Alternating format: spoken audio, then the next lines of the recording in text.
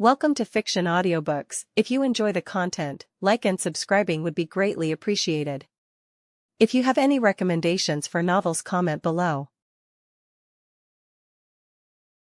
Please join my Patreon at https://www.patreon.com/fictionaudiobook. Chapter 170, TOA 170, The Secret of Servant. Upon reaching the clock tower's location on the outskirts of London, Morpheus invoked the power of Raphael. Instantly, the clock tower, previously hidden and difficult to detect, appeared before him. The bounded field protecting the clock tower lost its effect, or rather, it had no effect on Morpheus. He strolled through the barrier as if walking in his own backyard, casually pushing open the clock tower's door and stepping inside. The clock tower was much as Morpheus remembered, or rather, it hadn't changed much at all. If there was any difference, it was the absence of people. Or more precisely, there were no magi present. It was as if they had all been erased. As expected, to prevent any complications, they took out all the magi who could cause issues first. Morpheus muttered, continuing forward. Soon, accompanied by an eerie sound, a large number of mechanical constructs emerged from the surrounding corridors, all fixating on him. Then, they charged, rushing toward Morpheus with the intent to destroy everything in their path. Morpheus barely glanced at the oncoming constructs, too lazy to attack. Wind blades swirled around him, forming a layered shield.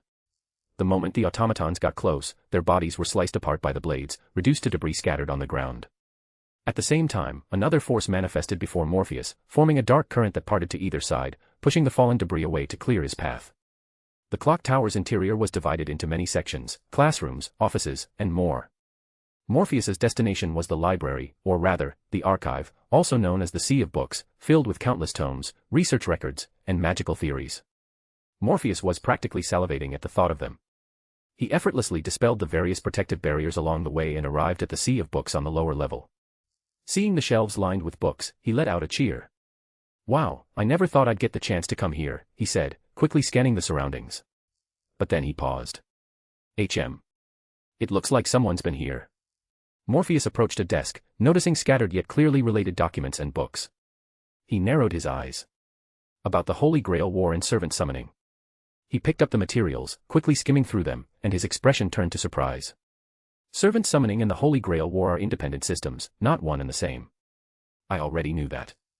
The Holy Grail's purpose is essentially to let servants die, right? As expected, it's written here. Then, by harnessing the magical energy released when servants return to the throne of heroes, a pathway is stabilized, allowing one to reach the root and access its knowledge. Morpheus had learned this during the Fifth Holy Grail War, but he hadn't expected to find such records in the clock tower of 1888. After all, the First Holy Grail War wasn't until 2004. As I thought, research on the Holy Grail War started long ago. The clock tower has documented so much, but it hasn't succeeded yet. Morpheus mused, continuing to read. According to this, servant summoning is essentially an imitation of an ancient form of magecraft. Since heroic spirits are records of humanity, as long as humanity exists, heroic spirits will too. Servants, as facets of heroic spirits, are part of a familiar summoning formula. To counter disasters that could threaten human civilization, heroic spirit summoning magecraft was developed, based on 7 distinct classes, summoning the strongest champions. The servant summonings we see now are essentially ordinary servants under these 7 classes. Though the content wasn't extensive, Morpheus rubbed his chin and quickly grasped what it meant. Oh, so it's saying that when humanity faces extinction-level disasters, 7 heroic spirits become idols, grand servants, descending as the ultimate champions to eliminate the threat. Back when he was an ordinary person, before transmigrating, he'd seen all sorts of discussions about grand, this or that, and debates like, why isn't Heracles a grand, online. Even though Morpheus wasn't particularly interested in Fate/Grand Order and skipped its story, he still had some impression of these endlessly debated topics. So, without hesitation, he photographed and archived the information. He'd bring it back to Chaldea and let them deal with the headache. For instance, who left these documents here? Why were they placed so conspicuously, as if meant for someone expected to find them? Morpheus was certain the intended recipient wasn't him, but likely someone from Chaldea. Like the true professional investigators, Fujimaru Ritsuka and Mash. As for him, he was just a tank that could bulldoze through the plot, perfect for rampaging through singularities. After taking the photos, he began his favorite activity, grabbing a book, memorizing its contents, switching to another, memorizing that, and then another. Book after book, Morpheus flipped through them, tossing each aside after reading. Since the singularity would reset history once resolved, he didn't bother putting them back. All he wanted was to spend every moment reading. Ugh, really, Saber. You always blurt out your true name to strangers. Didn't I tell you? Didn't I emphasize? Just give your class when introducing yourself.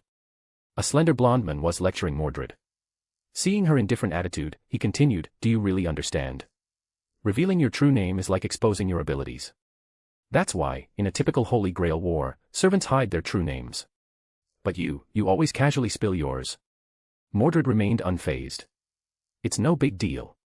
Besides, this isn't your so-called Holy Grail war anymore. There aren't 7 or 14 heroic spirits, and no masters. She then asked, hey, got any cider? I'm thirsty. She plopped onto a sofa as she spoke. Seeing her sit on it in full armor, the men hurriedly shouted, hey, that's my favorite sofa. But he only complained briefly about his seat being taken, almost resignedly grabbing something prepared earlier.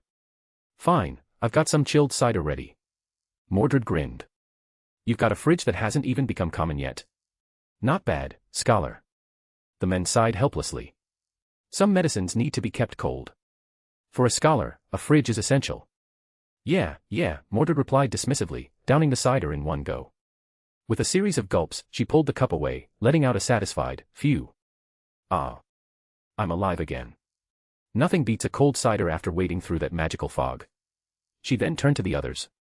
Fujimaru Ritsuka, Mash, and company. What's with you guys? Don't just stand there, sit down. She spoke as if she owned the place. Mash hesitated, glancing at Fujimaru Ritsuka, who looked at the blonde men. Is it okay if we sit, glasses? He smiled.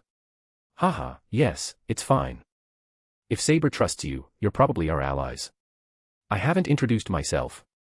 I'm Henry Jekyll. I'm a scholar in London, a scientist.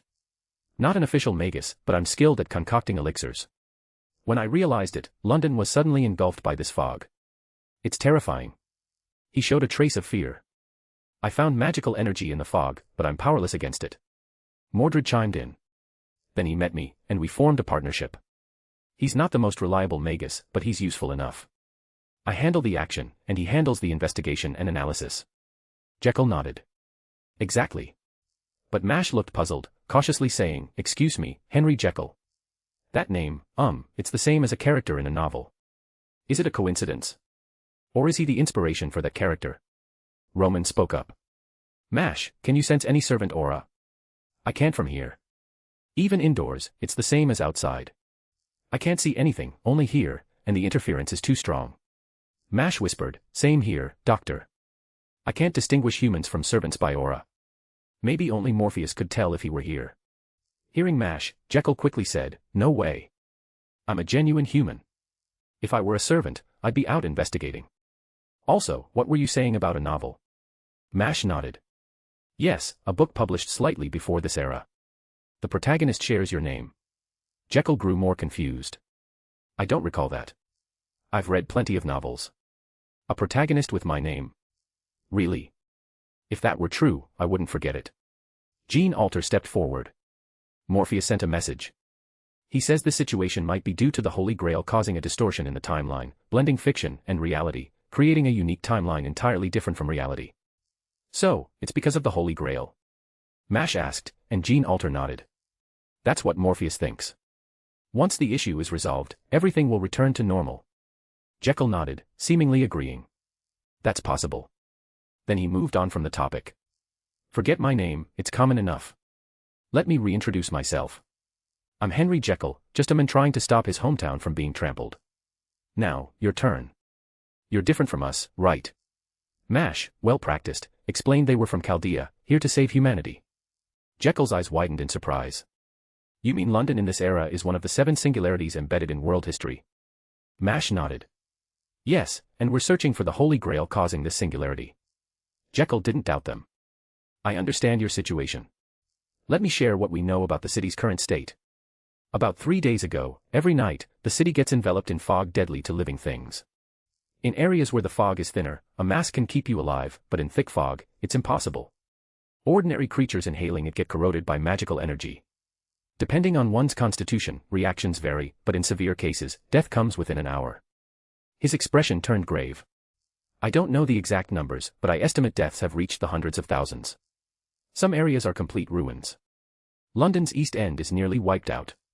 It's only a matter of time before the city becomes a wasteland. All because of that fog, this abnormal, magically dense fog we're calling the demonic fog. It's somewhat similar to an event in the 20th century, but the timing's off. Did it happen early, creating the singularity? Roman said through the communicator. I looked into 20th century events. I thought it was just one city, but it's trickier than expected. It's not just the demonic fog, Jekyll continued. You've likely fought them already, but besides the fog, London's filled with threats, magical automatons, murderous artificial lifeforms, unknown machines, serial killers, the papers call them Jack the Ripper. Jekyll's words stunned Mash and gave Morpheus, listening from the clock tower, plenty of useful information. If you enjoyed this story, don't forget to drop 5 stars and your power stone. And if you want to read more than 70 chapters in advance, feel free to visit patrayon.com/contl. Chapter 171, TOA 171, Foolish Villains. Jekyll continued to explain the current situation, and Morpheus, through his connection with Gene Alter, heard every word. So London is completely isolated. The fog has sealed it off, making it impossible to leave. Well, not for someone like me who can come and go as I please. And with the fog, someone's deliberately killing in this extreme environment. It's not just Jack the Ripper, there are definitely others. Those automatons, for instance, are clearly man-made. No way someone like Jack could have created them. So far, the servants we've encountered are Mordred and Jack the Ripper. Are there other servants in this era? What surprised me, though, is that London's government is still functioning. It's practically paralyzed, but it's still doing something. However, with the fog sealing everything off, it severely limits the government's effectiveness. Or rather, it completely limits what humans can do here. Unless you're unaffected by the fog, no one would dare go outside. Roman, who had been communicating with the group, sounded surprised. Victor Frankenstein. I thought he was a fictional character, but he's a descendant. Mash hesitated. I'm not certain, but according to Mr. Jekyll, the magus who inspired the novel's character was this scholar's grandfather. She shook her head. Reality is so strange. The scientist in the novel was based on a magus. Fujimaru looked puzzled. What's the issue? Because science and magecraft are supposed to be fundamentally opposed disciplines, Mash said. Chaldea is an extreme exception, but from the perspective of the world and history. Roman interrupted. But there are always exceptions. In some eras, science and magecraft were nearly synonymous. Alchemy, for instance, is the root of chemistry. Many scientists, chemists, and scholars were actually magi. And don't forget, Morpheus's magic doesn't seem to conflict with science. Gene Alter stayed silent during the conversation, not understanding much of it.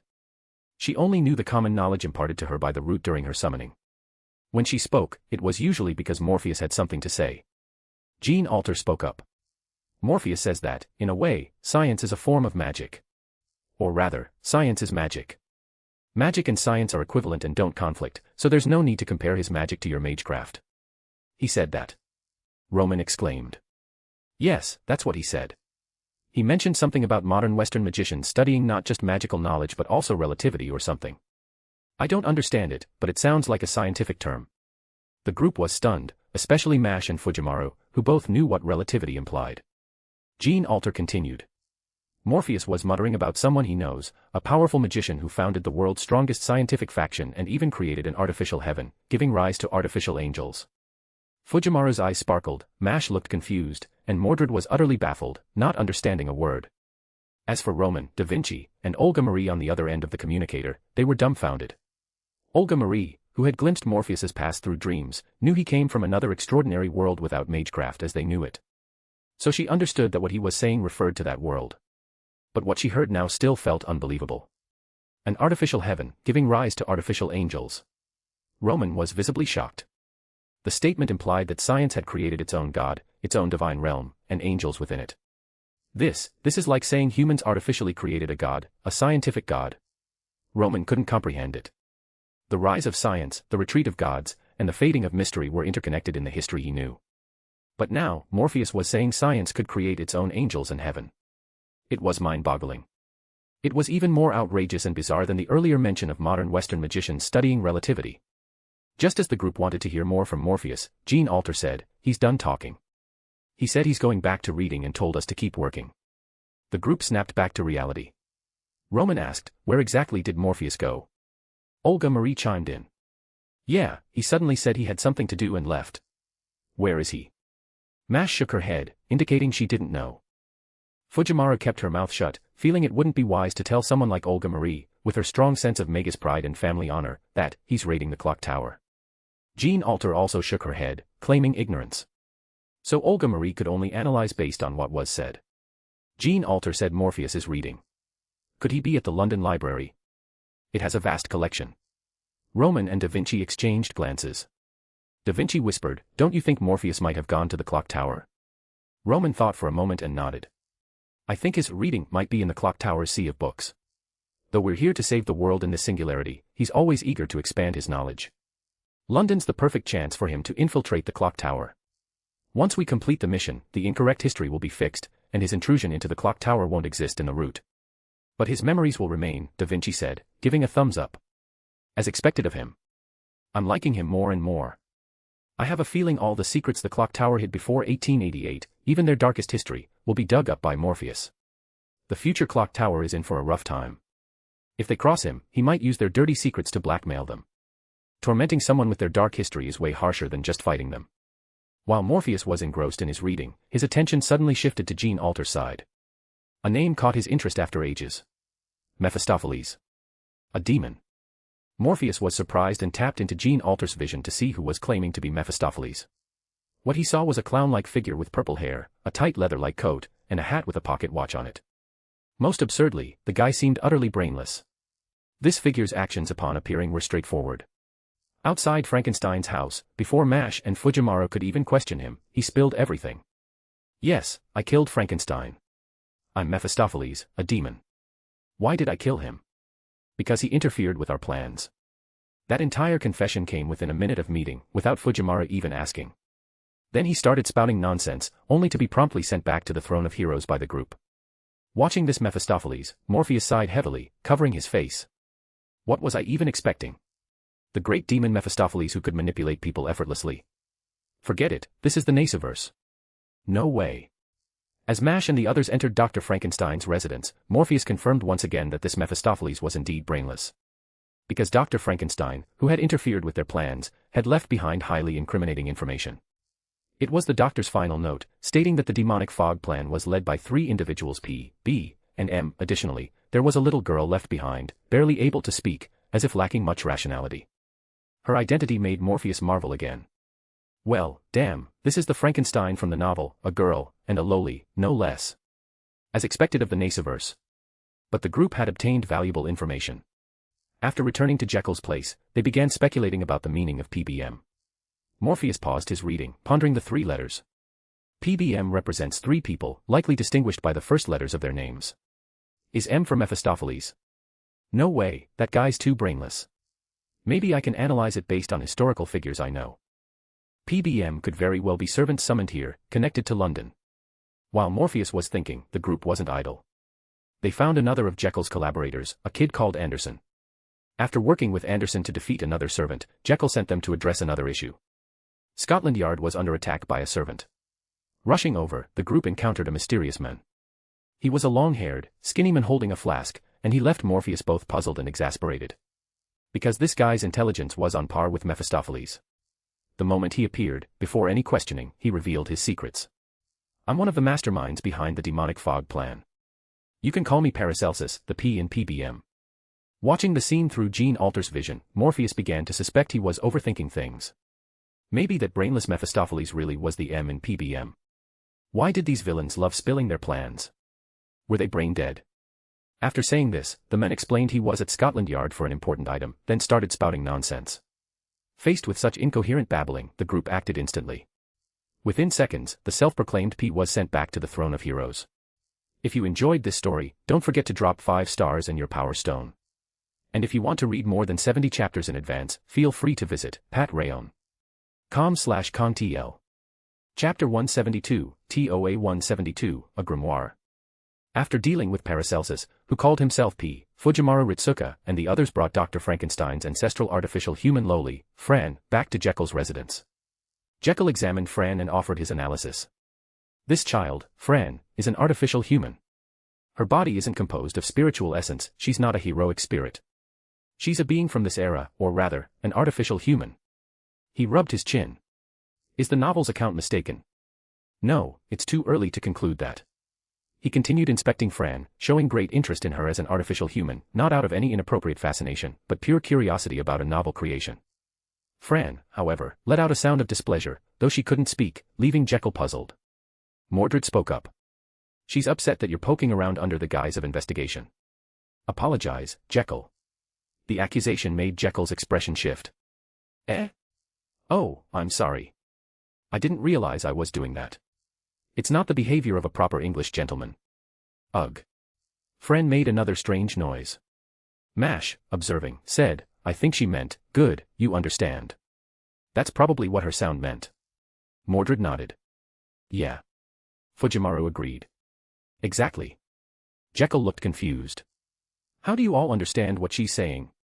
Then a thought struck him. Is it because you're women? No, never mind. Mordred warned, don't let it happen again, or I'll kill you. Jekyll didn't seem angered by the threat. Understood. I'm sorry, I won't do it again. Oh, right, my intelligence network picked up some new information. Something strange has appeared in Soho. It's said to be invading homes and attacking citizens. His expression grew serious as he spoke. Hearing that something was attacking people indoors, the group became equally grave. Roman chimed in.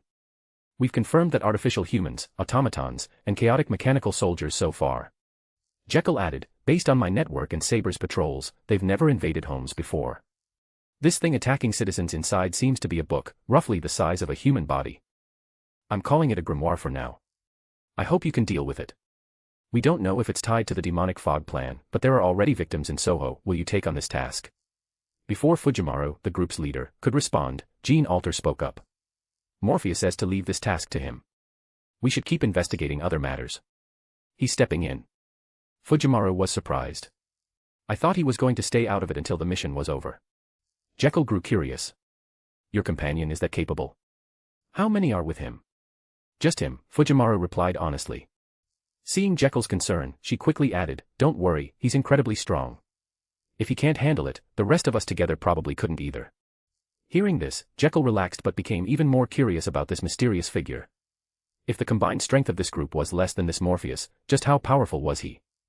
Is he a servant too? Jekyll asked. With such strength, it seemed likely, especially since there were already 2 servants in the group.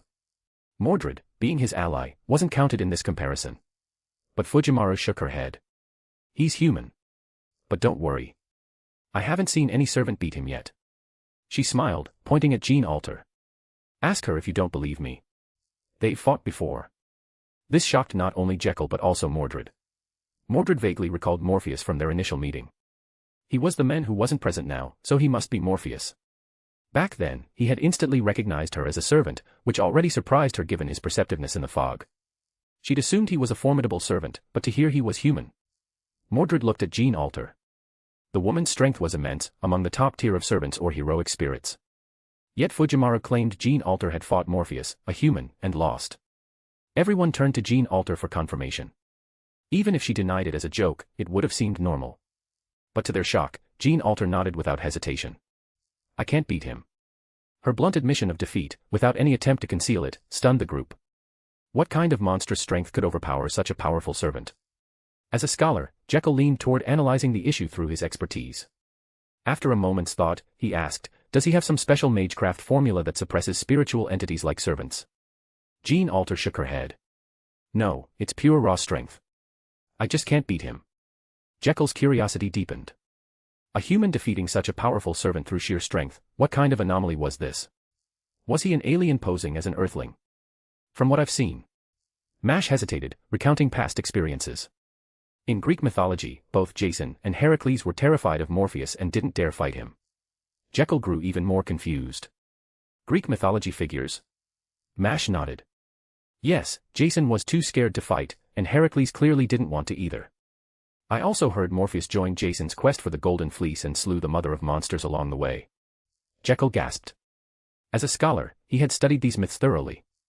Greek records mentioned the mother of monsters, Echidna, spawning countless creatures to attack the Argonauts' ship.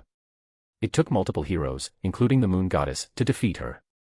But now, it seemed Morpheus was the one who defeated Echidna. Wait, I recall some obscure accounts, less popular records. Mentioning an unnamed man on the ship who was the primary force in slaying Echidna, though details about him were scarce. Jekyll's eyes shifted as he spoke. Could that man in the records be Morpheus? From what we've heard, it's him. The moon goddess Artemis confirmed it, Mash said, nodding. They were all together, and Morpheus was the one who killed Echidna. That's impressive, but there's something odd about that myth. There's never been an explanation for why Echidna attacked the ship, Jekyll noted. Fujimaru gave a wry smile. Because Morpheus killed her husband, Typhon, earlier. Typhon fell to Morpheus's hands.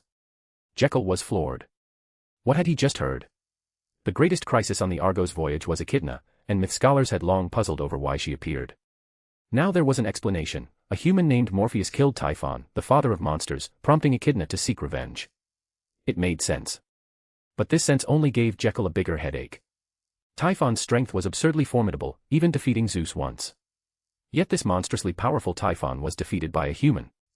It was like saying a human's strength surpassed the Greek god king. Wait, those events were in the age of gods, so why was Morpheus still alive and human? Had he discovered some secret to immortality? Jekyll shook his head, suppressing his curiosity. The secret to immortality might be Morpheus's closely guarded mystery, perhaps tied to one of the 5 true magics. It was best not to pry, lest he invite trouble. Morpheus had left the clock tower and was now speeding toward Soho thinking about what the others had said. He felt a spark of excitement. A book that can harm people and clearly has its own consciousness. Could it be a grimoire? I didn't expect the Nasuverse to have grimoires. If I can get my hands on it, I might gain even more magical knowledge. Besides, if Ritsuka and the others tackle this, and it really is a grimoire, their minds and sanity could be corrupted. I'd better handle it, my resistance is far stronger. Grimoires were books imbued with magical knowledge, serving as both vast repositories of arcane lore and powerful tools for studying magic. The divine armament Morpheus had forged with the help of the fire god was a semi-finished grimoire. As he added more magical knowledge to it, its power would grow. Grimoires weren't always books. They could be made of human skin, beast hide, leaf, or even stone tablets. Morpheus knew of such grimoires. When inscribed with magical knowledge, these became magical artifacts, grimoires. For instance, De Rerum Natura by Lucretius, if imbued with magical knowledge, could be considered a grimoire, containing methods for achieving longevity through alchemical means. However, the knowledge in grimoires was inherently toxic, capable of shattering one's worldview. A mere glance could cause bleeding from all orifices, and prolonged exposure could be fatal. This made studying magic in ancient times incredibly difficult, as one had to constantly resist the toxic effects of magical knowledge. Modern magic, thanks to the Golden Dawn's research, lowered the barrier, making it safer and easier to learn. Moreover, as books, grimoires existed to spread knowledge. Once their seals were broken, they would frantically seek people to share their knowledge with, aiding those who helped spread it, as they possessed their own consciousness. So when Morpheus heard about a book harming people, he immediately considered the possibility. This could very well be a grimoire. Well, it's not a person this time, just a book. Nasuverse wouldn't go as far as creating a bunch of non-human card-selling characters like in 1999, right? With that thought, he quickened his pace. Soon, Morpheus arrived in London's Soho district. Observing the houses, he sensed many people had fallen into a deep sleep. This puzzled him. No deaths, just sleep. And they're clearly dreaming. Only sleep, no fatalities, no bleeding or madness. It didn't seem like a case of sanity loss from toxic knowledge. Morpheus pondered for a moment, then raised his right hand, swiftly writing a series of symbols in the air. The symbols floated, and he softly chanted a spell. With the power of Remiel, guard the tranquility of dreams. If the target was putting people to sleep, it likely had the ability to manipulate dreams, draw power from them, or even kill through them. In that case, protecting the dreams of those asleep would suffice. He didn't believe the culprit could stay hidden after his interference. It might already have noticed the disruption and was rushing over to confront him. If you enjoyed this story, don't forget to drop 5 stars and your power stone. And if you want to read more than 70 chapters in advance, feel free to visit patreon.com/contl. Chapter 173, TOA 173, A Unique Method. Remiel, an angel recorded in the Book of Enoch, holds dominion over illusions, including dreams. This angel also possesses authority over souls. As Morpheus invoked Remiel's power and cast the corresponding magic, the restless sleepers began to slip into peaceful, sweet dreams. They slept soundly, their dreams no longer under assault.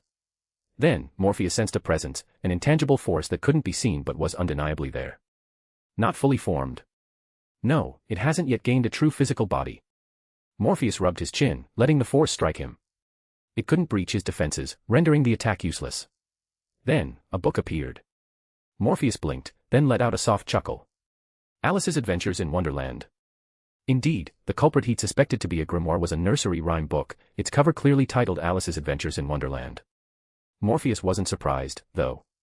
Even a fairy tale could be transformed into a unique grimoire, a fact he was well aware of.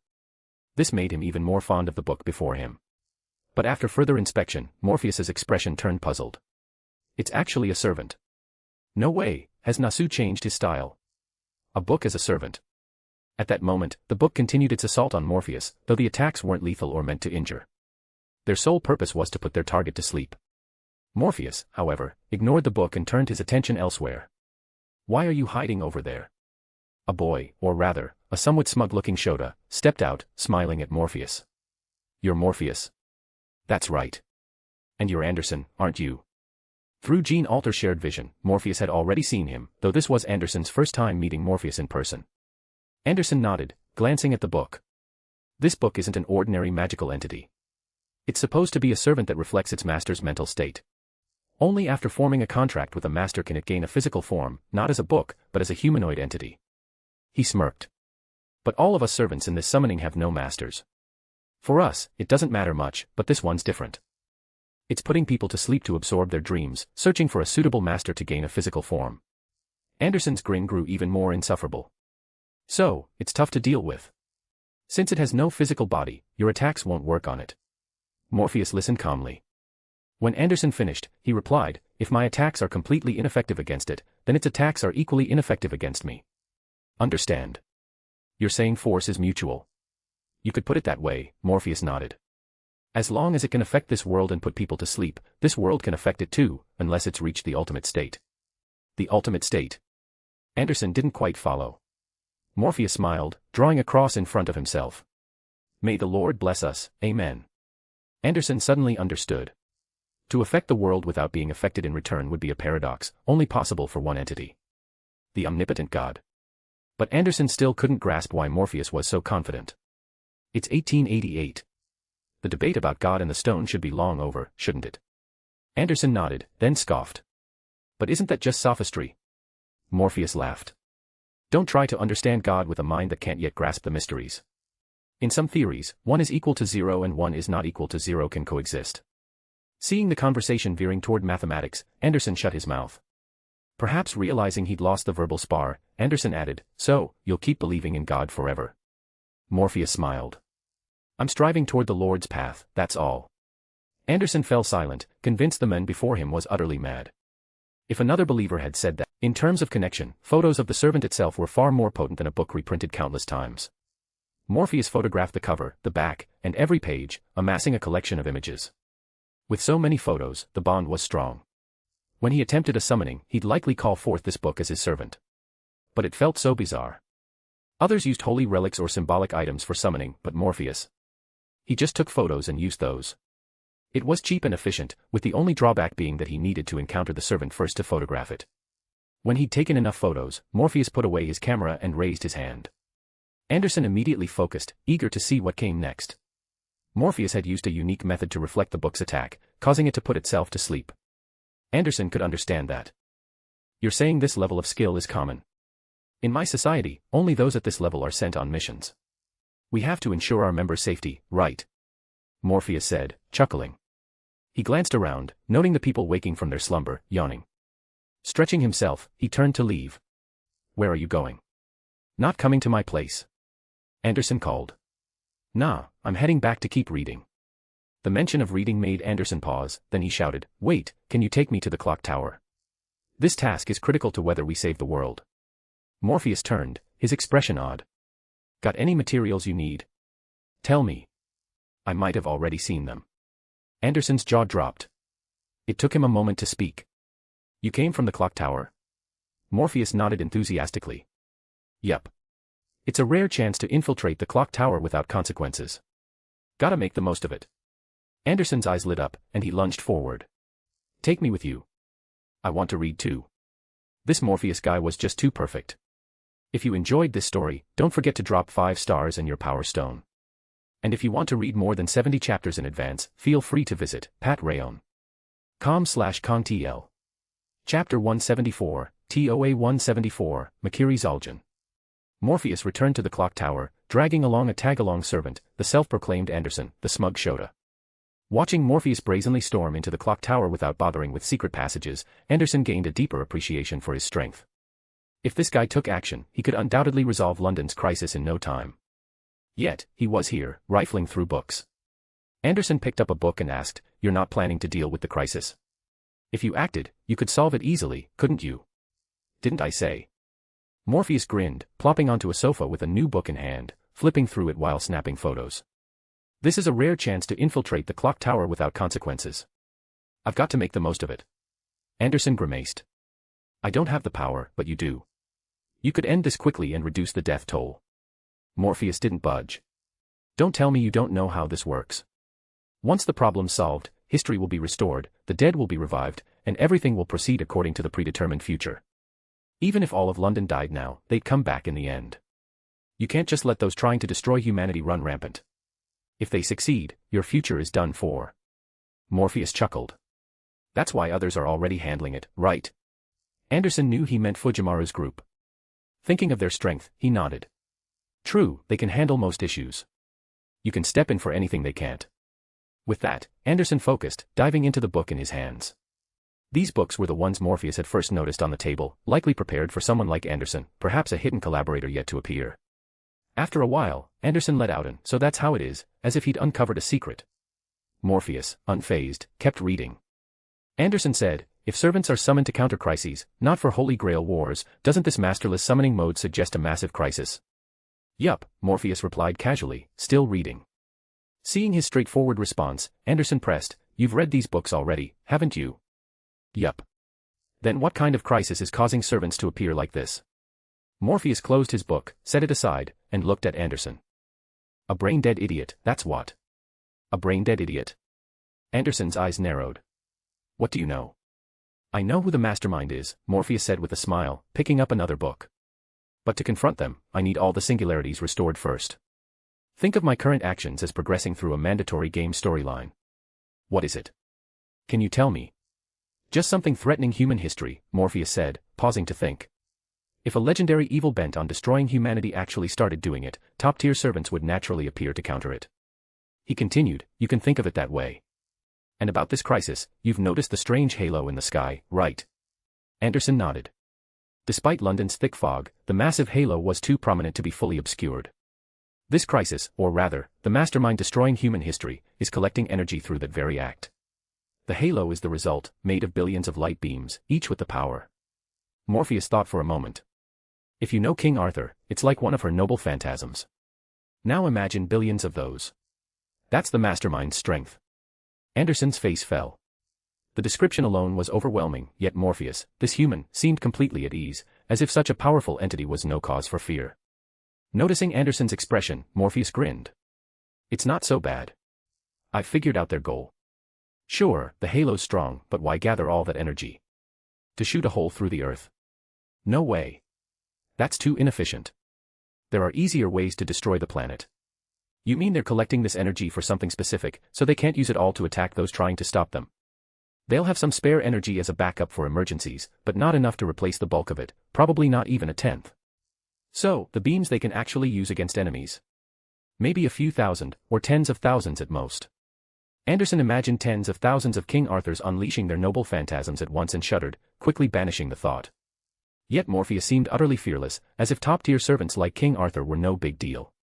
Even if he was powerful, facing thousands or tens of thousands of King Arthurs without a hint of fear. "No worries, it's simple," Morpheus said. "Just destroy the halo they've worked so hard to create in an instant, then beat up the mastermind and send them back where they came from. Mission complete, and I can go back to earning my degree." "Degree? Didn't I mention? I'm a student at Westminster School." "Westminster School?" Anderson knew of it.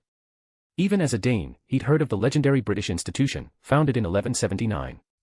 Curious, he asked, "You're English?" "Yup, English." "You're English, in England, and a magus. Why not study at the clock tower instead of Westminster?" Anderson glanced at the books Morpheus had already gone through. "You don't seem uninterested in the clock tower." "I'm interested in their library, not their teaching," Morpheus said with a smile. "That's why I'm seizing this chance. It's too good to pass up." Anderson laughed. "Fair point. I'll read as much as I can too." It's a rare opportunity, and since I'll return to the throne of heroes, my memories will stay. In that moment, the two, immune to memory loss from historical restoration, gleefully accelerated their raid on the clock tower's library. With Fran's help, Fujimaru Ritsuka, Mash, and Gene Alter tracked down the one producing magical automatons and machines. A human transformed entirely into machinery. The caster-class servant, Charles Babbage. Historically, Babbage invented the difference engine, laying the foundation for steampunk. In steampunk works, any computer is inevitably a difference engine. Now, Babbage looked nothing like a human, transformed into a massive monster of steam and machinery. Seeing him, Fren showed pain, unwilling to approach. Her faint sounds were understood by Gene Alter and the other women. When Dr. Frankenstein was alive, he had introduced Fren to Babbage, a gentle and wise gentleman. Now, he was this monstrous thing. Babbage's voice echoed like steam, proclaiming his existence and delivering information. Listen, listen, listen. My name is the Steam King. Unable to grasp the possible future, I vanished as an insignificant being, the king of an ethereal, illusory world. I am the one you call Magus B, one of the masterminds behind the demonic fog plan that blankets this city. I am also a heroic spirit born from the fog of this imperial capital. Unfortunately, before he could finish, Babbage lost control. Seeing this, Mash immediately understood. His actions are controlled by the Holy Grail. We have no choice but to defeat him. The battle began instantly. It was utterly one-sided. Perhaps to save time, Fujimaru drew her aim no Murakumo no Tsurugi without hesitation. The top-tier noble phantasm granted her immense power, and with Gene Alter, Mash, and Mordred joining in, the fight didn't last a minute. As he began to fade, Babbage regained some clarity and offered a new clue. Go to the city's depths, deeper than the underground, deeper, deeper, deeper still. There lies, the core of the demonic fog plan. The source of the fog filling the city, my invention, the great steam engine Angerboa. The Holy Grail, is its power source. As Babbage dissipated, the group fell silent. Fren looked anguished, but no one knew how to comfort her. Fujimaru turned to them. Let's go to the place Mr. Babbage mentioned and end this crisis. Following his directions, they descended underground, finding the fog even thicker than outside, growing denser with every step. The area was lit only by ancient torches, untouched by electricity or even kerosene lamps, giving it an archaic feel, too old to be called classical. It felt ancient, raising questions about when this place was built. Legend says that beneath ancient Britain, the head of King Bran was buried to protect Londinium, Mordred said. Though the group was puzzled, they found it a plausible explanation. Chatting as they went, they reached a vast underground chamber. Before them stood a massive steam construct, spewing fog from its openings, releasing it into the world. Fujimaru and the others knew they'd found the right place, the core of the demonic fog plan. Then, a man appeared, his face cold as he regarded them. Remarkable. Paracelsus was right, evil deeds will always be opposed by the righteous. The great steam engine Angerboa is both the form of our evil and our hope. He faced them fearlessly, his voice icy. Your journey ends here. Today, righteousness will be driven out by our evil. You're aren't you? My master says your real name is Makiri Zaljan, from Eastern Europe, Gene Alter said, stepping forward. The men showed a flicker of surprise but quickly suppressed it. I didn't expect anyone to recognize me. I am Makiri Zaljan, a magus aiming to destroy this era, the fourth singularity, by spreading the demonic fog across all of Britain. The whole of Britain. Are you insane? Olga Marie asked. Makiri, or rather Matuzokan, replied coldly, destroying London alone isn't enough. Only by obliterating this era can we erase the human order. That is my king's wish, the only path left after our final realization. You're talking about King Solomon, aren't you? Gene Alter continued, speaking for Morpheus. Makiri's surprise returned. Today, he was shocked too many times, first his identity, now his master's, exposed. Despite his immense power preventing him from revealing his master's identity, it had been discovered. This revelation stunned the others. What? King Solomon. The one destroying humanity is King Solomon. Olga Marie's eyes widened. How is that possible? Da Vinci glanced at Roman, who rolled his eyes and stayed silent. Actually, that guy's a fake. You've been deceived, Gene Alter said. Makiri shook his head. I'm certain he's real. Fine. My master says there's no need to waste time. We'll take you down, recover the Holy Grail, and restore history. Gene Alter drew her weapon, and Makiri's face twisted into a grim sneer. Come, witness. The steam engine has gone berserk, fully activating the city's fog. A powerful heroic spirit will manifest here. Behold, one of the pioneers befitting humanity's mythic end, or perhaps the Starlight. Still human, Makiri raised his hand, about to summon an overwhelmingly powerful servant. If you enjoyed this story, don't forget to drop 5 stars and your power stone. And if you want to read more than 70 chapters in advance, feel free to visit patreon.com/contl. Chapter 175, TOA 175, King Solomon. Mash shouted loudly, "Why are you doing this, Makiri Zaljan? Why do you want to destroy the era you're in?" Makiri's face was cold and indifferent. "Of course I've tried to resist, but it was all in vain. Even if I wish to save the masses, the world where humanity should have survived has already been burned away. Whether past, present, or future, my king has long decided to allow no existence at all. Everything must be eradicated before it's complete." At this moment, he seemed to have lost his sense of self, or perhaps he was a hysterical fanatic. The decree has already been issued. The king has grown weary of this ugliness, weary of all survival. And now, no, there's no need to say more. We will borrow my king's power to eliminate you.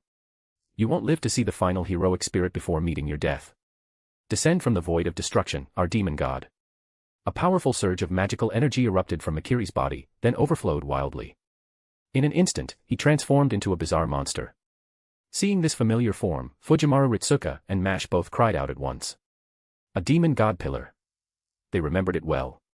Lev had turned into a monster just like this, and now Makiri had become one too. One of the 72 demon god pillars, demon god Barbados, this is the form of my evil. My king has seen through my wickedness, the ugly evil within my heart that sought to save humanity.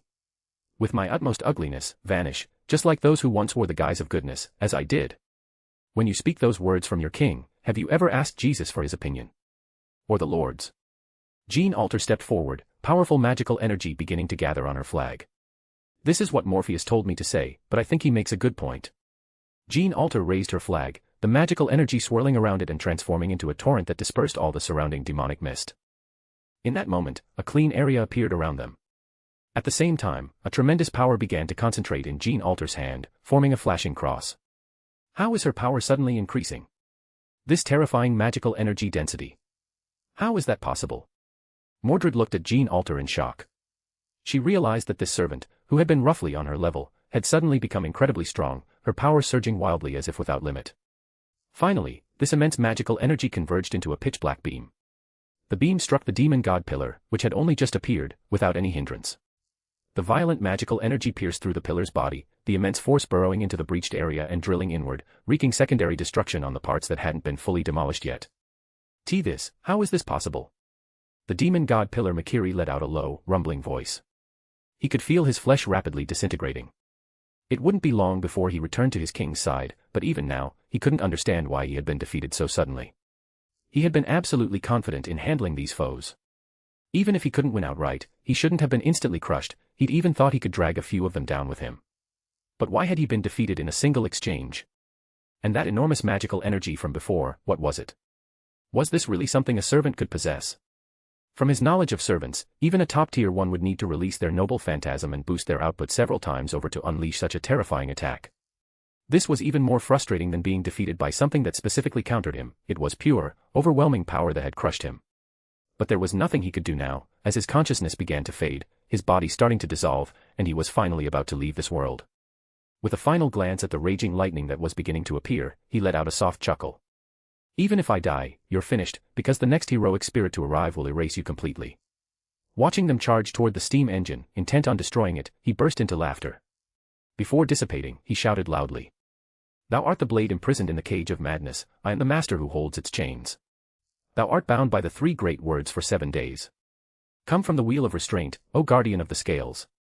The violent magical energy, the terrifying reaction, it prompted Romani to issue a warning. This is a reaction on the level of a great hero. Ha ha ha, this is the servant summoned at the cost of my life. Ha ha ha, ha ha ha ha ha. Angra Mainyu has amplified the Holy Grail's magical energy, concentrating the demonic mist's power onto him. This has reached the domain of the Age of Gods. You can't win. Amid the raging lightning, a figure emerged. I have been summoned. Who is it that calls upon me, the one akin to lightning? Who summons me, the genius? Is it a cry, or a prayer? Is it good, or evil? Ah, I see. So it's all of this that summons me now. Summons me, the genius and embodiment of lightning. I, Nikola Tesla. How amusing. Have scholars gathered to summon me? Summoned the one who brings a new mythology to humanity. Summoned me, who surpasses Indra and rivals even Zeus. Ha ha ha, ha ha ha ha ha. How amusing. It makes me laugh, scholars. Though I am a genius, I am also a superhuman who loves the bizarre. Very well. As you wish. I, the genius and embodiment of lightning, shall descend upon this world. Ha ha ha. Ha ha ha ha ha ha ha ha ha. In that moment, the summoned servant erupted with extraordinarily powerful energy, suppressing the other servants present and beginning to advance toward the ground. In the sea of books, Morpheus projected the scene Gene Alter was witnessing while commenting, "Why does Tesla hold such a high status?" Anderson asked curiously, "What's the matter?" One common way to spot a pseudoscientist is if they think Tesla is the greatest in the field of electricity, that person's usually a pseudoscientist. Morpheus said this without the slightest concern for the group being overwhelmed on the other side. Anderson replied in surprise, "You see it that way. Isn't it true? Tesla was indeed brilliant, but calling him the embodiment of lightning or whatever is a stretch. If we're ranking by physics contributions, Faraday and Maxwell are stronger, right? The former discovered electromagnetic induction, the latter established classical electromagnetism, predicted electromagnetic waves, and proposed the electromagnetic theory of light. Others like Ampere and Gauss rank ahead too. Tesla still has to wait in line." Seeing Morpheus list a bunch of physicists and mathematicians, Anderson shut his mouth, feeling this wasn't a field he could join. So, he shifted the topic elsewhere. "They're in real danger now. Aren't you going to help?" "No need. It's not truly dangerous yet, they're just stunned by the sudden attack," Morpheus said, pointing at the screen. "Look, they're starting to fight back." As Morpheus spoke, Anderson indeed saw the scene change. The human named Fujimaru Ritsuka drew her weapon and charged at Tesla with incredible speed. Even though Tesla was now in a frenzied state and showed no mercy, the girl showed no fear. Her long sword gleamed with a faint light, its chilling edge seeming ready to slice through anything. Yes, that sword cut through everything, even the lightning surrounding Tesla was cleaved apart in an instant. What noble phantasm is that? Powerful mystic codes can also be called noble phantasms, it's not just what heroic spirits wield. The sword from Japanese mythology. Aim no Mirakumo no Tsurugi, the one Susanoo dug out from the Yamata no Orochi's body after slaying it. Morpheus explained, pointing at Fujimaru Ritsuka.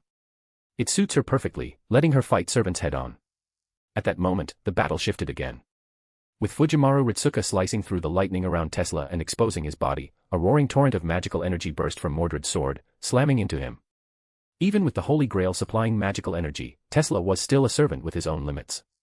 Under this assault, his body sustained damage. This injury slowed his movements, at least compared to the start. In that instant, Gene Alter charged forward, her surrounding magical energy condensing more and more, forming a sword that shimmered with light. Anderson quickly looked at Morpheus and saw that he had drawn a sword at some point, holding it in his hand. "What's this?" "Durandal." Not the one you know, closer to the mythical version. But channeling magical energy through the link with a servant is really convenient," Morpheus said as Durandal's power flowed into Gene Alter via their connection. It was the power of a holy relic, the power belonging to the Son of God. Even though this was just a portion of the power carried by the holy Lance Longinus, it still granted a sacred attribute. Now, that power flowed into Gene Alter's body. The girl who should have wielded terrifying black attacks was now faintly radiating golden light. The sword in her hand also gleamed with golden, holy radiance. Sensing the holy power emanating from her weapon, Gene Alter felt a sudden clarity in her heart. "In the name of the Lord," she cried out, raising the light sword and swinging it down fiercely. Boom. The light extended, sweeping forward. That light cut through everything, including the air, including space. Just like the indestructible Durandal, the lightning that had just gathered was sliced apart again, severed, and dispersed. The light continued onward, slashing through Tesla's body, cutting his vessels, his organs. Nothing could block Durandal's attack, not even Tesla, with power from the domain of the Age of Gods. His body split in two, upper and lower halves dissolving into scattering spiritrons, signaling the death of this arrogant embodiment of lightning. Seeing Tesla die so easily, Anderson opened his mouth in shock. This is the power of Durandal from the poems, nothing can withstand its blade. That's right. Morpheus nodded, standing up and heading outside. Where are you going? Anderson asked quickly. I have a feeling that Troublesome Guy is about to show up. Troublesome Guy? Anderson puzzled for a moment, then realized. You mean the mastermind? Yeah, the mastermind should come out and make their presence known. After all, this is the fourth singularity about to be destroyed. You mean that imposter King Solomon? Anderson thought for a moment and stood up too. I'll go with you. Aren't you afraid of dying? You don't have any combat ability. Anyway, you'll complete the mission soon, and then I can return to the throne of heroes. Getting a close look at that guy pretending to be King Solomon is a nice opportunity. Anderson smiled. I can't miss something like that. Fine, if that's what you want, let's hurry over. With Tesla's death, another servant blocked their path. When the Black Knight rode out from the darkness on horseback, everyone froze. It was the Arthurian king wielding a lance, merciless toward enemies, an existence that had lost all reason. But for this obstacle in their way, someone reacted faster than Mordred, who should have been the one to respond. Attack her. Don't hold back. As Morpheus's voice echoed in her mind, Jean Alter swung her light sword without hesitation, the illusory Durandal. The extending light directly sliced through the black lance in the king's hand, cutting along the armor, severing the body, and, the fools who dare defy me. This arrogant, nauseating figure addressed the group. At that moment, another voice rang out, fools. Everything begins with the fool. What are you, then? The impostor pretending to be King Solomon. Morpheus appeared beside the group, smiling. If you enjoyed this story, don't forget to drop 5 stars and your power stone. And if you want to read more than 70 chapters in advance, feel free to visit patrayon.com/contl. Chapter 176, TOA 176, Mockery.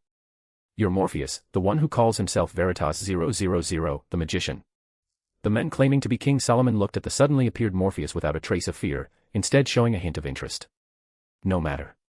You're all just a bunch of apes. It's fine. I rather like your ugliness. If you have any questions, I'll answer them. For I am the ultimate goal you pursue, the one who commands the 72 demon god pillars, the king who destroys humanity. The smile on his face grew increasingly arrogant. My name is Solomon, one of the 7 grand servants standing at the pinnacle of countless formless heroic spirits. Do you really think that just because you call me an impostor, I am one? You're saying those rings on your hand are Solomon's rings?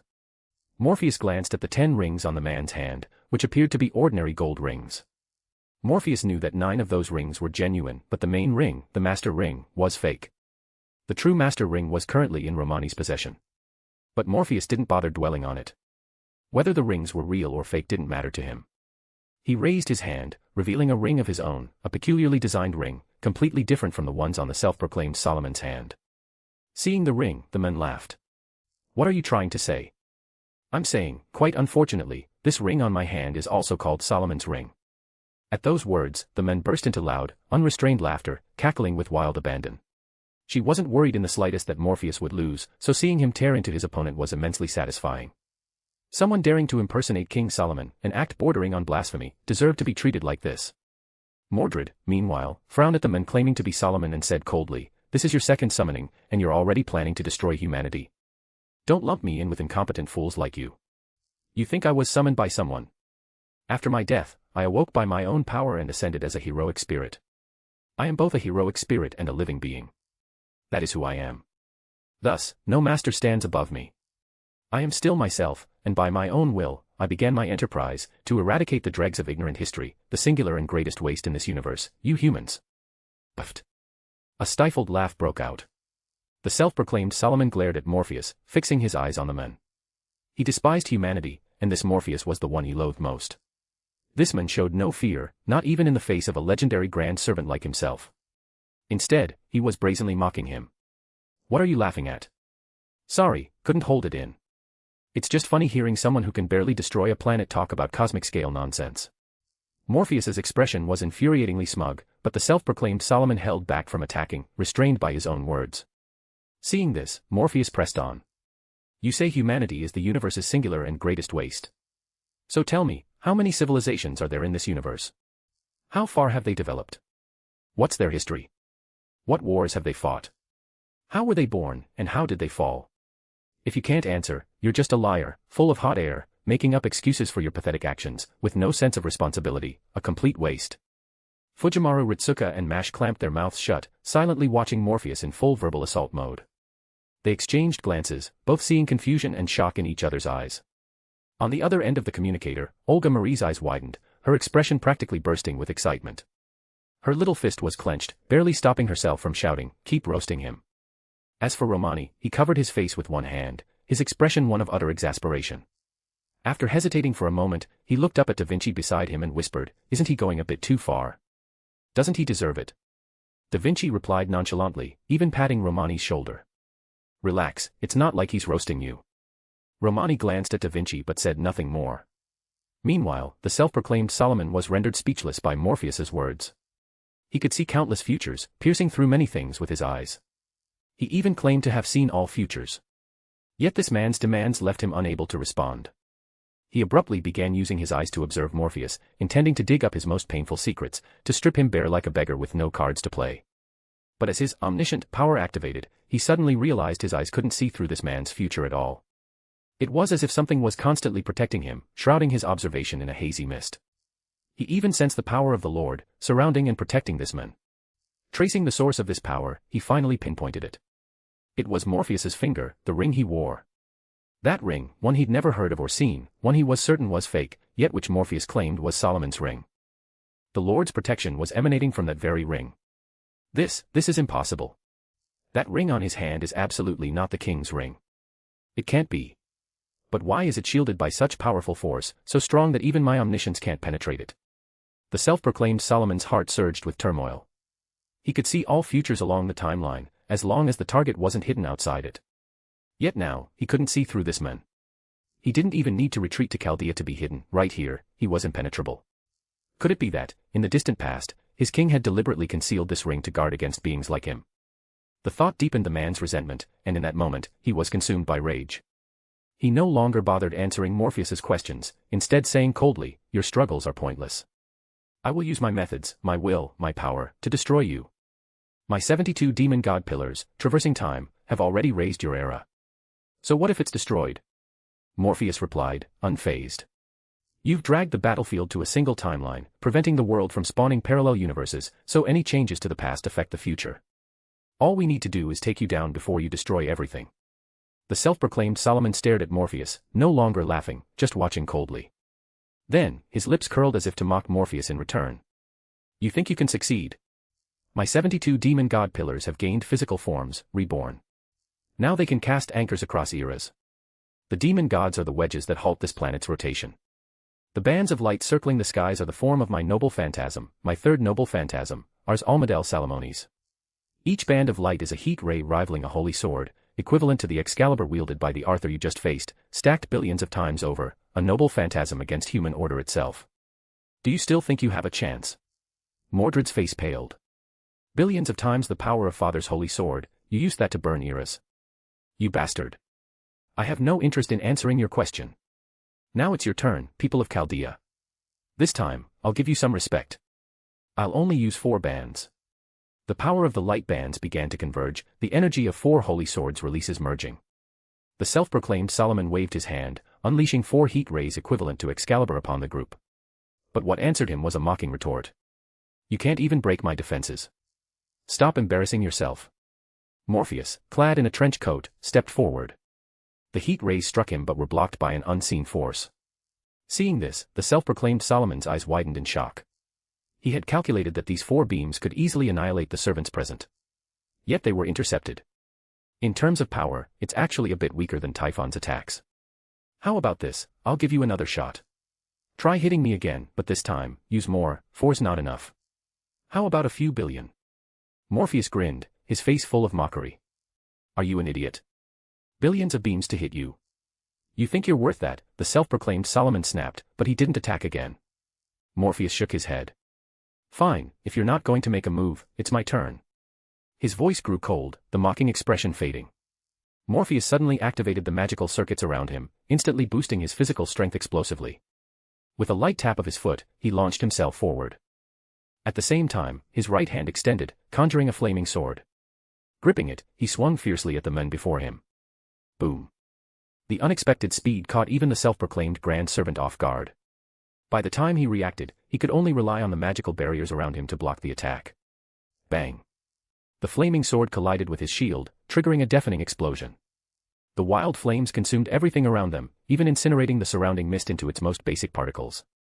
The men stared in shock as his barrier cracked. He quickly dodged to the side, a flicker of fear in his heart. Something about the flaming sword felt like an immense threat to him. But as fast as he dodged, Morpheus's attack came faster. No sooner had he evaded than the flaming sword came again, aimed straight at his abdomen. If it hit, it might pierce his current physical form outright. He didn't know why he felt this way, just pure instinct. If you enjoyed this story, don't forget to drop 5 stars and your power stone. And if you want to read more than 70 chapters in advance, feel free to visit Patreon. Com/con TL. Chapter 177, TOA 177, Betrayal. The men claiming to be King Solomon exerted every ounce of his strength, conjuring multiple layers of magical barriers in front of himself. But the moment they formed, they shattered. The flaming sword seemed to carry an attribute of inevitable destruction, impossible to block. However, in the brief moment it took the sword to break through, the men seized an opportunity. With an almost impossible twist of his body, he dodged the strike aimed at his abdomen. But then, a tremendous force hit him square in the chest. Bang. It was Morpheus's fist. His left hand had shot out at some point, striking with pinpoint precision. The blow sent the men flying backward, crashing heavily into the steam engine. Boom. The violent impact pierced straight through the steam engine, but the self-proclaimed Solomon didn't stop. He continued hurtling through, finally slamming into the rock wall below, shattering a large section of it. The sight was so staggering, so astonishing, that everyone's jaws dropped, especially Mordred's. She could clearly sense the terrifying power contained in those 4 beams of light, equivalent to 4 of her father's attacks combined.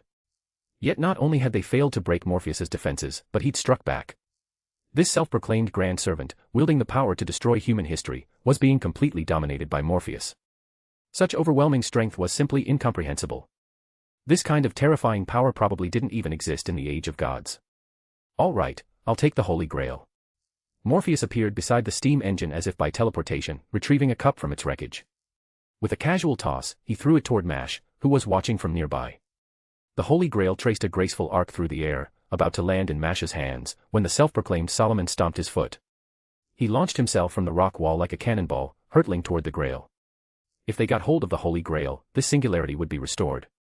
But as fast as he was, Morpheus was faster. Let's say I kill you here, can you still come back?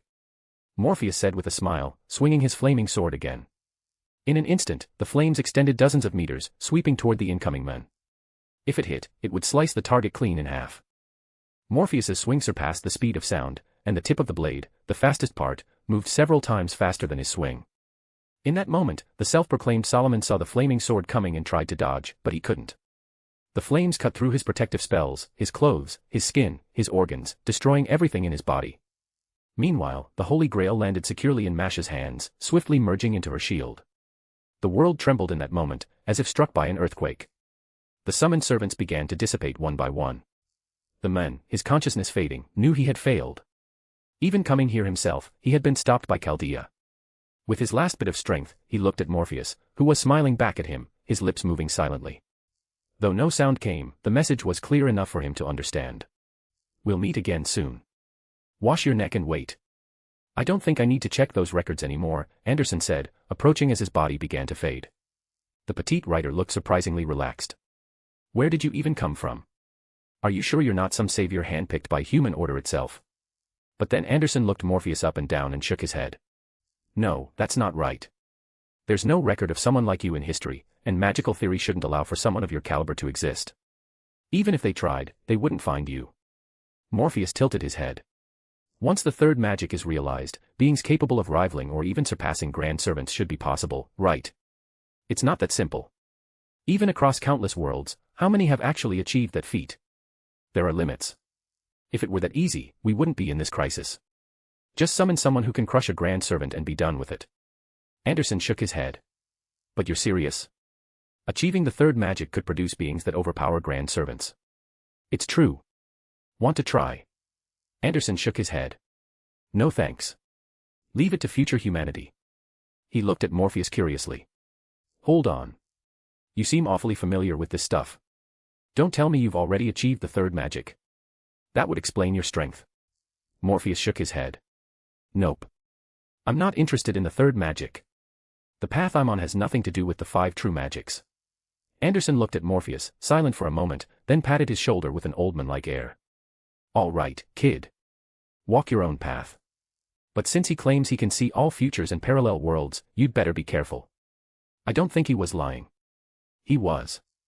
How are you so sure? Because he didn't see through me. If he had, he wouldn't have been so careless today. Morpheus smiled.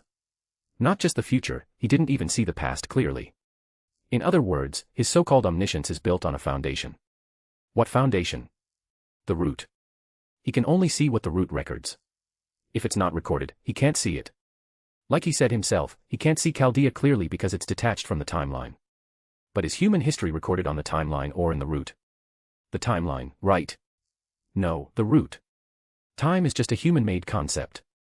His words also exposed a flaw: Chaldea hasn't detached from the root.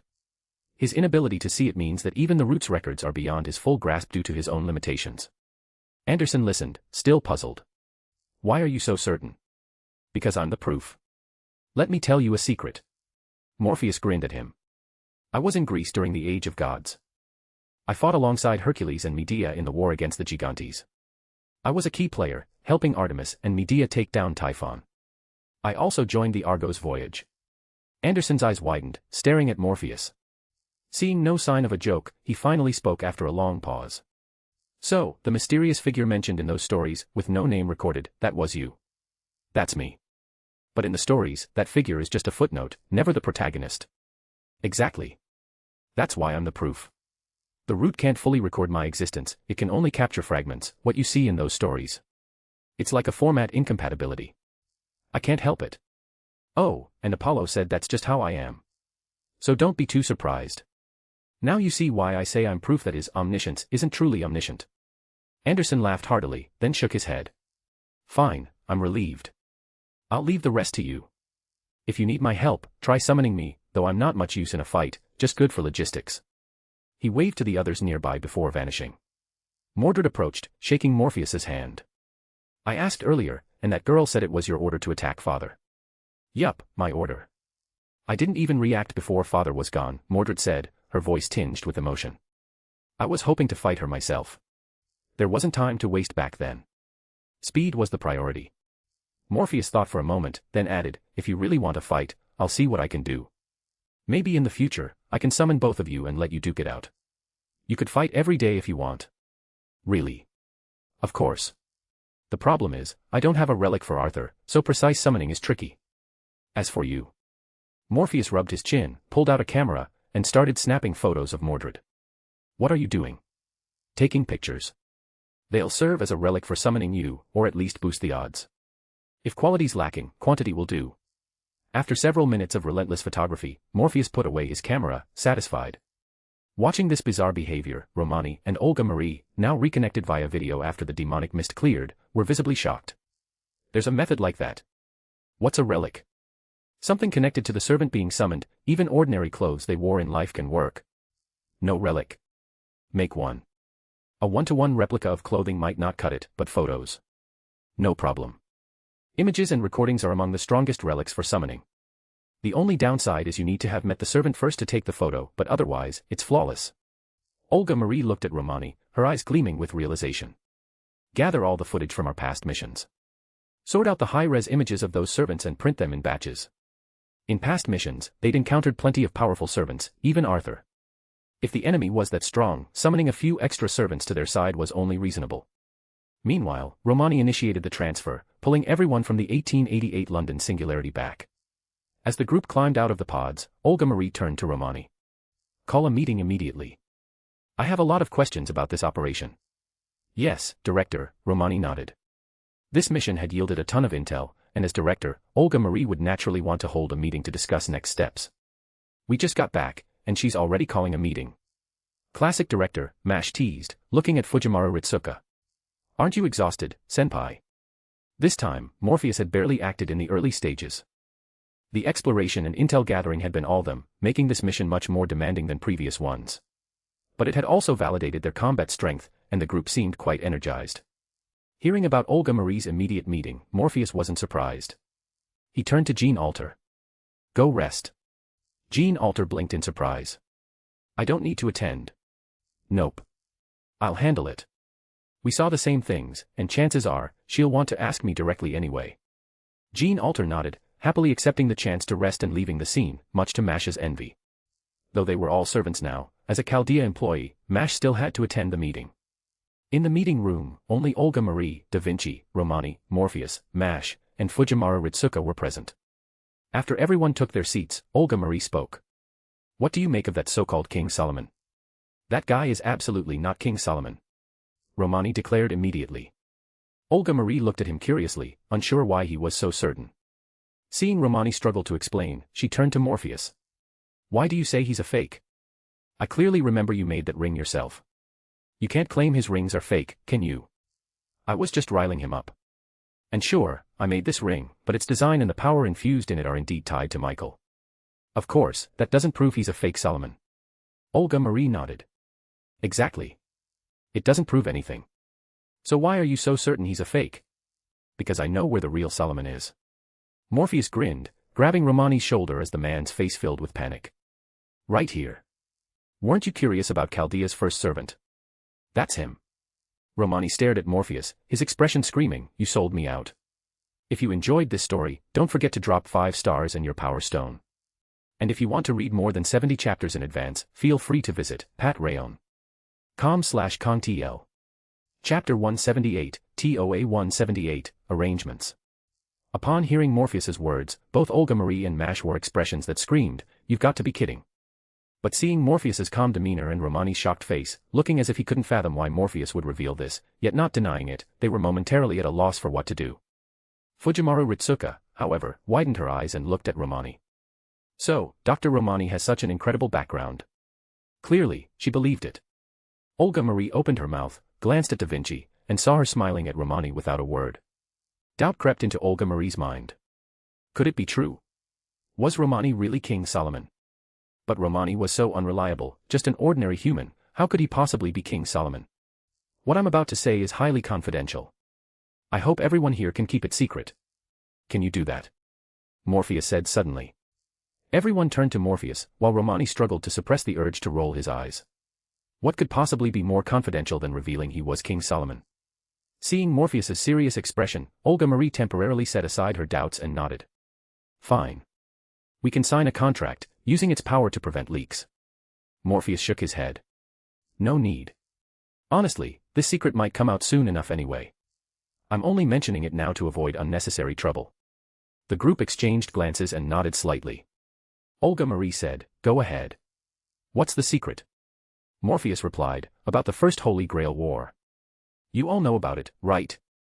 The first singularity we went to, the Fuyuki singularity. The starting point of everything. Everyone nodded. Fujimaru Ritsuka thought back to their experiences there and asked, is there something wrong with it? Why is that fake Solomon so obsessed with destroying that place? We call the other singularities critical nodes in altering human history, but the Fuyuki singularity is clearly just as important. Morpheus's words sent everyone into deep thought. After a moment, Olga Marie said, are you saying the Fuyuki Holy Grail War is also a significant event in human history? Morpheus shook his head. I'm saying it's more important than all of history. Under everyone's puzzled gazes and Romani's silence, Morpheus continued, who was the official victor of that Holy Grail War? Mash answered, the records state it was Saber and her master. Right, that's what the records say. But those records are fake. What? Olga Marie's eyes widened, and Mash shook her head. The records are fake. Yes, fake. The victor tampered with them, using the Holy Grail to deceive everyone. Understand? Morpheus said. The revelation shocked everyone. The intelligence recorded at the clock tower was fake. Director, your family suddenly acquired a massive amount of funding. Can you explain why? Morpheus asked. Olga Marie frowned. Because we gained access to vast resources, which were exchanged for a fortune. Morpheus pressed, the timing. Olga Marie thought for a moment, then her eyes widened. After 2004, but not long after the Holy Grail War ended. She stopped, her eyes flickering, and after a long pause, she looked at Morpheus again. Are you saying the victor of that Holy Grail War was my father? That's exactly what I mean. The Holy Grail fulfilled his wish, and naturally, the wish of his servant as well. The servant he summoned was King Solomon, caster class. Solomon's wish was to become an ordinary human. Morpheus looked at Romani. Am I right? All eyes turned to Romani. He was silent for a moment before nodding slowly. That's right. I wish to become an ordinary human, removing myself from the throne of heroes. The cost was giving up all the powers granted by the Lord, or rather, you could say I willingly returned them. Mash and Olga Marie stared at Romani, still struggling to accept this. The lazy, snack-stealing, idol-obsessed, robot-loving otaku was the legendary King Solomon. But the reality was undeniable, he was indeed Solomon. By the way, he's just an ordinary human now, so we only need him to admit he's Solomon. Nothing else matters, he's not going to the battlefield, Morpheus said, patting Romani's shoulder. You've already proven that guy isn't Solomon. Your job's done. Olga Marie, however, was still pondering other matters. So, my father won and used the victory to gain massive funding, building Chaldea as we know it today. While Chaldea was established long ago, its real growth happened in recent years. Exactly. I don't know his exact goal, but one thing's certain, the current crisis facing humanity stems from Solomon's self-exile. Morpheus glanced at Romani. Don't worry, I'm not saying your choice was wrong, just that you lack safety awareness, like leaving the gas on when you leave the house. Romani sighed and nodded. It's my fault. You're right. Olga Marie asked, so who is that guy? Goetia, the collective entity of the 72 demon god pillars. The pillars are a highly autonomous magical system created by Solomon to guide humanity on the right path. But it required Solomon's oversight. When Solomon chose to become human and returned his powers, the system went out of control. Now, they aim to destroy human history, return to the planet's birth, and replace its primal consciousness. In other words, Goetia wants to go back and become the planet's sole god, whether a planetary god, a nature god, or an artificial one. With its immense consciousness, it could possess divine power before life even emerges, guiding all development on the planet. Morpheus explained in detail, and Olga Marie, after thinking it over, said, you mentioned the demon god pillar's purpose is to guide humanity. Correct. So, Goetia's goal is to destroy current human history, return to the past as the sole god, and guide newly born humanity on a path it chooses. Exactly. It believes this is for humanity's good, a redemption of its future. As a system meant to guide humanity, it thinks current humanity is rotten, Morpheus said, smirking. I'm sure if Jesus showed up, he'd punch Goetia in the face. Olga Marie steered clear of the Jesus versus Goetia topic and closed her mouth. So, can we analyze any intel on Goetia now? Its most powerful noble phantasm is the one it showed this time. It spoke the truth, billions of attacks equivalent to Excalibur's release. But since that power fuels its plan, we won't face that full force. Romani and I discussed this. The plan is simple, we quickly clear the remaining singularities, storm its exposed base, and destroy the light bands it's painstakingly gathered. That'll foil its plan. Without the light bands, Goetia is just a slightly stronger servant. No big deal. Seeing Morpheus's casual tone, Olga Marie looked at Romani, who nodded. Morpheus and I talked about it. Goetia won't use the light bands lightly. Our only challenge is destroying as many as possible before it notices. But Morpheus says he can wipe out most of them instantly. I think we can trust him. That Durandal he's holding contains terrifying power. Olga Marie recalled that Morpheus had forged a Durandal, which allowed Jean to unleash top-tier heroic spirit power, not just that of a clone servant. Her eyes lit up. How effective was Jean Alter with your Durandal?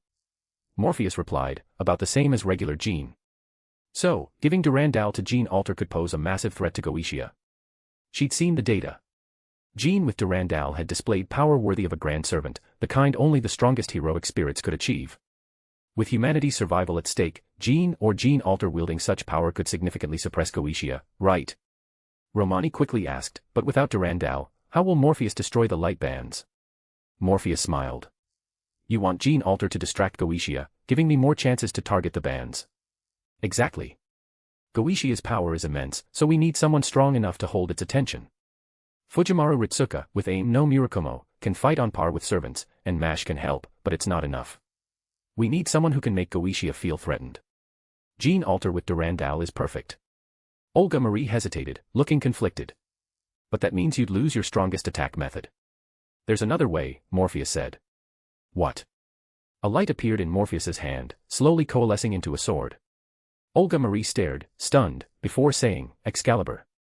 Yes, but this is a magical construct, not the real sword. It's based on the concept of the sword of promised victory that slew an ancient civilization-destroying beast. With my current strength, this spell can unleash even greater power. With proper preparation, I could deliver a strike capable of cleaving a planet. Really? Really? But I need materials. I'll make a list. They're not too rare, and I'll include substitutes for each. If you can't find something, use the substitute. Once I have them, I'll spend a few days crafting a mystic code, so I won't have time to train you. Fine. I'll arrange for the logistics team to assist you, Olga Marie nodded, then looked at Romani, hesitating before saying, you're still Romani to me.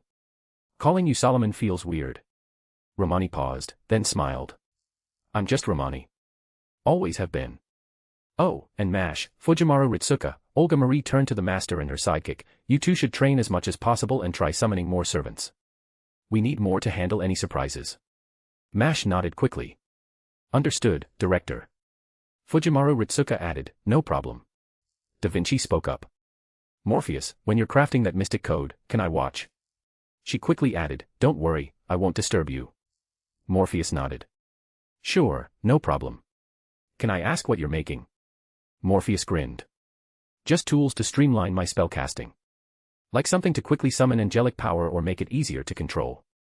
If I normally wield angelic power at a level of 1, these tools could push it to 1.5 or even 2. Da Vinci's eyes lit up. I get it. You're boosting your angelic power limit to enhance the Sword of Promised Victory spell's strength. Exactly.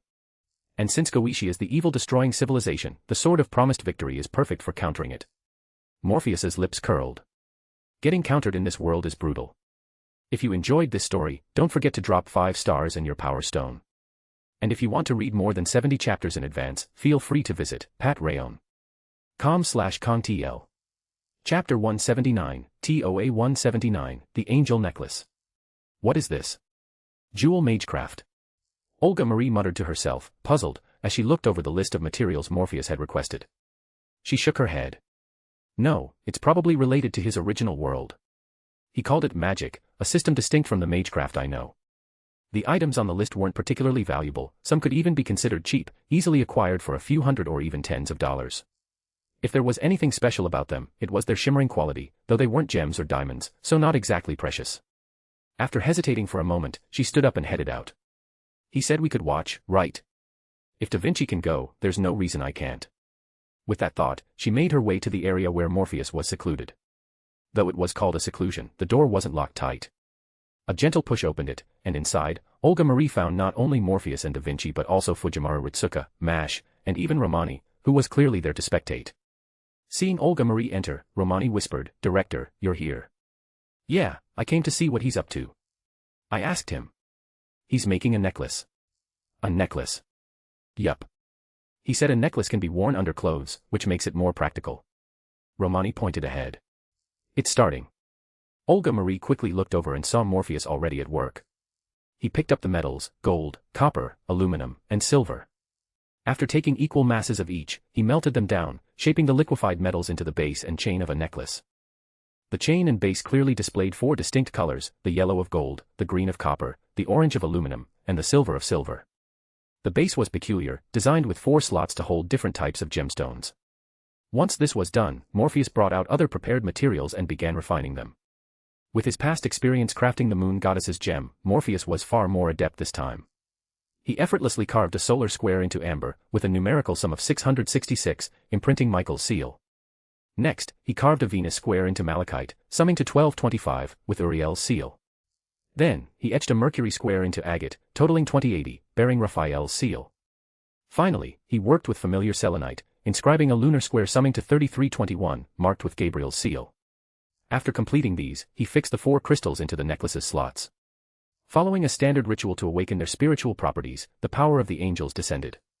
The phantoms of the 4 archangels appeared, resonating with the necklace before Morpheus. Each angel's power corresponded to its specific crystal, transforming the necklace from an ordinary object into a mystical tool, or rather, a mystic code. With everything complete, Morpheus picked up the necklace. This time, he hadn't used the power of the Greek gods to guide the process, relying purely on his own knowledge.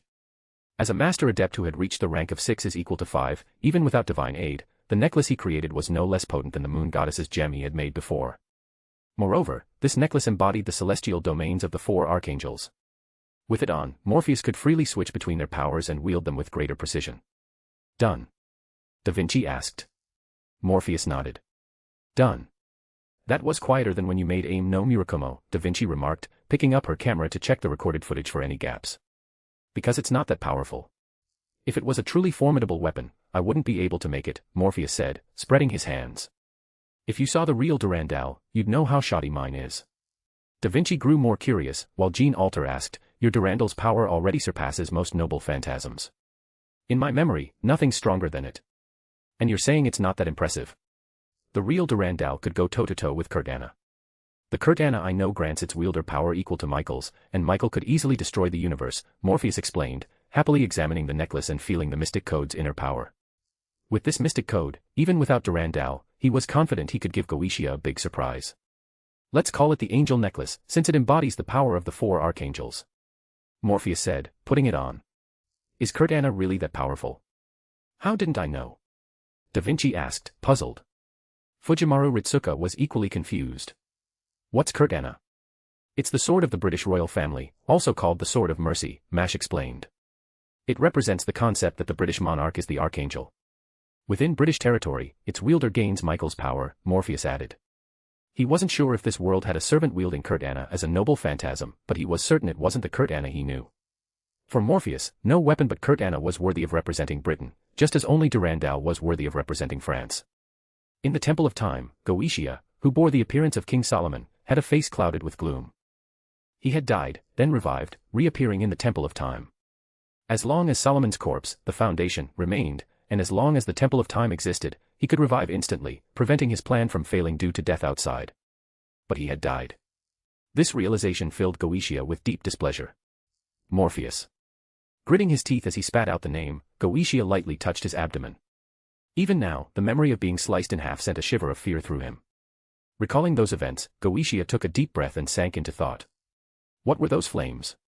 Not the Zeus from your records or the Age of Gods, but the Zeus of the divine hierarchy, more like an omnipotent god, the cause of all. No wonder. In the dream, you said Zeus was ether, Gaia, Uranus, all of it, above all. Olga Marie murmured, recalling the dream. And you really unleashed that kind of power to kill Typhon. If you used that power, wouldn't it handle Goetia's light bands easily? Not confident, Morpheus shook his head. To be safe, I'll stick with the four archangels' power. The divine hierarchy Zeus's power, in my hands, can't reach planetary destruction yet. But with the necklace, I can wield the archangel's power at sufficient strength. After chatting with Olga Marie a bit longer, she left. 3 days had passed in Chaldea.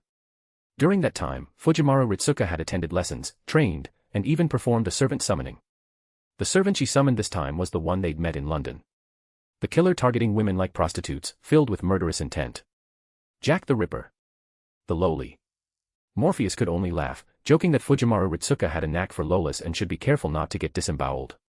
Tomorrow, they'd head to the next singularity. Olga Marie walked down the corridor, not heading straight to her office but to her room. Once there, she lay on her bed. Her face, previously calm, quickly flushed red, and she dove under the covers. Ah, I couldn't say it. I couldn't tell him I dreamed about him and the moon goddess. Last night, she hadn't just dreamed of Morpheus fighting Typhon. She'd also seen what happened afterward. Morpheus and the moon goddess trapped together, every detail crystal clear. If you enjoyed this story, don't forget to drop 5 stars and your power stone. And if you want to read more than 70 chapters in advance, feel free to visit patrayon.com/kongtl. Chapter 180, TOA 180, Ritsuka becomes a mother. Recalling the events from last night's dream, and even experiencing the peculiar sensation from a first-person perspective, Olga Marie couldn't help but blush deeply.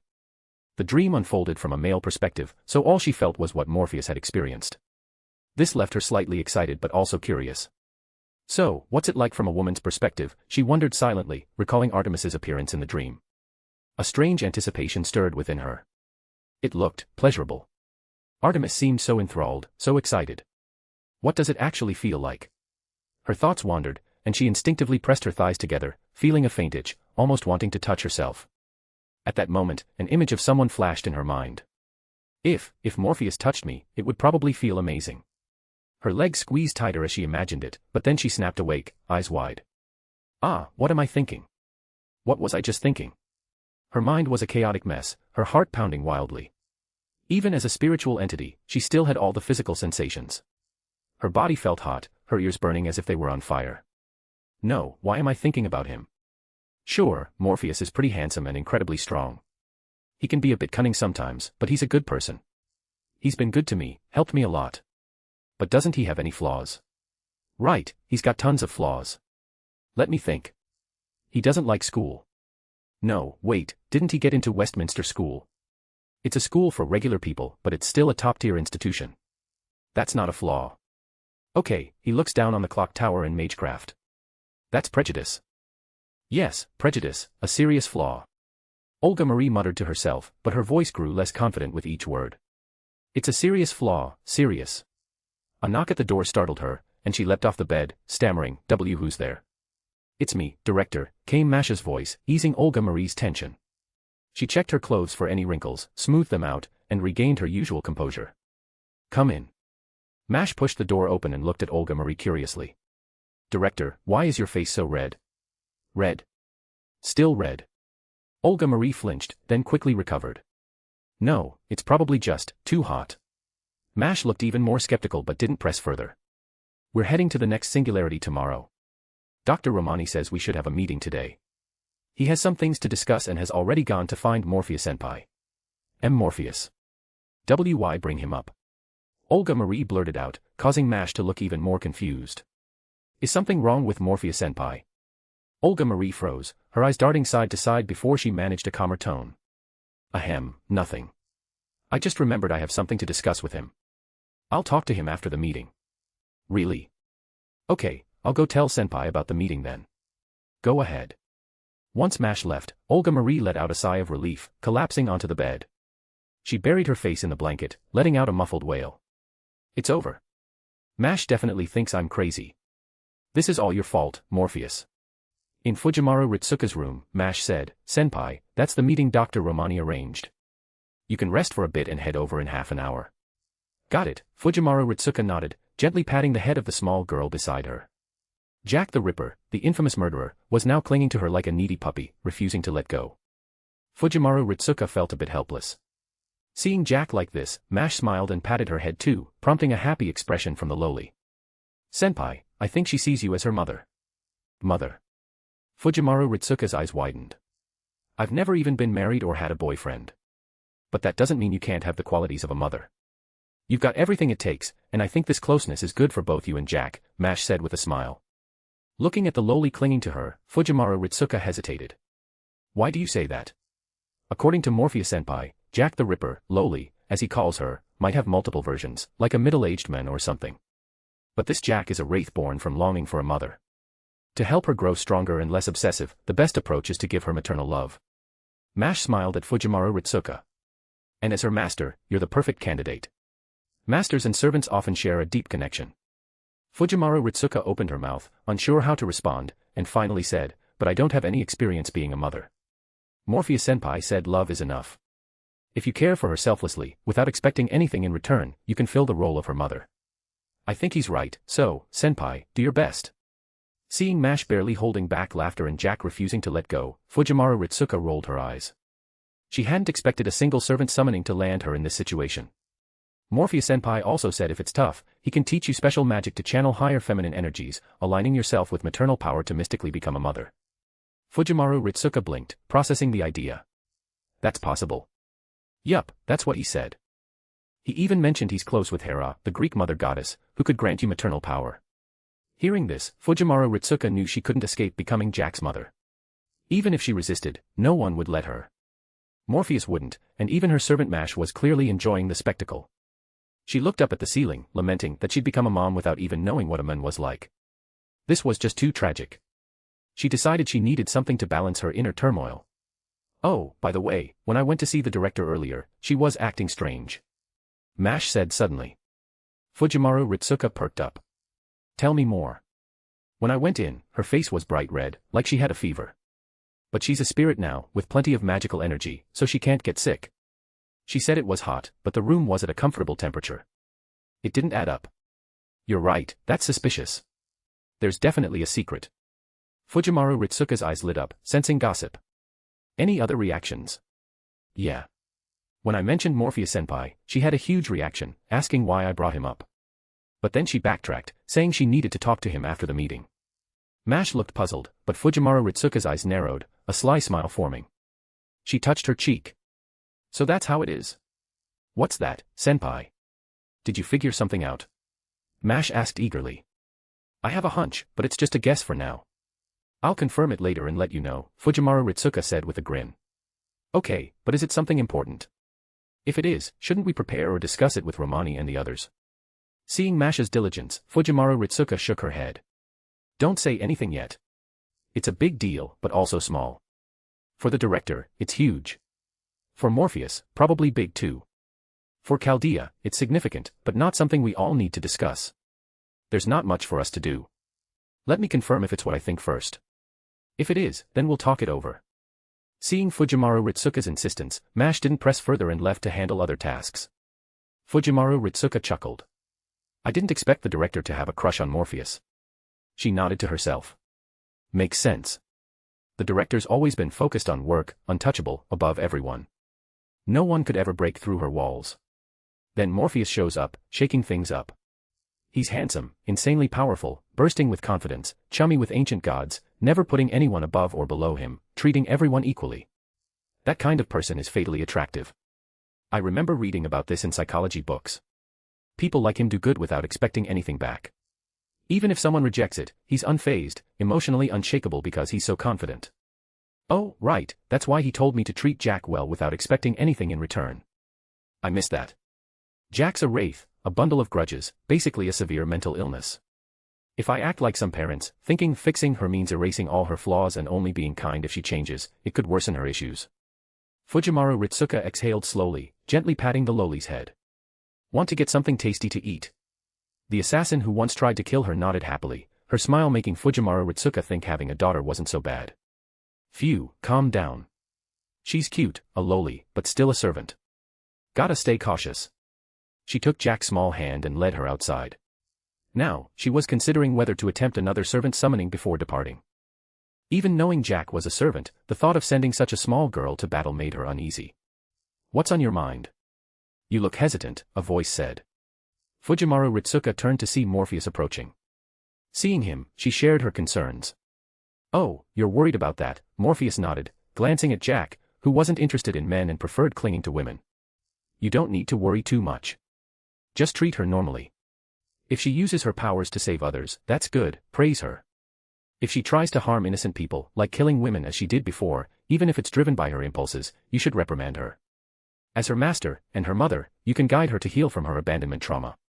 Morpheus smiled. If you succeed, it might even change Jack the Ripper on the throne of heroes, maybe even elevate her. If you enjoyed this story, don't forget to drop 5 stars and your power stone. And if you want to read more than 70 chapters in advance, feel free to visit patrayon.com/contl. Chapter 181, TOA 181, Wine is Blood. This singularity is set in 1783, during the American Revolutionary War. In the original history, America's victory and independence were a pivotal moment for human history. Romani addressed the group during the meeting. Morpheus nodded. If asked what was most crucial in human history, he'd point to the Declaration of Independence, nothing else came close. The American Revolutionary War was deeply tied to that declaration. Romani continued, thanks to the intel from our last mission, Sheba has undergone some refinements. He glanced at Morpheus. A special magical formula has brought new changes, allowing us to achieve observations we couldn't before. So, what did you find? Olga Marie asked. Since Romani had called the meeting, he must have discovered something significant. Romani replied promptly, this time, it's a chaotic clash of multiple factions. From Sheba's observations, there are at least 3 factions involved. I can't confirm if there are others that haven't been detected, as this is Sheba's first official observation post-refinement. Morpheus asked, are you worried that too many factions will create complications, leading to major unpredictability in our actions? Yes. The factions are clearly fighting each other, and they all seem to have servants. Romani frowned. I don't know which one is Goetia set up. No big deal, Morpheus said casually. We'll just take out all the servants. We can split up. Ritsuka and her team handle one faction, I'll deal with another. If we don't find the Holy Grail, we'll take out the 3rd faction. And if we still don't find the Grail? Morpheus thought for a moment.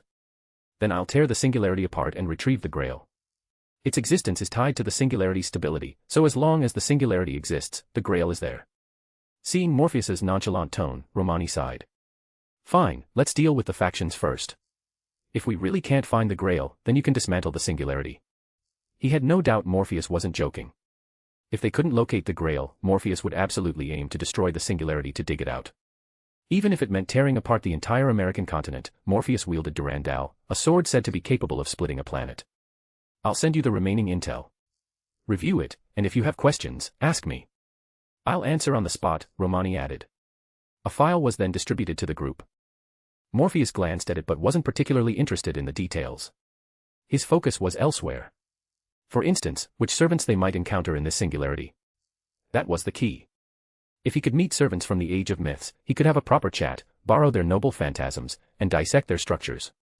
So, as he waited in boredom while Olga Marie questioned Romani, the meeting finally ended after half an hour. Morpheus let out a cheer and leapt from his seat. Romani barely resisted the urge to facepalm and cautiously glanced at Olga Marie. With Morpheus's behavior, she was bound to be displeased. But to his surprise, Olga Marie seemed dazed, lost in thought. What's up with her? Romani wondered but didn't dwell on it. He turned to Mash. Mash, come for a physical checkup later. Okay, doctor. You've been through several singularities. They've been relatively easy, but we still need to check. If there's an issue, you might need rest or adjustments. Don't worry, doctor. My body's fine. Mash said with a smile, but Romani shook his head. I only trust the test results. He then left the meeting room. Morpheus raised an eyebrow at the scene and walked out. Fujimaru Ritsuka, observing this, glanced at the still-dazed Olga Marie, smirked to herself, and left as well. At the door, Mash asked, Senpai, did you notice something? Of course. I'm pretty sure my guess is right, Fujimaru Ritsuka said with a smile, leaning close to Mash's ear. I think the director's got a crush on Morpheus. What? Mash exclaimed, startled, prompting Fujimaru Ritsuka to quickly cover her mouth. Not so loud. Don't spread it. Oh, okay. Mash nodded hurriedly, then whispered, didn't you say we'd discuss it with others? Let's observe first. See if the director needs help. If she does, we'll discuss it then.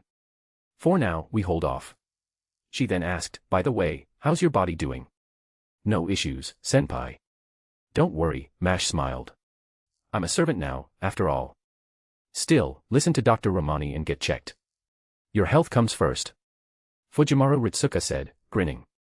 You're my servant, and I've got to take responsibility for you. Right, Senpai. I'll make sure the doctor does a thorough check and doesn't slack off. Mash nodded lightly. Seeing Mash playfully tease her, Fujimaru Ritsuka laughed, and they walked together toward the medical bay. Why are you here? Need a checkup too? Romani asked curiously as Morpheus followed him. Morpheus shook his head. Not for me. I just want to know about Mash's condition. If needed, I can help. You, help. Romani's eyes widened. He quickly moved to a computer, furiously typing to pull up a file. Take a look.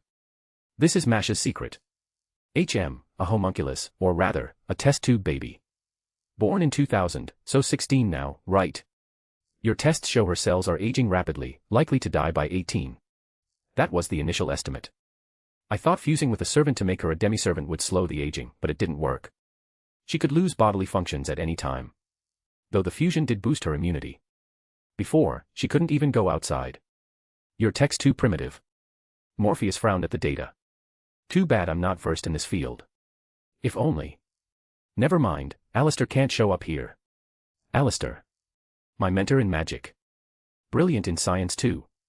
He could easily fix Mash's issues. Morpheus said, then smiled. But don't worry. I can't fix her cellular aging, but I can give her a new life. How? Let her die, then revive her soul in a new body. What? Romani's eyes widened, then he caught on. You mean like the director's state? No, no. Marie's situation is because I'm busy, and her body's gone. I need something from her life, some hair, for instance, as a medium to create a new body. Don't think I'm a creep, I need it as a vessel. Like a puppet. Yes, like a puppet. I've got experience there. But a real flesh and blood body is better. Morpheus grinned. So, using her hair, you help me craft a flesh body. I'll assist to ensure it doesn't develop its own consciousness. To prevent a new soul. Exactly. I can't create souls, but I can stop one from forming. Alright, I'll help. But for Mash. Test my blood first. Your blood.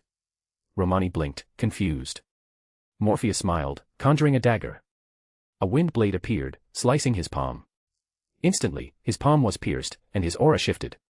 Sensing the compassionate, merciful energy, Romani's eyes widened. You're performing sanctification. Yes. I'll use a sanctification spell to align myself with Jesus, then use the blood of the Son as a remedy to see if it can restore Mash to a normal human state. Morpheus glanced at the time. Mash should be here soon. If this works and Mash becomes a normal human, you'll be my lifelong benefactor, Morpheus. Don't get sappy. Saving her is part of my path as the Son, a step in exploring magic's mysteries. Besides, since Mash exists, I'll try to bear her sins. Morpheus's smile turned serene and compassionate. A cross appeared behind him, weighing on his back, laden with countless sins, bending his knees. Compared to last time, this sanctification spell was noticeably more effective. Just then, the door opened, and Mash and Fujimaru Ritsuka walked in. They froze at the sight. Morpheus bearing a cross, Romani collecting his blood in a test tube. What are you doing? Mash exclaimed, rushing forward, only to be held back by Fujimaru Ritsuka. Morpheus has that sanctification magic, right? His blood can heal. Fujimaru Ritsuka whispered, reminding Mash of when Morpheus used it in France. She'd been startled by the bizarre scene and hadn't processed it. But why? Does someone need his blood to heal? Mash asked curiously. You do, Romani said with a smile, preserving the blood in the test tube. I don't need it. No way, Romani shook his head. This could restore your body to a normal human's level. If you separate from your servant, you could live the life you want. Give it a try. It's likely fine. The sun's blood can even cure blindness, Morpheus added. The cross behind him vanished, his wounds began to heal, and soon he was as good as new. The blood's effect lasts for a while. Do Mash's checkup first, then use the blood for treatment. I suggest half oral, half injected. Injection needs to be quick, there's no reaction now, but if the sun's blood loses its effect, injecting later could cause issues. Got it. Romani nodded, turning to Mash. Let's start. No time to waste. Okay. Mash knew this wasn't the time to dawdle. She lay on the bed, letting the equipment scan her. Seeing the results, Romani sighed in relief. Good, no worsening. Everything's as it was initially. He poured half the blood into a cup for Mash and drew the rest into a syringe. Looking at the red liquid, Mash hesitated, then closed her eyes, tilted her head back, and drank it all. Her eyes snapped open in surprise. It tastes like wine. Morpheus laughed. This cup is the new covenant in my blood, shed for you. Fujimaru Ritsuka's eyes lit up. I know this. Bread is the body, wine is the blood. Jesus' sacrifice for humanity. Exactly. That's why it tastes like wine now. Wait too long, and it'll just taste like blood. Romani injected the remaining blood into Masha's arm. Once finished, he returned to the monitors, closely observing her body's changes. His serious demeanor silenced the room, everyone waiting for the results. After what felt like an eternity, as Morpheus considered checking himself, Romani's trembling voice broke the silence. It worked. Not only has her immune system returned to normal, but her cellular aging rate is also at a normal human level. Masha's breath caught, then she let out a cheer. Morpheus smiled faintly, turned, and headed to his room to rest. They'd depart tomorrow. If you enjoyed this story, don't forget to drop 5 stars and your power stone. And if you want to read more than 70 chapters in advance, feel free to visit patreon.com/kongtl. Chapter 182, TOA 182, The American Singularity. Amid the cheers, Mash looked around but couldn't spot Morpheus. Fujimaru Ritsuka glanced about too, puzzled. Did Morpheus go back to rest? Romani considered, maybe the blood loss made him tired. He shook his head. No, that shouldn't affect him. Still, he should come for a checkup before dinner to confirm he's okay. He turned to Fujimaru Ritsuka and Mash. You two, go tell him I said he needs a physical before dinner to ensure everything's fine. Got it, Dr. Romani, Fujimaru Ritsuka nodded. She and Mash headed toward Morpheus's room. Watching them leave, Romani sighed, leaning back in his chair. He stared at the data, marveling. As expected, the sun's blood can heal any ailment. A condition I thought was hopeless, and it was resolved just like that. The sanctification spell, turning oneself into the sun, Jesus, this single spell could make Morpheus's family the most powerful Magus lineage. What Goichi is doing? I can recover with mana. No way. I'm a doctor. Checkups are mandatory. Romani replied, quickly reviewing Morpheus's stats. He nodded. You're as healthy as can be. But what? Your body's becoming less human.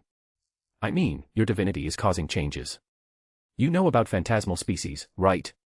If you fully become one, surviving in this world might be tough unless you retreat to the reverse side. Romani frowned slightly. Aren't you worried?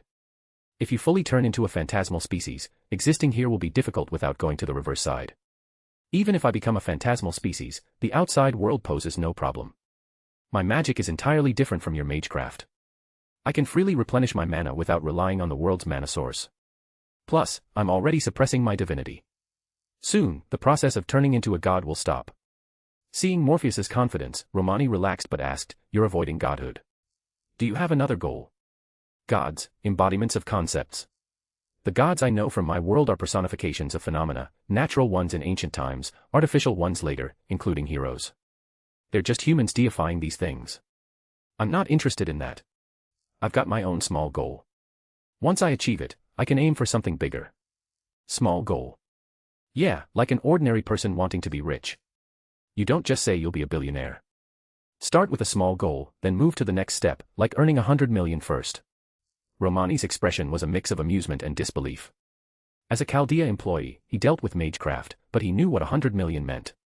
In dollars, Chaldea's currency, that was no small goal. 100 million yen, though, could be a stepping stone to wealth. For me, it's absorbing the abyss's knowledge, making it my own. Only then can I aim higher and farther. The abyss. The place where demons live. Yeah, there are demons, but it's not the abyss you know. Morpheus pondered how to explain, then gave a simple version. Think of it as a test to reach the 3 upper Sephiroth on the Tree of Life. You must cross the abyss between the middle and upper Sephiroth, gaining knowledge from the hidden Sephira. Dat, and successfully passing through. In the abyss hides a demon, the guardian of knowledge. Only by overcoming it can you truly reach a non-human state and transcend life and death. Transcend life and death. You mean achieve immortality. Not that simple. Truly crossing the abyss and death means your death ceases to exist, not just physical death by a blade, but the final judgment, independent of the world's judgment. Seeing Romani's shocked expression, Morpheus smiled. Now you see why I'm not worried about becoming a phantasmal species. Romani nodded slowly, understanding. The non-human state, the godhood Morpheus sought, was unlike any god he knew, a transcendent existence that could persist even if the world ended. But these are byproducts of pursuing magical knowledge. I'm just a magician chasing occult mysteries. You, on the other hand, are a man who gave up power to live as a human. Romani smiled, saying nothing. Morpheus added, by the way, speed up your studies.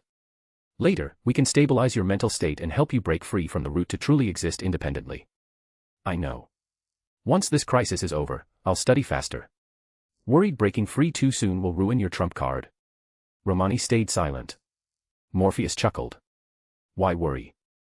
The root rejects me, but I can still use my noble phantasms freely. No big deal. Plus, I've got one of Solomon's rings, a little trump card of my own. Romani laughed, then said after a pause, thanks. Mash already thanked me. This is my thanks. All right, since you've thanked me, I'm off to sleep. Bidding Romani farewell, Morpheus didn't linger, swiftly returning to his room and diving into bed. Another transfer, the familiar sensation. The group found themselves in a dense forest. No issues with the timeline, it's 1783, and we're in North America. Mash checked their coordinates. The United States hasn't been born yet. It was through the Revolutionary War, ending this year against Britain, that America became a nation. Fujimaru Ritsuka asked, could the enemy be Britain? If Britain's attack prevents America's founding, history would change drastically. It's possible, but a mere war's outcome wouldn't fully alter history. With America's will to independence, the United States would form, even if delayed by 30 or 50 years. Mash hesitated before continuing. The meeting mentioned 3 factions, so I suspect another force is involved. It's likely America, Britain, and a mysterious third party. Romani's voice came through. Sorry, an emergency just came up. There's a large-scale battle in the wilderness ahead. Details are unclear, but hurry, it's no ordinary fight. Mash immediately prepared for combat. Understood. Let's go, Master. Morpheus shrugged. Let's check it out, but don't rush in. See what's happening first. The group headed toward the sounds of chaos Romani indicated. Then they witnessed a surreal scene. Soldiers with muskets and others in mechanized armor faced off against ancient warriors wielding spears and other cold weapons, locked in fierce combat. If not for knowing this was 1783 America, they might have thought they'd stumbled into a bizarre fantasy world, with magic troops battling warrior units. Suddenly, the mechanized soldiers spotted Morpheus's group and entered combat mode. Enemy reinforcements detected. Commence elimination, they shouted, charging forward. Morpheus stepped aside, leaving the fight to Fujimaru Ritsuka and the others. As expected, Mash and Fujimaru Ritsuka's combat prowess was overwhelming, easily dismantling the mechanized soldiers. The regular militiamen gaped in shock. How is this possible? They destroyed His Excellency's enhanced exoskeleton, hard work -2 Malawian kwachas. And they're just delicate girls, could they be the reported servant types? No, fall back. Retreat until reinforcements arrive. As the soldiers fled, Morpheus stroked his chin, intrigued. They've got tactics for dealing with servants and tech beyond this era. Looks like the American side has a scientific servant helping them. Fresh from the fight, Fujimaru Ritsuka and the others hadn't rested when the classical soldiers charged, engaging them. Clearly, these foes couldn't match the girls and were quickly routed, fleeing in disarray. Just then, a whistling sound came from above. A grenade was falling. Without hesitation, Mash deployed her shield, protecting Fujimaru Ritsuka. With aim no Mirakumo in hand, Ritsuka reacted swiftly, slashing upward. A sword wave sliced through the airborne grenade, cutting it in half. The strike disabled the grenade's detonator, rendering it harmless as it hit the ground. The group quickly retreated to a hidden spot, observing the battle. As the mechanized troops fell back, the opposing force pressed forward. Morpheus rubbed his chin. Should we follow them? Mash asked. Follow them? Yeah. That's probably the American army. We can make contact and figure out what's going on. They're retreating, so they're the weaker side. If we offer a few servants help, they'd be thrilled, and we can gather intel. Once I confirm the Grail's location, I'll charge in and resolve it. The group agreed Morpheus's plan made sense and quietly followed the retreating army. If you enjoyed this story, don't forget to drop 5 stars and your power stone. And if you want to read more than 70 chapters in advance, feel free to visit patrayon.com/contl. Chapter 183, TOA 183, Scat Hack. After retreating to the temporary American base, Morpheus and the group carefully concealed themselves to avoid detection. Aren't we supposed to make contact? Why not go meet them? Fujimaru Ritsuka asked, puzzled. Morpheus smiled. Let's observe first, see if we can gather some intel, then find the right moment to approach. He continued watching the camp. Many wounded were being carried to a tent, from which occasional screams echoed. Evidently, treatments were underway, though the methods seemed rough. It's chaotic and basic, but not unsanitary. Used bandages are disposed of properly to prevent infection. Looks like the doctor here knows their stuff, Morpheus noted, assessing the situation. Just then, a woman emerged from the tent. Morpheus rubbed his chin. British. Fujimaru Ritsuka and Mash turned to him. How do you know she's British? Jean Alter smirked. The accent, right? Exactly. A clear, proper British accent, Morpheus confirmed, stroking his chin. She's a servant. A servant. Yup. A battlefield medic, British, and clearly knowledgeable about hygiene. Morpheus thought for a moment, then stood. I'll go talk to her. Fujimaru Ritsuka's eyes lit up. You know who she is? I have a guess. I'm just going to confirm it, Morpheus nodded, heading toward the tent. Romani's voice came through the comms, chuckling. I know who she is too. Olga Marie, watching this, gritted her teeth, eyes wide with frustration. That guy's off to flirt with another girl. So what if she's a servant? How many girls? Servants included, has he gotten close to already? She took a deep breath, trying to suppress her irritation. Why do I care? He can flirt with whoever he wants. The woman in military garb was washing her hands, her expression stern, devoid of ease. A stranger's voice interrupted her. Hello, ma'am. She turned to see a man in a trench coat, whose presence felt oddly familiar, like meeting someone from her homeland. Who are you? You're not from here. This is a military camp, you could get arrested for sneaking in, she said. The man smiled. You could call for help, for your reputation's sake. But I'd rather we talk. You're a servant, here for this world, aren't you? The woman studied him closely. Young, handsome, clearly from a wealthy, perhaps noble, family, not a mere merchant's. She tilted her head slightly. What do you want? Are you saying you're here to save the world? Exactly. I have one question, who holds the Holy Grail right now? She shook her head. That's no secret. Ask anyone, and you'll get the answer. Morpheus pressed, is it with the British forces? Yes, though not the British you might know. This time, the king is Mad King Ku Chulayan, a monster. If you want to face him, you'll need allies. Whether from our side or the other, you'll fail alone. Morpheus grinned. No worries. I'll give it a shot. Worst case, I die. If you get injured, come find me. I'm decent at healing, she offered. Morpheus gave a slight bow. Thank you, Miss Nightingale. You know who I am. Yes. I had a hunch the moment I saw you, and our chat confirmed it. If possible, I'd like to know more about the American side, not military secrets, just their guiding principles. Principles? Yes. Are they fighting for the world's freedom, or is someone aiming for tyranny? Nightingale, the British nurse who, in this era, should still be alive as a woman in her 50s, looked troubled. This woman, who fought in wars, founded modern nursing, and established nurse education, wore a faint frown. The American forces are led by Edison. He plans to use the Holy Grail to reshape this era, sustain it, and protect it from incineration, creating what he believes is an ideal world. How ideal? A world ruled by him, where he's the king. It wasn't a secret, no need to hide it. Morpheus frowned slightly. Sorry, Miss Nightingale, I'm here to save the world, but the current American side isn't my ally. I despise their so-called leader. I can tell you don't like him. It's his idea I hate. A nation meant to be free, ruled by a dictator king. That's laughable. If he succeeds, the Declaration of Independence, the Bill of Rights, they'd cease to exist. That's unacceptable. Nightingale looked helpless, hesitating before saying, you should leave quietly, as you came, without alerting anyone. Thank you. We'll meet again. But before I go, can I take a photo? A photo? We're from Chaldea, an organization fighting for humanity.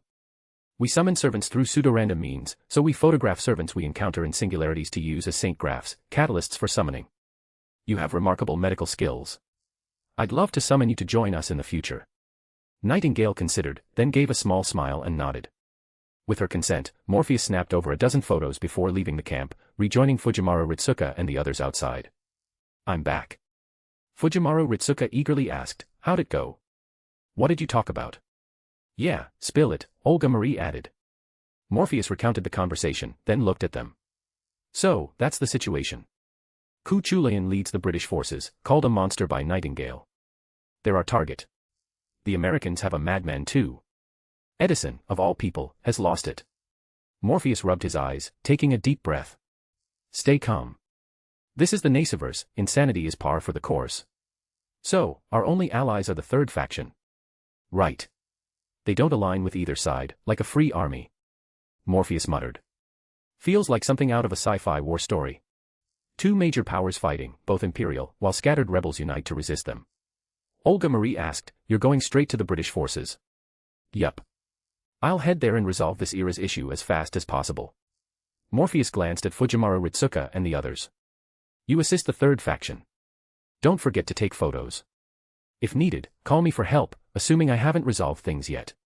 If it's that tough, you'll need to team up with other servants to fight. Got it. Don't worry. Fujimaru Ritsuka nodded, standing up. Morpheus turned to Gene Alter. You go too. Together, you'll be stronger. Gene Alter sighed. Not following my master and sticking with others. I must be the only servant doing this. Not really. In the Holy Grail War, some have used similar tactics, sending servants with others while they do something else, Morpheus chuckled. You're strong enough to protect Mash and the others from surprises. Fine, I get it, Gene Alter nodded. The group wasted no time, splitting up to act. As Morpheus headed toward the British forces, he suddenly frowned, stopping in his tracks. A woman appeared before him, her purple hair and striking attire catching his eye. Smiling, Morpheus said, Scat-Hack, why are you stopping me? Scat-Hack's expression flickered with surprise. You know me? Yes. Queen of the Land of Shadows, Ku Chulan's teacher. Are you here to stop me from killing him? Scat-Hack, a wildly popular figure in the Nasuverse, was instantly recognizable to Morpheus, even if he wasn't deeply into the lore. Her spear pointed at him. You're just a human. Do you think you can defeat Ku Chulayan, a servant? Morpheus replied calmly, no worries. If I can't beat him, I'll destroy this era, this world, and reduce everything to nothing. Oh. You think you can destroy this era? Scat-Hack's interest piqued.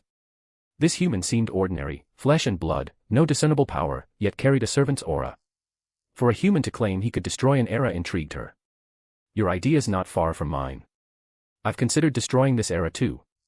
Ku Chulan's grown so powerful, even I can't defeat him easily, Scat-Hack said, smiling at Morpheus. So, human, do you still think facing him is wise? I'm Morpheus, Morpheus Fraga Mac Remitz. You can call me Morpheus. The Fraga Mac Remitz family are Ku Chulan's descendants, though I'm just an adopted son, no blood relation.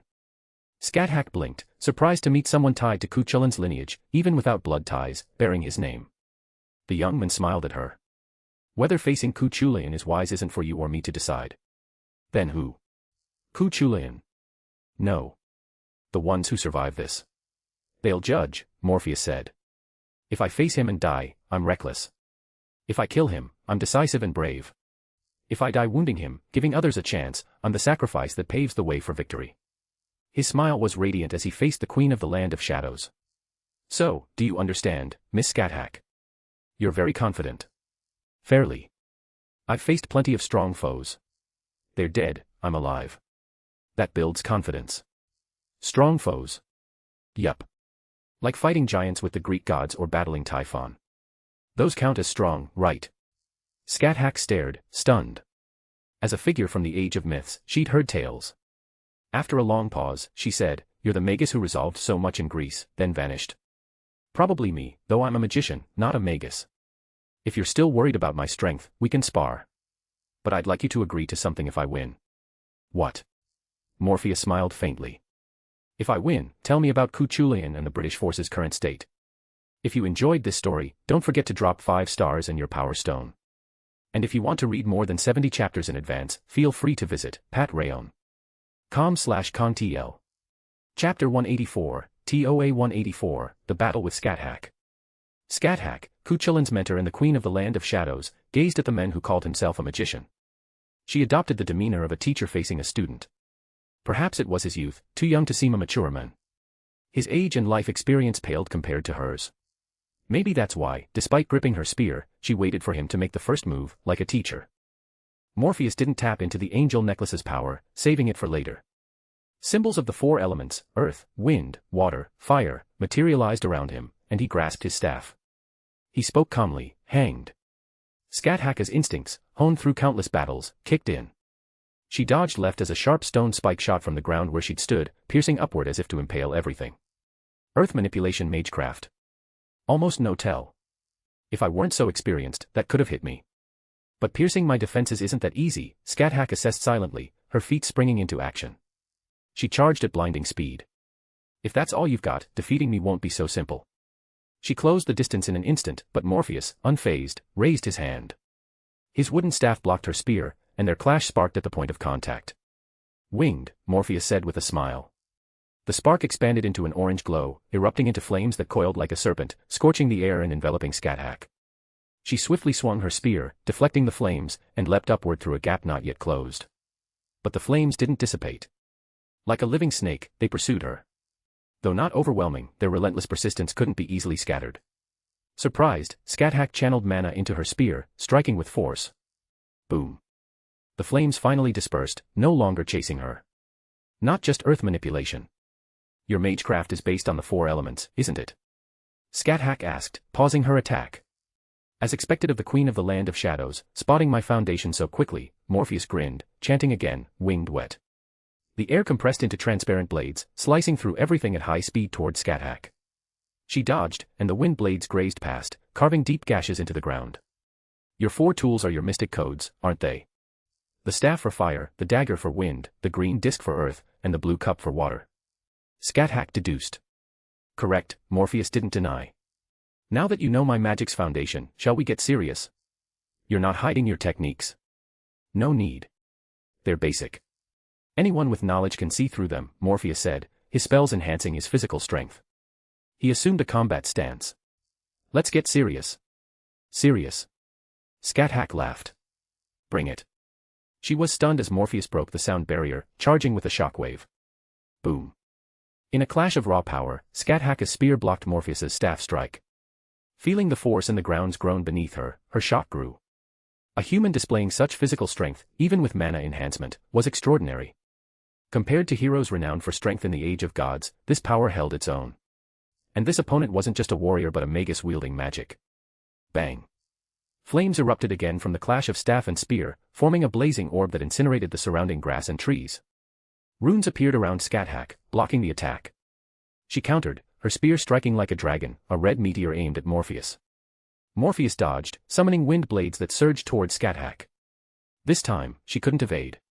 3 wind blades hit, her runes blocking them but forcing her back a few steps. As she retreated, the ground rumbled, and stone spikes shot toward her.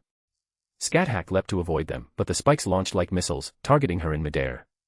Unable to maneuver midair, she struck swiftly, deflecting the stone spikes. But water blades followed, mixed with the stones. The barrage of water and stone overwhelmed her. A warning flared in her mind, but she couldn't dodge. Something struck her back, shattering her defenses. An orange light flared, exploding into flames. Boom. Engulfed by scorching heat and violent impact, Scat was blasted from the sky, crashing to the ground, disheveled. Looking at Morpheus, who had paused, she asked, "Did you deliberately force me into the air with those stone spikes?" "No. Whatever you did, I'd have countered," Morpheus replied. "Your choice to jump shaped my attacks. You used water and stone to overwhelm me, then snuck wind blades from behind to break my defenses, finishing with a fire spell to injure me. Morpheus stayed silent, letting her analyze. Scat continued, why not press the attack? Your spells are versatile, but they can't deal enough damage to me. With only this strength, you can't face Cuchulainn. After breaking my defenses, you could have used the explosion's opening to attack with your physical strength, which is far stronger than your spells. I'm revealing my power bit by bit. That was just the basics. How about this? Morpheus grinned, drawing a sword, not Durandal, but the sword of Ares. Scat-Hack's eyes widened at the weapon. That's a formidable noble phantasm. A gift from Ares. I like it, Morpheus said, giving the short sword a light swing. Round 2. This time, he forewent elemental magic, relying on spells to enhance his body. He charged Scat-Hack at blinding speed, and she responded in kind. Spear met sword, their clash rupturing the air, creating a momentary vacuum. Morpheus displayed his skill in close combat, fearlessly engaging the Queen of the Land of Shadows. The air roared with explosions, the ground scarred with craters, their rapid movements leaving afterimages. Scat-Hack felt exhilaration. Each clash thrilled her. This young man, Morpheus, wielded power far greater than before, matching her own. Unleashing her strength and skill, her spear danced with his sword, carving cold glints through the ravaged landscape, green and red lights twisting and clashing. Finally, with a soft chime, her red spear was pinned to the ground by his foot, his cyan short sword at her throat. Morpheus smiled at the queen. I win. Her defenses were pierced. One move, and the sword could cut her skin, muscle, and bone. Feeling its chilling intent, Scat-Hack didn't fear but laughed. You're impressive. But if this is your limit, facing Cuchulainn will be tough, she said. Still, you're qualified to challenge him. Don't worry. This isn't my full strength. I could probably multiply it a few times, or dozens. Scat-Hack's mouth fell open slightly, then she smiled. Really? I was the main force against Typhon. That should suffice. Knowing Typhon's might, Scat-Hack conceded. This man could challenge Cuchulainn and save this era. The Land of Shadows and I are detached, like gods. If I act, wouldn't I rob you of your chance to save yourselves? Morpheus laughed. Ever the teacher. Since it's Cuchulainn and Meb, I won't waste time. See you later. Later. Click. Morpheus waved his camera. I'll try summoning you. As he left, Scat-Hack smiled. A powerful human. If anyone could kill me in battle, fulfilling my wish, it might be him. After parting with Scat-Hack, Morpheus pressed forward. He mulled over her words, her intel. Meb, Queen of Connaught in Irish myth. She led armies against Ulster, even fighting on the battlefield herself. She's notorious for cycling through husbands, demanding they be fearless, generous, and free of jealousy. The first two are fine, but the last. Tough. Her end was being killed by her nephew with a piece of cheese in a pool. Is Nasuverse Meb the same as the one I know? Morpheus sank into thought. His biggest issue in the Nasuverse wasn't ignorance of ancient lore but the discrepancies between his knowledge and this world's wild reinterpretations. These differences, born from the creator's self-indulgent tweaks, forced him to consider more variables, taxing his mind. Finally, he gave up thinking. Forget it. I'll just fight through. My supreme wisdom says it's time for supreme force. If you enjoyed this story, don't forget to drop 5 stars and your power stone. And if you want to read more than 70 chapters in advance, feel free to visit patreon.com/kongtl. Chapter 185, TOA 185, Arjuna. As Fujimaru Ritsuka, Mash, and Jean Alter headed toward the third faction's location, they encountered someone else. A petite, purple-haired girl holding a book blocked their path, eyeing them with confusion. Servants. 2 of them. Where are you from? Mash, wary of the sudden appearance, tensed. Jean Alter stood calmly, observing. Fujimaru Ritsuka remained unfazed. They weren't just 2 servants, there were 3 on their side. Jack the Ripper, with her assassination skills, was already hidden, ready to strike at the critical moment. As the group's usual diplomat, Mash asked, "You're a servant too, right? Who are you?" "Not answering me first." "Fine, doesn't matter," the girl said. "I'm from the United Western States of America. My name's Helena Blavatsky, though Madame Blavatsky is more famous, I suppose." "Ugh, changing surnames after marriage is such a hassle." Her expression showed mild annoyance. Romani's voice burst through the comms. Helena Blavatsky. The 19th century's most iconic female occultist. She had little to do with the Mages Association, compiling occult knowledge through her own power, a prodigy. But as a servant here, is she an agent of the Mages Association? Helena immediately protested. "No way. Let's be clear, in this world, every major nation except America has been destroyed. Fujimaru Ritsuka asked, then who do you serve? Oh, you're the master this time. Too bad, we already have a lord, a king. If he conquers the world, there's no issue. It'd become a lost continent, drifting forever like the throne of heroes. Isn't that a kind of salvation? Her words reminded Fujimaru Ritsuka of Morpheus's mention of Edison's dictatorship, prompting her to shake her head. A United States with a dictator king. That's ironic. Another voice rejected the notion outright. Impossible, Romani said. Your idea is flawed. Flawed. Helena Blavatsky questioned the disembodied voice. Prove it. The incineration of humanity will destroy human history. You, existing because of it, will be erased too, even if detached from the world. You haven't been destroyed yet because the time hasn't come. The explosive set to collapse the bridge will trigger self-destruction when needed. Romani's words stunned Helena. She narrowed her eyes. What do you know? How do you reach that conclusion? The mastermind's goal isn't to destroy human history, that's a byproduct. Once their goal is achieved, the throne of heroes and everything else will be erased, including this drifting continent, due to the ripple effect. What's their goal? To return to the distant past and become the world's sole master. Romani's reply left Helena speechless. She and Edison had discussed surviving as a detached existence, like the throne of heroes, to preserve humanity here. But according to this stranger, even the throne would fall. If I'm not mistaken, this influence is already affecting things beyond the world. We just need someone to confirm it. I can confirm, a new voice said. Helena and the others turned to see a striking woman with a spear. She landed before them, her eyes scanning the group before settling on Fujimaru Ritsuka. You're Morpheus's allies, right? Yes. And you are? Scat-hack. Her brief introduction drew another exclamation from Romani. The Queen of the Land of Shadows. Ku Chulin's mentor. Why's even she here? You're the Queen of the Land of Shadows. You said you can confirm, how? Helena asked, unfazed, focusing on the legendary figure. I'm the proof. I shouldn't be summonable as a servant. I'm not dead, nor did I choose to downgrade myself. So why am I here? Scat-hack posed. Her question made Helena ponder.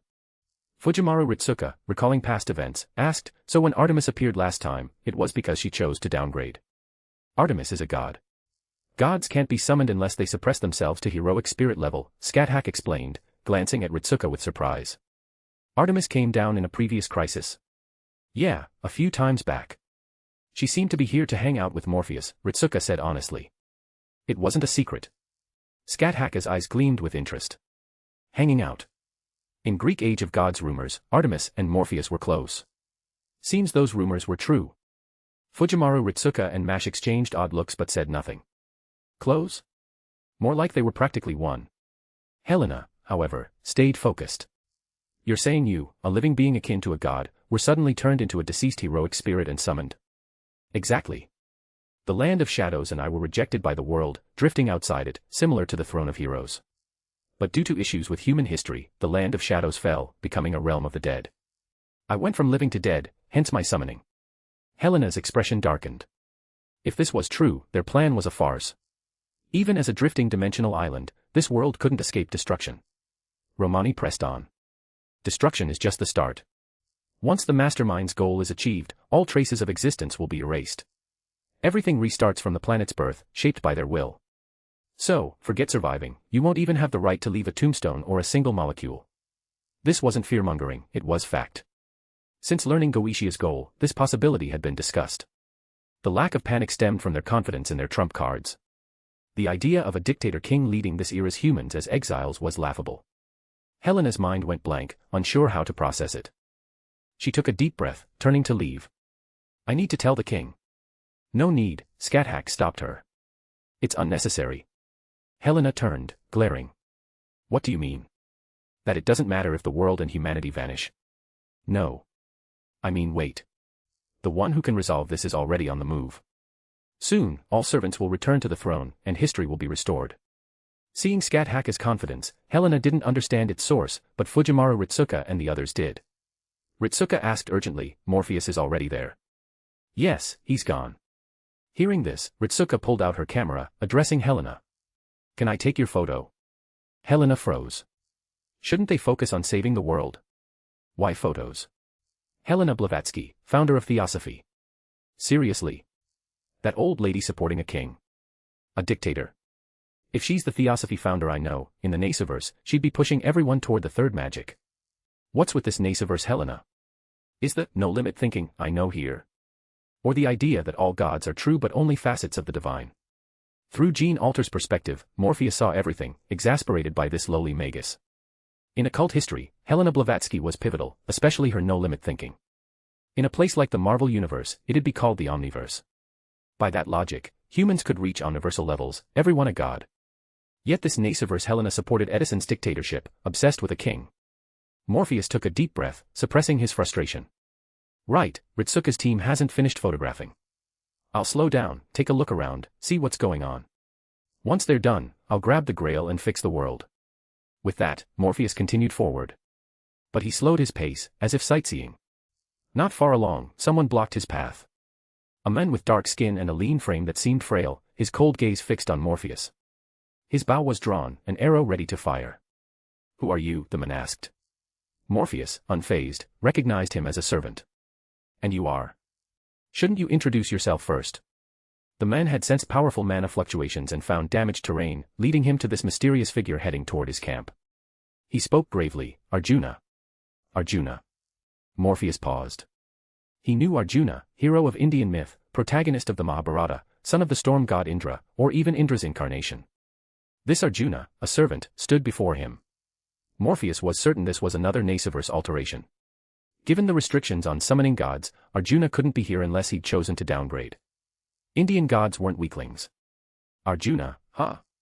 I'm Morpheus. Are you here to stop me from reaching Kuchulain? Morpheus asked. Morpheus. Arjuna searched his memory but found no useful information. Frowning, he raised his bow. Leave now, or die. I haven't fought an Indian servant yet. If you want to fight, let's go. Morpheus stepped forward, lifting his chin. Give it your all, or you'll lose in an instant. If you enjoyed this story, don't forget to drop 5 stars and your power stone. And if you want to read more than 70 chapters in advance, feel free to visit patrayon.com/contl. Chapter 186, TOA 186, Pashupathy. Arjuna, a hero of myth, guided by his strategist Krishna, an avatar of Vishnu, one of the Trimurti. His strength wasn't a major concern, as he wasn't overwhelmingly powerful. In the Toaruverse, Morpheus might have worried about such a figure drawing out Vishnu's other avatars, risking world collapse. But in the Nasuverse, he had no such fears. Hearing Morpheus's words, Arjuna, though not angered, loosed an arrow without hesitation. Even a casual shot carried his confidence in felling most foes. This opponent was just a human, after all. Under such a powerful attack, the only outcome was death. He could clearly sense this human, bearing a servant's traits, had a body as fragile as any mortal's. Boom. The high-speed arrow struck, kicking up a massive cloud of dust. As it cleared, Morpheus stood unscathed, his clothes pristine, as if the attack had no effect. Arjuna's eyes widened. For a moment, he wondered if he was trapped in an illusion, seeing falsehoods. How could a frail human withstand his attack without a single wrinkle in his clothing? As Arjuna grappled with doubt, Morpheus spoke again. Ready to use your full strength now? Arjuna paused, then lifted his head with a hint of pride. His heart ignited, excitement surging. Facing such a formidable opponent, Arjuna got serious. His hands gathered immense power, wild mana embodying destruction. Morpheus felt the vast energy but wasn't afraid, only intrigued. This feels like a spell tied to Shiva, or rather, a noble phantasm. Per myth, it's likely the Pashupathy Astra, granted by Shiva. If I could study it, I might channel Shiva's power for a father god summoning. Morpheus mused, raising his right hand, where a golden ring faintly glowed.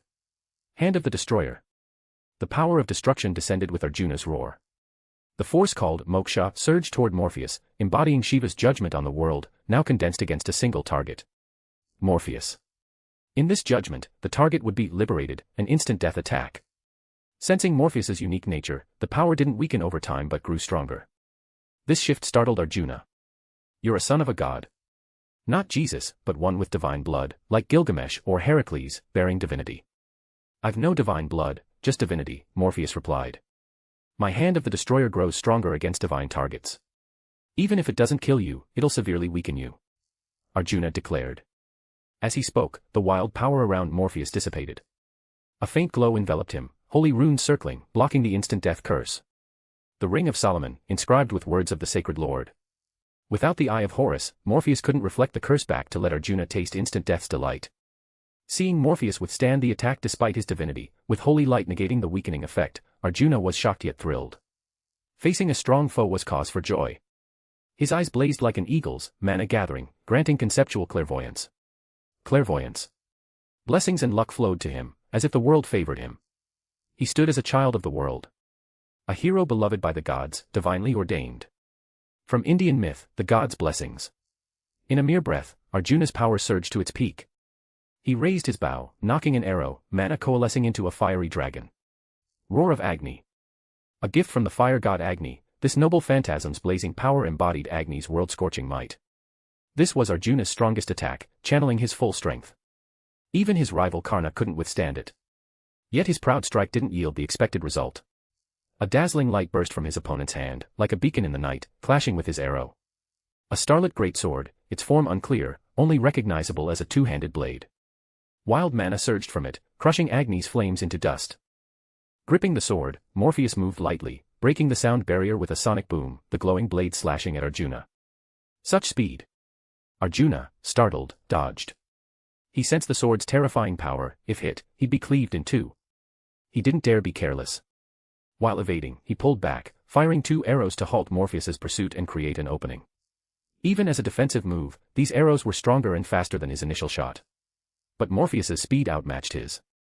The figure dodged both arrows effortlessly, maintaining momentum, charging at Arjuna.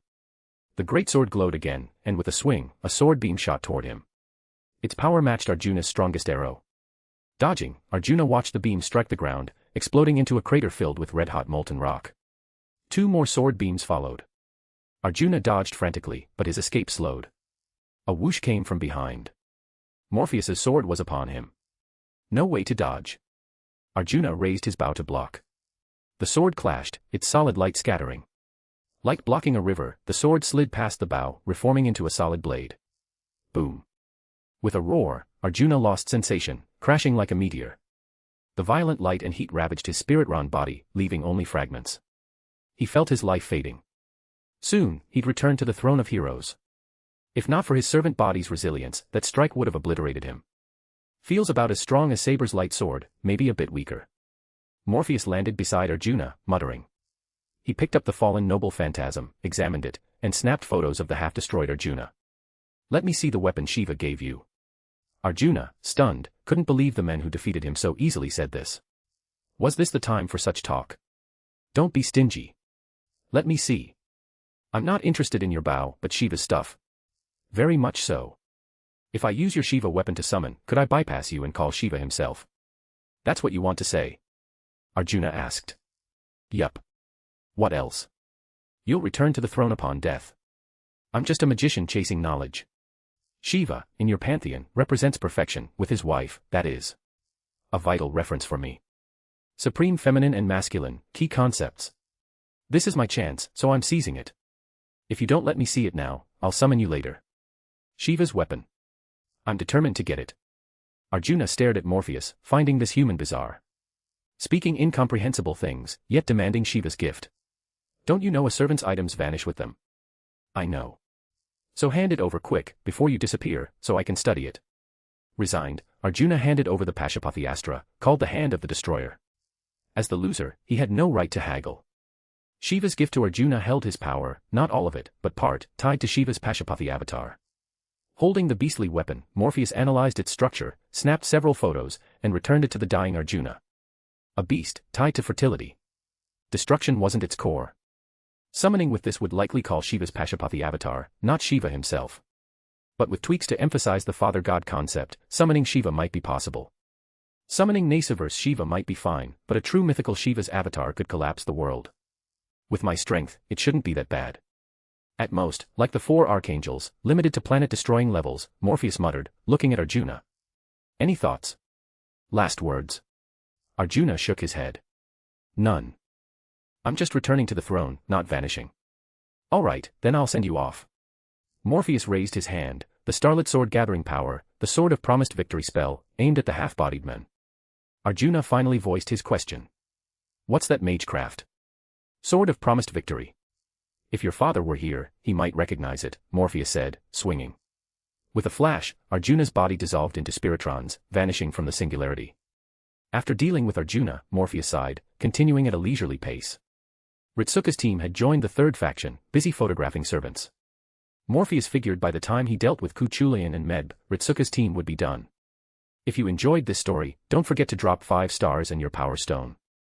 And if you want to read more than 70 chapters in advance, feel free to visit patrayon.com/kongtl. Chapter 187, TOA 187, The Other Side Situation. Ritsuka was photographing the servants before her. None resisted, especially after learning it was to improve summoning precision for future battles to save humanity. They were highly cooperative. Among them, a white-haired servant caught Ritsuka's attention. Slender, wielding a spear, he exuded strength. This servant was Karna. According to Mash, he was from Indian myth, a formidable figure. He was also approachable and easygoing. After snapping a few photos, Ritsuka considered chatting with him about ancient India. But Karna suddenly stood, his expression a mix of shock and solemnity. "What's wrong, Karna?" Ritsuka asked. His face was grave as he gazed toward the British, or rather, Celtic, soldiers' direction. I sensed it. My fated rival was eliminated. Fated rival? Arjuna, Karna said, puzzled, his gaze distant. I felt it just now, he died. Died. Ritsuka paused, then realized it was likely the work of a certain teammate who'd gone off alone. Mash whispered, Arjuna and Karna are fated rivals, destined for a battle. Arjuna never fought Karna at full strength, which is a regret, isn't it? Karna nodded slightly. He went to the Eastern forces to fight me as a rival. I never imagined he'd die like this. Who defeated him? Ritsuka hesitated before saying softly, probably my ally. Your ally? My master, Gene Alter interjected. He encountered Arjuna and defeated him. Your master is a servant? Karna asked, surprised. Gene Alter shook her head. No, my master is human. His power just surpasses many servants. A human stronger than servants? Karna pondered, finding it nearly impossible. This wasn't the age of gods. A human stronger than servants, capable of killing Arjuna, seemed absurd. If humans could reach such power, they'd handle humanity's salvation themselves, not run around recruiting servants. Yet a voice in his mind insisted it was true, his rival Arjuna was gone. That meant. Karna turned to them. Everyone, with Arjuna returned to the throne, the Mad King has fewer servants. We should seize this chance to take him down. Ritsuka and Mash exchanged helpless glances. Gene Alter spoke up. My master said it's unnecessary. He'll handle the Mad King. Karna grew anxious. But the Mad King is powerful. Even if he defeated Arjuna, he can't reliably beat the Mad King. Even Arjuna or I alone would struggle against him.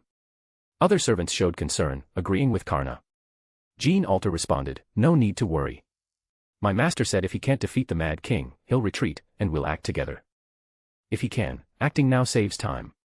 A mere human saying such things shocked the servants, seeming unbelievable. Karna, avoiding calling it arrogance, asked, who is your master? Morpheus Flaga Mac Remitz, Gene Alter replied, with his permission. The name puzzled many. Helena suddenly let out a gasp. What's wrong? Everyone turned to her, confused by her outburst. Karna asked directly, do you know something?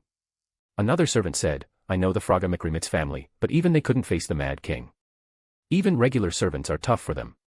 I know about the Fraga Mac Remitz family, but it's not the surname, it's the name, Helena said, her eyes full of doubt. It's familiar, but it's like a folktale, only in obscure stories. What stories? They say in ancient times, when gods walked the earth, a magus appeared in Greece. He fought alongside Medea and Heracles against giants, joined Artemis and Medea to defeat Typhon, and sailed on the Argo, defeating Echidna, the mother of monsters. But after that campaign, this magus vanished, as if evaporating. Even the gods couldn't trace him. Only fragments of stories remain, like rebellious tales young people love. Helena frowned, concluding that mysterious magus was supposedly named Morpheus. The group was stunned. Helena continued hesitantly, I found the story intriguing, so I remembered it. I never expected to hear the exact same name here. Her explanation didn't fully convince them. Not exactly the same. Your story's Morpheus had no surname. It's a common name, coincidences happen. Right. Even if that Morpheus was powerful, it doesn't mean this one is. They're likely different people. A human from the age of gods, alive now. Impossible. Helena acknowledged the doubts, turning to Gene Alter. Is your master related to the Morpheus I mentioned? Gene Alter smiled proudly. The one you spoke of is my master. What? A human from the age of gods, alive now? Impossible. The crowd erupted in shock, even Helena struggled to accept it. Jean Alter offered one answer. Just time travel. After defeating Echidna in Greece, my master returned to the present. He hasn't lived long, his time barely passed. Time travel, an extraordinary feat, practically magic. That Morpheus achieved it. Now they understood why this human who defeated Arjuna was so bold and confident. He had the strength to face any foe, even the Mad King. His feats, defeating Typhon and Echidna, surpassed most Greek gods. He could be placed on Zeus's level, or higher. Zeus, after all, was defeated by Typhon and only sealed him, not destroyed him. Helena noticed the sword at Ritsuka's waist, its unique power drawing her attention. It was linked to her studies. A human wielding such a sword, not a servant's weapon, piqued her curiosity. Was it her noble phantasm? What's this sword? Helena asked. It's Aim no Murakumo, my blade, Ritsuka replied. Helena, well versed in occult knowledge, knew of Japan's Aim no Murakumo, a national treasure tied to the emperor. She blurted, the imperial treasure of Japan. Ritsuka nodded. Yes, but this one was made by Morpheus, not the original. I've seen the original. It's different and didn't have this unique feeling. Unique feeling. Ritsuka grew curious. Helena, slightly embarrassed, asked, can I borrow it? I won't take it, just look. Ritsuka unhooked the sword and handed it over. Helena, thrilled, carefully touched the scabbard, then slowly drew the blade. As it was unsheathed, a surge of power flowed into her, boosting her strength and flooding her mind with new knowledge.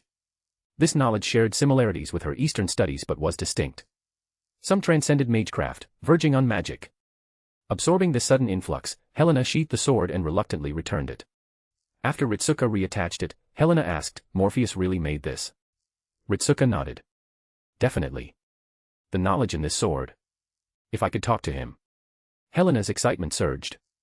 Discussing with the sword's creator could unlock new knowledge, clarifying her own theories. But she had no chance now, he was fighting the Mad King. Win or lose, she'd return to the throne. Yet, her disappointment turned to a smile. The knowledge was in her mind, retained even in the throne. She could experiment, advancing her magecraft. Some theories were unique, others aligned with her own. If utilized, she might escape the throne, ascending to divinity. Per the knowledge, this ascension was replicable. Anyone with talent could ascend to godlike status. Thrilled, Helena turned to Jean Alter. Can you tell your master? If he wants to summon a new servant, try me. I'll respond instantly. Seeing Helena's fervent expression, Jean Alter shivered, then relayed it to Morpheus. Morpheus, hearing her, paused but smiled at Helena's thirst for knowledge. All right, tell her I'll try summoning her, but I can't guarantee her wishes will come true. Jean Alter repeated his words. Helena, satisfied, grinned and headed to the camp, shouting, all right, everyone, relax. After clearing the rabble, Morpheus adjusted his collar, extended his right hand toward the distant Mad King, and beckoned provocatively. Mad King Ku Chulayan, a berserker, differed from typical ones. He retained some rationality, not prone to blind rage. This berserker was more akin to a tyrant. Such a figure, the epitome of masculine aggression, couldn't tolerate provocation. Seeing this stranger decimate his elite troops, Ku Chulayan's fury ignited. The taunting gesture and expression pushed him over the edge. A surge of immense mana erupted, and he leapt, charging at breakneck speed. The spiraling red spear from memory had changed, now a true lance, wreathed in dark crimson, exuding a beastly aura. His speed surpassed a lancer's, his physical strength amplified. As he swung the spear down, Morpheus knew the Holy Grail had enhanced him beyond his past self. Boom. The red spear clashed with Morpheus's bronze short sword. The impact made the earth groan, a shockwave scattering the air. The clash exceeded sonic speed, the violent force a result of their weapons' collision. Ku Chulayan was surprised this human blocked his attack, but his battle instincts took over, switching tactics for a follow-up. In an instant, he struck 5 times, each deftly dodged by Morpheus, and scathed. Seeing his attacks evaded, Ku Chulayan growled low, as if chanting. A mental interference, like crashing waves, surged toward Morpheus. But an invisible barrier halted it before it reached him, preventing any effect. Morpheus's ring glowed faintly, mana surging within. The Ring of Solomon, bearing sacred names, protected by the Lord, impervious to such forces. Unaware, Ku Chulayan summoned runes. Luffa's runes, embodying concepts like strength, that merged into his body. His power surged. If his base strength was 1, it now reached at least 1.5. Empowered, Ku Chulayan accelerated, weapon in hand, engaging Morpheus. Their figures left afterimages across the battlefield, fading with time. The air resounded with the clash of weapons, the booms causing nearby creatures to recoil in pain from the noise. In a castle, a woman watched, her pink hair and enchanting figure goddess-like. Her eyes followed the combatants unblinkingly. Ku Chulin's impressive, as expected of my chosen summon, she said gleefully, then glanced at the other figure. But this guy's incredible, holding his own against such a Ku Chulin for so long. She plucked a grape, popping it into her mouth, enjoying the spectacle. He's human, right? But with servant traits. So strange. His strength surpasses human limits. Even in my time, I never saw a human like this. Where did he come from? That spell earlier wiped out all nearby soldiers in an instant. Such destructive power, those terrifying flames, was it a noble phantasm? That staff he held. Med mused, her gaze shifting between the two. Ku Chulin so dashing, my chosen man. But this mystery guy's handsome too, with a fierce puppy vibe. I just want to hug and pamper him. Who'd have thought I'd find such a prime man in this world? If I could beat the king of magecraft, I'd tie him up, lock him away, and make him mine. She giggled, drooling slightly. Despite her pure appearance, her expression was utterly lascivious.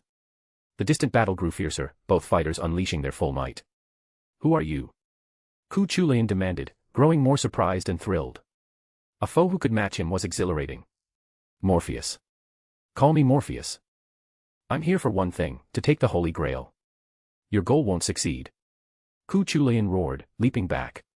Mana surged wildly, and his demonic spear erupted with power. Gibalg, the barbed spear that pierces with death. The noble phantasm, invoked by its true name, became a black-red lance hurtling toward Morpheus. A guaranteed hit, reversing cause and effect.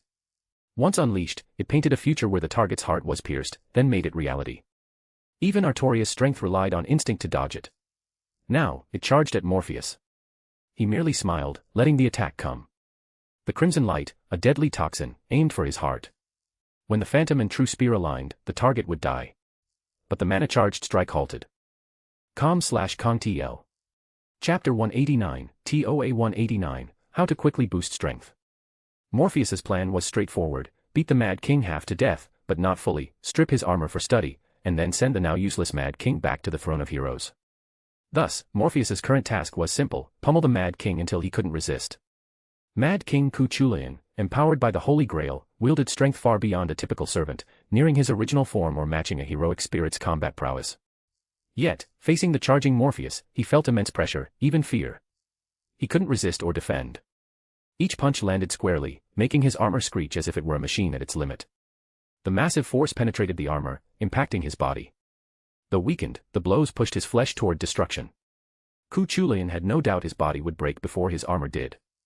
The damage outpaced his Luff rune's anti-destruction spells. Without those runes, he'd already be dead. Roaring like a beast, his eyes blood-red, the Mad King, trapped in a frenzy, struggled from the castle wall's rubble, swinging clawed hands. His weapons were his armored claws. Bang. Morpheus's fist met Ku Chulin's claws. The hand, expected to be shredded, was unharmed. Morpheus angled his fist cleverly, striking Ku Chulin's wrist, sending shockwaves through veins and nerves, dispersing his strength and twisting his hand in pain. A basic close combat technique magician often learned, it proved effective. The disabled hand, even if only for a second for a servant like Ku Chulin, was enough. Morpheus's fist opened, grabbing the pain-racked wrist from the back, and he kicked out with his right foot. Earth element gathered, coating his foot in sharp spikes. The impact, like a hammer driving a nail, struck Ku Chulin's armor, shattering the stone spike but delivering immense force. With Morpheus gripping his wrist, Ku Chulin couldn't fly back, absorbing the full impact. Crack! A crack appeared in the armor, a small breach. Another blow followed. Morpheus's fist. The crack widened, branching like tree limbs across the chest and upper body. The armor shattered into dozens of pieces. The Mad King's greatest noble phantasm was gone. The punch's force crushed his chest, breaking bones and twisting his heart. Unable to hold back, he spat blood, his vigor fading. Despite the Holy Grail's power, he couldn't suppress his injuries. The tyrant-like aura vanished, leaving a pitiful stray. Go to sleep. Morpheus cast a hypnosis spell, putting the near-dead Ku Chulin under, then rushed to the armor fragments, collecting them.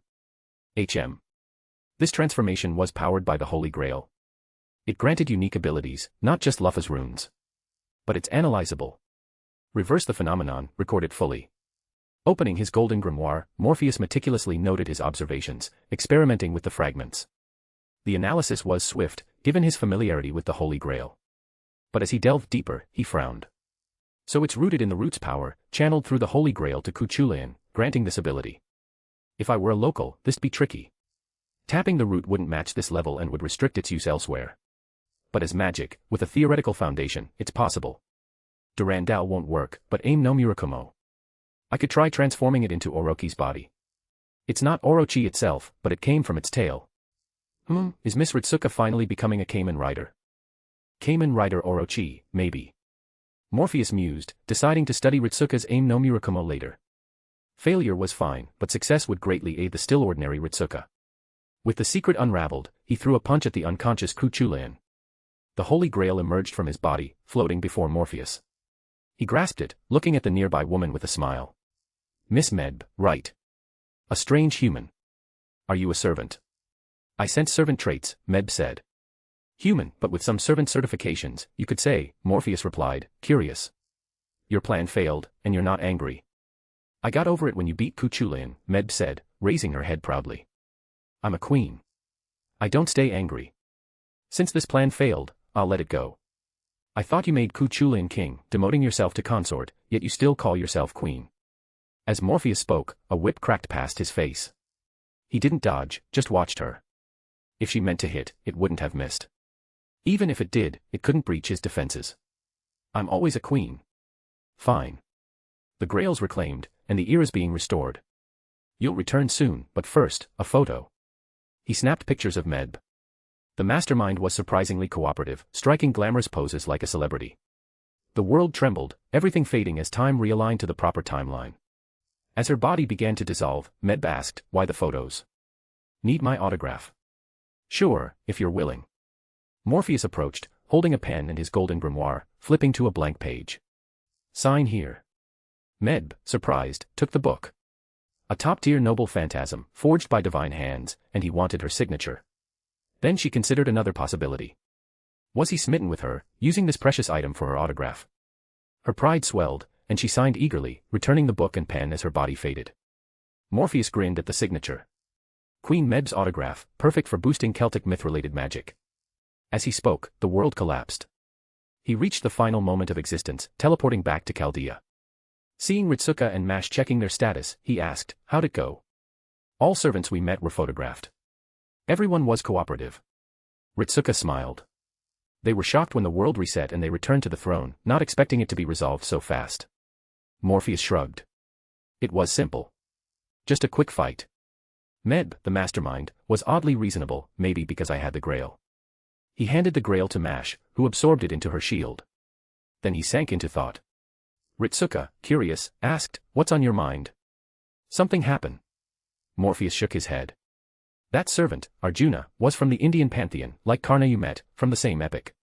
I studied the Pashupati Astra, Shiva's weapon, and got some inspiration. Shiva's weapon. Ritsuka gasped, familiar with the name despite limited myth knowledge. Morpheus was researching Shiva's power, what was he planning? The supreme masculine and feminine, 9 is equal to 2 and 8 is equal to 3, are non-human realms. It's a tough path. Even invoking Babylon's power for union has steep costs, so I'm thinking of alternatives. Alternatives.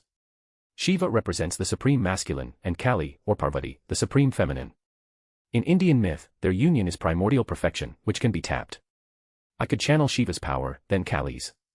Not to reach the upper 3 crowns, but maybe the 7 is equal to 4 realm. Or use Shiva's power to manifest material force, connecting with the guardian archangel Tzatgil. That might work. Ritsuka asked cautiously, summoning Shiva and Kali's powers, won't that cause destruction? How could it be that easy? I'm just a small-time magician. Summoning world-destroying power. Morpheus waved dismissively. My angelic power could destroy a planet at best. The world. Impossible. Ritsuka sighed helplessly. Just destroy a planet. Like that's trivial. Then she noticed something else. 7 equals 4's guardian is Tzadkiel. Yes, an archangel great for learning. But you, take it slow. You're barely past beginner stage. Humming, Morpheus left, looking thrilled. Ritsuka blinked. Mash said, Senpai, Morpheus Senpai seems thrilled. He must have gained a lot. I think he's just excited about his research, Olga Marie said, approaching. Not greeting Morpheus, she told them, rest up. This mission was easy, but we had issues. Servants may not truly want to help us. We'll discuss this later. As they left, Olga Marie called, Jean Alter, wait. I need to talk. Jean Alter looked puzzled, unsure why. Olga Marie coughed. Just some things about Morpheus. I need to understand. If you enjoyed this story, don't forget to drop 5 stars and your power stone. And if you want to read more than 70 chapters in advance, feel free to visit patreon.com/kongtl. Chapter 190, TOA 190, Morpheus's Origin Story. Jean Alter followed Olga Marie to her private office, puzzled. As Chaldea's director, Olga Marie had a dedicated spot in the command room but also a personal office. It wasn't lavish, resembling a standard office, except for a wall lined with books, showcasing her role as director. This reminded Jean Alter of something Morpheus once said. High officials love filling their public spaces with books. Whether they read them doesn't matter, it's about guests seeing them, flaunting erudition. He'd said worse, some would have aides pick books, then recite titles like a menu to pose as scholars, even leading nations. Morpheus's words dripped with scorn. Jean Alter didn't know who he meant, but his disdain was palpable. As a general in the Franco-English wars, she'd met many people. Those Morpheus described were beneath even the lowest nobles. Now, eyeing Olga Marie's bookshelf, Jean Alter wondered about her character. Was she a fool using books to feign knowledge, or truly capable? From recent interactions, Olga Marie seemed competent, managing Chaldea efficiently, improving it despite resource shortages. Without those, Chaldea might endure to its limit. Pointing at a book, Jean Alter asked curiously, that's? Olga Marie glanced over, retrieving it. Management-related, not magecraft. Before taking over Chaldea, I was just a magus studying magecraft. From a prominent family, sure, but clueless about management. She looked at the book nostalgically. Jean Alter noted its clean cover but worn pages. To run Chaldea, I bought mundane educational texts. This is one. Non-magus can't study magecraft, but their other research is impressive. Mundane efforts built much of Chaldea. Mundane people. Humans write history, and most are ordinary. Magus are the minority, Jean Alter said, convinced Olga Marie actually read these books. She even spotted novels on the shelf. No one flaunting status would include novels. But Jean Alter hadn't forgotten why she was here. Director, why did you call me? Olga Marie fell silent, hesitating before clearing her throat. I'm just curious. A mischievous grin spread as she realized something. She wasn't Jean d'Arc but a copy crafted from Gillis's delusions, inheriting Jean's playful side yet amplified with aggression. Unlike Jean's kindness, she loved teasing. Sensing Olga Marie's odd behavior, Jean Alter's playful side surged, though she feigned curiosity. Tell me, I'll cooperate. It's for my master. Olga Marie, startled, asked, you're worried about Morpheus too? Of course. He's my master, and we're very close. I'm his only servant, you know. Jean Alter turned her head, faking shyness, sneaking a glance at Olga Marie. Olga Marie's eyes widened. I am sort of his servant too. Not really. You're a ghost, the director, his boss. He's only helping to save you, right? Unlike me, summoned by our bond. Bond. Olga Marie deflated. Jean Alter's words were undeniable. Her summoning stemmed from her deep connection with Morpheus, forged when he took on her original sin, bearing her suffering. Thinking of this, Olga Marie slumped, at a loss for words. Seeing her crushed, Jean Alter pouted, finding it less fun.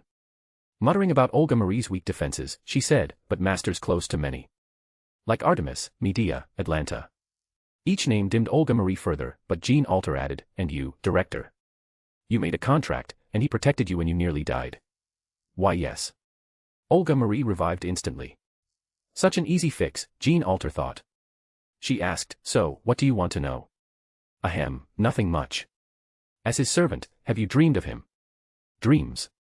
Jean Alter paused, then grinned. Great idea. For master's well-being, let's share our dreams and check for gaps. How's that? I have to share too. Of course. You've dreamed of him, right?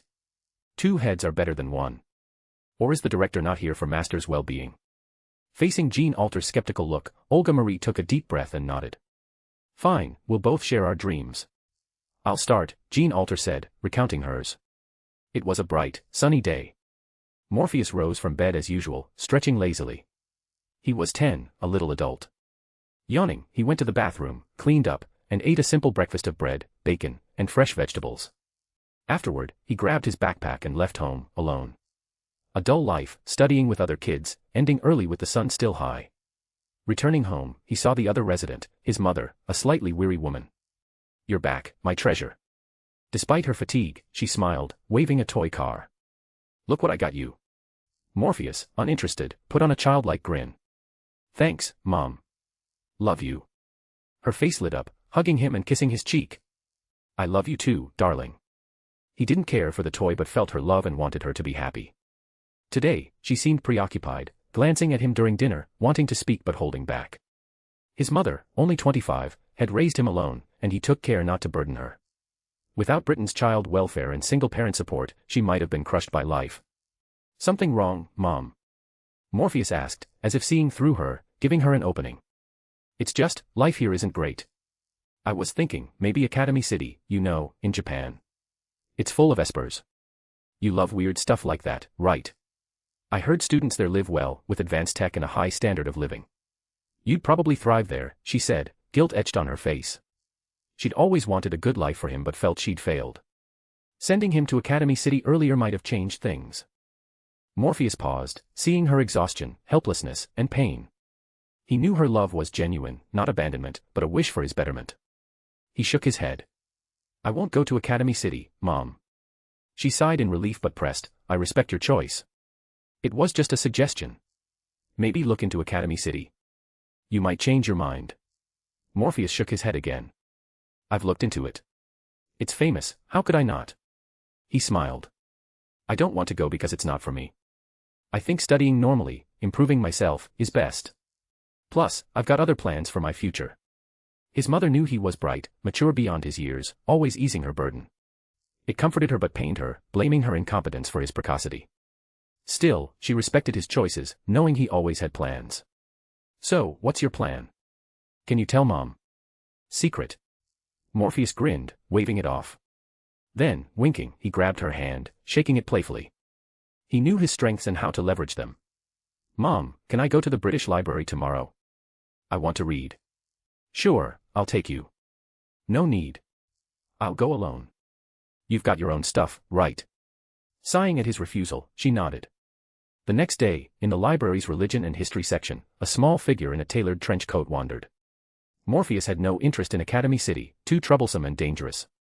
Developing esper powers, without breaking artificial limits, would bar the path of magic. Using magic as an esper could burst blood vessels due to cognitive restrictions. Morpheus didn't see himself as gifted, just ordinary. To follow the talented, he'd study magic. In the vast sea of books, he sought traces of magic, diving into religious texts and esoteric knowledge. In a corner of the British Library, the young boy sat, engrossed in a book. Beside him, a stack of tomes, religion and occult studies, would daunt even a college student. They'd put you to sleep in half an hour. Yet this boy was captivated, diligently taking notes in a notebook. Morpheus believed one thing. Magic, hidden in the world, mysterious, omnipresent. If you enjoyed this story, don't forget to drop 5 stars and your power stone. And if you want to read more than 70 chapters in advance, feel free to visit patrayon.com/contl. Chapter 191, TOA 191, The Seeker of Mysteries. Morpheus diligently absorbed knowledge from various texts, religious doctrines, mythologies, and historical accounts. As a transmigrator, he knew their value. In occult studies, a single historical record could wield immense power, even triggering large-scale magic. This wasn't exaggeration but fact. Converting such knowledge into usable magic required a magician's exceptional skill. For Morpheus, just beginning his mystical journey, this was premature. He needed to delve deeper. Over time, he devoured everything occult-related. After classes, he'd rush to the British Library, becoming a unique fixture there. People noticed the boy by the window, basking in sunlight, quietly reading. His presence was striking due to the stark contrast. While other kids read fairy tales or picture books, this 10-year-old tackled tomes that daunted college students, dense historical texts or weighty academic volumes. He meticulously took notes, scrutinizing every word, never missing a detail. He'd cross-reference multiple books, seeking commonalities. If not for his childlike appearance, one might mistake him for a seasoned historian or theologian. His school performance was stellar, not just academically but in sports too, avoiding the "nerd gets bullied" stereotype. Instead, Morpheus was popular.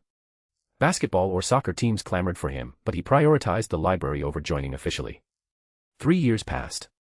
The elementary student was now a junior high student, taller and more refined, perhaps from reading, exuding a scholarly air.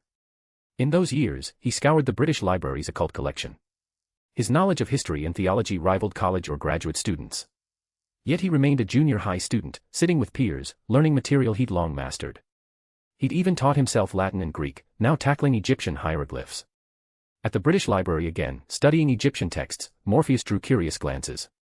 "Look, he's back," said a regular. "That kid. He's young, reading ancient Egyptian," a newcomer marveled. First-timers were shocked, but regulars enjoyed the newcomer's reactions, chuckling softly while explaining without disturbing others. "He's our genius, the library's prodigy. In 3 years, he's read hundreds of books." "Hundreds?" "Yes, mostly theology and history, highly specialized, no entertainment value." As they spoke, a white-haired elderly man approached, speaking softly to Morpheus. The boy responded, and the men left satisfied. The newcomer gaped. "Isn't that Professor McGrail from King's College London? He knows the kid." "Of course. They've discussed things a dozen times. McGrail visits when stumped, consulting him. I told you, the kid reads serious stuff. Some even suggested he audit at King's to not waste his talent. Others proposed he take exams for early admission, but he declined, wanting a normal student life." The newcomer's eyes widened. King's College wasn't just any university, it was elite. Nearby, a petite girl and an older blonde man watched, pretending to read but focused on Morpheus. "That's him, Mark." The blonde girl's lips didn't move, but her voice echoed in the man's mind. "Magic." "Yes. For 3 years, he studied theology, history, and mythology. I've tracked him. He's seeking mystical traces in these texts," said Mark, full name Mark Spence. The blonde girl, Lavinia Birdway, smiled. "Not just a hobbyist, like girls into fortune-telling." Mark's expression stayed neutral. "No. He's decoded several magics, carries tarot cards, and can use some for spells." "He's self-taught magic?" "Yes, no teacher." "Tarot. Sounds perfect for our dawn-colored sunlight, doesn't it?" "Indeed. His path aligns with the Golden Dawn's teachings. With formal training, his power could grow rapidly. Rapidly enough to be a second in command." Without hesitation, Mark nodded. "Highly likely. His linguistic talent makes him ideal for magecraft." Lavinia smiled. "Let's make contact." Walking home, Morpheus yawned. Reading and learning were thrilling, but relaxing brought fatigue, like his body was drained. He pulled a 5-pound note from his pocket and bought fried noodles at a street stall. Cheap and oily, the high-calorie meal was perfect for his depleted energy. Happily taking the large portion, enough for 3 meals for most kids, he sat and devoured it. The savory aroma spread, spurring his hunger. The first bite eased his stomach, followed by more. Satisfied, he tossed the empty container into a bin, burping lightly, then narrowed his eyes. The surroundings were empty, suddenly a no man's land. He sensed an unusual aura. An event's aura. Bounded field. His eyes scanned, spotting a paper with a strange rune by a nearby bin. Recognizing it, his eyes lit up, and he approached. "A luff rune," he said. "Correct. Bounded field, luff rune, quite useful," came a haughty voice, unmistakably a young girl's. Morpheus turned to see a girl, younger than him, about 8. She smiled proudly, staring at him. "You're seeking magic's traces, aren't you?" Morpheus glanced at her, then the men beside her, forming a guess but asking, "Who are you?" He asked deliberately, already suspecting she was Lavinia Birdway, leader of Dawn-Colored Sunlight, with her deputy, Mark Spence. "You're not yet worthy to know," Lavinia said, raising her hand. A strange object formed, becoming a starry chalice. Water condensed from the air, forming a serpent that lunged at Morpheus. He dodged, pulling a tarot card from his pocket, the Judgment card. With its appearance, flames erupted in the air, accompanied by an explosion. Bang. The flames shattered the water serpent. His magic was weak, this explosion his limit, but it sufficed. Lavinia hadn't used full power, the serpent was a feint. Seeing her serpent destroyed, Lavinia smiled, not attacking again. "Heard of the Golden Dawn? The father of modern magic? That secret society?" Morpheus frowned, feigning irritation from the attack. "Exactly. After its dissolution, many groups inherited its ideals. We're one, call us Dawn-Colored Sunlight. Want to join?" Morpheus didn't rush to agree. It was a chance to dive into occult studies, gaining vast knowledge, but he stayed cautious. "What's your goal?" "Goal? Your organization must have a mission." "Smart. Our purpose hasn't changed since our founding. Dawn-Colored Sunlight aims to master the world, everything," Lavinia said, issuing another invitation. "So, will you join?" Morpheus paused, recalling Dawn-Colored Sunlight's origins. Initially not called that, the ancient group aimed to rise above, becoming leaders, superhuman. After the Golden Dawn's rise, they infiltrated it, only to be consumed, transforming into a magic cabal and renaming themselves Dawn-Colored Sunlight. He smiled. I'll join. Lavinia grinned. Thought of a magic name. Long decided. Veritas 000. Morpheus declared, sharing the name chosen since starting his occult pursuit. The name and number stunned Lavinia and Mark, then she laughed heartily. Your name and number show grand ambition. Morpheus laughed too. Doesn't it fit your cabal's purpose? Pursuing ultimate wisdom, the realm above the tree of life, matched their goal of mastering the world's core. At 13, Morpheus joined Dawn-Colored Sunlight, beginning his formal magic studies. After hearing the story, Olga Marie sat in silence. She knew Morpheus was from another world, but his talent and drive shocked her. Planning his future at 10, seeking magic's traces without supervision. Finding true magic, mastering basic mana control, and casting spells through self-study. Monstrous talent. But Lavinia shocked her more. Morpheus was 10, yet this 8-year-old led a cabal with apparent strength. What kind of world was that? 8. At that age, Olga Marie was clueless. If you enjoyed this story, don't forget to drop 5 stars and your power stone. And if you want to read more than 70 chapters in advance, feel free to visit patrayon.com/kongtl. Chapter 192, TOA 192, the plan to... Beyond learning more about him, they reached a consensus on another matter. Somehow, Morpheus's old world feels terrifying, Olga Marie said softly. Though I'm newly born, I have the Holy Grail's common knowledge and fragments of Jean's and Gillis's memories. I know what the outside world is like, but it's incomparable to Morpheus's world, Jean Alter replied. In that world, magic was omnipresent, mana ubiquitous. Simple tools and actions could unleash mystical forces. Olga Marie recalled the magus she'd met as a child, arrogant, yet clinging to survival. Even the clock tower, dedicated to new magecraft, was merely staving off decline. These magus descend into madness, chasing the root, seeking true mysteries. But who's truly succeeded? Most just perpetuate their family's magecraft, becoming less humane, she mused. It feels ironic. Olga Marie murmured. What's that?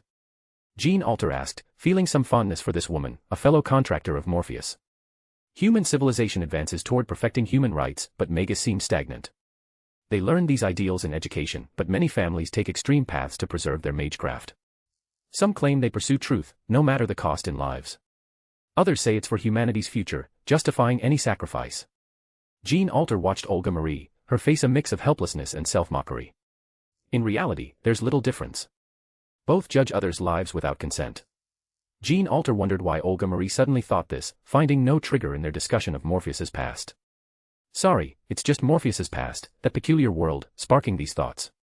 In a world where mysteries thrive, magus wouldn't face our struggles or become the lunatics I encounter, Olga Marie said. If they didn't, how'd I end up here? A voice interrupted as the door opened, revealing Morpheus. Olga Marie's eyes widened. How'd you get in? Came to see you about something and overheard. What, discussing dreams about me, and I can't know. Morpheus teased, approaching casually. But you missed something. What's that?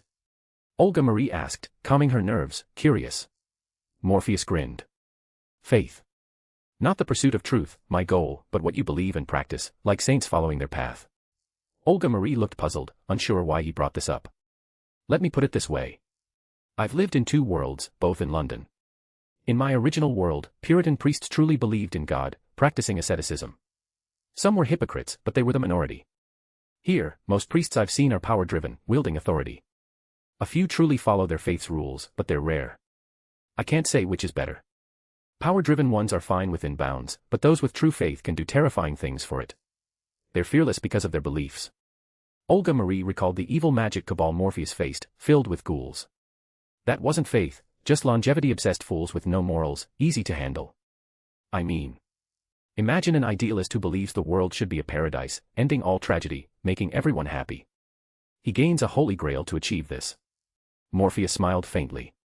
What happens to the world? Olga Marie frowned. It becomes happy. Morpheus asked, what's happiness? A simple question, yet hard to answer. Everyone defines happiness differently.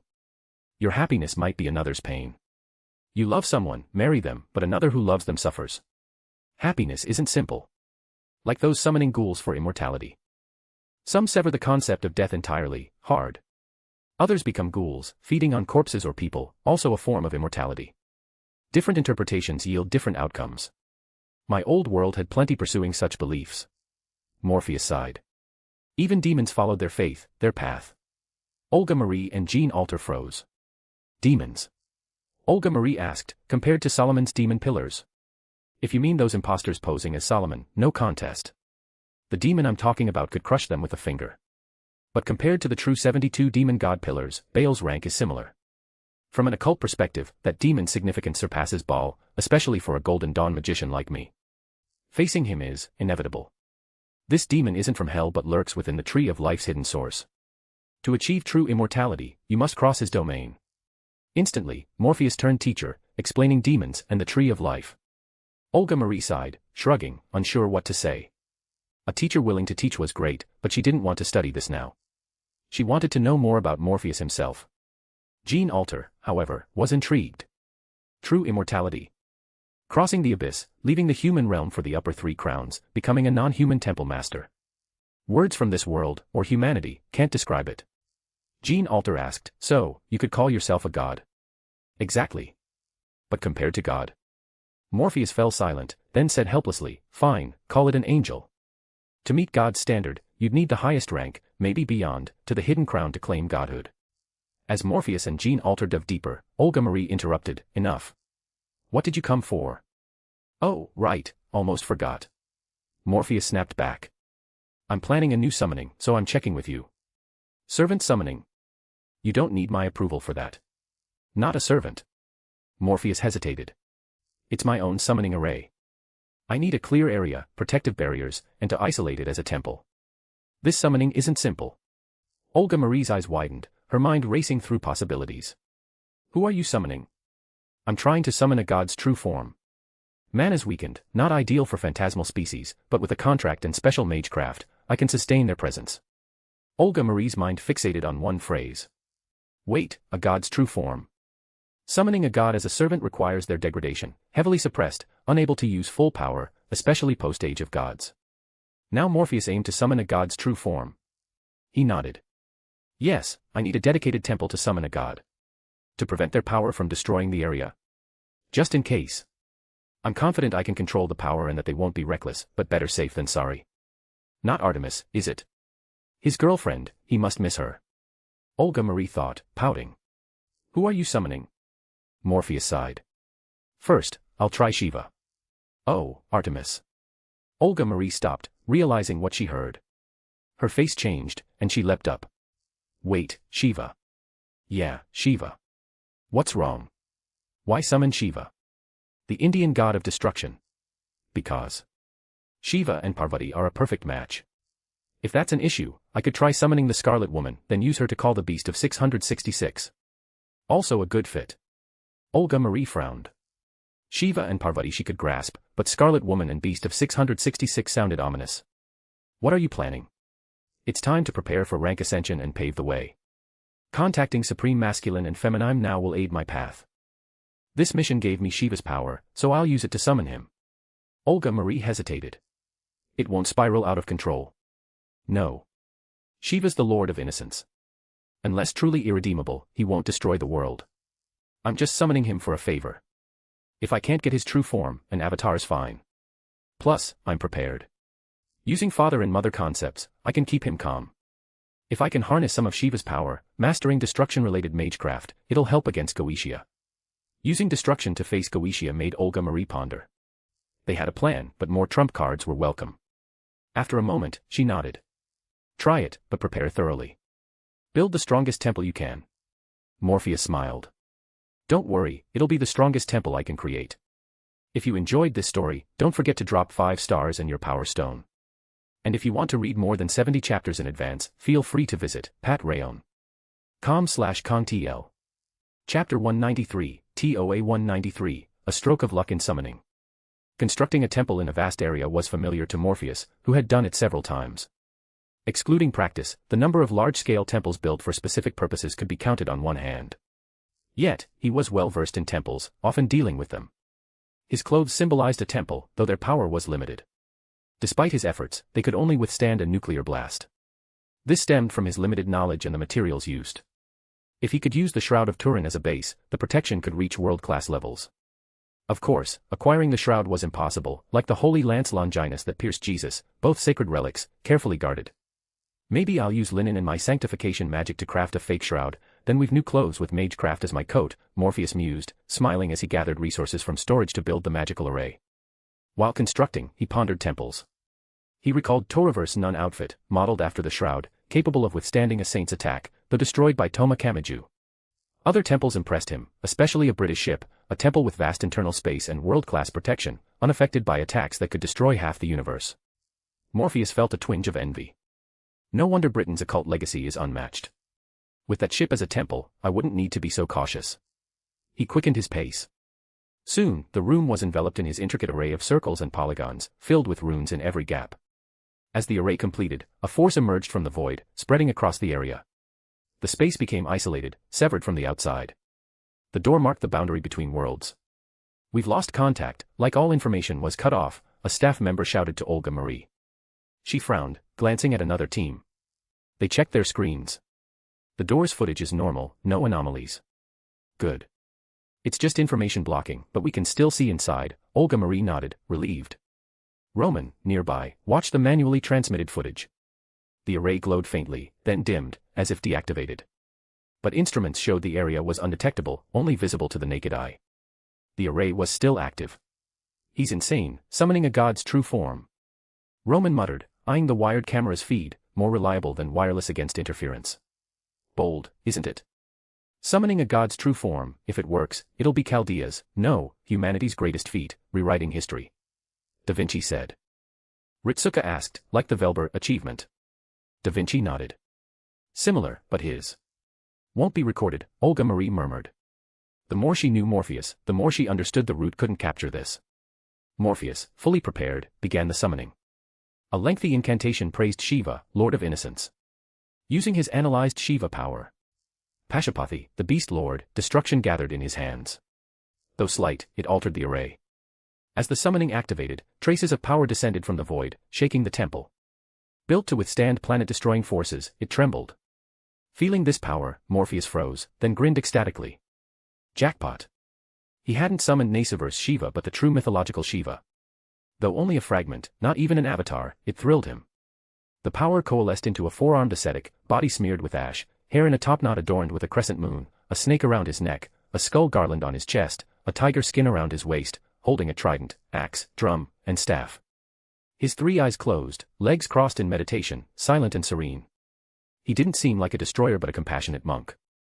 Examining him, Morpheus noted the crescent moon wasn't lunar but starry, evoking the cosmos, shifting as if the universe progressed. The crescent represents phases. Shiva manifests in the cosmos at different stages, yet conceals himself. Morpheus thought, sweat soaking his back. Observing further, he saw a goddess peeking from Shiva's ash-laden hair, gazing skyward. Her face was beautiful, expression gentle. Morpheus paused, then realized. Legend says Shiva caught the falling Ganges, so Ganga resides in his hair. She's a mermaid, human above, Makara below. A cobra around Shiva's neck symbolized death and rebirth. His drum's faint beat set the universe's rhythm. This fragment's power surpassed all Morpheus's prior angelic summonings, not because the four archangels were weaker, but this summoning's conditions were vastly superior. Calm down. It's just a fragment, but it's my Shiva, not Nasuverse, Morpheus thought, taking a deep breath and stepping into the array. The drum's faint beat roared in his mind, thudding heavily. It pulsed his body, as if he became the cosmos. Without action, the overwhelming pressure nearly floored him. He stood firm, facing the Lord of Innocence. Infinite, like cosmic forces, destruction and rebirth. Shiva's authority, power, and mercy. Feeling this, Morpheus kept his gaze fixed. With the cosmic rhythm, a torrent of knowledge flooded in. Shiva, unrestrained, was a symbol of knowledge. Mystical lore tore into his mind, threatening to shred it. Morpheus made a quick gesture, whispering, "Four archangels, stand by me." Their shadows descended, suppressed by the impact but aided by his necklace, succeeding. The pressure eased. He wasn't resisting Shiva but buying time to rest. Sustained exposure to this knowledge would drive him mad. It was like absorbing a grimoire's knowledge directly. At 8 is equal to 3, he could commune with Shiva for power, but now, a junior high student in a college lecture, knowledge poured in relentlessly. In reality, learning could be gradual, but this was like cramming 4 years of college in an hour. Unbearable.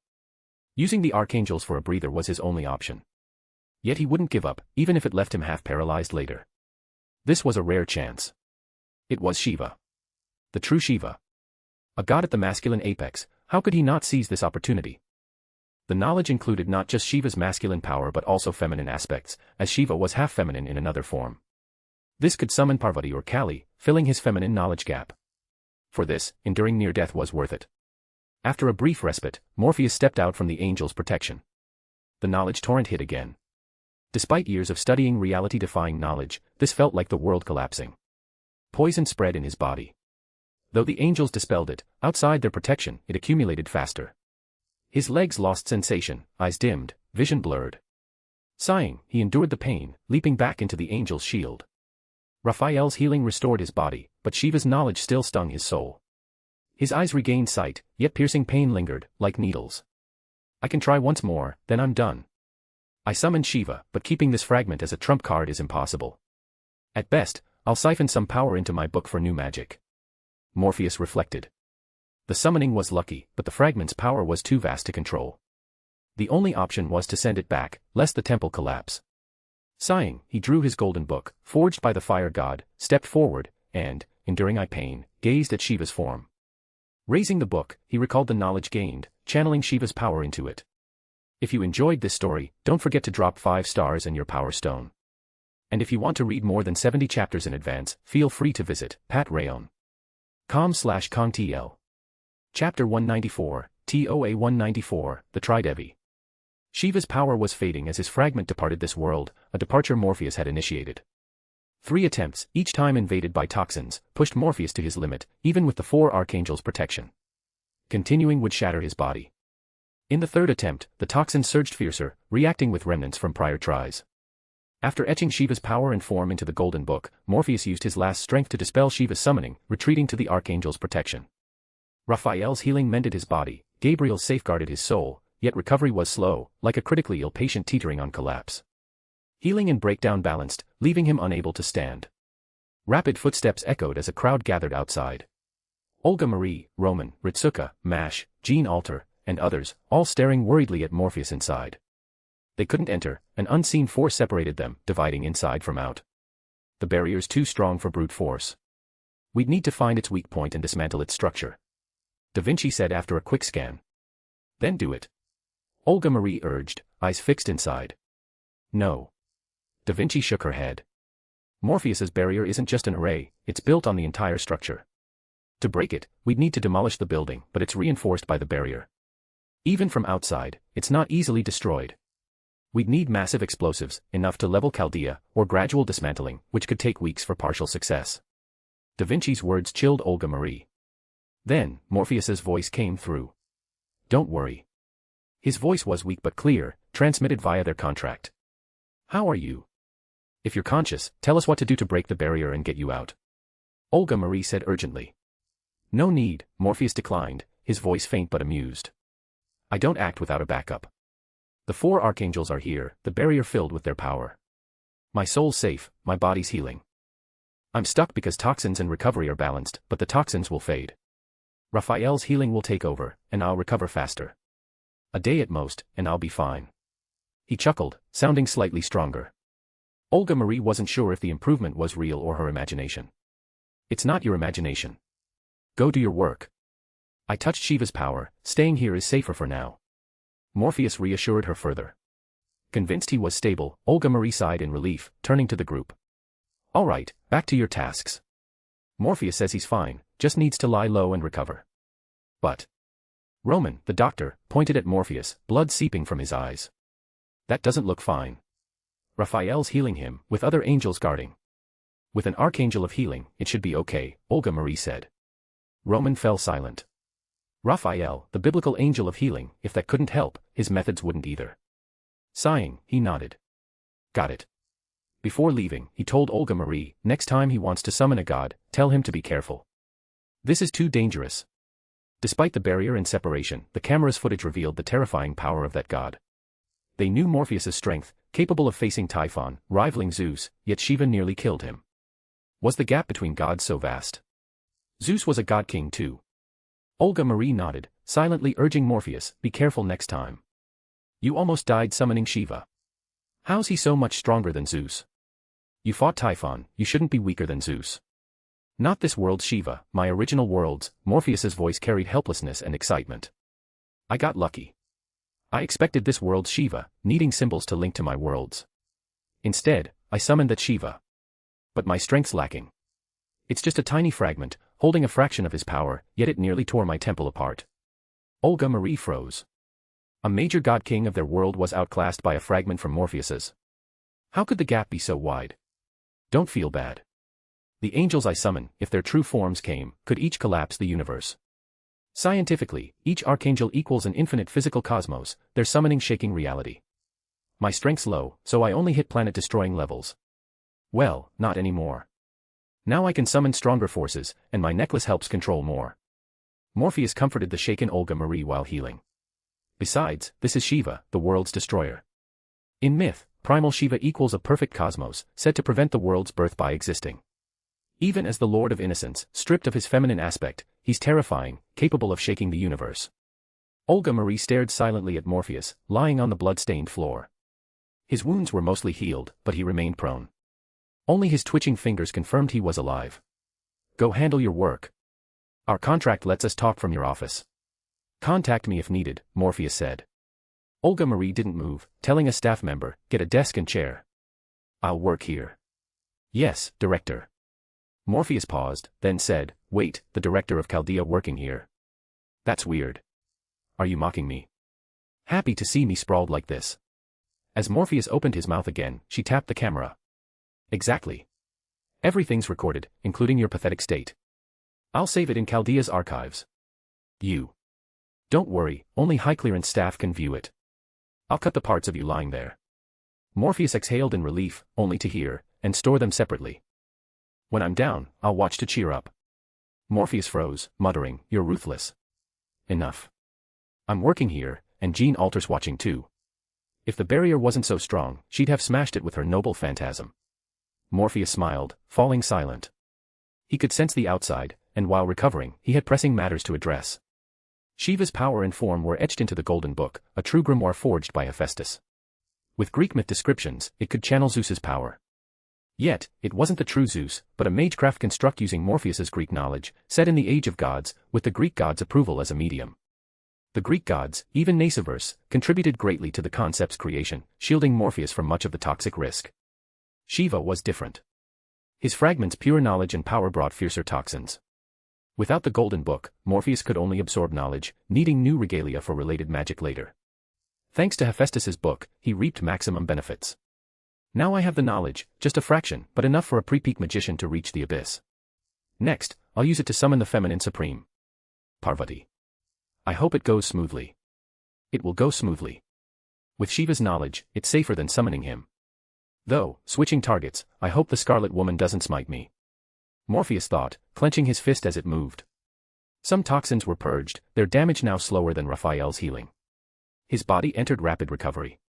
Though toxins lingered, Raphael suppressed them, preventing harm until fully purged. Reviewing Shiva's knowledge, Morpheus frowned. Wait, Parvati alone won't do. I need Lakshmi and Sarasvati too. But they're Vishnu and Brahma's wives. Right, in myth, Shiva's feminine aspect, Mahadevi, manifests as these three. A trinity to summon the true Shakti. Of course. Shiva exists within the cosmos, so I summoned him directly. But Shakti, a power outside the world, needs the trinity to manifest.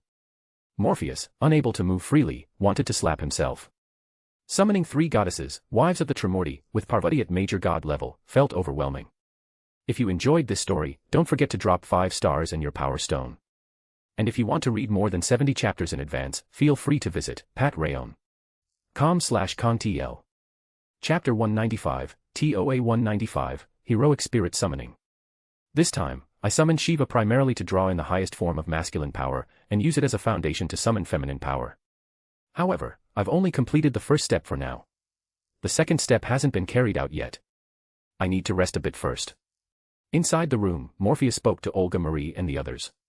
At this point, about a day had passed since he lay in the temple.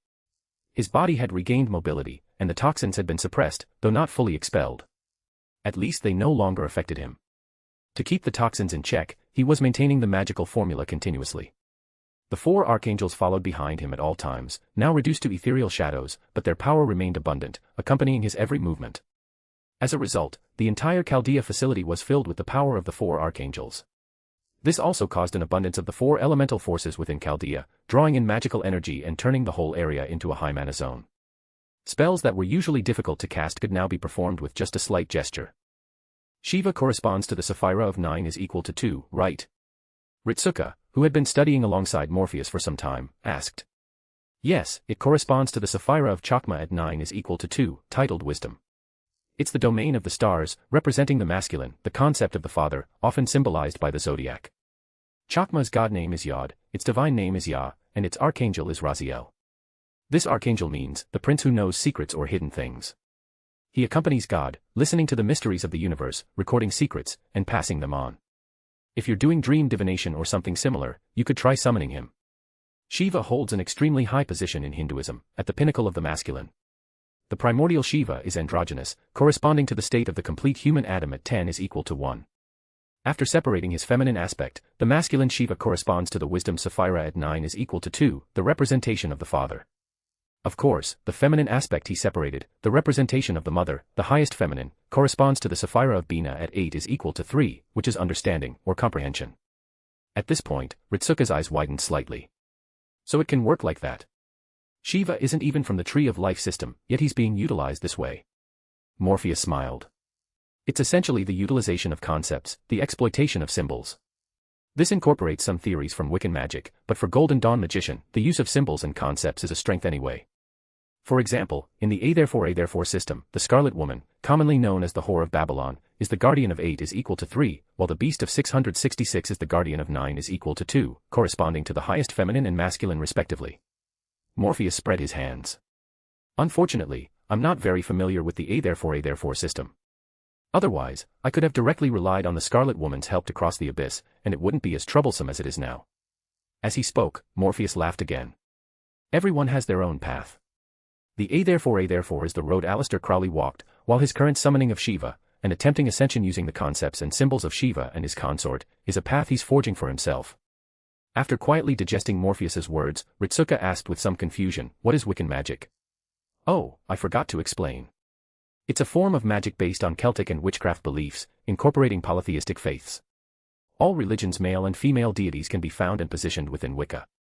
According to its theory, father gods like Zeus or Odin are of the same rank, or rather, the same god, and can correspond to each other, while Gaia and Frigg can correspond as well, just different names for the same deity, all being father gods and mother gods. Due to its compatibility, it's a great lubricant to use during certain magical practices. With that, Morpheus took the opportunity to explain Wiccan magic-related knowledge to everyone. Though it was all basic content, they studied it earnestly. Perhaps because of summoning Shiva this time, Morpheus felt their seriousness far exceeded before. They must have been stimulated, he thought silently. Standing in the temple once more, Morpheus held the golden book in his hands. He'd considered many names for it, but today, he finally decided on a resounding title. As expected, it should be called the Book of Morpheus. It's the most fitting name. Carrying my own name and full of magical tome flair. After choosing a name that might make others roll their eyes, Morpheus flipped through the pages to the one recording Shiva's details. Shiva's figure was imprinted there. Even as a mere ordinary-looking portrait, staring at it long enough made it feel like something was flowing out, burrowing into one's mind. This was the knowledge contained in Shiva's portrait, the root of his magic. Morpheus relied on the book's power to control the surge of Shiva's force, gathering it around himself. I bow to the supreme truth, I bow to the divinity within myself. Shiva represented the supreme truth, as well as the inner true self, the divinity of the ego. With this ancient salutation, Shiva's power manifested around Morpheus. An ancient figure emerged behind him, like the ethereal shadows of the four archangels.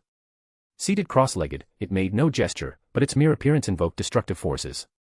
Yet destruction signified rebirth. As destructive forces appeared, so did those of rebirth, encircling Morpheus. These contradictory forces seemed so harmonious in that moment, inseparable, intertwining. Morpheus felt this power, his body twisting slightly, not seductively, but full of strength. As his right foot stamped the ground, the entire temple trembled in that instant. Even if only for a moment, the temple truly shook. Shiva's dance of destruction. The dance unfolded slowly, power converging. In an instant, earth, wind, water, and fire emerged around him, as if the world were being reduced to its foundational four elements. This world-destroying force continued to gather, condensing until it formed a trident in Morpheus's hand.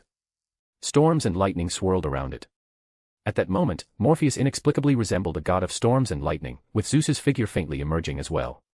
As expected, using Shiva's authority over storms and lightning can invoke the power of the almighty god Zeus.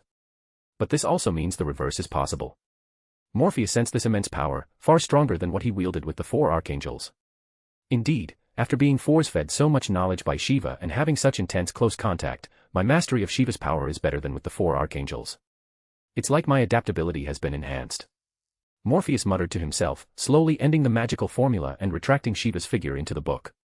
After that test, he'd confirmed one thing: relying on Shiva's power, he could invoke Shiva's world-destroying force, but it was hard to control. Even a planetary-level defensive temple trembled under it. One could imagine that using this power outside would be a cataclysmic disaster. Thus, the world-ending dance couldn't be used casually. If he did, it might drag all of human civilization down with it. But manifesting a trident with Shiva's power to invoke his lightning storm authority, and thereby drawing on the almighty god Zeus's power recorded in the book, was safer and could unleash even greater might than directly invoking Zeus. The only drawback was that the initial summoning, converted through Shiva, made the activation process a bit slow. However, for an increase of over 50% in power, with room for further enhancement, Morpheus felt the slight delay was entirely acceptable. Alternatively, he could just fight directly with Shiva's storms and thunder. It just wouldn't be as versatile as Zeus. Phew, I need to find time to properly improve myself, absorb all the knowledge Shiva brought, structure the ritual, and ascending to 7 is equal to 4 shouldn't be a problem. After reaching 7 is equal to 4, I can consider summoning the 3 goddesses. Morpheus muttered, not rushing to leave the temple. He had other matters to attend to.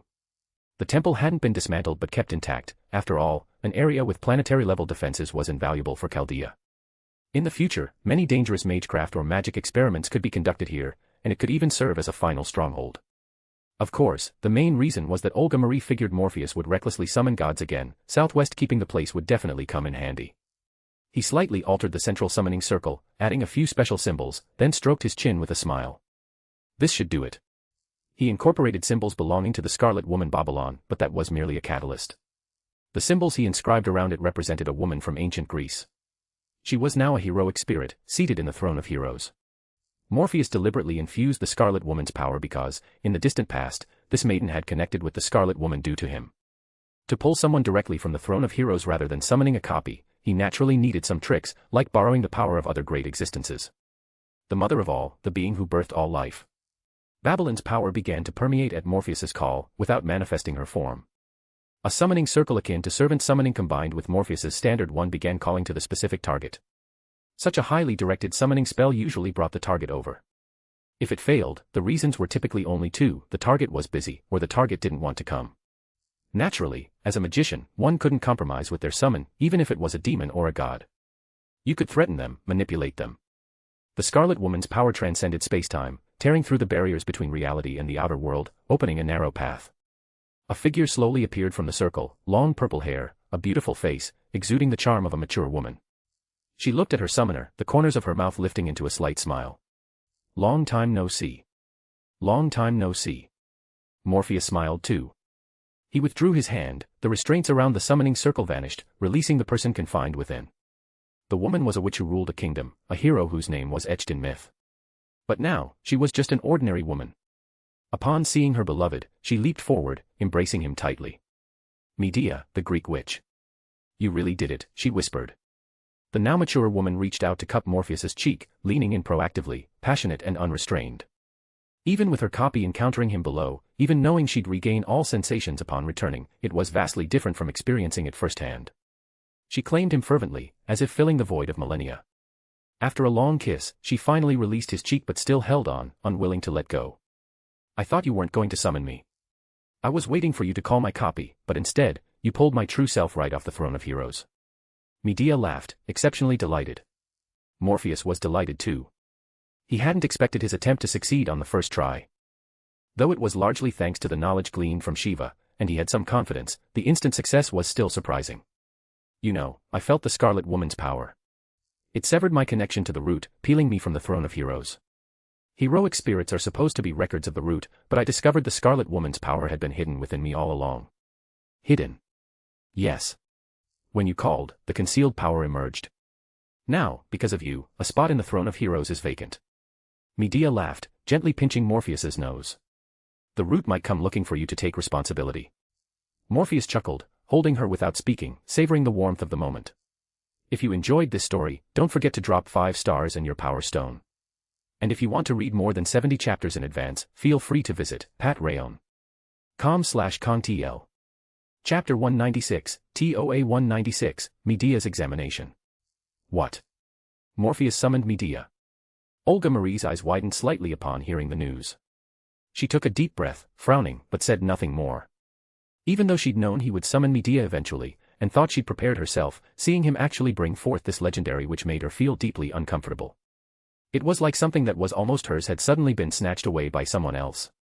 After dismissing the staff, Olga Marie sat in silence for a moment, muttering to herself, "I'm not jealous." She kept denying it, but this state only made her more uneasy. If it wasn't jealousy, why emphasize it? It felt like protesting too much. So, Olga Marie shifted her thoughts elsewhere. Really, couldn't he take it slower?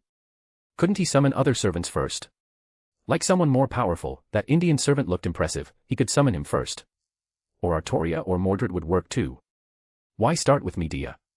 She grumbled under her breath, but no one else heard, it was just for her own ears. You tried summoning the destroyer god Shiva. After hearing Morpheus recount recent events, Medea stared at him with wide eyes, filled with reproach and worry. She immediately stepped forward, pinning Morpheus to the bed and unceremoniously starting to strip off his clothes. Morpheus quickly grabbed her hands, laughing. What are you doing? Assaulting me? That desperate? Medea rolled her eyes. I just want to check if your body's okay. If there's a problem, wouldn't that ruin my happiness for the rest of my life? Then, she pressed down more assertively, breaking free of his grip and skillfully removing his clothes until he was bare.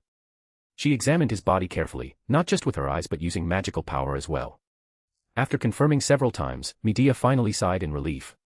Good, no issues. But then she frowned again. However, the toxins in your body are built up. For a short time, you'll need the Archangel's power to help. Without it, the toxins will spread instantly. They won't increase and will keep decreasing, but they'll still impair your movement. Morpheus smiled faintly. I know what you mean. During Ray Shift, I have to retract the 4 Archangels, and in that period, the toxins will spread, possibly robbing me of mobility.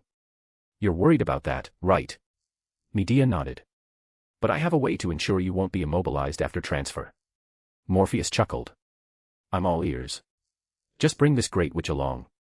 I've studied your magic too and know some techniques. I can borrow your necklace to call upon the Archangel's power and suppress it for you. Medea smiled, extending her right finger to gently lift Morpheus's chin, her expression alluring. Plus, I'm quite capable and can handle plenty of troubles for you. How about it? With that, she leaned over him and kissed him deeply, her hair cascading down like a waterfall, enveloping him. Her kiss was fervent and passionate. But it was just a kiss, for now, with the toxins not fully cleared and still abundant, other activities were off the table. This made Medea pout in dissatisfaction, slapping his chest. Hurry up and detox. Yes, ma'am, your highness. Morpheus grinned. Medea was, indeed, a princess.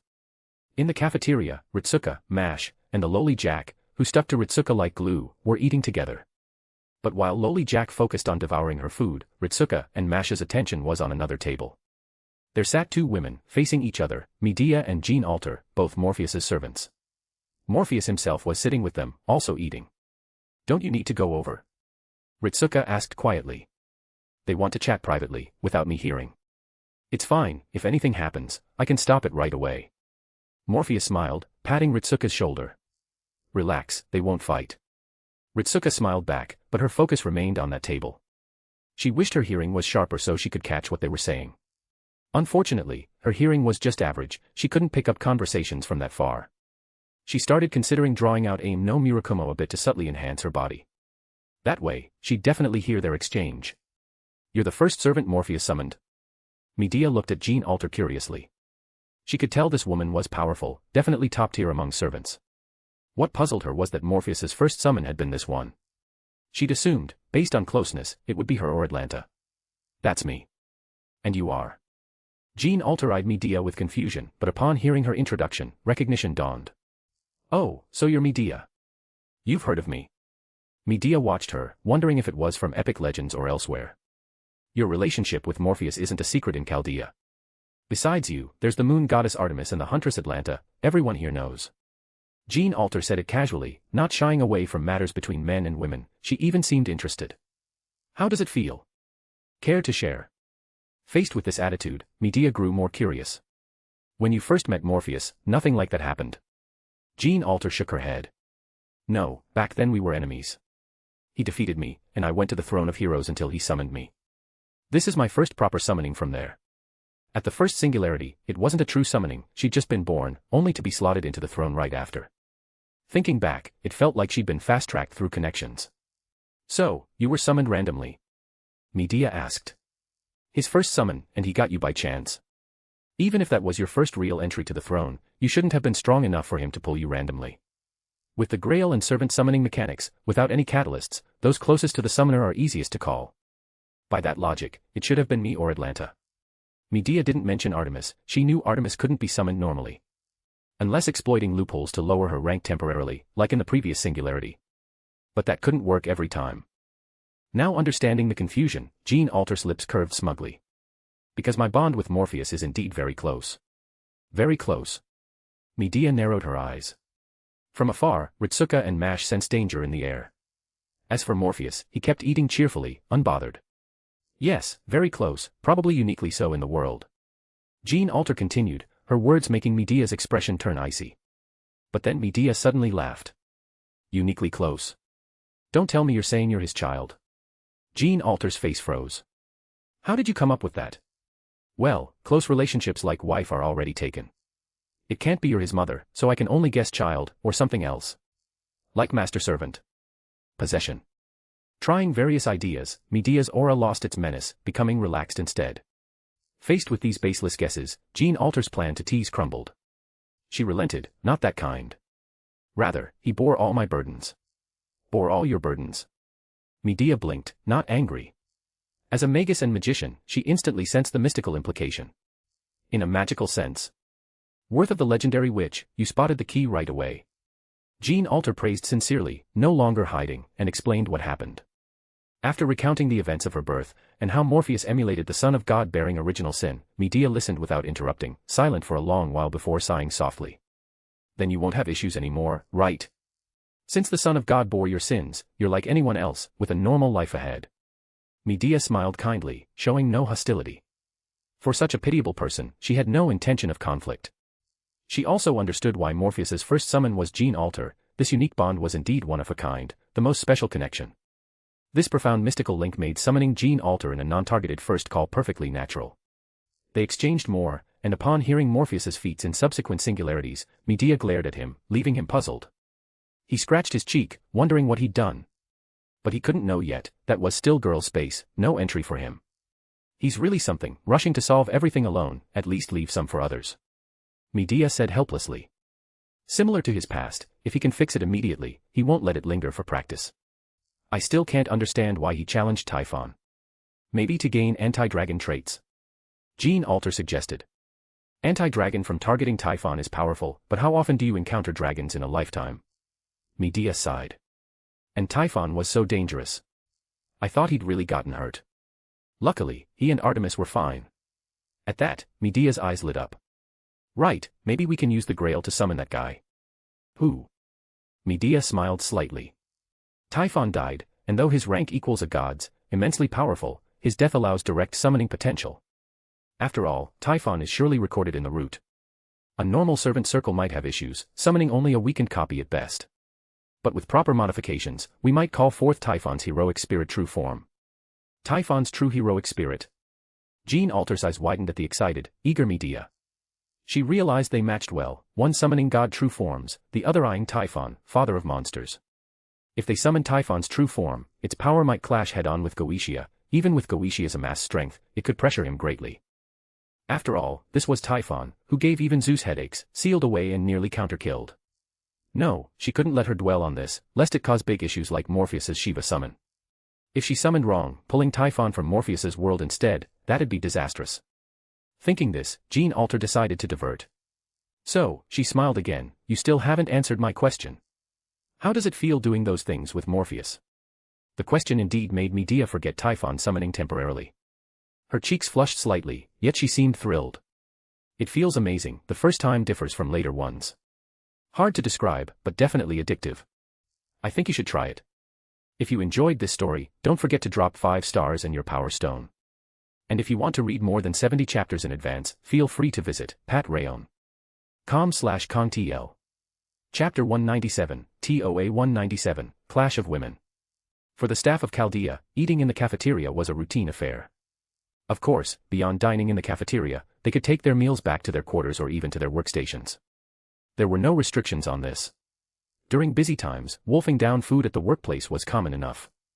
After all, work was always paramount, especially now, with the future of humanity resting on Chaldea's shoulders, making work exponentially more critical than ever before.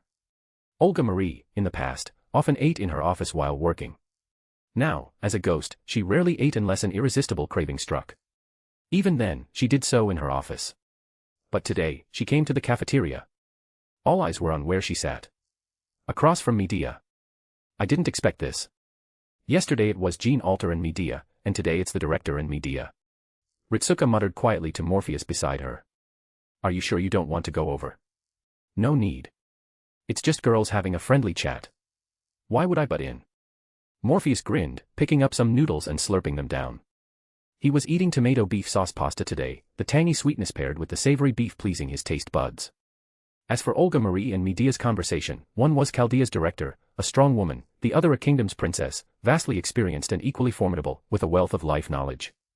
Morpheus trusted nothing would go wrong. Even if something did, he was right there and could intervene quickly. At that moment, someone sat nearby, placing a large bowl of udon on the table and muttering, looks like it won't come to a fight. It was Romani, the doctor, and Chaldea's second-in-command. He carried none of the demeanor of a leader, his face brimming with curiosity and gossip. Morpheus rolled his eyes helplessly. It was never going to be a fight. Why do you sound like you're hoping they would? If they did, wouldn't it be a great show? Romani chuckled, taking a bite of his noodles before continuing, but you're something else. I've watched Marie grow up, and it's been a long time since she's been this impulsive. Impulsive? Nothing. Keep eating. Seeing Romani wasn't going to elaborate, Morpheus didn't press. He could guess what the other meant, so he said no more, eating his pasta while discreetly observing the two women. I know about you and Morpheus, Olga Marie said to Medea. She had a modest portion of food before her. Though she'd come to eat, it was just an excuse to talk to Medea. Medea smiled, taking a bite of her dish before replying, is that so? Then I must thank you, director, for taking care of my husband. The response made Olga Marie raise an eyebrow. It sounded ordinary but carried a provocative edge. She took a deep breath and said, I know about your relationship. If I recall, you're not married, right? At most, you're just boyfriend and girlfriend. Medea showed no anger. She ate naturally, saying between bites, it doesn't matter. Whether it's me or Artemis, we see him as our husband, and he sees us as his wives. It's a recognition from the heart. At this, Romani, eavesdropping nearby, gave a mental thumbs up. Medea was sharp, not falling into Marie's trap and instead using it to jab at her. Unless Marie made a move, she'd always be at a disadvantage. More crucially, if Marie said too much or took too firm a stance, it would shift from normal questioning to jealous rivalry, putting her in the spotlight, a massive pressure for her. Unless she could find a private moment to talk with Medea, but Medea might not give her that chance. Romani glanced at the one person who could resolve this quickly. Morpheus. Yet Morpheus was still battling his pasta, oblivious to the exchange. Olga Marie was now conflicted. Medea's attitude was that of Morpheus's wife, and she had the credentials to back it. Meanwhile, Olga Marie felt she had nothing to say.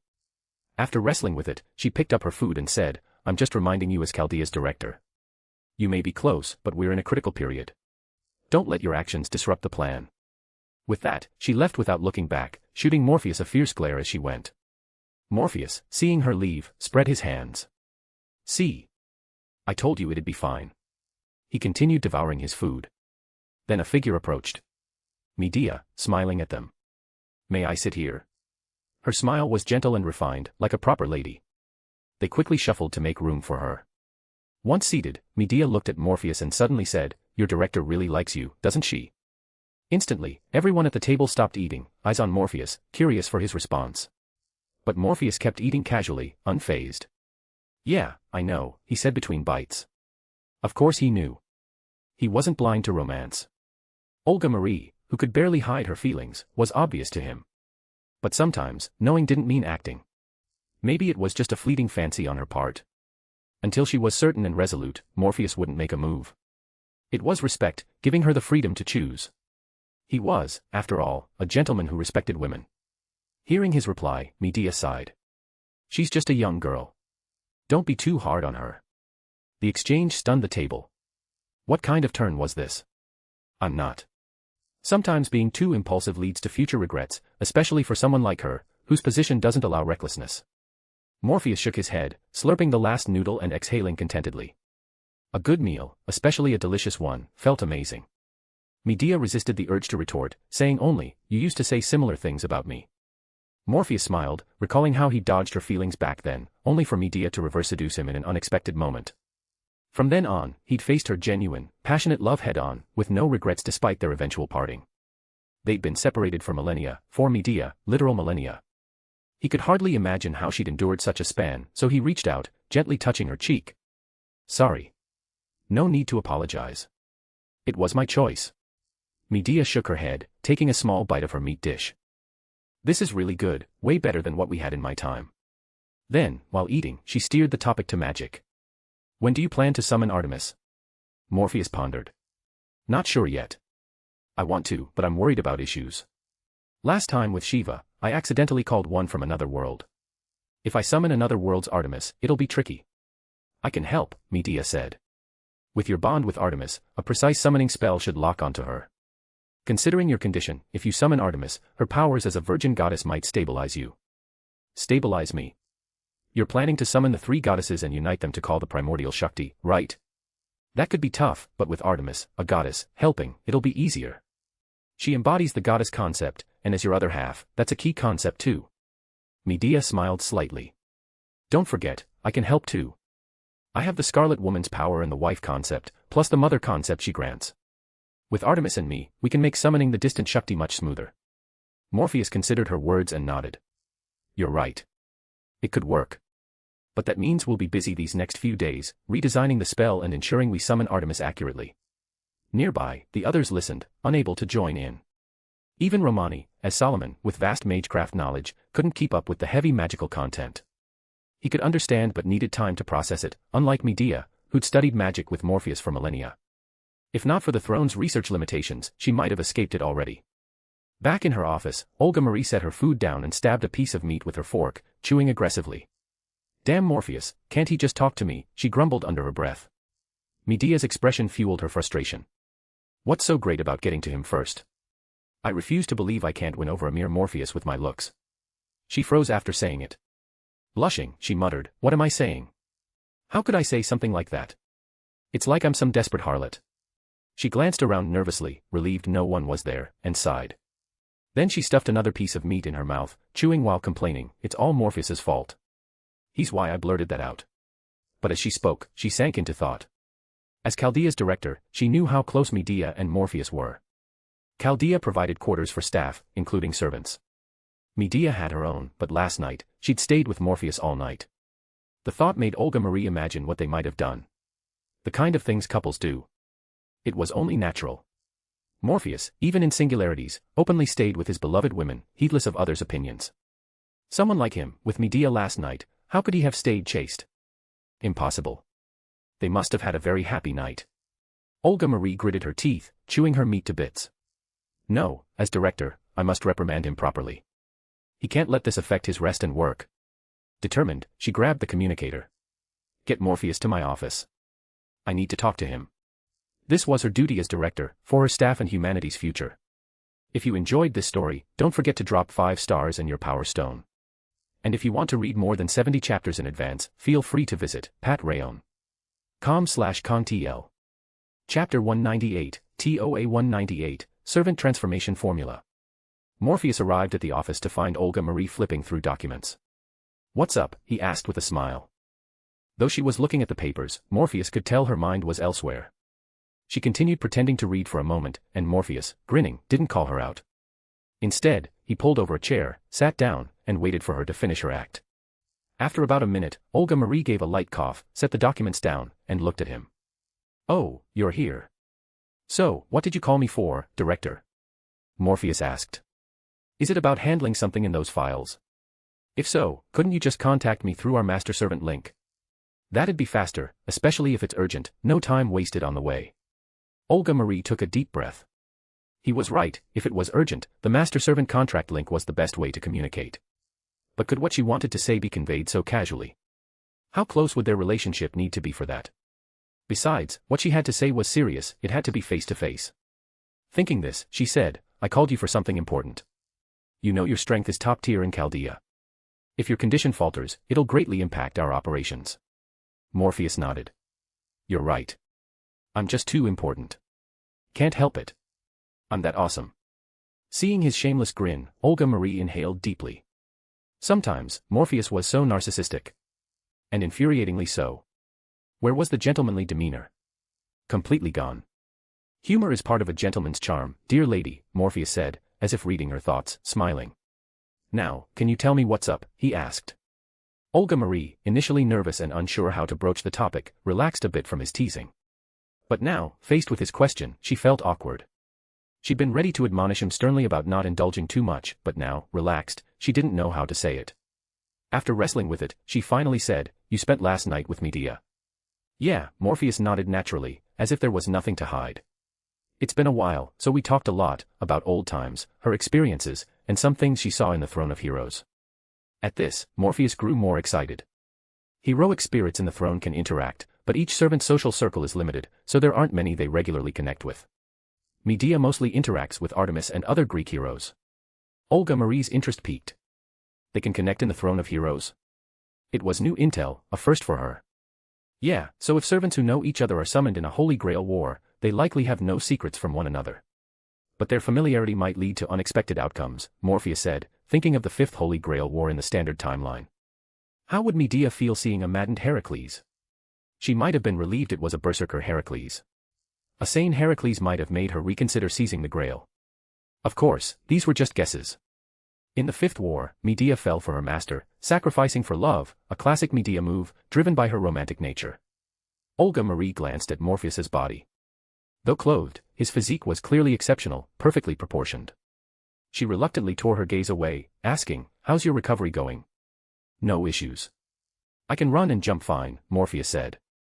The power of the archangels constantly protected him, keeping the toxins at bay until they naturally dissipated. Olga Marie sighed in relief. After chatting for about 10 minutes, she seemed to forget why she'd called him. Seeing this, Morpheus said goodbye, ready to leave, but she stopped him at the door. Wait. Morpheus turned, puzzled. Something else. I haven't told you why I called you. Olga Marie's voice rose, her eyes resolute, as if facing a life-or-death moment. It's about you and Medea. I know you're close, and it's normal to lose control after reuniting, but you need to be careful. You're just recovering. You must prioritize your combat strength, not just for your health but for humanity's future. If you falter, our plans get delayed. Morpheus was stunned. He hadn't expected this. Seeing him stare, Olga Marie's cheeks burned, but she tried to stay composed. What? Is that too hard? She was incredibly nervous. If she were alive, her heart would have leapt out and bounced on the floor from sheer momentum. What was she even saying? Would he think she was weird? She panicked, wishing she could hide in a hole. Morpheus stayed silent for a long moment. Just as Olga Marie's embarrassment peaked, he spoke. It's not hard. I think you misunderstood, Director, Morpheus said, smiling. Last night, we really just talked. Even if I wanted more, I couldn't, it'd harm her. His response let Olga Marie breathe a secret sigh of relief. If he hadn't answered, she wouldn't have known what to do. But he did, and he didn't seem offended, which eased her. Then she caught the key point. What do you mean, can't or it'd harm her? Morpheus explained that the toxins in his body weren't fully cleared, only suppressed by the Archangel's power, and it'd take time to eliminate them completely. Olga Marie felt a chill of fear. Your magic training is fast but dangerous. Are you sure you don't need Romani to check you? Morpheus shook his head. No need.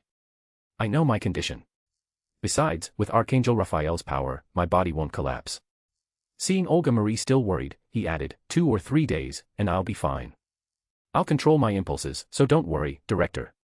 Confirming he wasn't lying, Olga Marie glared at him. Fine, I got it. Go. All right, but rest, okay. Oh, right, you're a ghost, no need for rest, Morpheus teased, leaving the office as Olga Marie glared. His words made her grit her teeth. She longed for real fatigue, for sleep to relieve it. If possible, she wanted her human body back to fully enjoy things. Even if a ghost's body could do the same, it felt odd, hard to accept. Demi-servant, a fusion of human and servant, granting human servant traits. Medea gently held Mash's hand, her soft touch making Mash tense. No need to be nervous, Miss Mash. I'm just curious about your body, Medea said with a smile. As a magician and magus, she instantly saw through Mash's condition. Last time, my copy couldn't examine you much, time was short, and it was just a copy, lacking strength. But now, with my true self here, I can easily see your state. Mash grew more nervous, swallowing hard. Is there a problem, Lady Medea? No problems. Your body is so healthy, I can't find any hidden issues. It's like a divinely crafted human body. If you were just human, you might get sick, but as a demi-servant, you won't. Your body is a perfect human form with normal immunity, but now, with servant traits, your immunity is servant-like. Normal diseases can't touch you. Though Romani's tech-based check had already confirmed her health, Mash couldn't help but feel thrilled again. Medea's magical examination, using a different method, reached the same conclusion: her body was in top shape.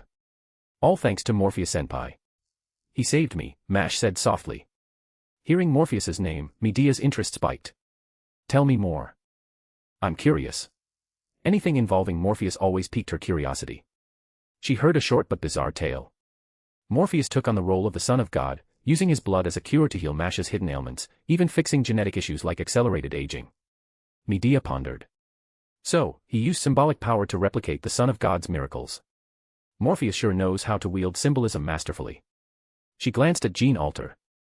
The formula was the same, sainthood transformation, but applied differently. For Mash, it was blood to heal; for Gene Alter, symbolic bearing of original sin. That form is powerful. By nearing sainthood, he can unleash strength far beyond human limits, Ritsuka said nearby. From the servants I've seen, none have pushed Morpheus to use it. Medea's lips curved. She knew Morpheus's strength didn't require it, not yet, at least, until facing Goetia. As for Goetia, Medea clenched her fist, her eyes flashing dangerously. She'd make Goetia feel the magical assaults the giants once faced. What are you all doing? Morpheus walked in, curious at seeing Medea holding Mash's wrist. Nothing, just curious about Mash's body, examining it, Medea replied with a smile. This state is worth studying to develop similar magic. It won't match your sainthood magic, but a servant transformation formula should be easier to learn and control, right? Morpheus paused, then his eyes lit up. Right. Sainthood is tough and demanding, but mimicking Mash's state to push the human body into servant territory could work. If successful, everyone could achieve true servant transformation, focusing on mana-based physical enhancement with fewer conceptual requirements. Excited, he rushed to Medea, kissed her lips hard, and dashed for the door. As he ran, he shouted, I'm testing the new magic. Eat dinner without me. If you enjoyed this story, don't forget to drop 5 stars and your power stone. And if you want to read more than 70 chapters in advance, feel free to visit patreon.com/kongtl. Chapter 199, TOA 199, Guaranteed Success. Morpheus had tried several times, but each attempt failed. It wasn't that he couldn't enhance the body, but every time, the formula produced varying effects, like a lottery. Sometimes it boosted agility more, other times strength, almost like a randomized game stat system. After about 10 attempts, Morpheus halted the heroic spirit transformation formula tests and began analyzing the cause of these inconsistencies. The sainthood formula had a basic template, emulating Jesus, aligning oneself with his state. But servants, or rather, heroic spirits, were different. They lacked a universal template. Each heroic spirit was a unique individual from the world's history. Using the formula as he did would randomly select traits from these spirits, making it impractical for combat. Still, it wasn't hopeless. Though there was no universal template, one could be created by anchoring the formula to a suitable target. Morpheus began mentally sifting through candidates. The pool of servants was vast and would only grow, as the creator, Kinoko Nasu, wouldn't miss any chance to add more for profit. From the servants Morpheus knew, he needed a hexagonal warrior, a balanced, versatile figure. It can't be too difficult, or it won't be practical to spread. It needs minimal weaknesses, as this is a heroic spirit transformation formula, not a servant one, so it won't be limited by class restrictions. Morpheus rubbed his chin, narrowing down candidates before settling on one. Heracles. Heracles' heroic spirit form wasn't about becoming a god but ascending to the throne as a demigod. His physical strength and durability were exceptional, making him a quintessential hexagonal warrior. Even if replicating his 12 labors to prevent instant death was impossible, his robust physique and strong self-healing would suffice for survival in most scenarios. Most importantly, Morpheus was familiar enough with Heracles, and combined with the hero's legendary records, anchoring the formula to him posed no major issues. With the target set, Morpheus resumed experiments. Ritsuka became the test subject. She swallowed hard, asking, "Is this formula safe?" "It works fine for me," Morpheus said, patting her shoulder. "I need you to test if it's just as effective for regular people." "All right, I'll try." Ritsuka nodded, focusing her mind and channeling her life force into magical energy. This was the first step. Her sword, Aim no Murakumo, was set aside, leaving her unenhanced, a perfect baseline for an ordinary human. As magical energy emerged, she struck specific poses, turning her body into a rune-like conduit. These actions guided the mana, circulating it within her. The magic activated. External mana was drawn in, transforming into a unique force that flowed into Ritsuka's body, altering her physique. She felt her body surge with power, immense strength, not as intense as when wielding Aim no Murakumo, but still capable of overpowering dozens of ordinary people. The power kept growing. Her hearing, vision, and other senses sharpened. She knew, in that moment, she'd become superhuman. "Try it out," Morpheus said, pointing to a corner with dumbbells and weightlifting equipment. Ritsuka walked over, effortlessly lifting a 20-kilogram dumbbell single-handedly, without strain. Then she picked up a 40-kilogram one, just as easily, as if it were no heavier than a fork. For her build and muscle mass, this strength surpassed human limits. The tests didn't stop there. She lifted over 200 kilograms of iron, performing several poses with ease before gently setting it down. By then, everyone was convinced she was superhuman. Next came other tests, high jumps, sprints, and more. After over half an hour, Ritsuka stopped the formula, feeling her body return to normal, her face alight with amazement. It lasted that long. "Even without Aim no Murakumo, I feel like I could fight servants now." "Don't get too excited. We haven't finished all the tests yet." "Activate it again," Morpheus muttered, drawing a sword. Seeing this, Ritsuka flinched.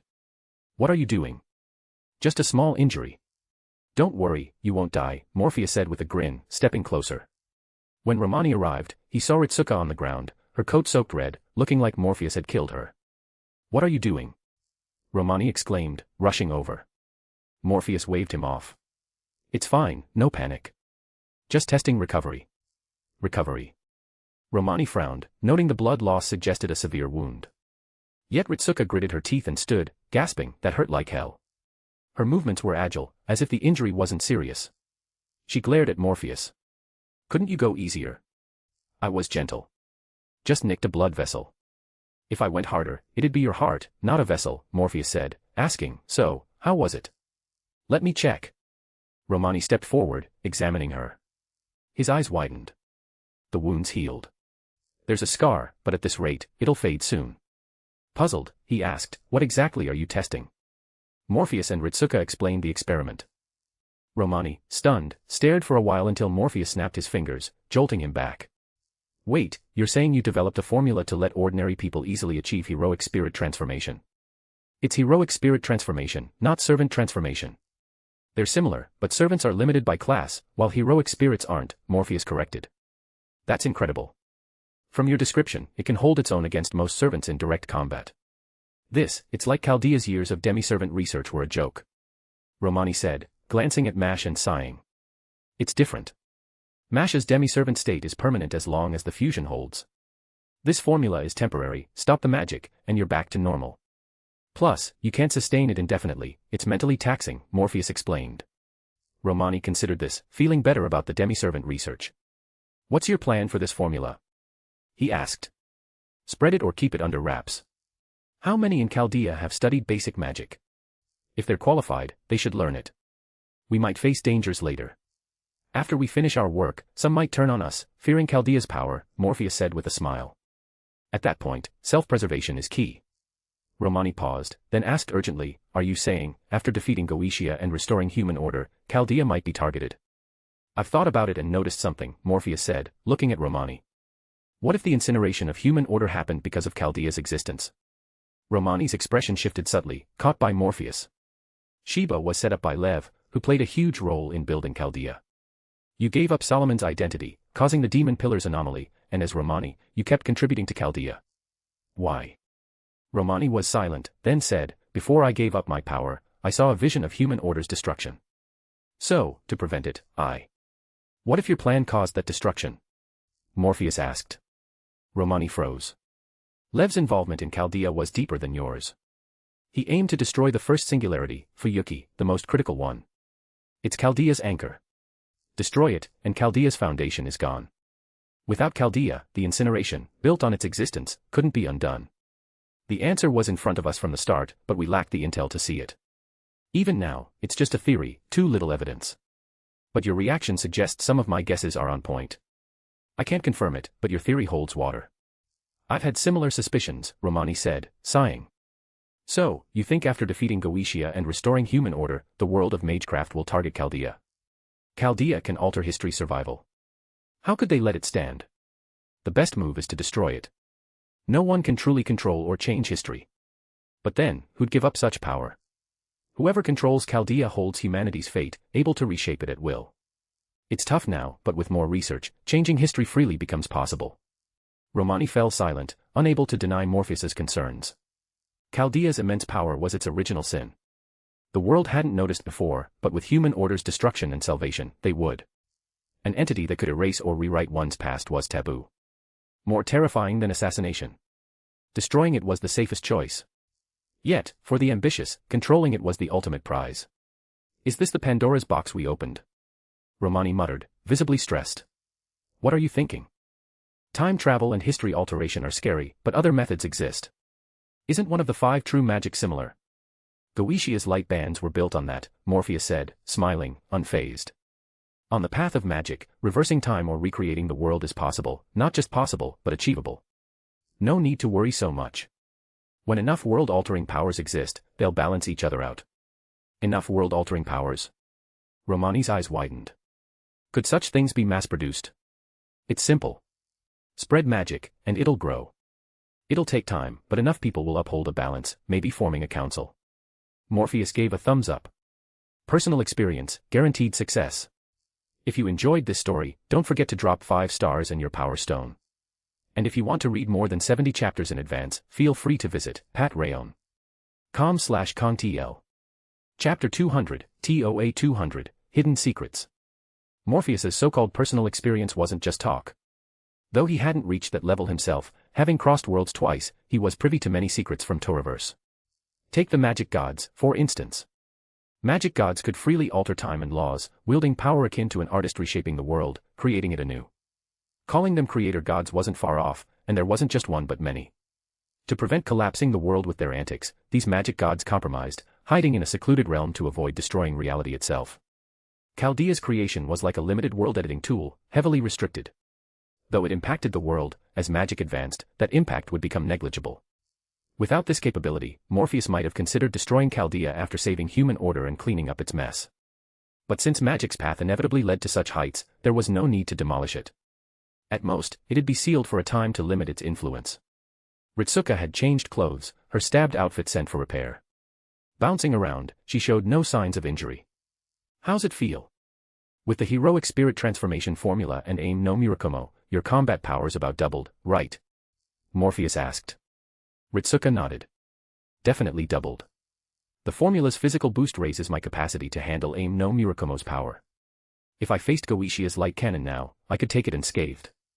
After more tests, she was freed. Grabbing Mash, she left. Though the later experiments were fine, the memory of Morpheus's sword strike left her shaken. That stab to her chest had hurt. You look like you've got something to say, Morpheus said to Romani, who seemed hesitant. I've been thinking, maybe I should tell you about some of Chaldea's darker secrets, Romani replied. Morpheus grinned. I can guess most of it. Like Mash, amazing, powerful, but her creation process wasn't exactly noble. Was she artificially cultivated from an embryo, or selected from natural-born children for experiments? Romani opened his mouth, unsure how to respond. Morpheus chuckled. Doesn't matter. It's all a violation of human rights. But given the previous director's caution, I doubt it was a natural child, probably artificial insemination. His tone was calm, as if discussing something mundane. Romani was silent, then nodded. Right. Artificially conceived children with suitable magic circuits and pure souls as a base, allowing a servant to descend into them, making them human and fully controllable. After all, heroic spirits surpass humans. Even with command spells, they can resist, kill their master, and return to the throne of heroes. That's not ideal for a weapon. From a cold leader's perspective, it makes some sense, but only barely. There are better ways to create perfect weapons without such messy methods. Modifying existing summoning magecraft would be far more efficient, Morpheus remarked, then sighed. And talk of a child's pure soul. Once a soul inhabits a body, it's no longer pure. Unless you isolate the child from the mundane world before birth, only then can it remain pristine. Romani blinked, then snapped his head up. What do you mean by that? A perfect being without original sin, pure before birth, holding the truth of magic, Morpheus said with a smile. Such a child could wield magic that'd shock even angels with a single gesture. Romani's jaw dropped. Were unborn children that terrifying? The process of self-improvement is essentially a return to that state, like moving backward, Morpheus said, shifting back to the original topic. So, are you saying Chaldea is evil? Not exactly. It's not simply good or evil. Though founded by the United Nations, Chaldea is essentially controlled by Magus families. They don't care about human rights. Marie's the odd one out among Magus. Her father, on the other hand, was a quintessential Magus, perfect in mindset, at least. Morpheus understood. Romani meant Marisbury Animosphere, the former director, was someone who'd do anything for his goals, even defying human order. At that, Morpheus laughed. Now I'm wondering about Chaldea's true purpose. Was it really for humanity's future? I doubt Marisbury's goal was that simple. He likely had deeper motives, ones that might have led to this situation. He patted Romani's shoulder. So, it's likely that within Chaldea, Lev represents the Demon Pillar faction with his own agenda. You and the director are the Surface faction, openly saving the world. His eyes narrowed slightly. Then there's Marisbury's faction, with subordinates we don't yet know. He controlled Chaldea for years, so he must have his own goals and plans, possibly still in motion. But he's dead. Romani protested. So is Marie. Morpheus shot back. Romani froze, then fell silent. Right, Marie's dead but still here, partly because of you. But I can't just assume that's all. Chaldea's protected Marie, letting her exist within it. Maybe. Marisbury knew about this function. Romani muttered, then gasped. Wait, then those still in cryosleep. Morpheus paused, then nodded urgently. Let's go check. They moved quickly, reaching the Chaldea personnel recovering in life support pods. They appeared healthy but lacked consciousness, mere shells with basic responses. No need to look further. They only have basic awareness, no souls, Morpheus said. Romani, unconvinced, checked several times before slumping, hands dropping. It's true, their souls are likely inside Chaldea's. He opened a file and began typing furiously. Morpheus glanced at the report and chuckled. Pretty diligent, starting the report already. This is no small matter. It involves so many people. If something's wrong, Marie might break down, Romani said. The worst part is her father, isn't it?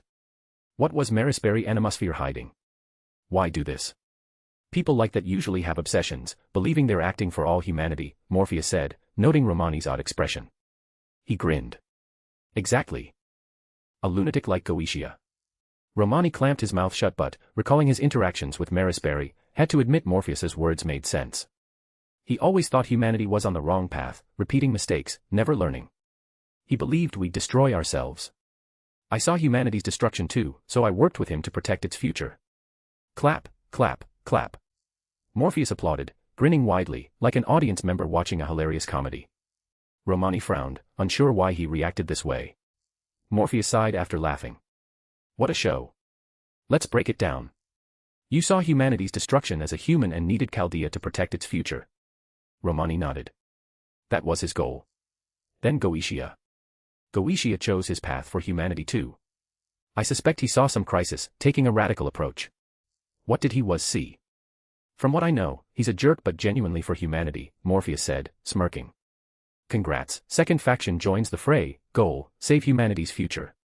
Romani's eyes widened, realizing why Morpheus laughed. Next, the third faction, Marisbury and his hidden subordinates. From what you said, he worried about humanity repeating mistakes, needing a chance to choose. Chaldea's functions suit that perfectly, Morpheus continued, now laughing so hard he slapped his thigh. Look at this grand goal, use Chaldea to pick the right path, discard the wrong. But we're past paths wrong. Who decides what's right or wrong in the future? It's essentially the same choice as Goetia. Congrats, third faction, goal, save humanity's future. Romani fell silent. It was absurdly funny. 3 factions, all aiming to save humanity, yet the first 2 were at odds, while the third likely lurked, observing, waiting to act. You know what I found when I went to the clock tower in London? Morpheus asked. What? Data on servant summoning, disaster response, and the 7 grand servants, all in plain sight. Different sections materials, yet all together, like they were meant for me to see, or for anyone seeking intel. If it was for summoned servants, it doesn't add up. Someone deliberately left it for Chaldea's people. Guess who? If earlier Romani had to ponder, now the answer hit him instantly. Marisbury's people. That's my thought too. Only they'd do this. We might be enemies, but they don't want Goetia's plan to succeed. If it does, their own could fail. So, helping us uncover Goetia's goal and defeat him is their task. Morpheus watched Romani's darkening face as he typed faster. In just 10 minutes, a 1,000-word report was done. Romani reviewed it, confirmed it was fine, printed it, and headed out, pulling Morpheus along. Come with me. This is too big, and you've got more theories. We might need your insight. Tell her now. Morpheus asked. Romani hesitated but kept moving. She's the director. We can't hide this from her, even if it's just speculation. Morpheus sighed. It's more than speculation, plenty points to it. If she can't handle it, I'll help. Worst case, I'll put her into a temporary sleep. If you enjoyed this story, don't forget to drop 5 stars and your power stone. And if you want to read more than 70 chapters in advance, feel free to visit patrayon.com/kongtl. Chapter 201, TOA 201, Departure. I was going to check it out myself, but with Morpheus and Medea going, I suddenly feel staying in Chaldea is the better call, Da Vinci said to Romani. Romani frowned. You're right to stay. This singularity is strange, many areas are unobservable. Your strength isn't suited for it, and it could be dangerous. Da Vinci shrugged casually. Servants are expendable, we can be resummoned. But staying here, I'm more useful, so you're not wrong. Inside the transfer room, the group was one larger than last time, with Medea among them. The witch wasn't in her usual attire but wore casual clothes. Chaldea's wardrobe leaned heavily toward casual and work uniforms, and Medea had naturally opted for the former, seemingly intent on enjoying her time here. Seeing Medea cozily leaning against Morpheus, Da Vinci remarked, by the way, this Medea is her true self, not summoned as a servant. Romani nodded. Right, so her power is complete. With her mastery of magic, she might be at grand level strength, possibly even beyond. Since his identity as Solomon was exposed, Romani no longer minced words or hid things to protect his cover. A heroic spirit at full strength, unleashed in the fight to save human order, wielded unpredictable but undeniably immense and unignorable power. Oh, how's Masha's condition? Da Vinci asked suddenly. No issues. Morpheus fixed her underlying problems. Despite recent battles and heavy training, her body's likely the healthiest among us. She's essentially a perfect human body, free of ailments, with servant-grade resistance. She can draw mana from the air and food, a fusion of human and servant strengths. Romani sighed. If the creation process weren't so harsh, I'd say turning humans into beings like Mash could be a path for humanity's evolution. He paused, thinking. I've always felt this form ties to the third magic, soul materialization, like a stepping stone. In an era where mystery faded, and magic became magecraft, the so-called 5 true magics remained. The third magic, soul materialization, underpinned the Holy Grail War. Romani had to admit, the demi-servant concept felt like a crude imitation of it. Everyone was ready now. As Morpheus waited for the transfer, he eyed Foe in Masha's arms. The white beast gazed outward, also awaiting the transfer. Despite their time together, Foe remained wary of Morpheus, keeping its distance. Medea glanced at Foe, suddenly saying, this little guy's no ordinary creature. Morpheus asked, what do you see? Its rank is unusual. I can't fully discern it, but I'm certain it's extremely high, possibly divine, Medea said. Morpheus smiled faintly. Woman's intuition. Not quite. Intuition wouldn't catch this. Even servants would struggle to notice, but as my true self, I sense the anomaly. This creature hides a massive secret. Morpheus nodded, unconcerned. As long as it doesn't interfere with restoring human order, it's fine. If it wants to play pet, let it. Medea considered this, nodding. True.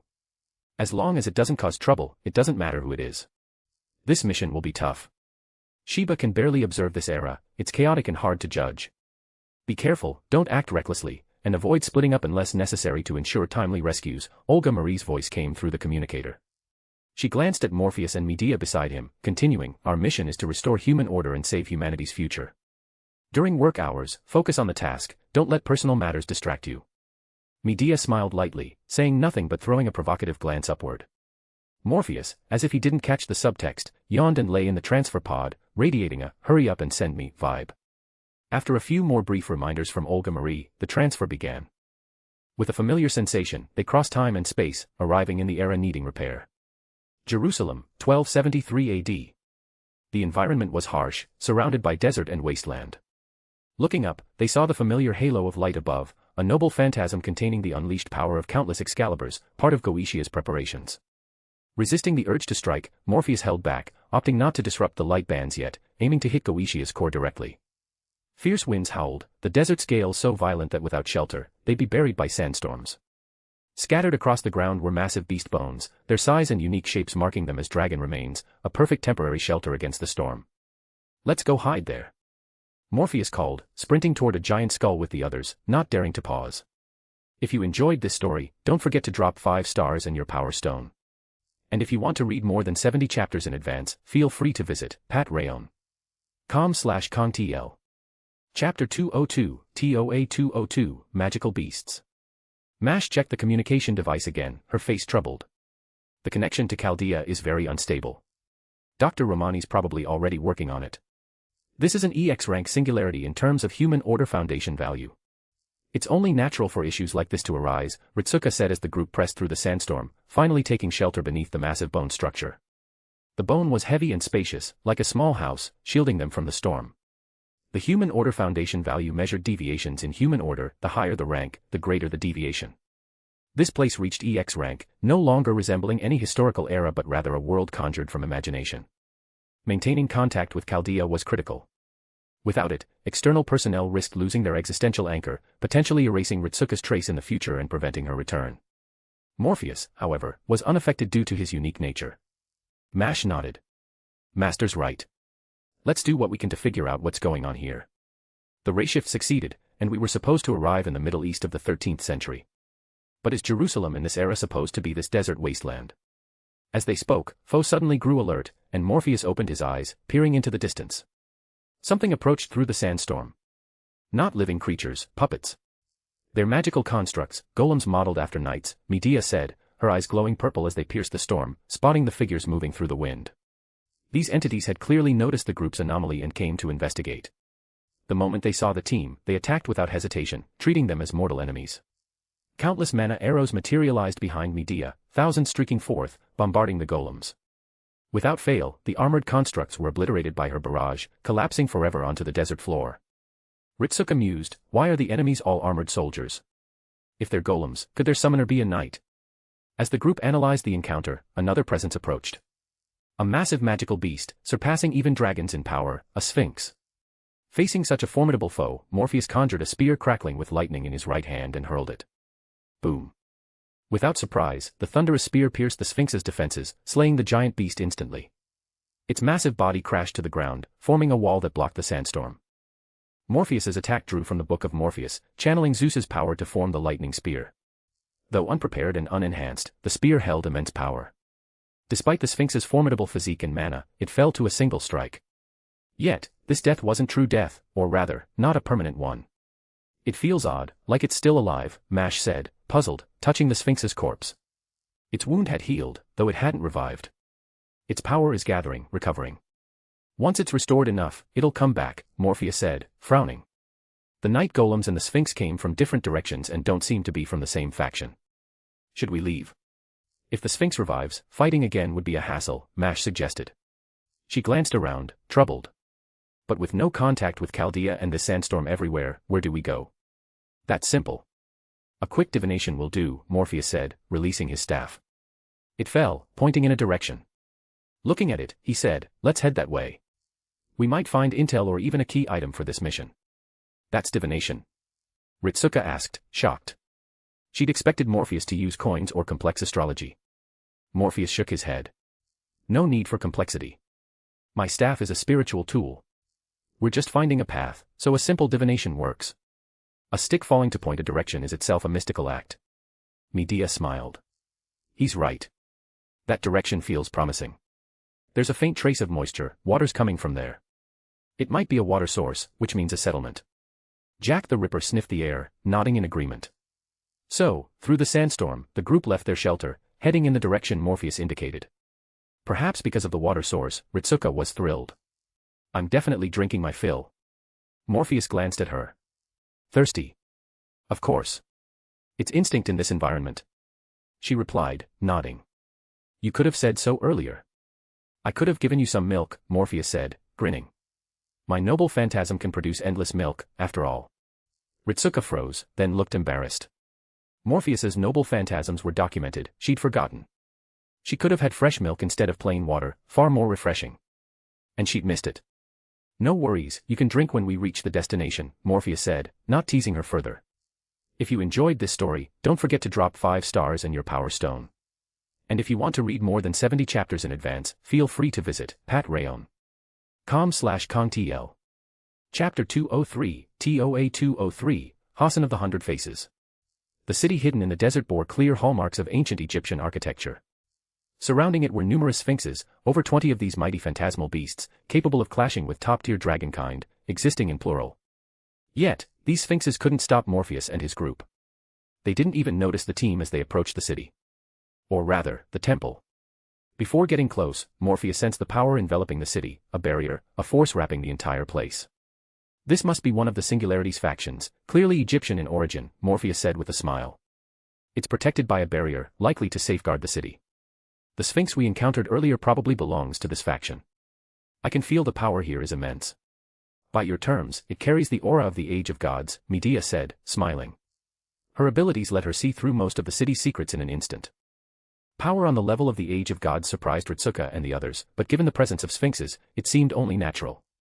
With such formidable magical beasts appearing, the city possessing divine era power was to be expected. This world's singularity is too severe. We still haven't restored communication with Chaldea. We might need to enter the city to do so, Mash said, her expression calm despite the situation. Someone's coming. Jack the Ripper whispered, slipping into Ritsuka's shadow like an assassin ready to deliver a fatal strike. At nearly the same moment, Jean Alter gripped her weapon, her face alight with excitement, watching the distance for the enemy's approach. Unlike Jean Alter was quick to thrill, reveling in combat. Perhaps due to Gillis's influence, this trait was amplified, making her far more belligerent than Jean. So, facing approaching enemies, she was eager to fight. Mash readied herself, shield raised to protect Ritsuka, prepared to defend her master. Ritsuka gripped her sword's hilt, ready to draw aim no Murakumo and enter combat mode if needed. Medea appeared unprepared, but Morpheus knew her concealed magical formulas were already active. If she wished, she could instantly erect a small temple and bombard her target. Though it wasn't yet clear if the newcomers were friend or foe, the group was fully prepared for battle, ready to deliver a devastating surprise if they were enemies. What appeared were figures in skull masks and cloaks. Assassins. The moment they emerged, an overwhelming force suppressed them, nullifying their stealth. An impenetrable defense and crushing power weighed on the attackers like a mountain. Removing one's mask revealed a woman's face, her thick lips hinting at African heritage. Hassan of the Hundred Faces. Morpheus asked softly. The woman's eyes flickered with uncertainty. How do you know who I am? Just a guess, Morpheus said with a smile, glancing around. I didn't know the old men of the mountain had ties to Egypt. So, like the Egyptian faction, you're part of a separate group, right? Hassan of the Hundred Faces said nothing, only watching them. Morpheus noted the group around her, immobilized by his powerful mana. He hadn't killed them, this was just for information. Food. You were heading to the city to steal supplies, weren't you? No, not just food, you took a person too, Morpheus said, eyeing the unconscious woman adorned with clear Egyptian royal motifs, sparking his curiosity about her identity. Clearly, this unconscious woman was a servant. Hassan of the Hundred Faces studied the group. They resembled people from the Holy City, but their clothes were different, leaving her unsure of their faction. Their strength was overwhelming, she was suppressed without resistance, barely able to keep from being pressed into the ground. As she pondered, the man speaking to her continued, let me introduce myself. I'm Morpheus. We're not from this world, or rather, this time. We're from the future. Understand? Hassan nodded slightly, finding even that movement difficult. Good. This era faces a crisis threatening all human history. We're here to fix it. We're not enemies, right? Morpheus said, smiling. He watched her eyes closely for any sign of deceit as he spoke. But there was none, beyond surprise at their origins, she showed little reaction to his words. This reassured Morpheus that Hassan, or her faction, likely wasn't hostile. They were probably working to restore history too. So, her group was likely an ally. You're carrying food. Are you short on supplies? Morpheus asked, his eyes sharp like a merchant seeking profit. Let's make a deal. Give us information, and we'll provide food. Food. Hassan eyed the young man. What kind of information? No games. We're from the future and know little about this place. To save humanity, the more we know, the better. Be as detailed as possible. Fine, but what food will you give us? Morpheus grinned, revealing his noble phantasm, Hestia's urn. The potent magical aura stunned Hassan. A noble phantasm, and a top-tier one. It's full of milk, enough to feed your people well. It won't stay fresh long, but it's nourishing for now, Morpheus said, pausing. Or I could visit your base later and provide more milk. He added, we'll let you take some now, as much as you can carry. Hassan hesitated, then nodded. Deal. Food was critical. Without it, they'd face starvation. Though she couldn't fully trust this man, trading common knowledge for supplies was a good deal. So, Hassan quickly explained the situation. After hearing her, Morpheus frowned, exchanging a glance with Ritsuka. The situation was more complex than expected. So, Goetia gave the Holy Grail to someone to summon servants for chaos, but the summoned servant killed them and took the Grail. That's the Egyptian faction now, led by Ramesses II. Morpheus said, looking at the unconscious woman with purple hair and wolf-like adornments. He frowned. She's not another pharaoh, is she? Hassan nodded. Nitocris. He guessed. He didn't need Hassan's reaction to know he was right. The 6th dynasty's queen, the female pharaoh Nitocris, knocked out and carried off by Hassan. How embarrassing. Though her reign was only 2 years, short by pharaoh standards. We don't yet know Ramesses II's stance. Morpheus muttered, rubbing his eyes. Though summoned by Goetia's chosen, Ramesses was now in charge. He seemed open to negotiation, so talking to him was necessary. The Grail was in his hands. If he refused to cooperate, a fight could come later. Then there was another troublesome faction. The Holy City, run by the Knights of the Round Table. This shocked Morpheus more than Ramesses killing his master. The Holy City conducts a holy selection. Those chosen live well inside, while the unchosen are killed on the spot. This wasn't something the Artoria Morpheus knew would do. It completely defied her character. Even if the King of Knights sacrificed innocence for victory, she wouldn't act like this.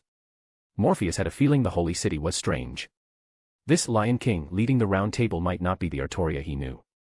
She could be the true culprit behind this singularity's severity. Even with the Grail, they might need to visit the Holy City and deal with the Lion King. Morpheus smiled politely at Hassan. Thanks for the intel, it's incredibly helpful. I'll keep my promise and give you enough milk, as much as you can carry. He added, I know you don't fully trust me yet, but if we get the chance, I'll visit your base and provide more milk. Hassan said nothing. As Morpheus withdrew his magic, the suppressing force lifted, and her group began filling containers with milk. They marveled at the noble phantasm's endless flow, envious. With such a treasure, starvation would never be a concern. Oh, about that woman. Nitocris. Can we have her? Morpheus pointed at the unconscious pharaoh, prompting Hassan's wariness. Relax, it's a trade. We need a way to connect with Ramesses II, and she's a good reason. Hassan paused, then asked, what's a good enough reason to hand her over? Morpheus grinned, spreading his hands. You can't beat us. A shameless yet undeniably logical reason.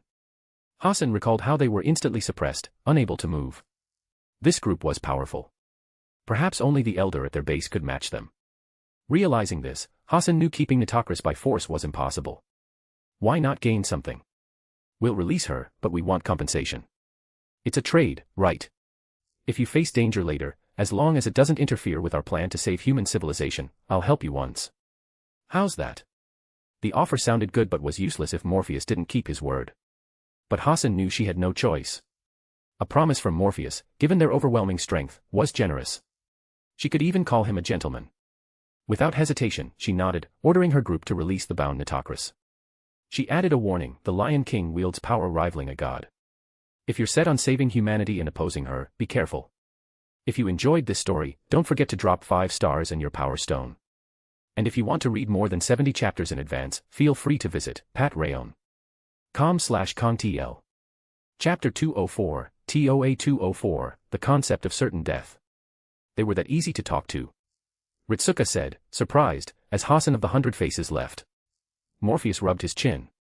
I suspect the one leading the Hassans right now might be the Old Man of the Mountain. Ritsuka looked puzzled. The Old Man of the Mountain? Yeah, remember the description of grand servants? The 7 strongest, chosen to face calamities, Morpheus reminded her. Though his knowledge of fate/Grand Order was limited, he knew of the Old Men of the Mountain, the Hassan team's leader and the Grand Assassin. Even gods without a concept of death could be granted one through his Grand Assassin power. Of course I remember, but why bring it up? Ritsuka asked, still unsure of the connection. Mash gasped. Is the Old Men of the Mountain one of the Grands? Exactly. He's the Grand Assassin, the strongest among assassins. Grand Servants are protectors of human order, standing at the forefront of safeguarding humanity. If he's here, we can assume the Hassan faction is on our side, Morpheus explained. His words sent the group into thought. Ritsuka, now understanding, grasped what Morpheus meant. After a moment, she said, so, our only enemies are Ramesses II and the Lion King. Right. If I'm correct, the old man's strength is immense. He could handle one of those two for us. Given how Hassan targeted Nitocris, he might already be moving against this faction, Morpheus said, untying Nitocris's ropes and summoning a splash of clear water to her face. Nitocris had been knocked out, cold water was a simple way to wake her.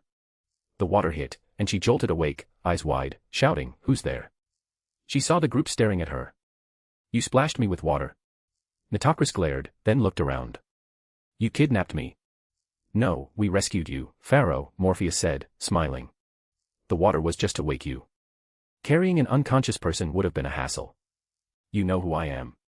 Nitocris asked, surprised by the title. Of course, Your Highness Nitocris.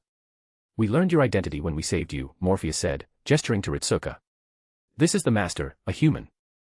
You're a servant, so you must know about visitors from the future here to save the world, right? Nitocris studied Ritsuka, nodded slightly, then looked at Morpheus, puzzled. She's human, no doubt, but you're strange. You seem human yet have servant traits. Not important. I'm definitely human, that's the truth, Morpheus said with a grin, giving Mash a subtle glance. Mash understood and began her formal introduction. After Mash's textbook self-introduction, Nitocris finally grasped who they were. So, you're from Chaldea, here from the future to save human order. Your deeds are known in the Throne of Heroes. Follow me to meet the temple's master, Nitocris said generously, leading the way without the air of a superior. As they walked, Ritsuka eyed the long ears on Nitocris's head, whispering, are those rabbit ears? Morpheus shook his head. No, dog ears. Nitocris, overhearing, turned with a scowl.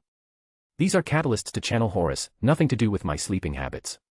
Oh, Horus, Morpheus nodded, seeming calm but teasing, though Horus is more about eyes or falcons, right? This feels closer to Anubis. Nitocris's face darkened. Ritsuka tugged Morpheus's arm, whispering, stop it. Morpheus smiled, saying no more. He was familiar with Horus, having used a Horus Eye amulet to ward off curses. Mash and the others watched Morpheus's bold teasing, exasperated but unsure what to say. Thankfully, Nitocris's scowl faded quickly, and she resumed her composure. With her guidance, entering the temple was effortless, no obstacles barred their path. They met the temple's master, the pharaoh ruling this place, Ramesses II. The man known as the King of Kings sat in the grand hall, gazing at them. His presence was regal, but beneath the grandeur lurked death. Morpheus narrowed his eyes, addressing the yet silent man. You're on the brink of death, aren't you? The King of Kings' eyes narrowed back. What do you see? I see death. You're already dead, only sustained by the temple's power, keeping you from the abyss. But it only works within the temple.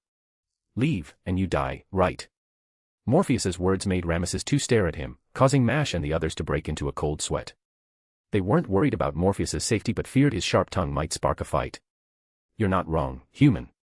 This temple is my kingdom, summoned by me, a union of all Egypt's dynasties. Its power defies death, Ramesses II said, touching his neck. For a moment, a crack appeared, as if his head might fall. Clearly, his head had been severed, only held by the temple's power. The concept of death, even with the temple's power, you can only avoid immediate death here, Morpheus said, intrigued.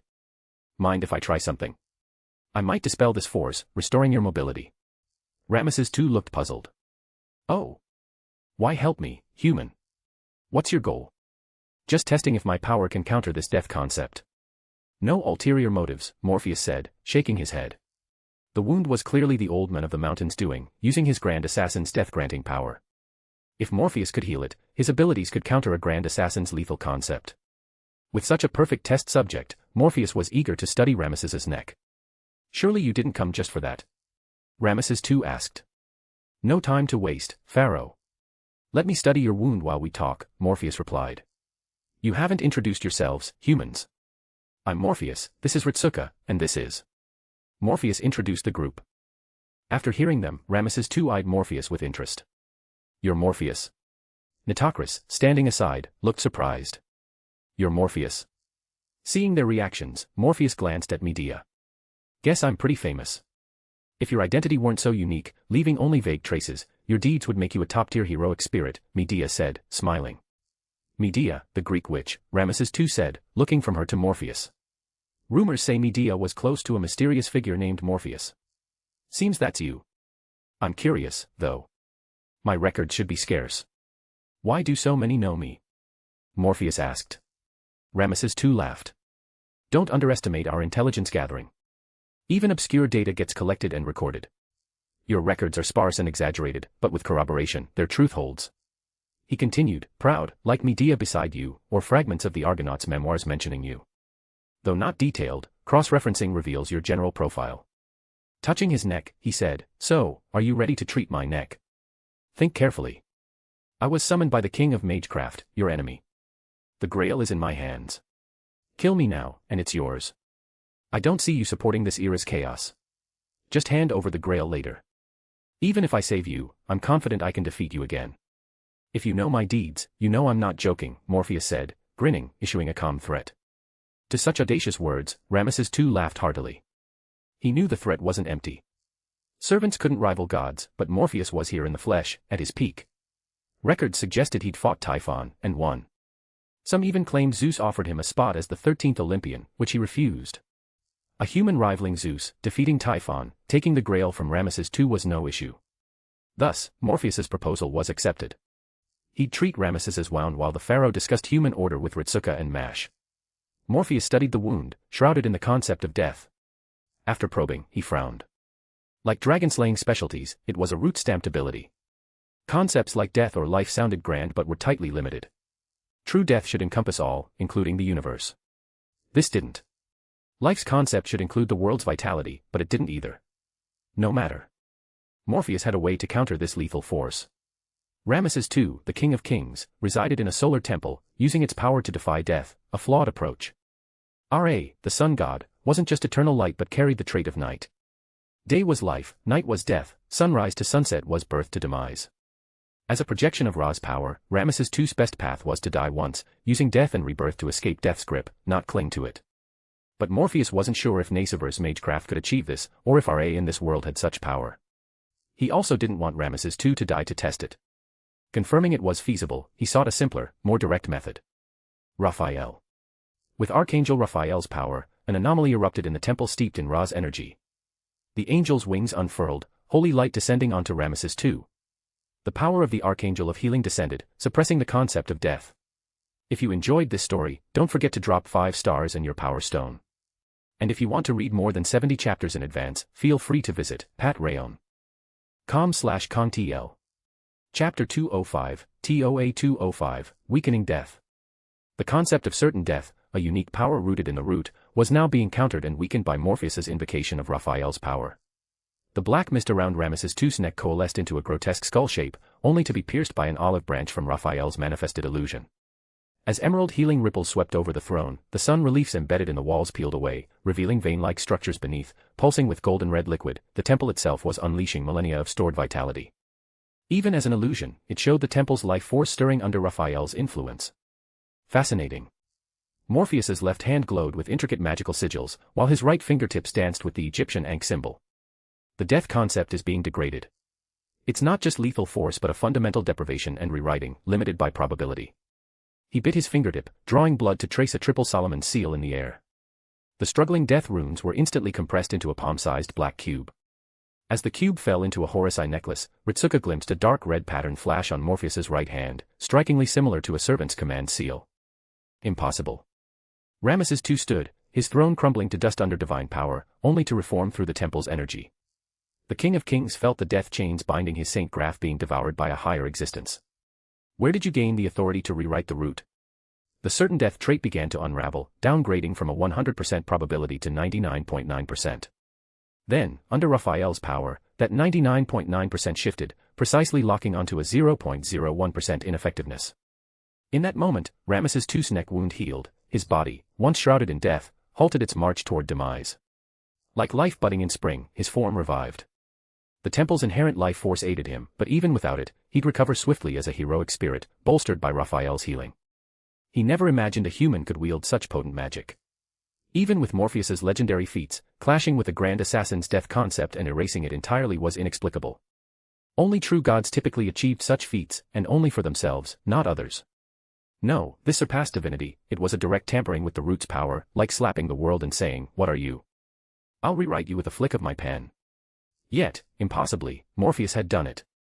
Certain death or immortality, neither truly escapes death's abyss, Morpheus said with a smile, offering a casual explanation. I've studied this quite a bit. Ramesses II and Nitocris clearly didn't grasp his words. The knowledge was too esoteric, it was natural they wouldn't understand without prior study. So, Morpheus added, it's not exactly rewriting the root. I'm not that powerful. I just interfered with the death concept, an extension of the root, anchored in you. Think of it as a healing or immortality deity striking down the death concept's dimension. His explanation wasn't much clearer, but Ramesses II and Nitocris felt they understood a bit, using an opposing divine authority to strip away the death concept. This was easier to accept than rewriting the root itself. But it revealed something else. You're not a god, yet your power rivals a main god's. Truly surprising, Ramesses II said, smiling. With you in Chaldea, humanity's future is less worrisome. Morpheus chuckled.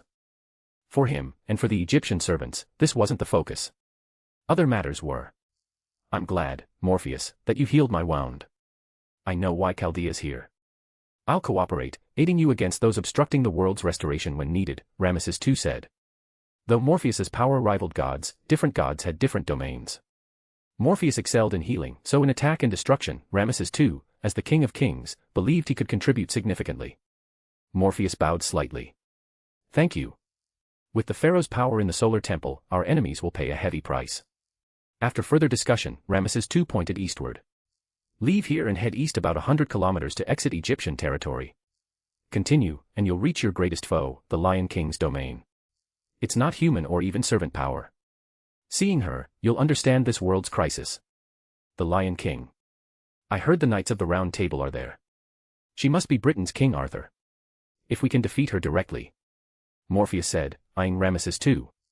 Can you give us the Grail now? Ramesses II looked surprised. You're that confident in beating the Lion King? Morpheus's face brimmed with confidence. Though phrased as a question, his tone screamed, I'll crush the Lion King now, hand over the Grail. Ramesses II said, you've walked the age of gods, seen divine power. If I told you the Lion King is a reborn god, would you still plan this? A reborn god? Ritsuka gasped. She hadn't expected this crisis to involve a true god, not a downgraded divine spirit. Nitocris nodded. Indeed, the Lion King wields divine power and foundation. Underestimate her, and you'll fail. Morpheus smiled. Compared to Typhon. Ramesses II paused, then laughed, tossing a golden light from his hand, the Holy Grail, into Morpheus's. As Morpheus pocketed it, Ramesses II said, seems you don't need my help. You came for the Grail, didn't you? Morpheus nodded honestly. Exactly. So, King of Kings, if you're bored, come watch the show. It might be the last spectacle you see in this world. Ramesses II roared with laughter, unbothered by Morpheus's arrogance. His strength justified it. Typhon, a foe even Zeus needed tricks to defeat. Morpheus's attitude suggested he was the main force then. Against the Lion King, Ramesses saw no issue. Still, he warned, beware her weapon, a holy lance that pins the world's laws, a divine relic. Even I'd need the solar temple's power to rival it. A lance pinning the world's laws. Morpheus paused, recalling rumors from his past life. If he remembered right, Nasuverse lore said the world's physical laws were anchored to Earth, or maybe the solar system, by a holy lance. Had King Arthur taken one, ascending to godhood because of it? The holy selection, sacrificing the chosen to preserve them, like a gene bank, to ensure humanity's survival through calamity. I understand. Thanks for the intel, Pharaoh, Morpheus said, thanking Ramesses II before leaving with the group. Watching them go, Nitocris asked Ramesses II, you trust them? Less trust in them, more trust in Morpheus. A man who achieved so much in the Age of Gods, confirmed to have defeated Typhon himself, with Artemis likely playing a minor role. He's redefined the divide between man and God, Ramesses II replied. Nitocris nodded. The gap between human and divine power has been narrowed infinitely. As the first human to truly step into divine territory, he remains human. In the future, more like him may emerge.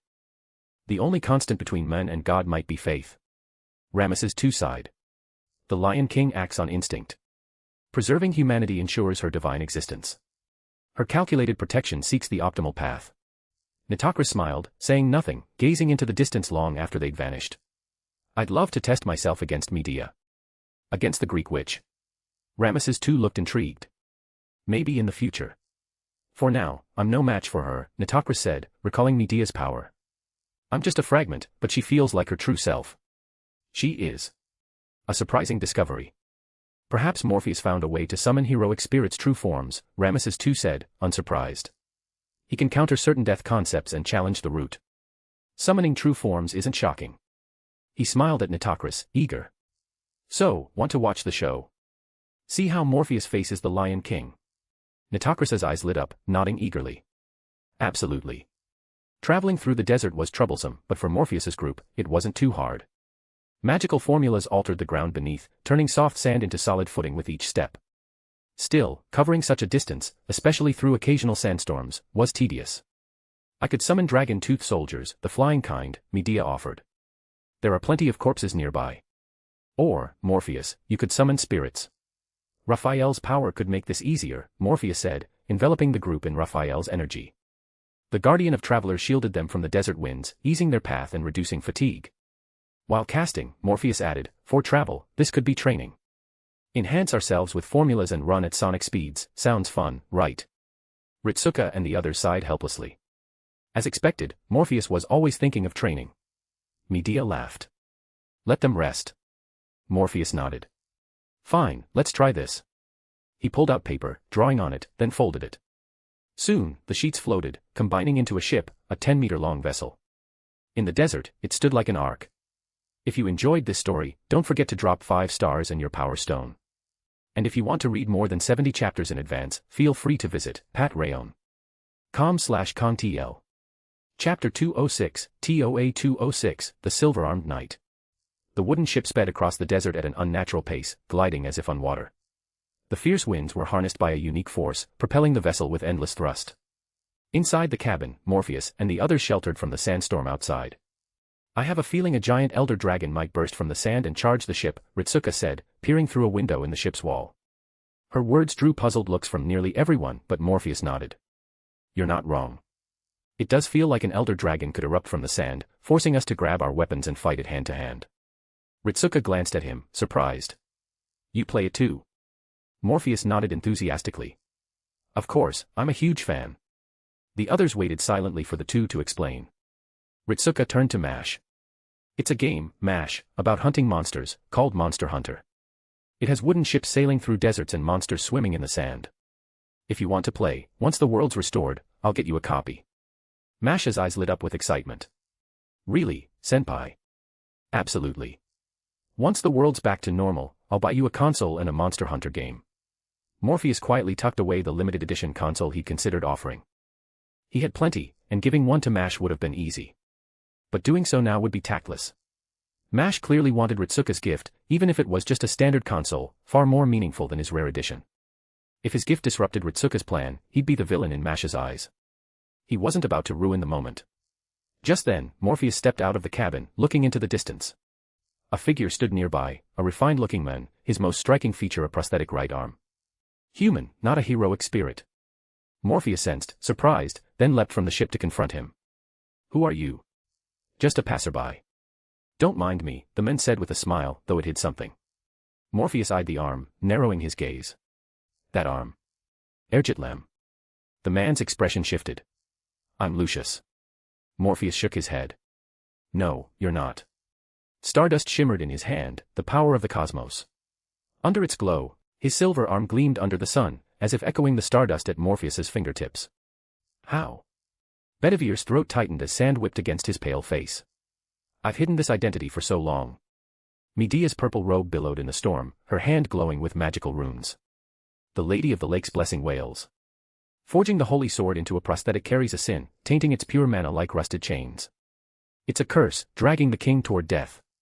Mash clutched her chest, feeling warmth from her shield. Ritsuka steadied her, noticing Mash staring at Bedivere's arm. Senpai, my shield's heating up, like it sensed something. You're connected. The servant within you is also a knight of the round table, Morpheus said, looking at Bedivere. You've noticed, haven't you? The knight who last bid farewell to King Arthur. Bedivere. When he admitted failing to return the sword, Morpheus had guessed his identity. Now exposed, Bedivere nodded lightly. Yes, I knew from the moment I saw her. Boarding the ship, they resumed their journey to the Holy City. Morpheus fell silent, pondering Bedivere's words. So, Excalibur's immortality kept Arthur from passing, and the Holy Lance's power let her cross the human-divine divide over time. Medea said. Morpheus nodded, agreeing. It's the only explanation. The two weapons elevated her beyond mortality, likely aided by her bloodline. But the cost was her humanity. You seem to have more to say, Medea noted. Morpheus sighed. She didn't just lose humanity. Her divinity isn't true divinity, it's mechanical, not divine. Your tongue's as sharp as ever, Medea said, laughing, glancing at the silent knight by the ship's wall. Saying that in front of him. It's the truth. He knows it. No need to hide it. The ship sped through the desert. When it stopped, they'd reached the desert's edge, spotting a village in the distance. Morpheus considered briefly. No need to engage. Let's tackle the core issue. Once history's restored, none of this will have happened. The group agreed. Fixing the problem would revive those lost in the proper timeline. Wasting time here was pointless, better to address the source quickly. Without hesitation, they pressed forward. Halfway between the village and the holy city, they encountered trouble. Shouts of combat echoed. A Hassan fought a knight, with 100 refugees cowering nearby. Seeing this, Bedivere cried, "It's Tristan. Knight of the Round Table Tristan, hunting refugees." Morpheus said, raising his hand. A bow appeared, the bow of the sun god. As he drew the string, a light arrow shot forth, streaking toward Tristan with blinding speed. Red-haired Tristan sensed the attack and dodged, but the arrow curved like it had eyes, chasing him. It turned midair, too close for him to react, striking his arm. His hand, holding his harp, lost its grip, blood dripping to the ground. He looked toward the attack's source, stunned by its power. Then he saw a familiar face among strangers. Bedivere. Staring at his comrade with the group, Tristan froze, forgetting he was in combat. When the Hassan attacked again, he barely dodged, too shocked to counter. Boom. With a roar, Morpheus appeared between them, grabbing the Hassan's weapon, halting the attack. Tristan held back, prioritizing information over fighting. Enough, Morpheus said, releasing the Hassan's weapon and turning to Tristan. You were summoned by King Arthur, right? Tristan studied Morpheus, puzzled, before asking, "You're here to fix this world's problems?" "Correct. I have questions. Answer them, and I'll send you back to the throne of heroes myself." Tristan gave a wry smile. This human wielded power he couldn't resist. "Can I choose?" "Nope." Morpheus grinned. "Don't resist. I don't mind trapping your soul and questioning it slowly." At that moment, Morpheus seemed like a devil from hell. If you enjoyed this story, don't forget to drop 5 stars and your power stone. And if you want to read more than 70 chapters in advance, feel free to visit patreon.com/kongtl. Chapter 207, TOA 207, Abilities. Servants are essentially spiritual entities, and confining a spirit to extract every detail, wanted or not, is a skill every proper magus should master. As an orthodox magician, Morpheus was naturally adept at this. He wasn't joking with the red-haired knight before him. Tristan felt a chill. This man's strength was overwhelming, effortlessly intervening in a battle and countering both his and the Hassan's attacks, proving his defensive prowess surpassed them both. Moreover, his earlier attack was formidable. The tracking light arrow was nearly impossible to dodge, its power piercing Tristan's reinforced armor and wounding his enhanced, non-standard servant body. Finally, his speed was astonishing, standing far away one moment, then right in front of them in a blink. Any one of these traits, paired with even average stats, would make a formidable heroic spirit. Yet, this man possessed all three at an extraordinary level. Such a being was just a human. This power reminded Tristan of one figure, his king, whose connection to the past he could no longer discern. Though this man's displayed strength didn't match the king's, it far exceeded that of their knights. This man might truly restore the king. Seeing Tristan cooperate, Morpheus asked, "Why are you hunting these refugees?" Tristan replied, "They failed the holy selection. Those who fail lack the right to live and must be eliminated." He spoke without pain or hesitation, like an emotionless machine. "You know what's coming for this world, don't you?" Morpheus pressed. Tristan nodded. "I do. Then you should know that if this world isn't saved, they'll vanish anyway. Killing them is redundant." Tristan fell silent, then said, "It's an order." "From Arthur directly?" Tristan didn't answer. Morpheus pondered. Though Arthur's humanity was eroded, with divinity dominating, her character wouldn't stoop to such pointless acts. She'd likely conduct the holy selection, take the chosen, and let the unchosen fend for themselves. This suggested another cause. Someone else issued the order. Yes, someone else, Tristan confirmed. Morpheus smiled, glancing at the terrified refugees. He deduced the motive. Pure slaughter, no ulterior purpose, not even sacrifices. The reason. He rubbed his chin, his eyes glinting with flowing mana, activating a unique spell. It's to prevent those who failed previous holy selections from mixing in, increasing the total selections. Killing the unchosen after each round is logical, if brutally so. Plus, reducing the unchosen prevents them from joining resistance forces, weakening potential enemies. A twofold gain. Tristan listened to the analysis. I didn't think that far. The one who ordered it didn't explain, but your reasoning sounds like him. In truth, the current King Arthur is just a wandering spirit, unable to find peace, Morpheus said, noting Tristan's mix of anger and helplessness. He pulled Bedivere forward, showing his right arm. A husk driven by divinity. That's the holy sword reforged into a weapon, the noble phantasm granting Arthur immortality. Use it, and she'll find eternal rest, Morpheus said, releasing Bedivere's arm. It's for her liberation. Tristan looked puzzled. What do you want from me? To join you. Morpheus shook his head. I said I'd send you back to the throne of heroes, and I will. No need to join us. Just tell me everything about King Arthur's current state. And if you're willing, share details about her subordinates. I'll decide if I need specific countermeasures. After hesitating for a minute or two, Tristan began recounting his observations. A god walking the earth, granting her followers unique powers, not mere strength boosts but conceptual enhancements. From Tristan's account, Morpheus confirmed his theory. Arthur was a puppet of the Holy Lance, or rather, the Lance's divine power had manifested a false god in her form. She retained Arthur's behavioral traits but was drastically altered, the Lion King. Her knights received bestowed powers, greatly enhancing their abilities. For instance, Gawain, already stronger in daylight, now had the no night ability. Wherever Gawain stood, night wouldn't fall, amplifying his daytime strength and granting rapid mana recovery. Gawain was now a mobile, high-damage cannon with swift mana regeneration. Even Mordred, encountered before, gained a similar power, Rampage. It suppressed rationality, inducing indiscriminate berserk states, boosting attack and destructive urges but sacrificing strategic judgment.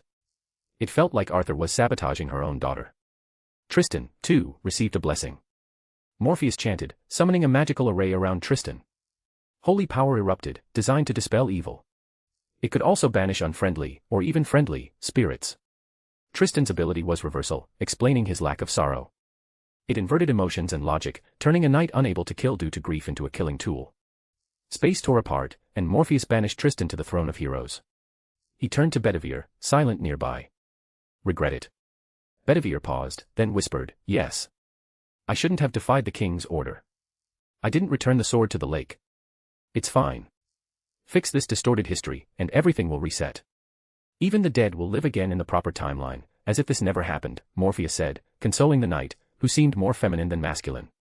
He then addressed the Hassan. Take the refugees and go. No one should attack you for a while. From Morpheus and Tristan's exchange, the Hassan understood his intent and saw no conflict. She nodded. Thank you. No need, Morpheus said, smiling, then added, oh, tell your leader I broke Ramesses II's certain death curse. Don't move against him for now, he's helping us. Once the world's restored, he'll return to the throne. The Hassan, confused, could certain death be undone? Nodded. It was just a message. Morpheus waved to Medea and the others, watching nearby. Let's keep moving. But he frowned, glancing at the refugees. He asked the Hassan, are your supplies sufficient? They'll last a while. Good. I was about to offer to visit your base with supplies, but if you're set, wait it out. This crisis will be resolved soon. Morpheus smiled, urging the group toward the holy city. He considered using his endless milk to aid them but saw no need now. The old men of the mountain resided in a place the Hassans rarely visited. Seeking his aid meant admitting failure, tantamount to forfeiting one's life. But passing a message didn't require such a cost. The old man listened silently, his mask muffling low breaths, as if pondering the words. He'd sensed it, his certain death curse on Ramesses II had been undone. A power even the King of Kings' solar temple couldn't erase, capable of granting death to deathless gods, had vanished. He'd nearly assumed Ramesses II was dead, as that would explain the curse's absence. But the Hassan's message confirmed Ramesses II lived, his curse nullified by another. Morpheus. Yes, Morpheus. Morpheus. As a grand servant, he knew many secrets, and Morpheus's name was among them. A human from Greece's age of gods, the moon goddess's lover, Medea's beloved, who fought in the Gigantomachy and slew Typhon. Such feats could make him a grand-tier heroic spirit, yet he left few traces, vanishing mysteriously from the root. Or rather, half-vanished. Now, the Hassan said he lived, a human from the future, here to save this era. A human rivaling gods, surpassing main gods, in Chaldea, the old man felt his burden lighten, his mood brightening. He could simply watch the show, no further concerns needed. As for Ramesses too, he'd spare him. Once the crisis ended, he'd return to the throne, and he was on humanity's side. But why did such a human exist, and in the future? Could that era sustain such a being? The old man's heart filled with questions. The king with golden eyes sat silently on her throne, bearing Artoria's likeness but exuding a distinct aura, making it hard to see her as Artoria.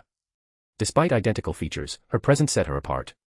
She gazed into the distance, having sensed a subordinate's death and returned to the throne. The one who killed him was approaching, soon to stand before her. But when she tried to see further into the future, it was shrouded. If you enjoyed this story, don't forget to drop 5 stars and your power stone. And if you want to read more than 70 chapters in advance, feel free to visit patreon.com/contl. Chapter 208, TOA 208, Rangaminiad. Morpheus and his group were walking toward the holy city, their pace now much faster than at the start. Resolving the issues of this world as quickly as possible, that was the thought shared among them all. Even though the world's history would be corrected, reviving those who had died, watching ordinary people be slaughtered like this still left an uncomfortable feeling in their hearts. At that moment, Morpheus sensed something and lifted his head. Everyone, look. What's that in the sky? Mash pointed upward, shouting to alert the others. They all looked up and saw endless dark clouds blanketing the sky.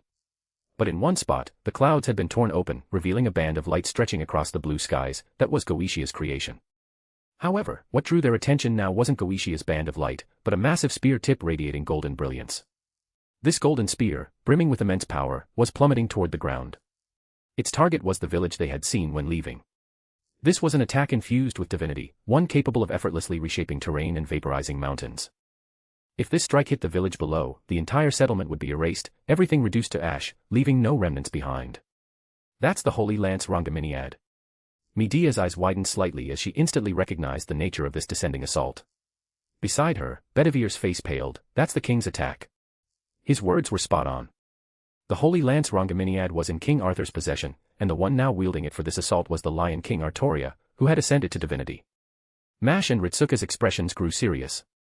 Even knowing Morpheus's strength was extraordinarily formidable, they could sense the immense power contained in that thing above, powerful enough that it was hard to tell whether Morpheus was stronger or if this falling Holy Lance cannon was. The hot winds of the wasteland suddenly stilled, then resumed with even greater ferocity, as if a violent tornado were about to form. Morpheus's cashmere trench coat billowed sharply in the heat waves, its double-breasted silver buttons catching cold glints as he tilted his head back. The 4 colored symbols on his inner lining had already begun to activate, gathering the magical energy of the 4 elements. A cold gleam flashed in Morpheus's eyes. As he looked up, a crisp crack echoed from his neck. His dynamic vision, pushed beyond human limits, was forcibly tracking the celestial anomaly.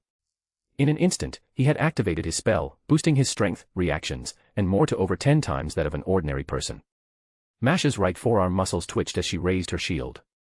The shield's surface hadn't made contact with any attack yet, but the violent air was already reacting under the Holy Lance's overwhelming pressure. Even though the Holy Lance hadn't struck the ground, its vast magical energy and ferocious air pressure were already exerting massive influence on the surroundings.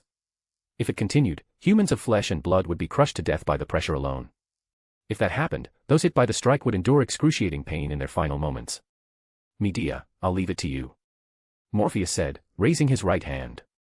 He wasn't afraid of such an attack, but the shockwave from neutralizing it would undoubtedly be enormous, still affecting the ordinary people below. Medea understood Morpheus's intent and nodded with a smile. She raised both hands, and in an instant, a massive magic circle appeared around her. It expanded rapidly, forming a pale purple membrane that enveloped the area beneath the Holy Lance, including the distant village. With this membrane in place, the oppressive, suffocating atmosphere in the air vanished, and everything seemed to return to calm. Yet through the membrane, they could still see the Holy Lance attack drawing ever closer from above. If it struck directly, this layer wouldn't hold. But Medea knew she didn't need to withstand it herself. Handling the Holy Lance's assault was something to leave to Morpheus. Before him, his golden grimoire glowed, revealing the mythic power within, a surging torrent of lightning. Thunder roared, and massive bolts of electricity gathered within the dark clouds above, crashing down and converging in Morpheus's hand. This was the lightning of the King of Gods, a thunder of judgment infused with the power of the chief deity, the supreme bolt capable of annihilating all. These lightning bolts coalesced in Morpheus's hand into a long thunder spear. Then, aiming at the descending holy lance in the sky, he hurled it like a javelin. Boom. In that instant, the thunder spear flew out at supersonic speed, generating shockwaves that wailed through the fractured space. Boom. With a resounding crash, the holy lance's massive form collided with Morpheus's small thunder spear, triggering a violent explosion. Dazzling light erupted in the air, as if a new sun had suddenly appeared. Amid that radiance, the holy lance's body slowly rotated, unraveling like a frayed rope before gradually vanishing. The Lion King's noble phantasm attack had been blocked by Morpheus. This prompted cheers from the group, and even the refugees heading toward the village couldn't help but cry out, loudly thanking the divine salvation. But soon, new despair arrived. At the edge of their vision, the sky tore open like parchment rent by a god. The golden tip of the holy lance Rangaminiad pierced through the clouds, slowly pressing downward. The clouds it touched didn't dissipate but vaporized directly into purple plasma, forming spiral rainbow rings around the shaft. That was the second one, and then a third, 2 holy lances descending, bringing even greater pressure than the first. The air wailed. Even the world itself seemed to wail. Above the village, kilometers away, atmospheric pressure multiplied geometrically. The first to collapse were the unfortunate birds, their eyeballs burst within their skulls, blood misting from feather gaps. They had flown too high, lacking the protection of Medea's barrier. If it were just one, Medea wouldn't worry, but now with 2, she asked, "Need any help?" Morpheus shook his head with a smile. No need. The magical formulas in his grimoire activated swiftly once more. Under the flow of magical energy in his body, they invoked the legendary power of Zeus, forming flickering thunder spears in his hands again. And there were 2. Morpheus stepped forward powerfully, hurling the first one fiercely, then grabbing the second and aiming at the other holy lance in the sky, throwing it as well. The 2 thunder spears struck their targets one after the other, causing intense explosions. The fierce shocks rippled through that area, spreading outward in all directions without mercy or favoritism. But soon, a third thunder spear appeared and detonated in a self-explosion several hundred meters from the first 2. This thunder spear's blast was weak, very weak, perhaps only half the power or less in comparison. Yet with the aid of this explosion's shock, the impacts from the previous 2 holy lances were largely neutralized. Even the remaining waves that hit Medea's protective barrier only caused faint ripples, with no real effect. That maneuver, it's kind of like reactive armor. Ritsuka immediately grasped why Morpheus had done it, and Morpheus nodded lightly, smiling. As expected of you, sharp as ever. Though conversing with Ritsuka, Morpheus didn't let his guard down. He watched the sky, where the holy lance Rangaminiad could be fired repeatedly as a light cannon for long-range attacks. The second volley had been 2 shots, so 3 or even 4 in a row were entirely possible. If their group proceeded now and the enemy kept attacking, the people here might all perish. The safest approach right now was probably. Morpheus pondered for a moment, then turned to Mash and Ritsuka. Ritsuka, you and Mash stay here to guard, along with the others. The barrier will protect you, and Mash's shield can serve as defense too. As for you, Ritsuka, remember to go all out when needed. By harnessing the power of Ama no Murakumo, you can neutralize the Holy Lance's attacks as well. Ritsuka understood Morpheus's plan. You're going to charge in solo, reaching the Holy City at top speed to deal with the Lion King. Exactly. Morpheus nodded, then looked at Bedivere beside him. You'll come with me. Flying with one person is no problem. Seeing the Lion King unhesitatingly unleash such devastating power against ordinary civilians filled Bedivere's heart with immense pain. Hearing Morpheus's plan, he knew he had no right to stop him and could only hope to hurry there himself or detach his arm to hand over. But now, upon hearing Morpheus's invitation, he froze for half a second before nodding immediately, looking at Morpheus with deep gratitude. Thank you, Mr. Morpheus. It's nothing. I just figured this is your destiny, and the Lion King's. The matter between you two needs to be resolved this way. If you can't handle it, I'll step in then. He turned to Medea. Sorry, but I'm leaving this to you again. Don't worry. I know my role is crucial, these people will be fine. Medea smiled and lightly nudged Jean Alter. So, I'll be counting on you as my personal bodyguard. Jean Alter laughed, full of confidence. Relax. As long as I'm alive, no one will harm you. Seeing everyone willing to cooperate, Morpheus grabbed Bedivere. In that moment, his flight spell activated, and he soared upward, piercing through Medea's barrier and rushing into the clouds above at incredible speed. Flying this high. Bedivere stared in astonishment at their altitude, the people on the ground had shrunk to tiny specks. He had assumed flight relied on some magecraft with limited height, but this surpassed many flying noble phantasms.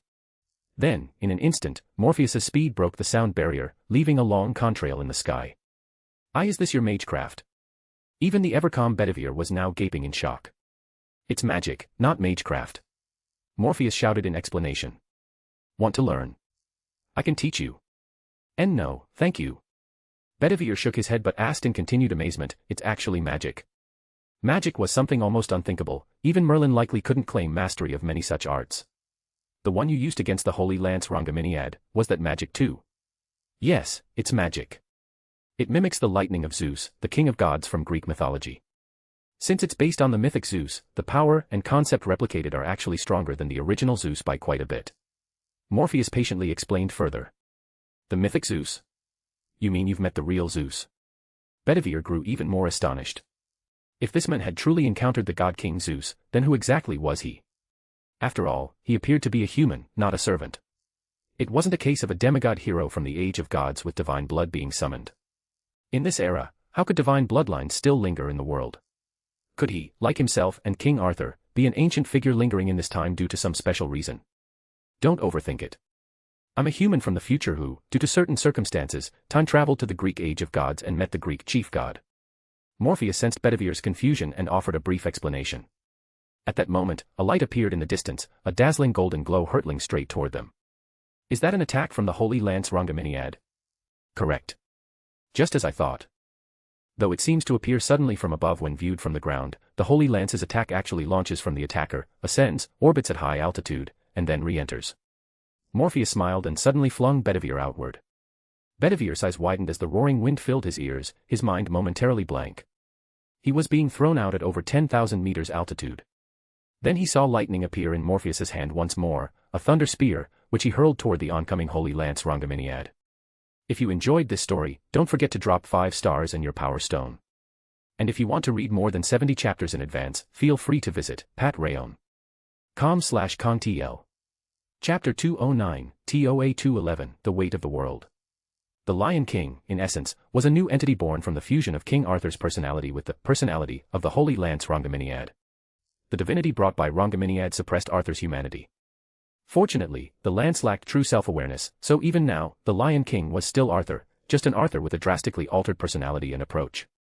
At this moment, the Lion King and Morpheus clashed in battle.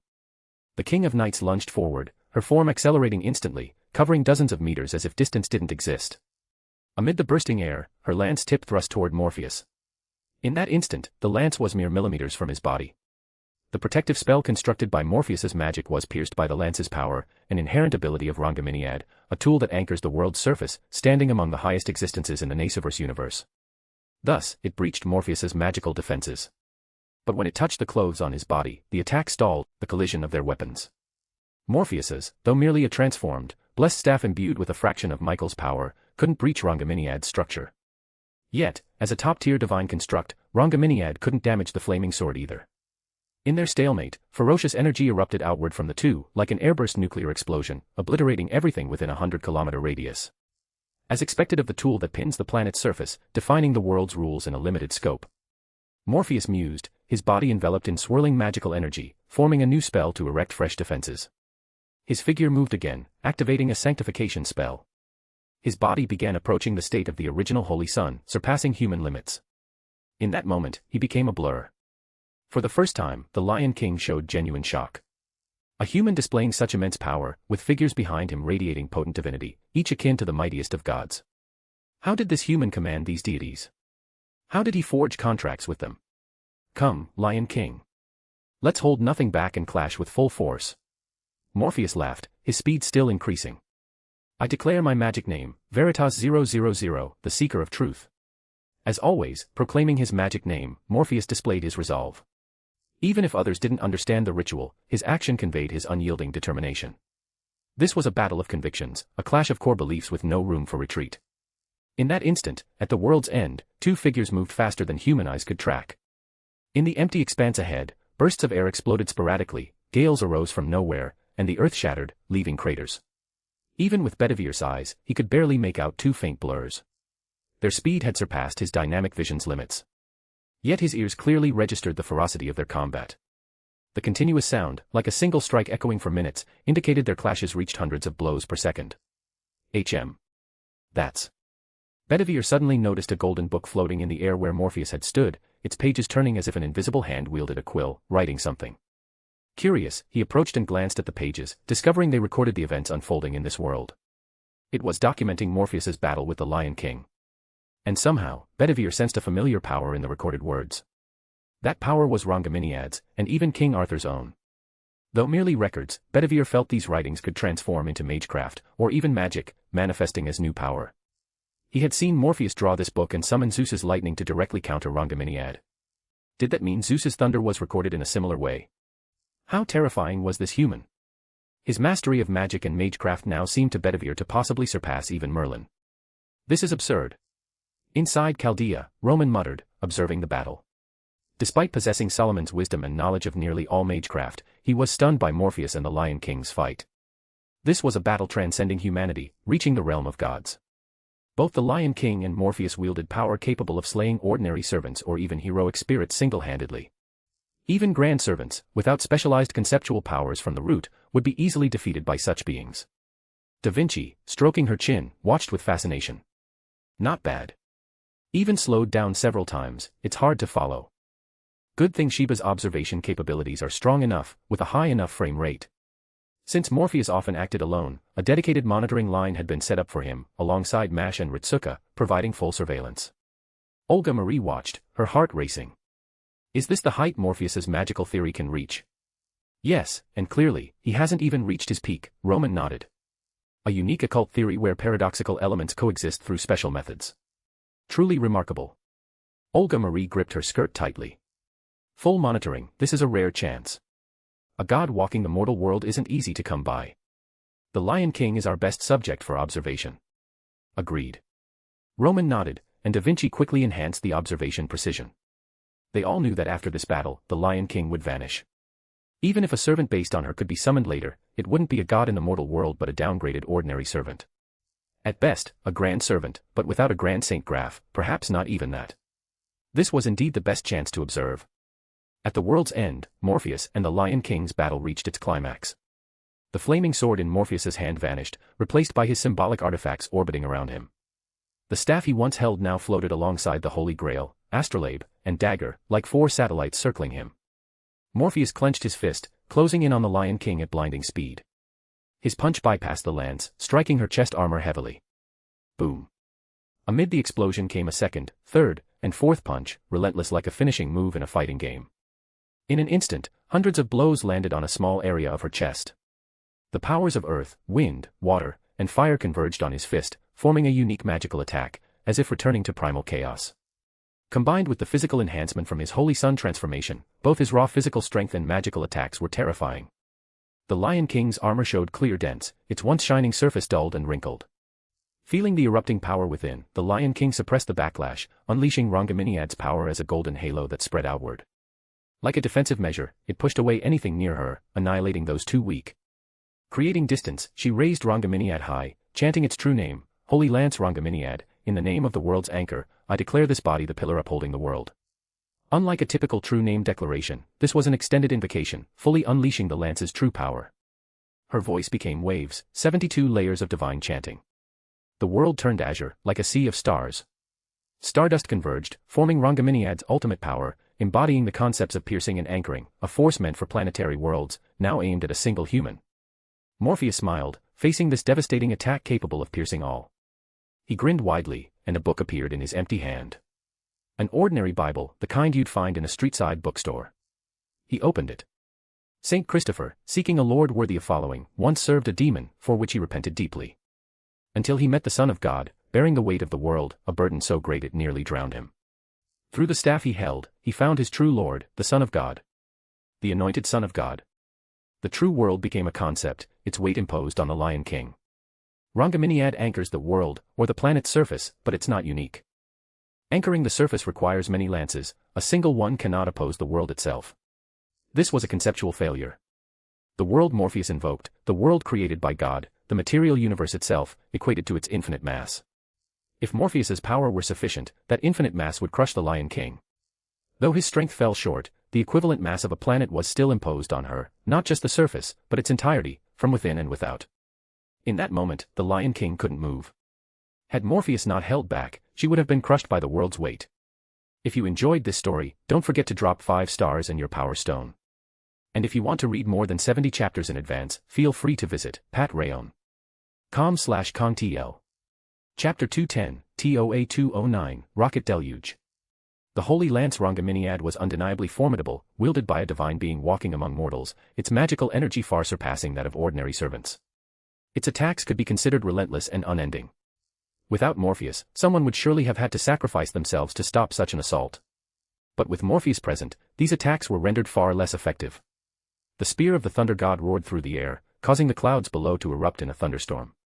More lightning gathered from those clouds, surging into the thrown thunder spear. The moment the two weapons collided, a tempest of wind raged, the shockwave resulting from the air being compressed and dispersed by immense energy. This strike carved out a cloudless region spanning dozens of kilometers in the high skies, leaving the clear blue expanse visible in pristine clarity. Bedivere felt the exhilarating rush of plummeting through the high altitude, a sensation that sent adrenaline coursing wildly through his veins, sharpening his mind to an almost unbearable clarity. He could vividly imagine himself splattering into a pulp upon hitting the ground. Yet, seeing Morpheus use the thunder spear to shatter the Holy Lance Rangaminiad's attack, he had to admit that being thrown aside to allow Morpheus to counter the lance was the right call. So, despite knowing he might truly die this time, Bedivere harbored no resentment. Instead, he glanced at his right arm, gripping it fiercely with his left hand, intent on tearing it off and handing it to this man named Morpheus. Perhaps he was the one truly capable of bringing peace back to King Arthur. At that moment, his vision darkened briefly before brightening again. He was caught mid-air and propelled forward. Fun falling from the sky. Morpheus, holding Bedivere, asked with a grin. If you like the thrill, I think after you become a servant and get summoned, you should try skydiving. It's a blast. Bedivere managed a strained smile. And no, thank you. Such an intense thrill was enough for one go, any more would be unkind to his heart. Really not interested. Skydiving's a fantastic sport. Morpheus pressed on, chuckling inwardly at Bedivere's pale expression before letting the topic drop. His flight speed was incredible, and the direction of the earlier Holy Lance Rangaminiad attack gave him a clearer sense of the target city's location. The solar temple had risen, transformed into a mobile fortress. Its masters, Ramesses II and Nitocris, gazed into the distance. They had clearly witnessed the Holy Lance Rangaminiad's assault on the innocent village. Naturally, they also saw what followed.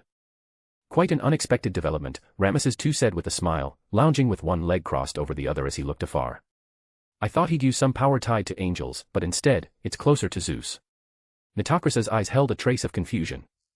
I sense that the power in that thunder spear is somehow more complex than Zeus's own. Indeed. It resembles Zeus's power but is distinct, infused with different concepts. Compared to the original Zeus, this lightning is closer to perfection. Ramesses II nodded in agreement with Nitocris's analysis. He maneuvered the temple forward slowly, continuing, he can fly, move at great speed, and effortlessly neutralize the Holy Lance Rangaminiad's attacks. This matter might resolve faster than we initially anticipated. The Lion King's time is running out. At that moment, Ramesses II exuded supreme confidence. He glanced to the side and said, come out. A dark, towering figure emerged from the shadows, the embodiment of the concept of death, Hassan of the Cursed Arm, the Old Man of the Mountain. This grand-class assassin regarded Ramesses II and said in a low voice, what are your plans? I've decided to watch the show. If he needs aid, I'll step in. This world deserves saving, and he has that capability. For now, it seems he doesn't need my help. Ramesses II finished, then countered, and you, grand assassin servant. The Old Man of the Mountain spoke, his raspy voice steady. I shall observe you all, both you and this Morpheus. He, too, had seen the events unfold. When the Holy Lance Rangaminiad descended, he had been ready to intervene in the critical moment if Morpheus and the others hadn't stopped it. Fortunately, the lance's attack was thwarted, and they did so with apparent ease. This allowed the Old Man of the Mountain to relax. Like Ramesses II, the stronger Chaldea proved, the less those like him, tasked with cleaning up humanity's messes, had to do. It almost felt like a vacation, a sensation that even the stoic leader of assassins found surprisingly pleasant. After stating his intent to observe without hostility, the Old Man of the Mountain vanished from the scene. Ramesses II smiled. This fearsome assassin was formidable, even for him to face, unless he remained within the temple's protection. Now free of that constraint, he felt at ease, boldly guiding the temple forward to get a closer look at the battle between the Lion King and Morpheus. Regardless, watching a clash between a god and a man up close was valuable, offering insights for his true self on the throne of heroes. Moreover, he was eager to see what other unknown powers Morpheus possessed and how he would confront the Lion King head-on. Just thinking about it was thrilling. How could he stay seated? During his flight, Morpheus noticed numerous craters, as if struck by massive meteors, wiping out everything in their vicinity. He sensed the familiar aura lingering in these craters, the residual power of the Holy Lance Rangaminiad. Clearly, these places had been judged by the Lion King, erased entirely, like circles drawn and filled in a sketching game. It seemed simple but was, in truth, a terrifyingly cruel act. Soon, Morpheus and Bedivere reached the vicinity of the Holy City. Though it should have been night, this place remained bathed in daylight, as if isolated from the world. The Holy City knew no night, for it was guarded by a mighty Sun Knight at its gates. That was Gawain, one of the Knights of the Round Table. Tristan's death was evidently known. Gawain drew his weapon, still showing traces of humanity and compassion, but only fleetingly. Morpheus could sense the knight's behavior growing less human, more mechanical. The golden-haired knight gazed at them coldly, showing a slight flicker of emotion only upon seeing Bedivere. But he quickly suppressed it, focusing entirely on the intruders before him. Knight Gawain shall bar your entry to the Holy City. His long sword pointed skyward, toward the sun shining upon him. In the name of the Sun Knight, you shall be utterly defeated. The Sun Knight, blessed with numeral of the saint, meaning your domain is always daylight, and in daylight, your strength and magical energy recovery are greatly enhanced. Impressive indeed, Morpheus said, clapping his hands. Morpheus looked at him approvingly but flashed a mischievous grin. But what if you're no longer in daylight, but in night? What then? The words puzzled Gawain, though he quickly regained composure. His numeral of the saint was a divine blessing, how could it be so easily disrupted? Then, Morpheus lightly tapped his staff on the ground. The Holy Grail materialized around him, working in tandem with his necklace. In an instant, the power of Gabriel manifested, forming an angelic silhouette behind him. Gabriel represented the moon. As Morpheus's magical energy flowed, transforming into a unique spell, the clear sky darkened abruptly. Cool moonlight spilled from above, bathing the holy city's ground. Gawain stared at the sky in shock. His numeral of the saint had been active, yet now the sunlight was gone, replaced by night. And tonight's moon was so round, so vast, as if within arm's reach. Surging magical energy roared with the moon's appearance, amplifying Gabriel's power. The holy city's defenses were formidable, its walls capable of withstanding attacks from many servants, even top-tier ones, unless some extraordinary power was used. And Morpheus possessed such power. A massive magic circle unfurled with the moon at its center. Blazing flames gathered in the sky, forming hundreds of rockets. These rockets rained down on the holy city like a deluge, each carrying ferocious power. Rocket deluge. If Gabriel unleashed it at full strength, it could erase humanity from Earth entirely. Even with its power and range significantly reduced, this magic retained devastating destructive force. Gawain summoned all his strength. Facing such an attack, he could only give his all. The light gathered by his sword, Gallatin, turned red and fired like a particle cannon, aiming to neutralize the fiery rain of arrows falling from the sky. He had immense confidence in his strike, believing that with his current power, ordinary humans and servants were no match for him. But when his light cannon met the first rocket, it dissipated, and it couldn't even fully counter that single arrow. Then, hundreds of fiery arrows descended, enveloping the holy city's walls and gates. Bedivere realized he had no time to speak with Gawain. Under this assault, not only Gawain but the walls and gates behind him were obliterated. As they crumbled, the city's interior came into view. The walls represented the holy city's barrier, and with them gone, the city's protective power against external attacks finally failed. Morpheus tipped his hat to Bedivere with a smile. Pretty easy, huh? Easy. Far too easy, so easy that Bedivere felt like he was dreaming. Gawain, the Sun Knight, defeated just like that. And Morpheus had forcibly altered the weather, turning Gawain's daylight into night. A power bordering on divine. At that moment, two figures suddenly charged from the city, two knights, both very familiar to Morpheus. One was Lancelot, his expression utterly cold, devoid of human emotion, like a machine. The other was Mordred, wild and frenzied, almost deranged. They stood in their path, weapons drawn. Seeing Mordred's eyes glowing red, Morpheus knew she had unleashed her power without hesitation upon learning of the Sun Knight's defeat and the fall of the gates, entering a berserk state. One was an emotionless Lancelot, loyally executing orders even at the cost of his comrades. The other was a ferocious, beast-like Mordred. Morpheus rolled his eyes helplessly and said to the pained Bedivere beside him, "They're in a pretty sorry state, aren't they? But they must have accepted it willingly, otherwise, Agravain wouldn't have escaped the blessing." Bedivere sighed and bowed to Morpheus. "Please help them, Mr. Morpheus." Morpheus raised his staff, flames appearing and forming a long sword. He smiled faintly at Bedivere. "Don't worry. I'll free them soon, sending them back to their throne of heroes." As his words fell, he stepped forward. Almost simultaneously, Mordred's sword erupted with intense light. In her frenzy, she unleashed her most powerful attack without hesitation. If you enjoyed this story, don't forget to drop 5 stars and your power stone. And if you want to read more than 70 chapters in advance, feel free to visit patreon.com/contl. Chapter 211, TOA 210, King of Storms. Even though the attack came suddenly, for Morpheus, it couldn't even breach his defenses. Still, he chose to retaliate. The runes on his flaming sword erupted with blinding white light, and the faint silhouette of Michael shimmered behind him. The moment the light beam clashed with the blade, 12 angelic halos unfurled along the sword, disintegrating the cannon into fine golden stardust. The shockwave from the explosion scorched the ground into complete carbonization. As the flames writhed like a giant serpent, the air warped with mirage-like distortions from the intense heat. Though frenzied, Mordred retained her combat instincts. Facing the sudden rush of flames, she instinctively dodged. The fire passed beneath her, incinerating everything in its path. Evading the strike, Mordred exhaled in relief, but in the next instant, several sparks appeared around her, embers born from the flames of the earlier explosion. Normally, such sparks wouldn't concern her, but her instincts screamed of their danger. Boom. These tiny, almost insignificant sparks suddenly expanded, unleashing ferocious power that engulfed Mordred. Her armor's magical coating wailed sharply under the intense heat, her war boots carving molten metal trails in the ground as she retreated. Those seemingly feeble sparks contained the structure of holy stigmata, each ember an attack infused with Michael's power, expanding into a 3-meter-wide blaze upon touching her armor. Her left arm's armor vaporized in the divine flames, the magic circuits beneath her skin eroded inversely by the holy fire, like molten lava coursing through her veins. From just this single strike, several wounds appeared on Mordred's body, along with burn marks. She collapsed to one knee, struggling to rise and fight again but unable to stand. She could feel the areas hit by the flames burning on their own, spreading to other parts as if intent on consuming her entire body. It was the erosion of the stigmata. Lancelot, who had emerged alongside her, had acted the moment Mordred drew Morpheus's attention. His sword gleamed with light, striking while Morpheus was occupied with Mordred's assault. And he struck with his maximum output. This was a perfectly timed attack. With both of them focused on Mordred, they shouldn't notice him. If he seized the moment, he could injure Morpheus before he could recover his strength. Morpheus's power was formidable, and Lancelot's opportunities were few. He had to seize this one. Whether this would lead to Mordred being targeted and defeated first was not something Lancelot considered. His only concern was the king's command. Since the Lion King demanded these intruders die, he would fulfill her orders, even at the cost of his comrades. Yet, his near-sneak attack had no effect on Morpheus. Stone walls erupted from the ground, blocking Lancelot's strike completely.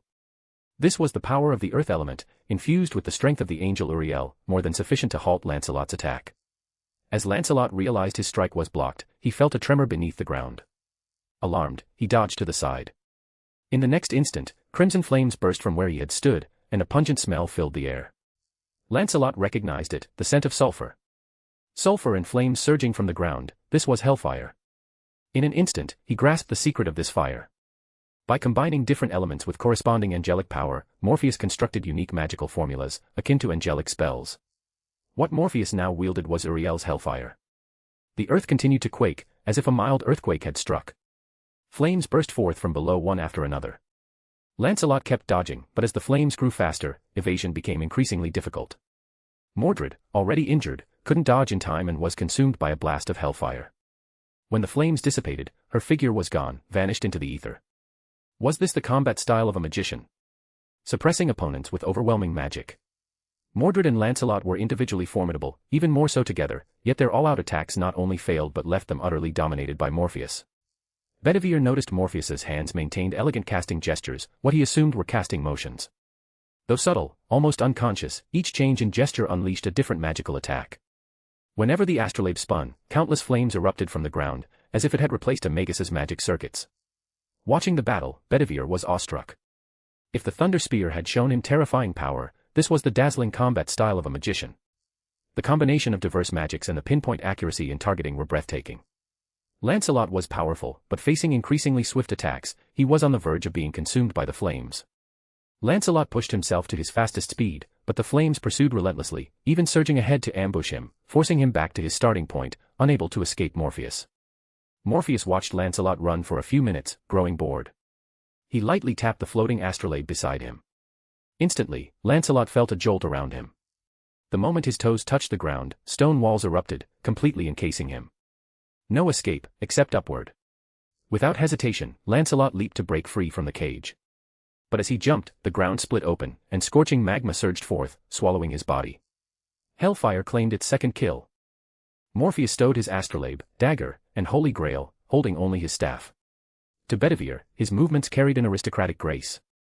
After putting away his tools, he said to the stunned Bedivere, "Let's go find your master." Bedivere sighed in awe. "Your magic is incredible. In my memory, only Master Merlin could compare to such mastery of magic and magecraft." He wasn't flattering. Morpheus's prowess was, in his mind, comparable only to Merlin. Merlin, huh? If I get the chance, I'd love to spar with him, Morpheus said, his lips curling in anticipation. Though a gentleman, not a battle maniac, he was eager to test himself against figures like Merlin or Zelrich. At this point, no one could stop Morpheus and Bedivere. They pressed forward, entering the royal hall. Pushing open the doors, they saw Artoria seated on the throne, her eyes glowing gold, her expression cold and inhuman, a stark contrast to the King Arthur of old. Seeing them, she addressed Morpheus. "Answer me, who are you? Why have you come to my castle? Why stand before me? I am the Lion King, the King of Storms, the Lord of the End, wielder of the holy lance Rangaminiad, a remnant of a heroic spirit." Ferocious magical energy accompanied her introduction, forming a terrifying pressure that felt suffocating. Her power defied explanation by human standards, at least in this world. Seeing this, Bedivere's breath caught. This was the Lion King, the Arthur he had sought, wielding the holy lance. Despite his resolve, despite years of searching, seeing her now filled him with fear. Yet he wanted to face this king. Bedivere bravely raised his head, meeting her gaze. Morpheus gave a slight bow, smiling. "Chaldea operative, Morpheus Flaga Mac Remitz. Greetings, Lion King. Answer me, are you the ones who summoned me? Are you the ones defying me? Master from distant Chaldea, why have you come to the end of this world?" "To do my job, correcting distorted history to save humanity from destruction," Morpheus said, looking at her. "So, will you cooperate? If you do, everyone wins. Regrettably, correcting history means killing me, so I cannot cooperate. Since you've come to slay me, you are not chosen by the Holy Lance. Your soul knows good yet chooses evil. Though good, you permit evil, which is tantamount to evil itself. I had hoped for the latest humans to reach my feet, but perish. My ideal city has no place for your soul." Magical energy gathered, and the Holy Lance appeared in Artoria's right arm, ready for battle. Round table, release. Behold, this is the wave of the end, the true form of this planet unveiled. The hall's walls vanished, revealing a distant scene where the world merged, a raging torrent.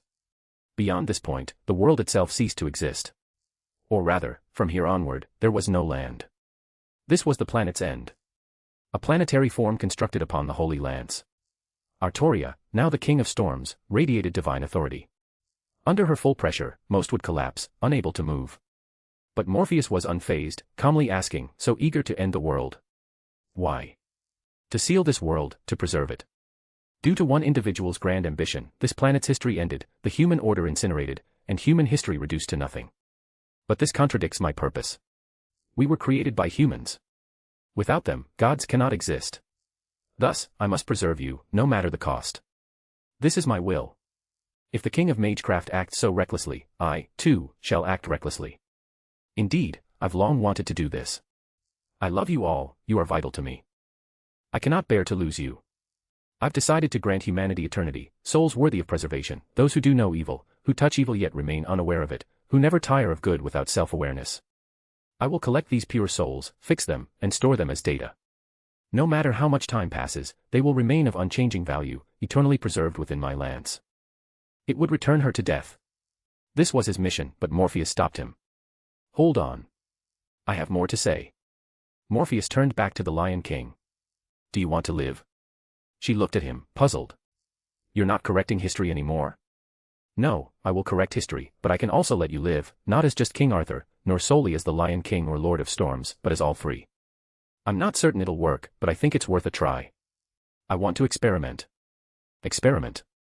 Rangaminiad is a tool to anchor the laws of this world's surface, essentially capable of creating an independent small world within a limited scope. When all the lances are embedded, they equate to an Earth. That's the ability I need. Morpheus reached out, lightly touching the tip of Rangaminiad, feeling the immense power within. Give it to me. Let me try.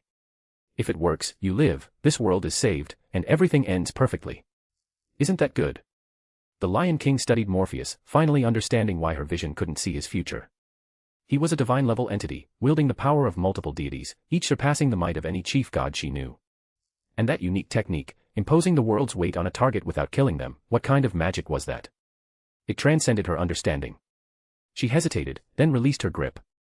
He could have taken Rongaminiad by force but chose to ask her consent, showing respect. Morpheus took the lance, feeling its power. Without hesitation, he raised it, his magical energy surging. The lance began to dissolve into threads of golden magical runes, like stigmata. Sensing the laws within, Morpheus's lips curled into a slight smile. As expected, it's possible. Replicating these runes, he channeled his magical energy and chanted a unique incantation. I swear by the cycle of the four realms, reforging authority in the void of Ein Sof. My right hand lifts the wheel of Metatron, turning the 72 holy names into an infinite line, behold. The path of lightning from Keter to Moketh, granting equal divinity to all values. My left hand grips Samuel's inverted blade, condensing the fifth essence's flame into an absolute singularity, here. The throat of Bina trembles with 10 billion collapsing possibilities, the prime number of finality taking form. With the rose cross as the axis, let the branches of the spheroid and the cliffith intertwine. Now, Thoth's silver hammer strikes the eye of Horus, tearing the triple veil in Tefnut's storm, manifest. The Merkaba's geometry bears Sariel's lunar shadow, Babel's fragments reassemble into Jacob's ladder, and Sophia's tears climb the third pillar against the flow. With Hermes' staff as the conductor and the wheel of Rhoda as the foundation, let this primal bolt piercing the 22 paths. Lightning of Ein Sof. Forge chaos into the newborn Tarot Fool. In that moment, a unique force descended from the highest realm, following a specific path. Lightning-like patterns appeared in the air. But this lightning struck into the spaces. For an instant, the Lion King sensed a profound change. This wasn't mere lightning, it was a unique force, seemingly encompassing everything in this world. What is this lightning? Exactly as it sounds, Genesis lightning, Morpheus said with a smile, sensing the small world, or rather, phase, he had created. Building a phase wasn't simple. It required many people, vast mysteries, and immense time. Normally, a myth I create alone couldn't form a phase large enough. Even if I did, the Lion King born within wouldn't be you, just a version I wrote. Morpheus looked at her, explaining his actions. It's the realm of myth, akin to a divine kingdom. I've been attempting this, but it's difficult. Touching Rongaminiad showed me I could execute my plan. Rongaminiad's power to shape a region's laws is more than enough to catalyze a phase. As he spoke, Rongaminiad's power flowed into the phase, not to anchor but to catalyze. Once it reached a sufficient level to house the Lion King, the lance could be returned. If the phase couldn't contain the deity within, it risked collapsing. Fortunately, the Lion King's power wasn't overwhelming. A world the size of a continent would suffice, not an entire Earth. As myth spread and the phase developed, its future was beyond Morpheus's knowledge. He used the Fool as his symbol, representing rebirth and chaos, aligning with Kabbalah's Tzimtzum theory, God's self-contraction to create a void, enabling creation. He avoided a fixed world, hoping this one would expand, not reach a final state. After settling this, Morpheus turned to Bedivere with a smile. Take off your arm and give it to her. Bedivere, bewildered by Morpheus's words, complied, feeling their grandeur. He removed his arm, constructed from the holy sword, and handed it to the Lion King. With the sword's return, her divinity began to wane, and her humanity resurfaced. Her eyes cleared, though the gold within lingered. The Lion King was transitioning from a divine spirit to one with humanity. Bedivere. She softly called to her vassal, her eyes free of blame. Don't dwell on it. But he feared taking it might disrupt history's restoration due to its unique status. So, he abandoned the idea. The world's weight lifted, and Artoria stood, feeling the phase's call, an instinct guiding her to enter that world. A rift remained, like a spatial passage. She glanced at Bedivere, bidding him farewell, and stepped inside. The Lion King took her place, the rift vanished, and the world trembled violently, beginning to collapse. You can rest now. Your mission is complete, Morpheus said, patting Bedivere's shoulder in farewell. Bedivere bowed, looking at the collapsing world and exhaling. Humanity will have a bright future, right? It will.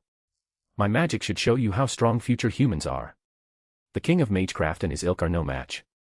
The future should be a world where everyone becomes a god, Morpheus assured as Bedivere faded. In the distance, Ramesses II smiled, conversing with his ancestor. What a surprising man, suppressing a full-powered Lion King so effortlessly. He even created a unique small world to let her persist. In time, that world may become a divine realm. He laughed, allowing himself to fade back to his throne of heroes. The world was restored. If you enjoyed this story, don't forget to drop 5 stars and your power stone. And if you want to read more than 70 chapters in advance, feel free to visit patreon.com/contl. Chapter 213, TOA 213, 7 equals. With the collapse of the singularity, history had been restored, and Morpheus and the others' bodies had long since departed along with that collapse, returning to Chaldea. Morpheus saw the others waiting for him. Clearly, he was the last to return. After all, he had chatted with Bedivere for a while over there. Your body. Medea approached, reaching out to gently touch Morpheus's chest. Up in the control room, Olga Marie saw this and widened her eyes slightly, then snorted coldly and turned away, muttering under her breath, shameless. Nearby, Roman heard the words and gave Olga Marie a helpless look, then glanced at Da Vinci, who was watching the show. He spread his hands and shrugged. Medea took the opportunity to grab at Morpheus's chest, feeling those sturdy muscles, and revealed a hint of excitement. Morpheus looked on helplessly and said, in front of everyone, really? So what? You and I are a couple, and everyone knows it. Medea said nonchalantly, grabbing again. Ritsuka couldn't help but snicker at the sight, while Mash watched with great curiosity, as if viewing some kind of drama. Enough joking around. Your body feels like it's undergone some changes, almost like. Medea put away her smile and carefully sensed the men before her, like your status has suddenly been elevated. I've advanced. Morpheus nodded honestly. It happened just now while I was chatting with the Lion King. During a chat. Medea couldn't help but widen her eyes. She had heard of breakthroughs during battles and studies, but never during a casual conversation with someone. I tried to analyze the power of the Holy Lance Rangaminiad, then used that portion of power to fill in the blanks in my knowledge. I successfully created a new phase, and in the process, I gained a better understanding of the knowledge Shiva left behind. As a result, I advanced. Morpheus's explanation was very straightforward, but in reality, it couldn't have been that simple. You created a new phase. Medea probably understood Morpheus's magic better than anyone, so upon hearing his words, she finally grasped what he had done. Morpheus had created a world and overlaid this mirror-like world onto the existing one. I utilized the spheroid and Clifford to create a chaotic singularity, guiding down the infinite light of divinity, and retraced the path of creation once more. Morpheus said softly, like a student afraid of being scolded. I didn't expect it to succeed. Medea stared at Morpheus with wide eyes. You're insane. Morpheus smiled. See? It worked, didn't it? And if it had failed? This time, you weren't just channeling a bit of power for a regular attack, you were using it for creation. Even with the help of the Holy Lance Rangaminiad, and even though you were only creating a phase, relying on the Lion King's status to stabilize it, that's still creation. One slip, and you could have been backlashed into oblivion. Medea started scolding him outright, her eyes full of worry. Morpheus said nothing, obediently letting her vent. Medea's concern was justified. This was an act of creation, and the infinite power channel demanded true infinity. If that force got out of control, it would be equivalent to world-ending destruction. Though with Morpheus's current strength, he certainly couldn't reach world-ending levels, he'd be gone first, causing the magic to fail and preventing any major catastrophe. Even the shock from his death would likely kill the Lion King, and history would still be corrected, so in essence, it wouldn't affect the outcome of restoring history. But no matter what, the cost would inevitably be his own death. Yet Morpheus had actually gambled on it, and won. It's actually fine. After all, I did receive Shiva's gift, and Shiva inherently embodies concepts of creation. Now, I'm a legitimate 7 is equal to 4 grade Adeptus Exemptus, reaching the pinnacle of humanity. Morpheus said, proudly patting his chest. The pinnacle of humanity, the peak that humans could achieve. To go further would require shedding one's human form, elevating one's status to a non-human realm. After finishing her scolding, Medea had calmed down a bit. She continued sensing the changes in Morpheus's body and whispered, no, your ascension isn't complete yet, is it? Morpheus looked at her in some surprise. You noticed? How could I not? I was once infused with the power of the Scarlet Woman, after all. I can still see some things. You've advanced, but it's not finished, like you've stepped in halfway, with the other half still outside. In this state, you can't truly wield the power of the 7 is equal to 4 grade, can you? Morpheus nodded lightly, acknowledging Medea's guess. At that moment, seeing no further conflict between the two, the others gathered around. Jean Alter asked, what does 7 is equal to 4 mean? It means very powerful. Among humans, no one should be able to beat me, Morpheus replied simply. With my current power, we might not even need any plans moving forward. We could face Goetia directly. Even if he couldn't yet unleash the full power of humanity's pinnacle, with Morpheus's strength now, when he channeled his magic, the maximum output could reach hundreds of times what it was before. And that was under the premise of keeping things stable to avoid issues. If he disregarded those concerns, the boost could be on the order of millions. The elevation in grade brought an extremely exaggerated increase in power. After all, if he could truly reach a stable 7 is equal to 4 grade, the power he could channel would shake the universe itself. Because at that point, he could summon full-bodied archangels, and full-bodied archangels could shake the entire world. Since he was the one summoning them, it naturally counted as him shaking the world. Flawless logic. Ritsuka also asked curiously, specifically. How much stronger have you become? Roughly hundreds of times my original self. Hundreds of times. Ritsuka's mouth opened slightly in surprise, and she immediately raised her hand as if to calculate just how strong that made Morpheus, but then gave up, finding it too hard to compute. On the other side, upon hearing this, Roman immediately looked at Da Vinci. Da Vinci quickly calculated and showed a dazed expression. I remember he could already inflict planet-destroying damage, right? Roman nodded lightly, and Olga Marie nodded right away too. She had heard Medea scolding Morpheus earlier but had relaxed after confirming he was fine, now shifting her attention to the specifics of his power changes. Let's assume Morpheus's original power base was stellar level. Now, after a hundreds-fold increase, we might need to add new classification categories. New categories? In stellar scale classifications, our original stellar level is based on the sun's output per second. But in reality, with Morpheus at full strength, summoning the 4 archangels without holding back, he could directly destroy Earth. That kind of power already exceeds our defined stellar level. After all, at the sun's output, destroying Earth would require charging for about 20 hours. Olga Marie watched the data files Da Vinci pulled up while listening, knowing she was right. The destruction mentioned here wasn't just evaporating Earth's oceans or blasting away the global surface, it was true, utter shattering of the planet, like a glass marble smashed to pieces.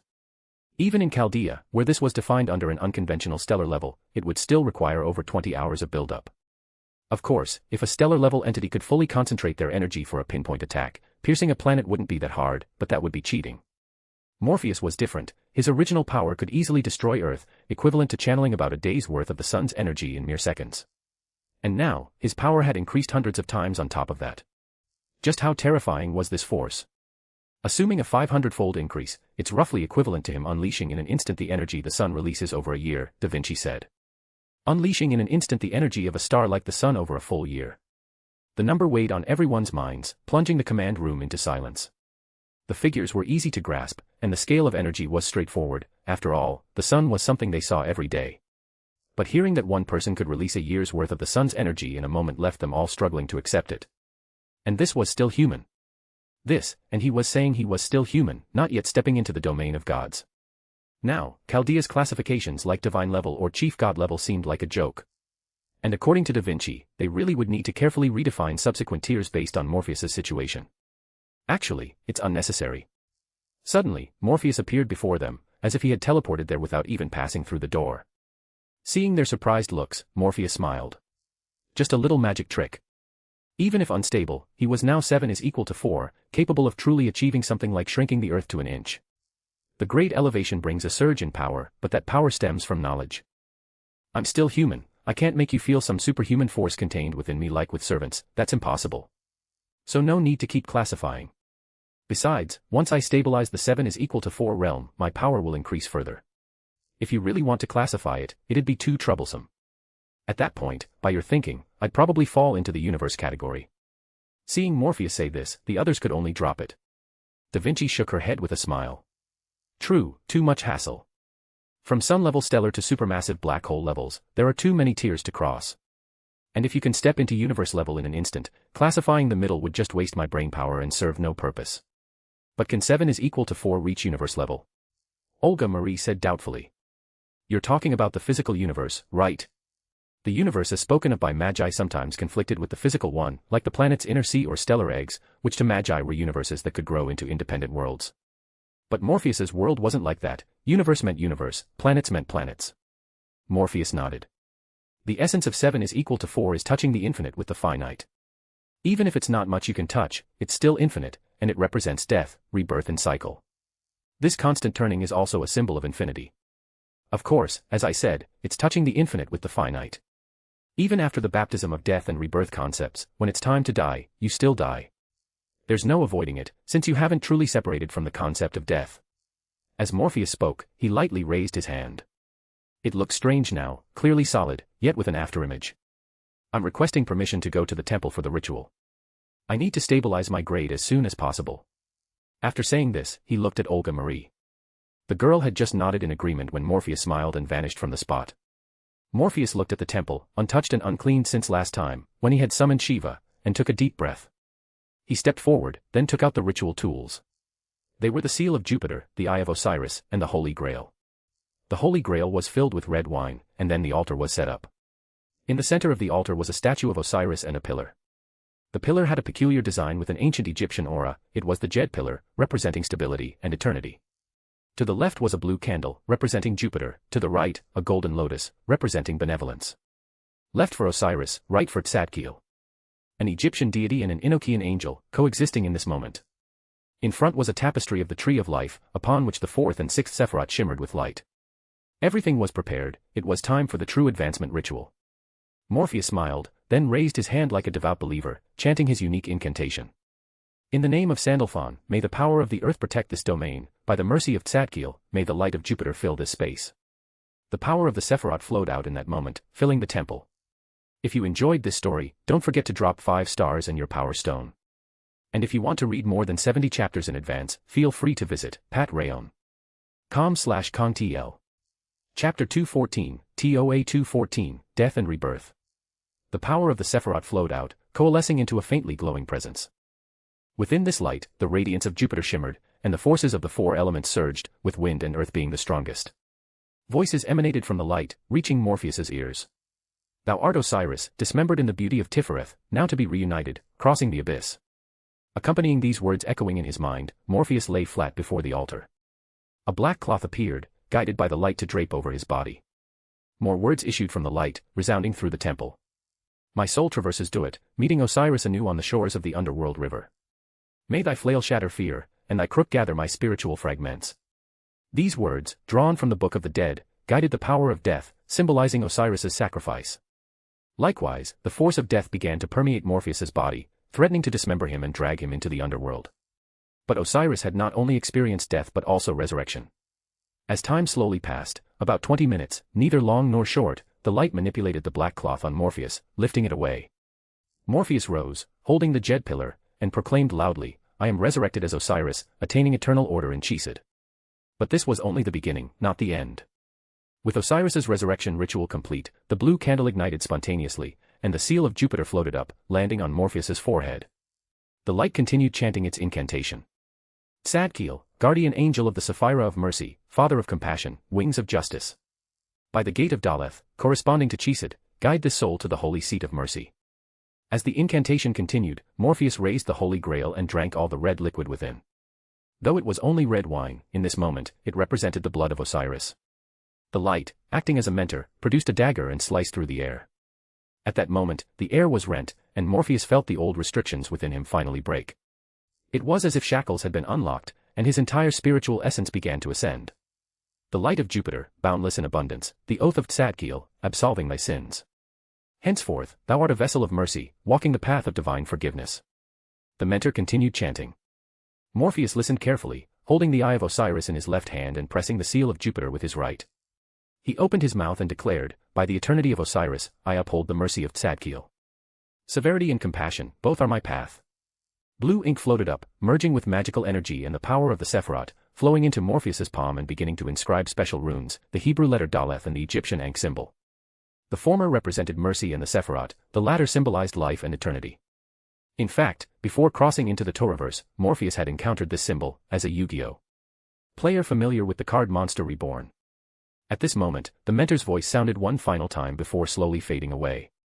Now thou art 7 is equal to 4, servant of Chesed, witnessed by the lords of Jupiter and the underworld.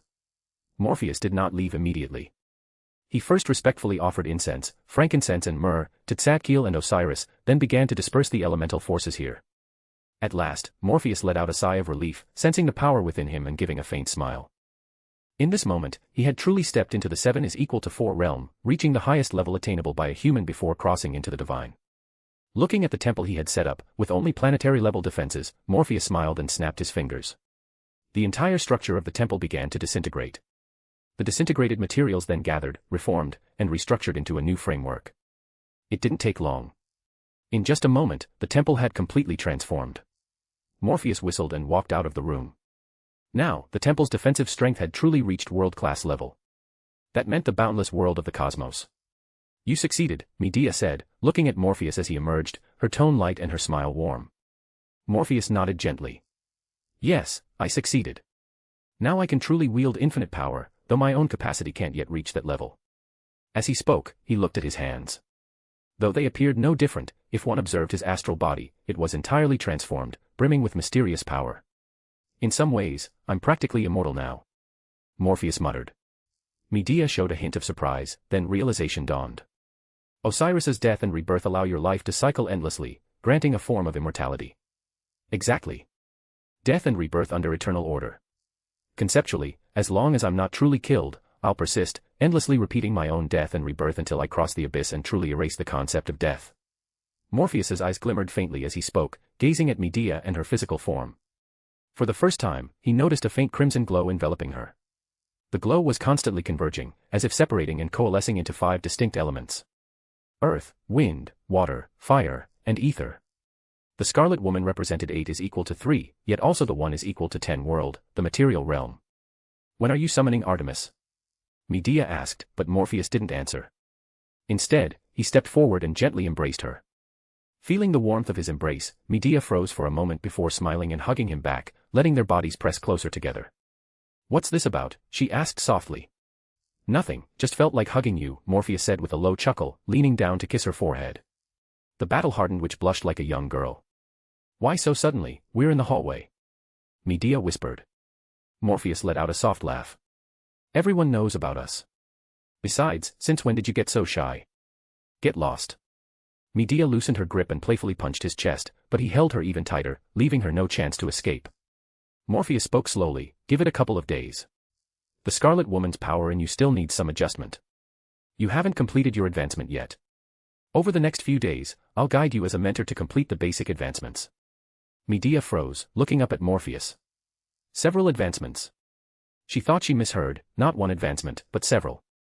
Your skill and knowledge are sufficient, but you haven't performed the rituals. So, we'll spread it out over a few days, advancing through different tiers on different days. You may not reach the highest levels, but getting to 4 is equal to 7 should be no problem. Then, with further study, you can break through to 5 is equal to 6. At that point, with your level. Morpheus paused, nodding slightly, there should be few in this world who can match you. Listening to Morpheus's plan, Medea gently stood on her toes and kissed his cheek, whispering, all right, I'll follow your lead. Crack. A sharp sound caught Roman's attention. He looked toward the source. Olga Marie. The pencil in her hand had snapped, broken by a single grip. Roman picked up his own pencil, holding it with both hands and twisting it experimentally, his expression puzzled. This pencil was sturdy, it shouldn't break so easily. What was up with Marie? He cautiously glanced at Olga Marie's screen, only to see Morpheus and Medea embracing and kissing. At the sight, Roman nearly burst out laughing but immediately felt Olga Marie's murderous glare.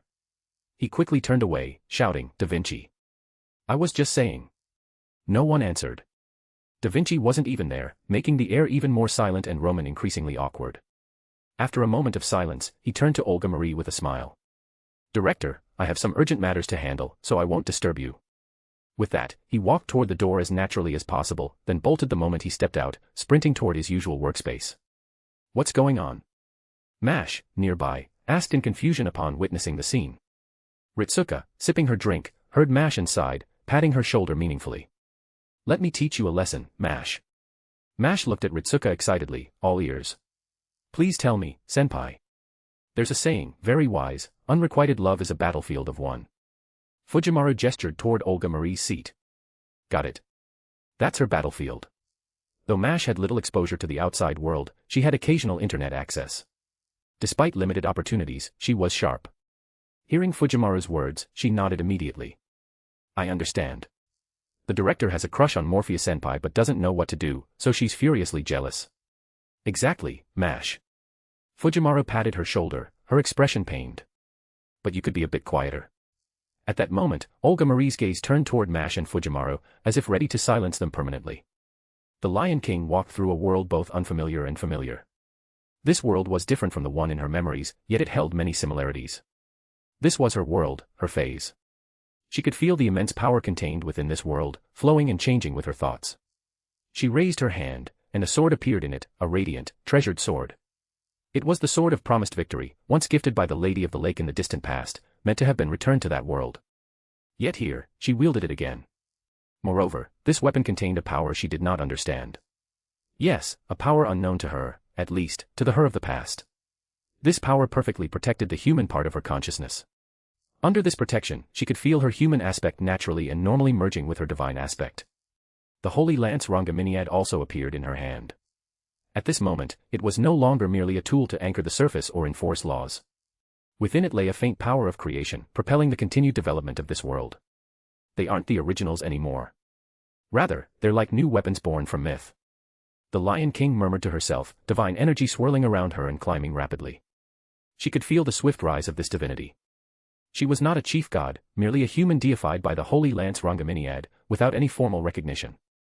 But in this moment, within this phase, she held supreme authority. She was the god king of this world. The Lion King's Chronicle. Olga Marie looked at the file Morpheus sent her, less a file, more a novel. She eyed him skeptically. You turned the Lion King's story into a novel and plan to publish it? Yeah, any problem? Morpheus nodded. It's just a secondary creation of the Arthurian legend. It's folklore, no copyright protection. With that, he slapped the table and stood, leaning over Olga Marie. Your family can be the publisher. That way, you benefit too. So, are you in or not? You're so sure it'll sell big? Olga Marie looked at Morpheus curiously, unsure why he'd write such a thing. Slip in some occult knowledge, and people will buy it, Morpheus said with a grin. By the way, want to sell some knowledge-spreading books together? Like handwritten copies of grimoires. Olga Marie froze, then shouted, Are you insane? Not afraid of getting targeted? Morpheus spread his hands, speaking righteously, I'm doing it for the world's progress. Only by spreading knowledge can the system grow. As the heir of the Golden Dawn, I won't be one to hoard secrets. If you enjoyed this story, don't forget to drop 5 stars and your power stone. And if you want to read more than 70 chapters in advance, feel free to visit patreon.com/contl. Chapter 215, TOA 215, Teasing. Olga Marie pondered for a moment. If what Morpheus said was true, it could indeed work, spreading knowledge to subtly erode the domain of modern magi. Still, there were things she didn't quite understand. Why the Lion King's story? Olga Marie asked, not hiding her questions. Though it seemed like just an ordinary book without the occult knowledge yet added, as a partner in this venture, she wanted to know why he chose this. Give me a reason. Because it's tied to the development of the world the Lion King inhabits. The development of her world. Olga Marie mulled over the words, frowning slightly. You mean you want to recreate that singularity? Before Morpheus could answer, she shook her head. No, that's not it. Your goal isn't that. Back then, you sent the Lion King elsewhere, through what was clearly a spatial rift. So, the Lion King didn't vanish as part of a corrected history but went to the world you sent her to. Seeing Morpheus smile at her, Olga Marie knew she was on the right track and boldly continued her guess. Based on the memories I glimpsed from your dreams, you created a small world for the Lion King to reside in. Now, you want to use this story to develop that world. It's a phase. Developing the phase and overlaying it onto the world's surface, letting its power protect this world. It's a small experiment, one that might interfere with actions like Goetia's. Interfere with Goetia's actions. Olga Marie tapped her fingers on the desk, deep in thought. Morpheus's words were an immense temptation to her. Exactly, actions like Goetia's. Your thought is that, in the future, something similar to Goetia could emerge, threatening Earth and humanity. Right, that's my thought, Morpheus nodded, a trace of worry in his tone. If a first Goetia can appear, a second could too. Unless we prepare in advance to prevent it. So, you have a plan. Phase overlay. Start with the Lion King's unique Arthurian legend. Once the world is restored, we can overlay other phases, like widely spread myths. I've got experience now, so I can create those mythic phases relatively safely. Morpheus grinned, though he didn't say everything. With the first phase now truly formed, he wondered if its emergence might trigger the automatic appearance of a second or third, like a self-propagating spread. Of course, these were just speculations, unproven for now. I understand, but we can't proceed until the world is restored. Still, if you want more people to know this story, I suggest starting small, Olga Marie said, flipping through the novel with a faint smile. How about spreading it within Chaldea first? Morpheus nodded eagerly. Absolutely. But Chaldea's internal distribution is free, so no profit. Morpheus rolled his eyes but laughed. No problem. All right then, leave it to me. I'll handle the publication, Olga Marie said with a satisfied nod, beginning to arrange the story's printing. Wait. Morpheus turned to leave but was stopped before he could step out. What's up? He asked, looking at Olga Marie curiously, unsure why she called him back. Be more careful in the future. Olga Marie glared at him. I know about you and Medea, but acting all lovey-dovey in public. What does that look like? As she spoke, she noticed Morpheus approaching with a half-smile. His step-by-step advance made her heart tighten. She instinctively stepped back, forgetting she was seated, causing her chair to hit the desk with a jarring screech. What are you doing? Olga Marie's neck stiffened, her face flushing as she asked. What do you think I'm doing? Morpheus grinned, his face drawing closer, his breath brushing her ear and face. Olga Marie felt like she was suffocating, despite being a spirit. Staring into his eyes, her mind a one chaotic mess, she glanced at his lips, swallowed hard, and closed her eyes. Is he going to kiss me? A forced kiss? What happens if I accept? Should I push him away? But would that be bad? Being kissed outright wouldn't be good either, would it? As her mind swirled with chaotic thoughts, she heard a soft chuckle and felt a hand brush past her ear. Director, your hair's a mess, Morpheus said teasingly. Olga Marie snapped her eyes open to see his innocent expression. Huh? Why's your face so red, Director? Don't tell me you thought I was going to kiss you. He stepped back, eyes wide. You were trying to take advantage of me. Olga Marie was fuming. Glaring at Morpheus, she gritted her teeth and roared, Get out. Got it. Morpheus laughed, dashing out with a swift step. Olga Marie took a deep breath, unable to calm the excitement in her heart. Her mind was filled with the image of him leaning close, those starry eyes etched in her memory, unforgettable. That jerk. How dare he tease me? She muttered, unable to curse too harshly. In the end, all her frustration boiled down to one phrase, damn playboy. Huh? You called me. Morpheus's head popped back in. Seeing her glare, Olga Marie shouted again, Get out. All right, Director, call me if you need me. Morpheus said, quickly leaving and shutting the door behind him. Within the interstice of time, the Temple of Time stood tall. Goetia gazed into the distance, shrouded in confusion. The future had undergone a strange change. How could this be? Goetia voiced its bewilderment. The future had been fixed, humanity had no future, destined to be consumed by its plan, fuel for its return to the past. Earth's future was to be a burning wasteland, a barren rock devoid of civilization. Goetia would harness that immense power to travel back, becoming the sole god of the planet, the only god of this world. Thus, it would shape humanity according to its vision, perfecting their existence. But, something had changed. The future had become invisible. Something had shrouded it, blinding Goetia's eyes to what was happening. What is this? Goetia continued to peer, using its clairvoyance to pierce the veil, to see what was going on. But it failed. No matter how it urged its power, its authority, it was useless.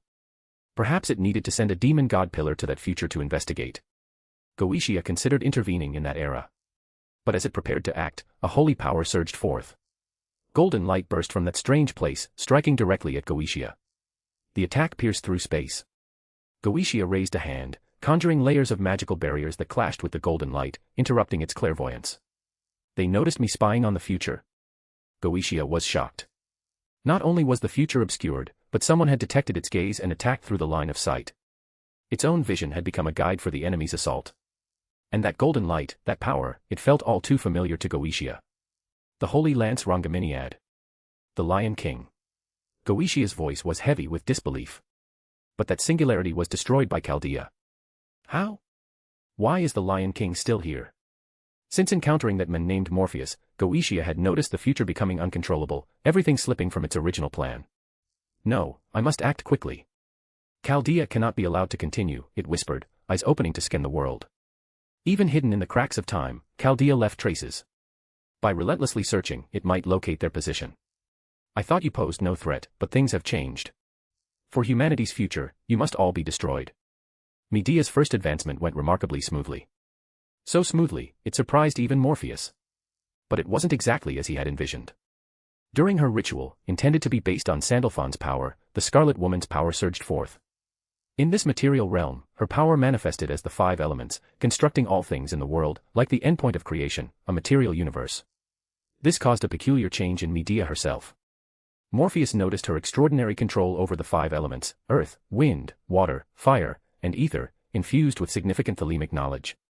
Though she had only reached the 1 is equal to 10 grade, her elemental control granted her immense strength. Combined with her original magical knowledge, Morpheus estimated that Medea could now easily overpower top-tier servants. Even against a grand servant, she could hold her own in a back-and-forth battle. With prior knowledge of her opponent and preparation, she might even defeat them. It's the sanctification and corruption of matter, contradictory yet unified. Medea said, surprised by the knowledge from the Scarlet Woman. Morpheus, it seems we're walking different paths now.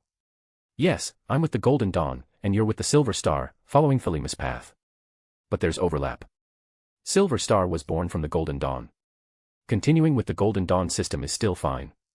Morpheus paused, then asked, by the way, if you faced an attack from the Holy Lance Rongaminiad now, could you withstand it? With a prepared ritual sight, I could handle it easily. In an ambush, I could resist, but it'd cost me. Still, just a cost. I could take it. If 3 or 4 came at once, though, I'd have to run, Medea said with a smile. So, you could block 2 shots from Rongaminiad and still recover afterward. Exactly. Medea nodded. Having faced the lance's power directly, she knew its strength. Morpheus, hearing her answer, confirmed just how powerful she had become. She was undoubtedly a top-tier servant, capable of matching the Lion King's attacks. Rest for now. I need to think about the next steps, Morpheus said. Medea looked at him curiously. Worried about some danger? No, just avoiding dogma. The Golden Dawn method works for now, but even against Goetia, I might be able to hold my own. Jean Alter nodded. From what I know of servants, your current strength means you wouldn't lose in a one-on-one fight against any of them.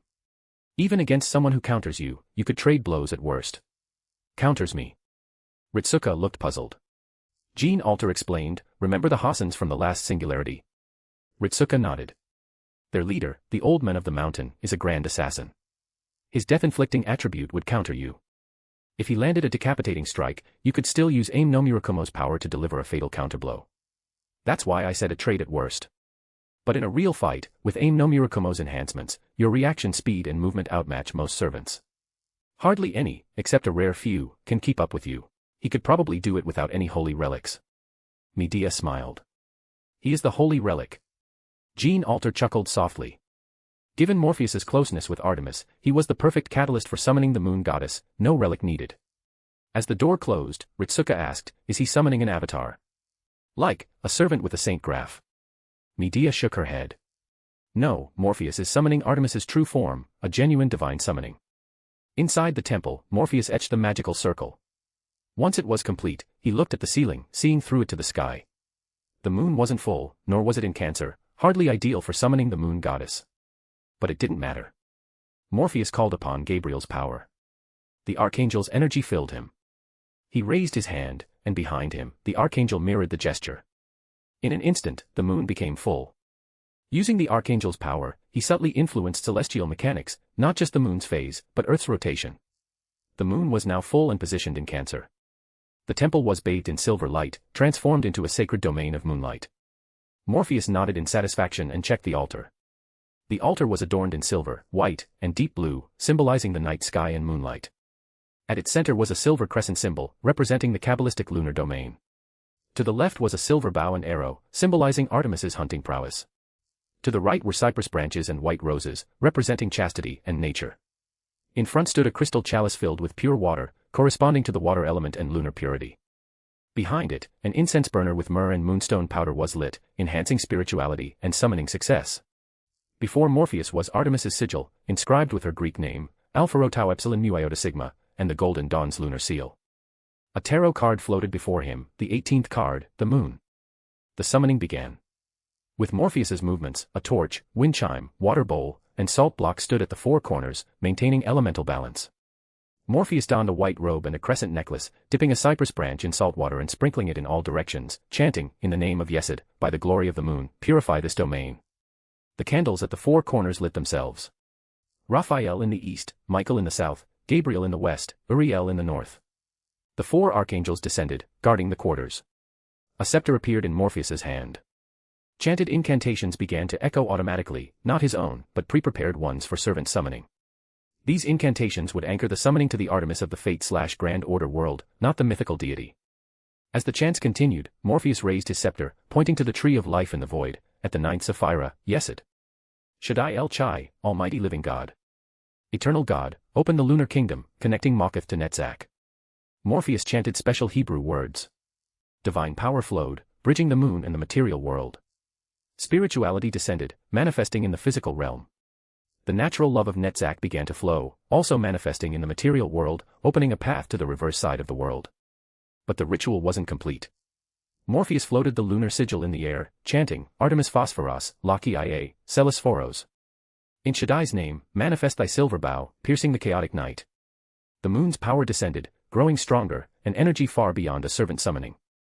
Immense divine power surged through the temple. Feeling this familiar power, Morpheus smiled, casting honey and frankincense into the burner for the final step. With pure fire, I offer to the Queen of the Wild, may thy arrows guide the lost. The moon's power coalesced, forming a familiar figure. The maiden gazed at Morpheus, smiling. Long time no see, darling. The moon goddess had descended. If you enjoyed this story, don't forget to drop 5 stars and your power stone. And if you want to read more than 70 chapters in advance, feel free to visit patreon.com/contl. Chapter 217, TOA 217, The Core of the Singularity. Artemis descended, her true divine form manifesting in this place. With her arrival, the power of the moon converged around her, enveloping her presence. Her mere existence began to alter the surroundings. For instance, the concentration of magical energy surged, as if transforming the area into one from the age of gods. Morpheus reached out, gently grasping the moon goddess's hand, and smiled. Looks like my preparations paid off. I finally summoned you safely. Artemis curiously surveyed the surroundings, then examined the magical circle used for her summoning, her expression one of surprise. This place is unique. Did you build this temple specifically for summoning divine power? Exactly. It's a place I created for channeling the power of gods, Morpheus nodded. He erased the magical circle on the floor, checked the temple's structure to ensure no issues, and then led her outside. Come on, let me show you around Chaldea. Artemis immediately perked up. Great. I've been eager to see what kind of marvel humans have created.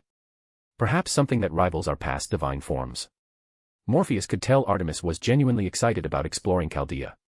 For the Greek gods, whose original forms were technological constructs, visiting a place like Chaldea, infused with advanced technology, must feel like meeting a kindred spirit. As they reached the door and opened it, they saw several figures waiting outside. Artemis gave a gentle wave. Long time no see. Medea rushed forward, happily linking arms with her. You're finally here. The gesture carried the warmth of close friends. Jean Alter, less familiar with Artemis, offered a simple greeting. Ritsuka, however, stared curiously, prompting Artemis to ask, is there something on me? Ritsuka immediately asked, are you really here in your true form? Indeed, I am in my true divine form. There is no Artemis on the reverse side of the world right now, Artemis confirmed, causing Ritsuka's eyes to widen. You actually summoned a god's true form. Summoning a servant Saint Graph was already astonishing to Ritsuka, but Morpheus summoning a god's true form was an unprecedented miracle in human, or rather, Magus, history. No, this wasn't even a miracle. The summoning of servants was already considered a miracle. A true divine summoning transcended that, entering the realm of myth. Was the Golden Dawn's summoning magic really this powerful? Morpheus summoned avatars of the 4 great archangels regularly. If his power grew further, could he summon their true forms? I can do that now, Morpheus said, as if reading Ritsuka's thoughts. She froze, then asked, you mean you can summon the true forms of the archangels? Morpheus nodded. Yes. At my current 7 is equal to 4 grade, I've reached the peak before entering the divine realm. If needed, I could summon an archangel's true form. But doing so might destroy this world. He spread his hands.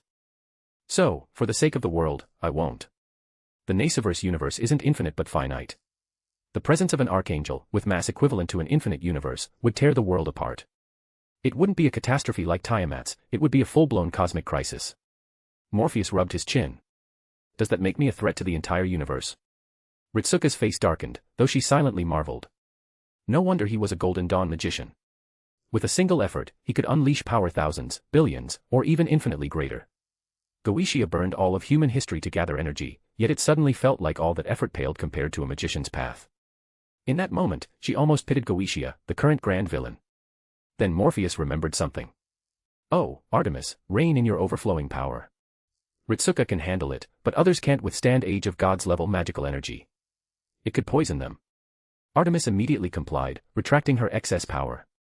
The environment, which had been shifting under her influence, returned to normal, and the magical energy concentration dropped to its usual level.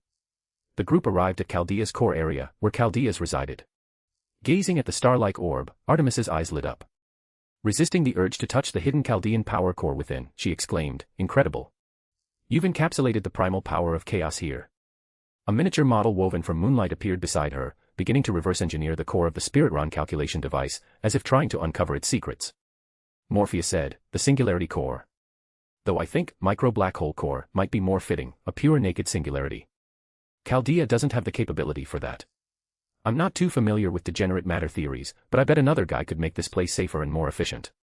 He was, of course, referring to Academy City's chairman, Alistair Crowley. If Alistair were in Chaldea, there'd likely be far fewer problems. Though, he might also destroy the entire magecraft tradition, leaving the future world no longer the domain of magi. Yes, a black hole, a supermassive micro-black hole. The technique to capture and stabilize it is impressive. No wonder Chaldea can interfere with time.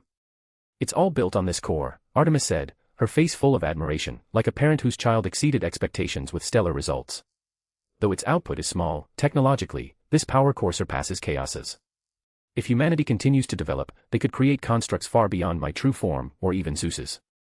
At that moment, the communicator crackled, and Da Vinci's voice came through, warning. "Sheba has detected a 0.3-second slowdown in Earth's rotation."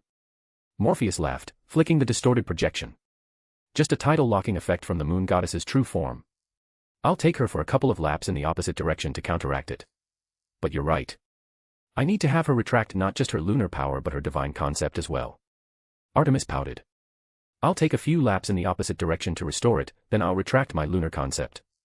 Thanks for the trouble. The Earth now is so different from the past. Back then, I could walk the land without causing issues like this," Artemis said, dutifully walking in the opposite direction. After confirming the rotation speed was restored, she withdrew her lunar divinity. Morpheus nodded lightly but fell into thought. "What's on your mind?" Artemis asked. He looked at Chaldeas in the core area, speaking gravely. "If we modified the core, or even implanted the tree of life into it, could we make all of Chaldea a special domain?" Artemis tilted her head. "A special domain? Using the tree of life as a foundation to create new domains, splitting Chaldea into two, one as it is now, and another as a phase built on it. That phase could potentially contain all the unique environments caused by Chaldea's singularities." Morpheus explained but then shook his head. "Just a theory. I can't be sure it'd work. My only creation experience is the Lion King's world, a basic phase, relying on the Holy Lance's power. If I were just an ordinary true god, I'd say it's impossible. But I have data from my true form. Based on that, your idea might actually be feasible. Why do you want to create a phase for Chaldea? To contain future singularities? No. Singularities can't be preserved. They're errors in time's progression. Once corrected, they vanish. Even if moved to a phase, it'd be a copy, not the original." Morpheus shook his head, recalling the later Fate/Grand Order plot. He didn't remember much, only that many worlds meant to be pruned suddenly reappeared. By normal progression, those trying to usurp the proper timeline should be destroyed for survival's sake. But preserving those worlds and phases might be a good alternative. That way, Earth could follow its proper timeline, while those otherwise doomed worlds could have a chance to persist. No rush, though. I'll take it slow, gain more experience, and see if I can glean some knowledge for free, Morpheus said with a grin. Artemis immediately grew wary. "What are you planning now?" This was the man who once dragged her to fight Typhon, a reckless daredevil. Morpheus smiled faintly. "Summon a creation goddess to see if she can offer some advice." "You?" Artemis's eyes widened. With her knowledge of Morpheus, the creation goddess he meant wasn't someone like Chaos or any deity she knew. "You have a maternal and feminine aspect. You have to help me this time. If I successfully summon the primordial Shakti goddess, I'll gain high-level magical knowledge, part of the world's truth, and a deeper understanding of creation. That way, my spark of creation could level up. In the future, a single spark might tear the entire world apart." "Are you insane?" Artemis glared at him, stunned by his audacity. "The primordial Shakti goddess is the supreme Shakti of the Trimurti, and you plan to summon her here?" Morpheus looked surprised. "You know about her?" "Of course I do." Artemis huffed, tapping his head. "Thanks to the memories you shared, I've gained some knowledge. That's why I'm worried. This Shakti is entirely different from the one I know." "I know. The Supreme Shakti transcends singular divinity, uniting all goddess authorities, a primal force of cosmic creation and destruction, the fundamental energy driving the universe." Morpheus smiled, looking relaxed. "But don't worry. I've got this. I summoned Shiva last time." Artemis fell silent, staring at him for a long moment before saying, "You summoned Shiva, not the one I know, right?" Morpheus nodded. Artemis took a deep breath, realizing just how reckless the man before her was. But that wasn't my fault. The summoning was too successful. I meant to summon this world's Shiva, but I got the mythical one. Still, it was a blessing in disguise. I gained a lot of knowledge. Though I'm only at 7 is equal to 4, much of that knowledge will remain useful as I advance. If I successfully summon the primordial Shakti this time and fill in my knowledge gaps, I could channel higher tier power even at 7 is equal to 4. Seeing Artemis still hesitant, Morpheus added, really, no need to worry. I won't summon her true form, just an avatar. I'll reinforce the temple to withstand universe-level attacks. If the summoning fails, we'll have enough time to interrupt it and prevent any accidents. Seeing Morpheus's confidence, Artemis sighed. Fine. But I'm staying for the whole thing. If anything goes wrong, I have the right to stop it immediately. Morpheus nodded eagerly. Deal, no problem. If you enjoyed this story, don't forget to drop 5 stars and your power stone. And if you want to read more than 70 chapters in advance, feel free to visit patrayon.com/contl. Chapter 218, TOA 218, Testing the Divine Core. Olga Marie stared at the screen, which showed Morpheus and the others in the core area. Her attention, however, was fixed on the beautiful woman who had appeared. Artemis, the Greek moon goddess, one of the Olympian deities. And this was her true divine form. Ordinarily, this would have shocked her, but now it barely registered. She was far more preoccupied with the intimate interactions between Artemis and Morpheus. Back in the singularity, those two were always glued together. Now that he's summoned her, they'll probably be inseparable like he is with Medea. Olga Marie thought, clenching her teeth. At that moment, the door opened, and Roman walked in. Director, I have a report regarding Artemis, he said. He glanced at Olga Marie's screen and smiled. Oh, I see you're already keeping an eye on the moon goddess. Huh? Oh, yes. I'm already monitoring her, Olga Marie replied, relieved that Roman hadn't seen through her real reason for watching. She feigned nonchalance and asked, so, what's the issue? The cold light from the screen cast faint ripples across her face as she unconsciously twirled a pen between her fingers, a nervous habit reflecting her inner agitation. Take a look at this, Roman said, handing her a stack of documents. Olga Marie scanned the contents, her expression turning to shock. It could cause irreversible catastrophic damage to Earth itself. Exactly, Roman nodded. According to Da Vinci's analysis, with Artemis in her true form, at her maximum output, she could wield power equivalent to the moon itself. The damage wouldn't be limited to the surface. You're saying Artemis walking on Earth is like a being with the moon's power sealed inside her? If she unleashed it, it'd be like crashing the moon into the planet. Precisely, Roman confirmed. Our past calculations were off. The Earth of the Age of Gods is vastly different from today's. Things that were inconsequential back then could cause apocalyptic disasters now.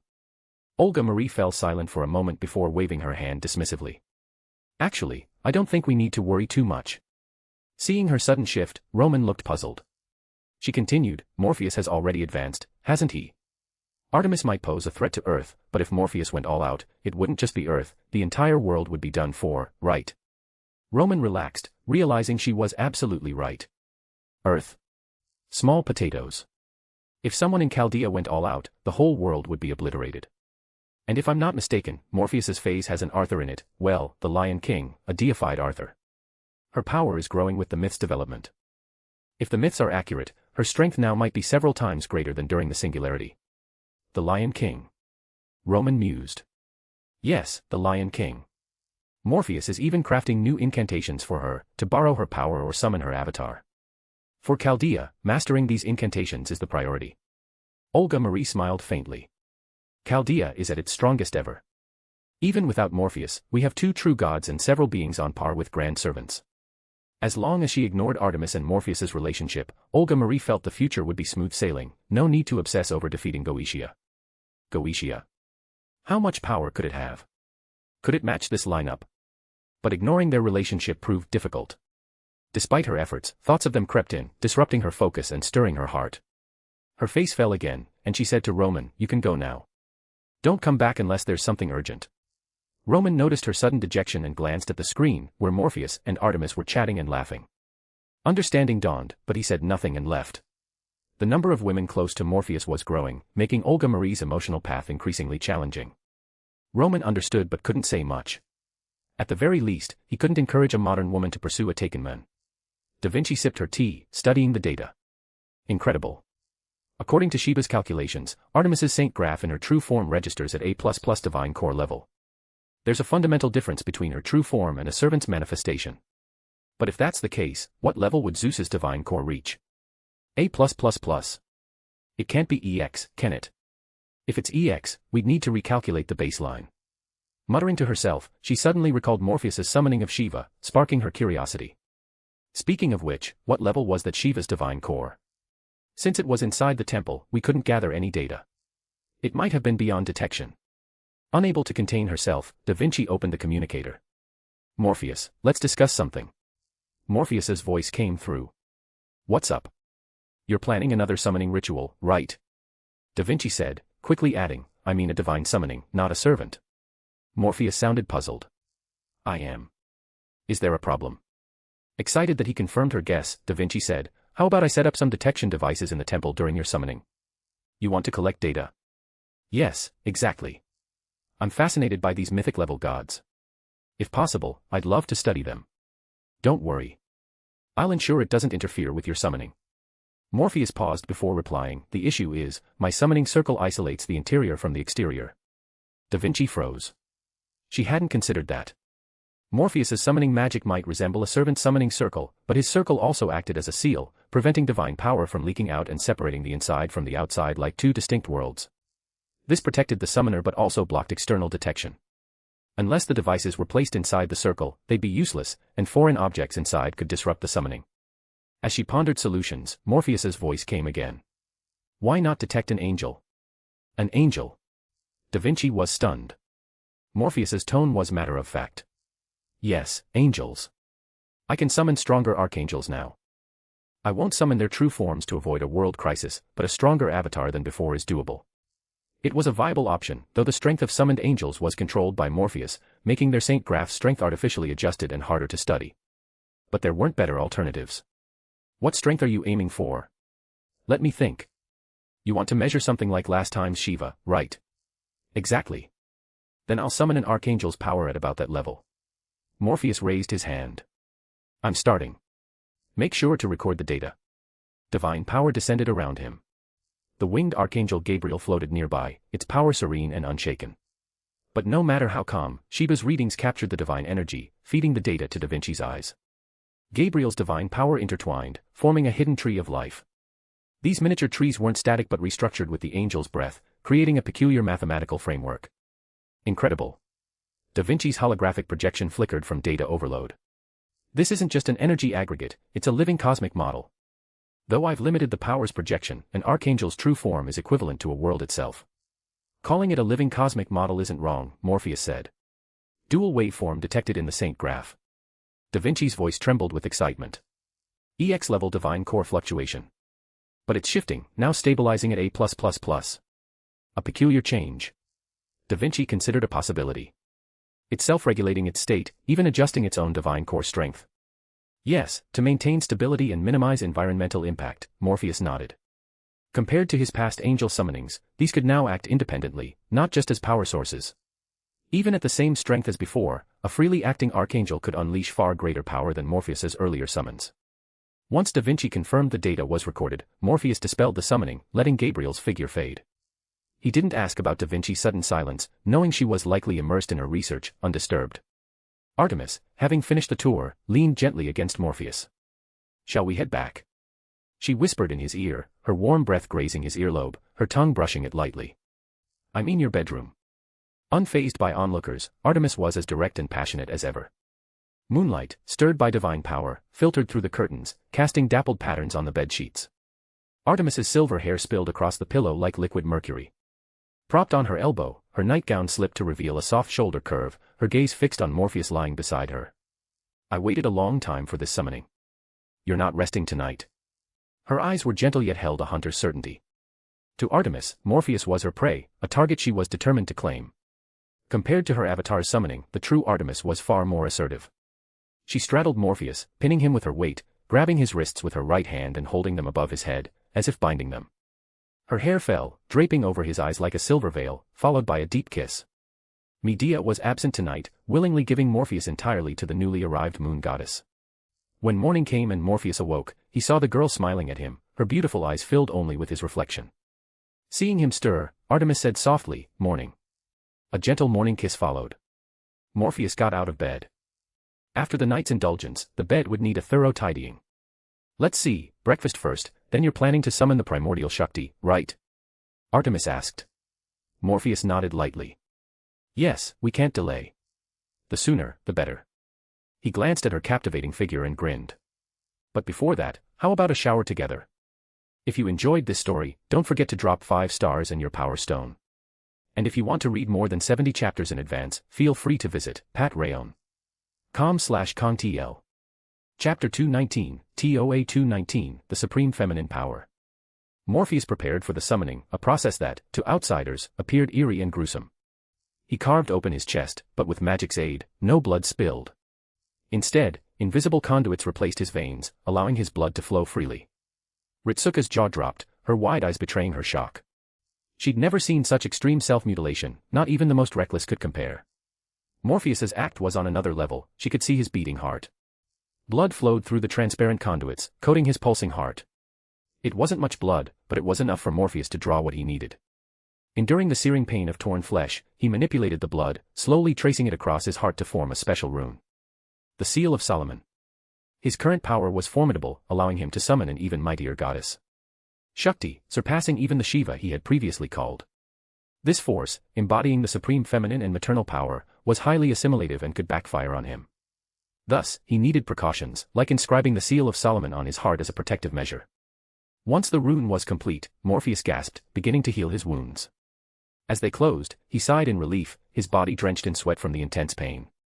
With the protection in place, he inspected and reinforced the temple, confirming it could withstand universe-level attacks before proceeding. First, he confirmed the timing. "It's Saturn's hour, but the moon phase is up to you, Artemis," Morpheus said. Artemis unleashed her divine power. The moon goddess's energy, in the air, a double-headed serpent sigil of the inverse Kabbalah floated, ready to absorb excess feminine energy for balance. On the floor, a variant of the Metatron's cube was etched, inscribed with verses from the Rigveda's creation hymn, written by Morpheus's hand. The preparations were complete. Morpheus sliced his palm, letting blood drip into the Mercury array, and began chanting. Ima Elohim. Venus Eternus Shakti. The simple incantation merged the triple feminine authority of Kabbalah, astrology, and Tantra. As these powers fused, the Mercury began to flow backward, the space trembling. The array manifested 3 distinct yet overlapping features. First, the 72 divine names of Kabbalah, merging and separating. Second, mantras from the Samaveda, resonating at unique frequencies, carried by the Mercury's flow like a mythic hymn.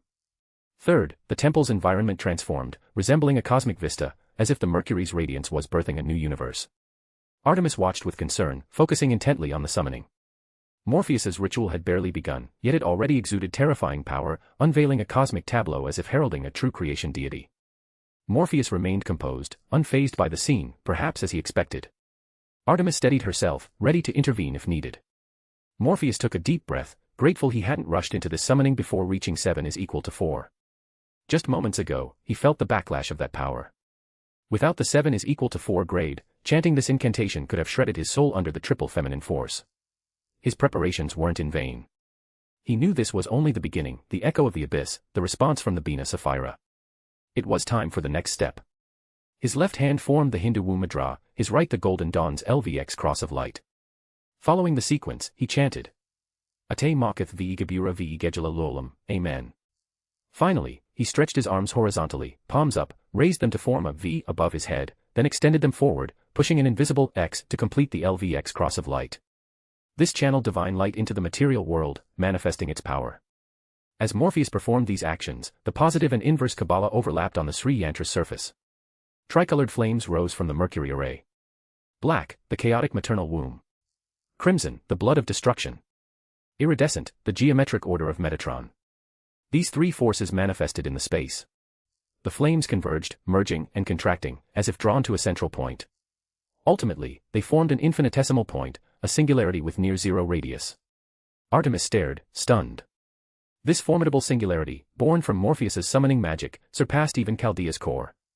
Morpheus's mind reached peak focus. The moment had arrived. Newt. Babylon. Shakti. With the authority of 8 is equal to 3, tear the veil. Nut, the supreme mother goddess, descended as a cosmic vessel, perhaps capable of containing a universe. Babylon, another supreme maternal force, brought chaotic momentum. Finally, Shakti's power manifested as the cycle of creation and destruction. Before Morpheus stood the primordial Shakti, the goddess of destruction and creation. Her countenance was serene, showing no trace of destruction, exuding eternal calm. Morpheus sensed something amiss. His body's time was rewinding, a cost of the summoning. At this rate, 1 minute would de-age him 7 years. If he couldn't control the duration, he risked reverting to an embryo, losing his consciousness entirely. Without hesitation, he stepped into the array. Instantly, boundless knowledge flooded his mind. He had no time to converse with her or even engage. Lingering too long would cost him any chance of recovery. The seal of Solomon on his heart protected his body from assimilation by the feminine power, mitigating the cost. It reduced the toll from 7 years per minute to 3. Pull me out in 20 seconds. Morpheus's voice reached Artemis. 20 seconds, 1 year of regression, was a price he could accept. Those 20 seconds felt like hours to Morpheus. Everything slowed. Shakti wielded time's authority, she was time. In those brief moments, infinite knowledge poured into his mind. Most was incomprehensible, and even the understandable part strained his brain immensely. Yet, he endured the onslaught. His body began to change, developing feminine traits, his Adam's apple vanished, his chest slightly swelled. The potent feminine theory was reshaping him. This was unavoidable, and he could only endure. Finally, the endless 20 seconds passed. Artemis acted swiftly, pulling him into the protective array. The supreme feminine power still surged outside, but Morpheus's transformation halted. He took a deep breath and severed the summoning. As the primordial Shakti vanished, his feminine traits faded, returning him to his male form. "You look younger," Artemis said, blinking and pinching his cheek. "Your skin's smoother too. Compared to before, you're still male, but your aura has a distinctly feminine quality, like what you'd call a femboy. When I perform a full 9 is equal to 2 summoning, I can restore my original state," Morpheus muttered, feeling his body's changes. "It's unavoidable. At 10 is equal to 1, the apex is the fusion of all, feminine and masculine included.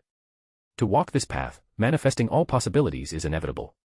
As he spoke, he collapsed backward, landing in Artemis's soft embrace. She scooped him up in a princess carry. Weak from the ordeal and the feminine influence, he indeed appeared more delicate. Artemis gleefully carried him out, saying, "When I saw you starting to feminize, I wanted to try this. You're still male, but it's close enough." Morpheus struggled briefly before giving up. He was too exhausted to move and just wanted to rest. Moreover, Shakti's lingering pollution still rampaged in his body. Being held by Artemis, a goddess, could speed his recovery. After all, this summoning had used her power as a medium. "You know," Artemis said, sniffing him, her eyes full of desire, "your scent is incredibly alluring right now. If I had to say, my instincts are screaming to keep you by my side, preferably without clothes."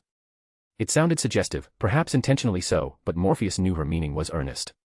The supreme feminine power in him was drawing Artemis. If she absorbed it, she might break past her current limits, transcending Nasuverse divine constraints to become a higher life form, like the Lion King in her phase. Unable to resist, Artemis carried Morpheus to his bedroom, leaving behind stunned onlookers. Ritsuka whispered to Medea, Is the chaste goddess Artemis really this bold?" Their closeness felt like a romance novel, as if they were glued together. "Well, you get used to it," Medea said softly. Through her connection with Morpheus, she checked on him and smirked.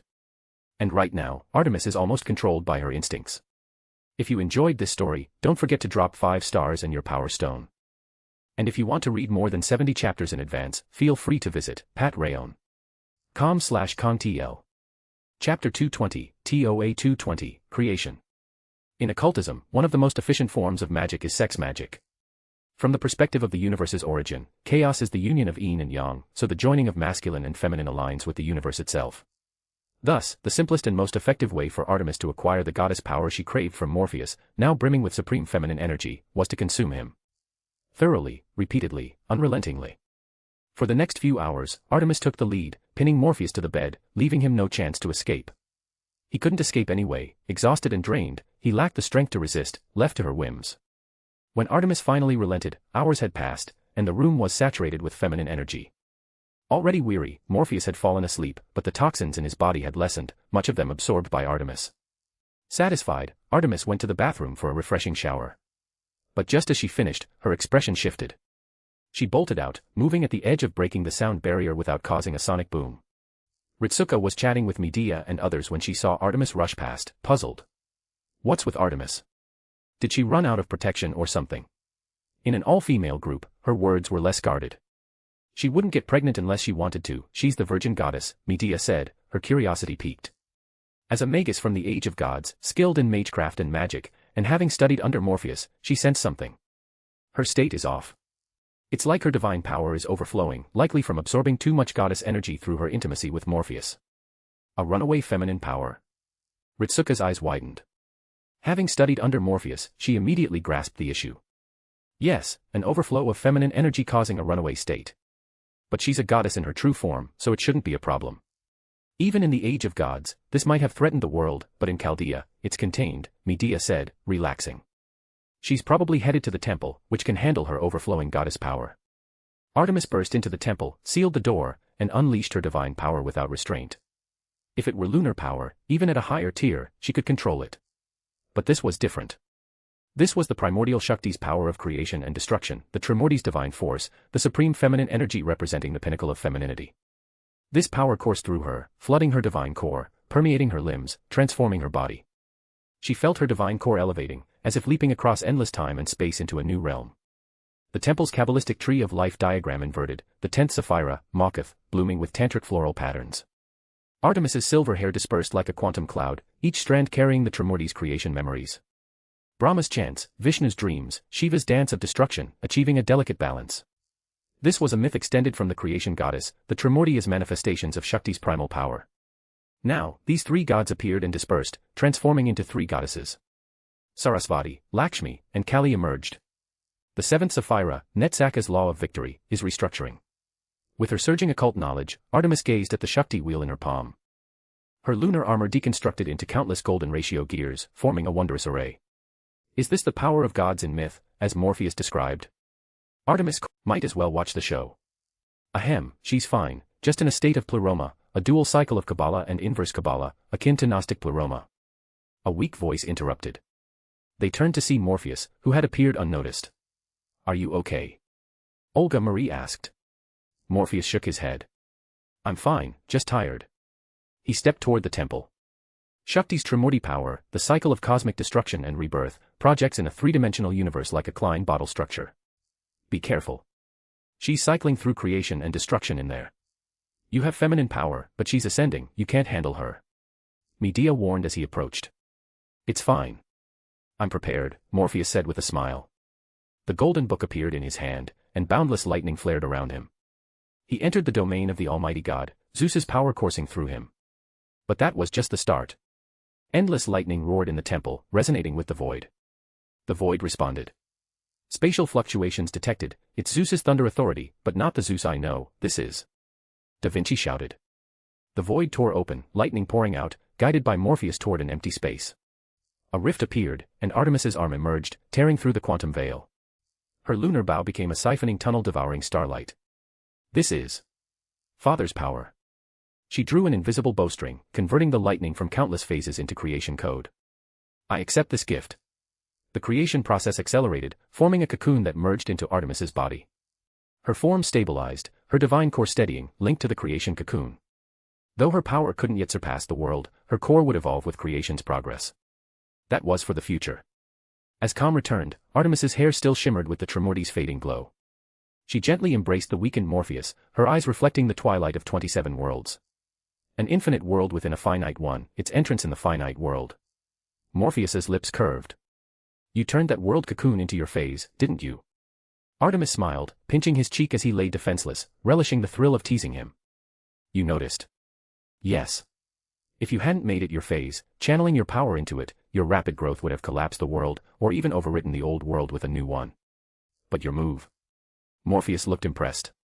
There might be a way for magic gods to walk the world's inner side without weakening. Magic gods. Infinite beings beyond infinite worlds. It's just a theory. Your success stems from your uniqueness, using the creation egg to contain your power, then overlaying it as a phase to avoid interference. The catch is needing creation authority. Magic gods can create or destroy worlds with knowledge, not creation authority, unless they follow the same path. From the Tree of Life system, this wasn't an issue. With continued growth, reaching that level was only a matter of time. If you enjoyed this story, don't forget to drop 5 stars and your power stone. And if you want to read more than 70 chapters in advance, feel free to visit Patreon. com/con TL. Chapter 221, TOA 221, Goetia's Concerns. Chaldea existed in a temporal interstice, a gap in time. Despite this, it still had a sun and moon, as if the entire solar system had slipped into this temporal crevice. Olga Marie was indulging in a rare moment of relaxation, basking in the sunlight. The large windows blocked the chill outside, letting only warm sunlight stream through, bathing her in its glow. If not for Morpheus incessantly reciting magical theory beside her, she thought this sunbathing would be even more pleasant. "Can't you let me rest for a bit?" Olga Marie turned to ask, irritation flaring at the sight of the man. She had the urge to bite his shoulder until it bled. "No way. You're busy with work during the day and sleep at night, so I can only teach you during the gaps between work and meals," Morpheus said, lightly tapping her head with his grimoire. "Listen up and absorb these magical theories. They'll be crucial in the future." Olga Marie eyed him skeptically. "Why the rush? Why do I need to master these theories so quickly?" Morpheus smiled but didn't answer. Seeing he wouldn't explain, Olga Marie didn't press further. He always spoke openly when ready, so pushing now would yield nothing. She turned back to the sun, letting its rays fall on her face and into her eyes. Beside her, Morpheus continued reciting occult theories, focusing on the Golden Dawn system he knew best. This system, encompassing astrology, Kabbalah, and more, poured into Olga Marie's mind as if the knowledge itself were alive, seeking her as its host. Knowledge pursued the person, not the other way around. Olga Marie suddenly recalled this phrase. Once absurd to her, it now felt strikingly true. "By the way, where's Artemis?" she asked, unable to resist her curiosity despite herself. She wanted to know why the woman perpetually glued to Morpheus wasn't around. Though she stabilized her state, she's still undergoing continuous creation. Her divine core is steadily advancing. Until she completes a full cycle of creation and destruction, she can't ensure she won't affect the real world. So, only after experiencing a complete creation and destruction can her divine core stabilize, allowing her to safely stay on Earth. Smart girl. You got it in one. Morpheus's smiling praise darkened Olga Marie's expression. His tone felt like he was commending a schoolchild. Noting he'd spent most of the past few days resting in his room, she swallowed her mocking retorts. "How's your recovery?" "Fully recovered." "It won't affect the mission," Morpheus said with a smile, reassuring the concerned girl. He had indeed recovered, the toxins cleared, mostly absorbed by Artemis. However, his body wasn't back to its original state. While 8 is equal to 3 and 9 is equal to 2, the supreme feminine and masculine were distinct paths on the tree of life, they were equal in essence. The Shiva he summoned previously paled in comparison to the primordial Shakti this time. Shakti's power even encompassed Shivas, representing the pinnacle of Hindu myth. The vast disparity left Morpheus's body overwhelmed with feminine energy. Thus, despite appearing male, his aura carried a distinctly feminine quality. From a distance, one might mistake him for a woman. "Oh, I just thought of something," Olga Marie said, her eyes twinkling mischievously. "I recall 8 is equal to 3 embodies the supreme feminine, including motherhood. So, even though you're male, does that mean you could get pregnant?" Morpheus froze, caught off guard by the precise jab at his current vulnerability. Seeing his reaction, Olga Marie laughed, her mood lifting after days soured by Artemis's presence. "So, you can get pregnant?" Morpheus forced a smile. In occultism, a man becoming pregnant wasn't impossible, especially with his body brimming with feminine energy. The capability was indeed there. Unless he later invoked supreme masculine power to balance it. Normally, this wouldn't be an issue. Steady progression to 8 is equal to 3 would have prepared him to handle such power without side effects. But to accelerate his growth and gain knowledge early, merging with such primal forces prematurely caused these side effects, normal, and a small price to pay. After all, in Hindu doctrine, reaching the ultimate pinnacle meant uniting feminine and masculine selves. Morpheus sighed inwardly. No wonder the occult world danced on taboos. If he were a novelist instead of a magician, writing this would get him flamed by readers. Thankfully, as a magician pursuing the mysteries, he didn't need to worry about such things. What was a half-male, half-female form? If he'd chosen the Hindu path, he'd have embraced it without hesitation. Fortunately, the Golden Dawn system spared him such complexities, which he appreciated. The Lion King silently gazed at her holy lance, Rangaminiad, her familiarity with the weapon growing, its capabilities expanding. It held the power to rewrite the world. Or rather, the power of creation. She surveyed her surroundings, the phase she inhabited. Though smaller than her original world, it had grown significantly in recent days. Given time, it might rival Earth's size. Raising Rangaminiad, she aimed at the void. Countless runes spiraled around the lance, accelerating into a helix. With a fierce throw, Rangaminiad pierced the void, interacting with it. The slowly expanding world suddenly surged outward. Mountains rose, waters converged into seas, grasses sprouted into forests and plains, beasts roamed, and birds soared. The world's vitality surged. The Lion King grew curious. What story had Morpheus written based on her? Why did she still wield such power? This development seemed to be shaping the world into a unique flat, circular realm. If it continued, this land's expanse might surpass Earth's, perhaps even reaching the solar system's scale. Goetia was troubled. Its interference with the future was faltering, its influence waning, as if something was stripping it away. It had burned human history, amassing vast energy.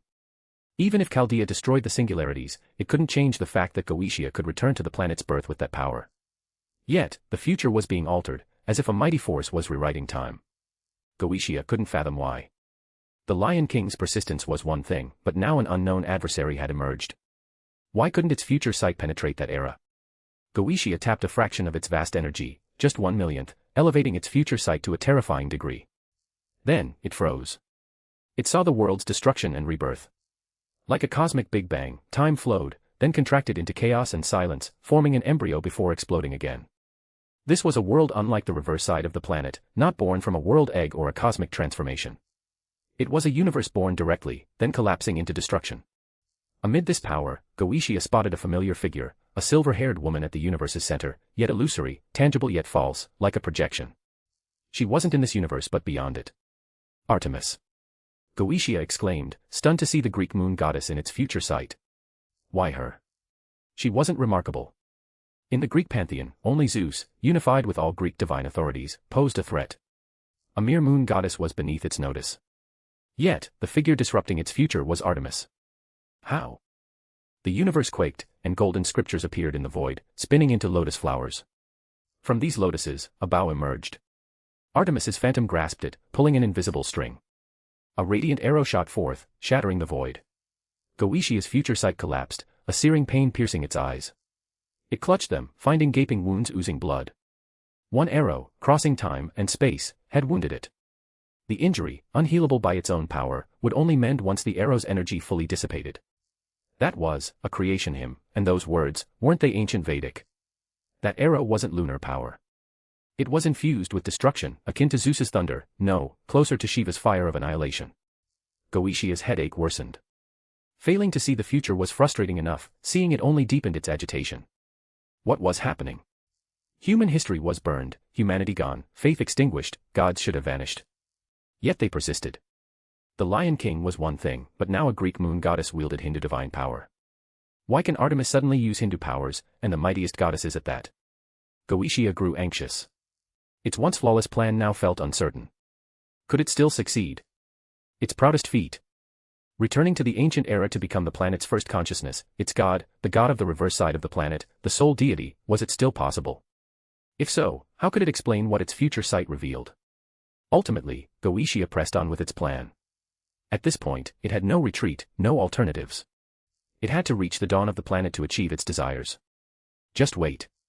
Soon, I'll become the sole god, guiding humanity on the true path. Goetia clenched its fist. If you enjoyed this story, don't forget to drop 5 stars and your power stone. And if you want to read more than 70 chapters in advance, feel free to visit patreon.com/contl.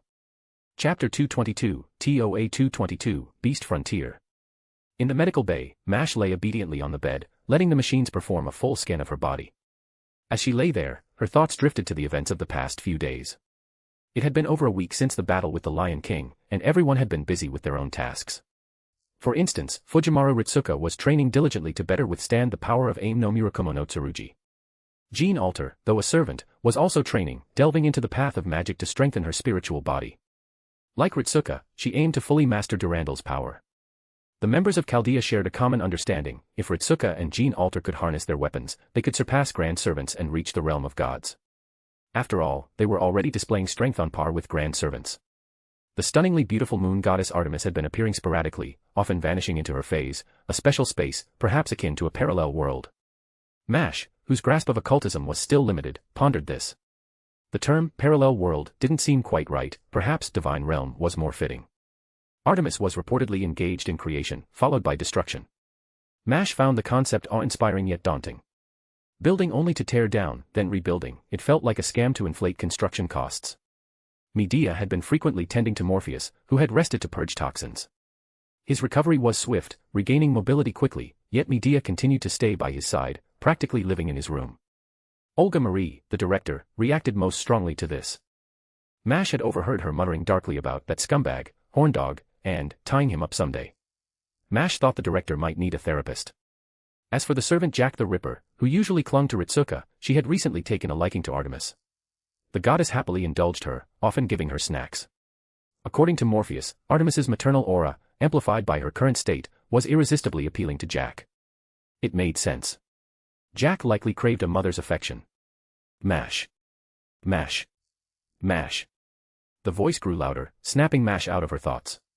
She turned to see Roman, in his white coat, looking at her. "What's wrong, Dr. Roman?" Mash asked. "You were lost in thought," Roman said, not expecting an answer. "Your body is in perfect condition. Cell division is normal, your lifespan matches a regular human's, and your immunity is nearly on par with the servants, showing no decline. I think one more check in a month should suffice, no need for further tests after that." Since Morpheus's treatment, her body had been confirmed healthy, but periodic checks ensured no latent issues emerged over time. Now, it was clear there was no cause for concern. Her body was truly healthy, and the next check was merely a precaution. "With your previous condition, I'd have opposed your participation in upcoming missions. But now, you're in great shape. Good timing, too, for the next singularity is about to begin." Mash perked up. "Have we gathered intel?" Roman nodded. "Yes, we've secured useful information. Once your checkup is done, we'll head to the strategy meeting." The meeting was small, attended only by Morpheus, Olga Marie, Roman, Fujimaru Ritsuka, Da Vinci, and Foe, who clung to Mash. Morpheus leaned back, yawning, looking sleep-deprived. Given Artemis and Medea's recent presence, Mash could guess why. This time, we're heading to the dawn of human history, a cornerstone for Earth civilizations, a world still unified, the mother of many civilizations, formed in the Tigris-Euphrates River Valley. It's one of the oldest civilizations, emerging around the same time as ancient Egypt. For the world of magecraft, it's the end of the Age of Gods, a fascinating subject. 2600 BC, the land of ancient Mesopotamia, post-isekai'd, the origin of Sumerian civilization. Mash's expression turned serious. A world before Christ, a surface still steeped in mystery, the Age of Gods. Da Vinci nodded eagerly. Exactly. Mesopotamia's early dynastic Sumerian era. Just getting there is harder than any singularity we've faced. It's the last fantasy century, where gods and monsters were part of daily life. Seeing Da Vinci's excitement, Morpheus suspected she'd love to dive into the Age of Gods for fun. "First, we have something for you," Roman said, glancing at Da Vinci. "Where's the item?" Da Vinci produced a silk scarf-like object and handed it to Ritsuka. "This is for you. That era's magical density far exceeds Egypt's. You're human, after all." She glanced at Morpheus, her expression implying, "You don't need it." Morpheus smiled and nodded. "I don't." Ritsuka and Mash turned to him, realizing he'd experienced the late Age of Gods. Greece's Age of Gods ended later than Mesopotamia's. "By the time I was there, Goldie was long gone," Morpheus said, sipping tea. "Goldie?" Ritsuka asked curiously. Morpheus shrugged. "Gilgamesh always decked out in shiny golden armor, so I call him Goldie. I wrote a report about it, didn't I? In another world, I fought Gilgamesh, gave him a 'you're a dragon' buff, then hammered him with anti-dragon attacks before banishing him back to the throne of heroes." Morpheus spoke with pride, as if begging for praise with an imaginary hands-on-hips pose. Da Vinci continued, "Let me elaborate. Mesopotamia comes from Greek. Meso meaning middle, Potamia meaning rivers, referring to the civilization flourishing between the Tigris and Euphrates rivers flowing into the Persian Gulf. Though designated Babylonia, that term came later." Mash's eyes shone with awe and anticipation. "It's staggering to think about. The span of ancient civilizations is immense." Da Vinci added, "This is 2600 BC, the era when humans and gods began to part ways, from a magecraft perspective." Roman scratched his head. "We don't know what prompted the king of that era to make such a choice, but the gods marked this as their decisive farewell, fading away. By AD 1, they'd vanished from the surface. Some island nations had lingering divine presence post-AD, but these faded around AD 1000, except for rare cases, divinities with no connection to humanity," Roman said, shifting topics. "For you, the challenge is ray-shifting's difficulty. Because ray-shifting to pre-AD eras is harder the further back you go?" Morpheus asked. "Exactly. The further back, the less certain human history becomes, or rather, the closer to the Age of Gods, the more uncertain it is," Roman nodded. Some schools claim the Age of Gods was an era of uncertainty. Observation via Sheba is nearly impossible to stabilize. It's that tough, Da Vinci said proudly. But thanks to Chaldea's efforts, we've pinpointed the seventh singularity's coordinates, making observation possible. This is the hardest yet, so I'll stay in the control room, though I won't guide you. She smiled. But you've got a witch from the Age of Gods, a human who's been there, and a god herself. You'll have no trouble. Just enjoy the grand adventure. What should have been an epic quest to save the world sounded like a vacation in Da Vinci's words. Given the team's composition, calling it a vacation wasn't far off. Chaldea's original capabilities maxed out at summoning grand servants, with limited success. Now, they had multiple grand tier beings, a god, and someone who could destroy the world if unleashed. Olga Marie suddenly felt pity for the seventh singularity's adversary. This mission might follow the usual pattern. Enter, Morpheus resolves the core issue, others gather intel and handle minor servants, then everyone goes home happy. The only one hurt would be the poor singularity's main villain. The rayshift pods are ready. You can prepare, Olga Marie said. The Age of Gods is unprecedented for us, and the difficulty will differ from past missions. I'm not worried about Morpheus, but Ritsuka and Mash, stay safe. In the rayshift pod, Morpheus waited silently as the broadcast sounded. Counter-summoning system activated. Initiating rayshift. Countdown to rayshift, 3, 2, 1. All processes complete. Commencing sentry verification, seventh singularity. Crossing time and space, Morpheus traversed the familiar tunnel, landing in the Age of Gods. As he appeared, several figures emerged from him, landing on the ground, his servants and contracted allies. Medea took a deep breath, nostalgia in her eyes. This magical density, truly the Age of Gods. Jean Alter looked surprised. The mana's this dense. Just breathing restores my reserves. In this era, even a summoner ignorant of magecraft could sustain me through breath alone. The moment Artemis landed, she stretched, as if liberated. A powerful force radiated from her, spreading outward. The sturdy Age of Gods world trembled. A literal tremor shook the earth, like a mild earthquake. The clear sky clouded over, lightning crackling with Zeus's authority.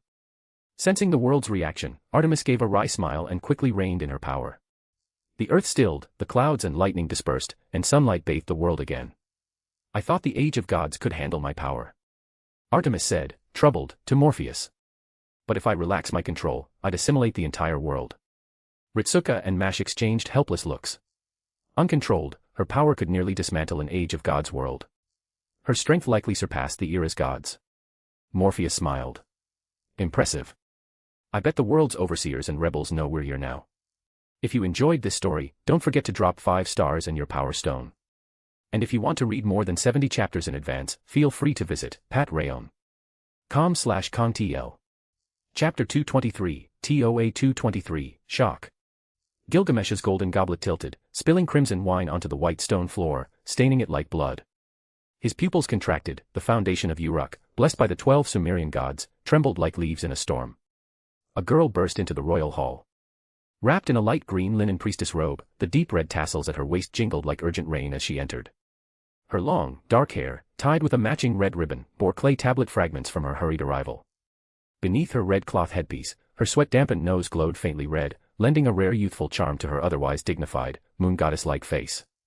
Most striking were the 7 wheat stalks tucked behind her ear, a symbol of Uruk's high priestess lineage, quivering with her rapid breaths, scattering fine light under the eternal temple lamps. Her translucent veil, dyed with cuneiform patterns in ochre, partially concealed a sacred marriage tattoo at her neck. As she adjusted scattered clay tablets with ink-stained fingers, the 12 silver chains on her wrist clinked, echoing the Euphrates River's misty flow. She was Siduri, the priestess serving Gilgamesh. My king. Siduri clutched her tablets, stumbling as she called out, the northern sky, look. Her cloak billowed in a sudden gust. The Sage King strode to the crystal window, his scarlet eyes reflecting a collapsing starry sky. The ancient star trails, like a child's scattered pearl necklace, carved silver cracks across the indigo firmament.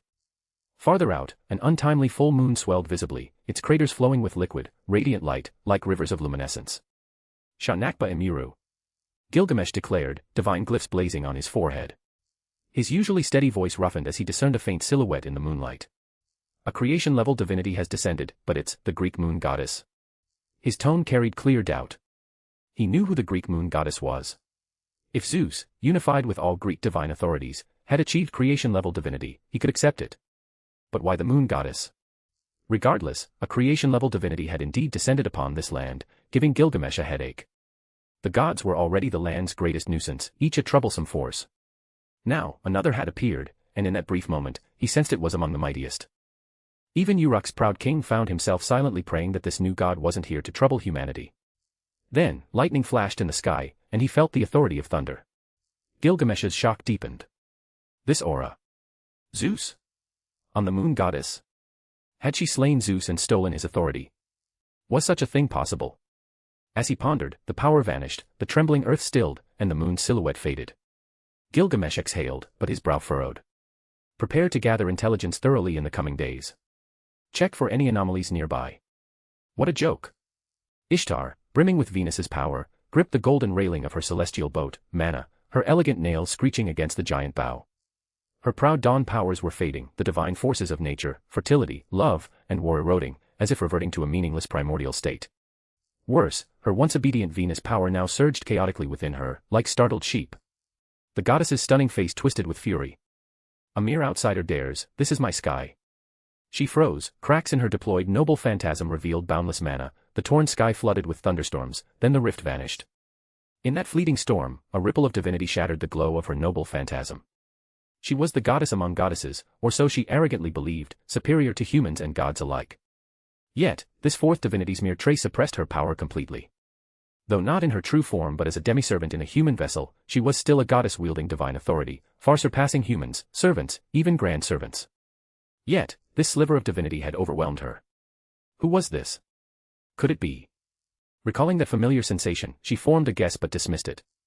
Moon and thunder powers shouldn't coexist in one being, yet she'd sensed both Artemis's lunar aura and Zeus's thunder. This already chaotic world was about to get messy. In a primal jungle, untouched by civilization, resembling ancient Mesoamerica, a voice rang out. Well, well, well.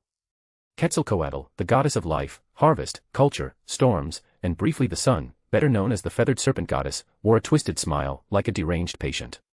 She licked blood from her lips, her bronze skin gleaming like honey under the moonlight. Having just snapped the 10th magical beast's horn, she gazed skyward like a child with a new toy. Her bandaged right arm trembled, not from fear, but from a warrior's blood boiling. This level of oppression, more thrilling than One-Isan at her peak. Quetzalcoatl tossed the beast's corpse onto the altar, her ornate, savage earrings jangling. She leaped to the pyramid's peak, arms spread toward the sun. Come, my dear. Let's revel before the sun chariot falls. She cheered, calling to the newly descended god, yearning to throw herself into battle.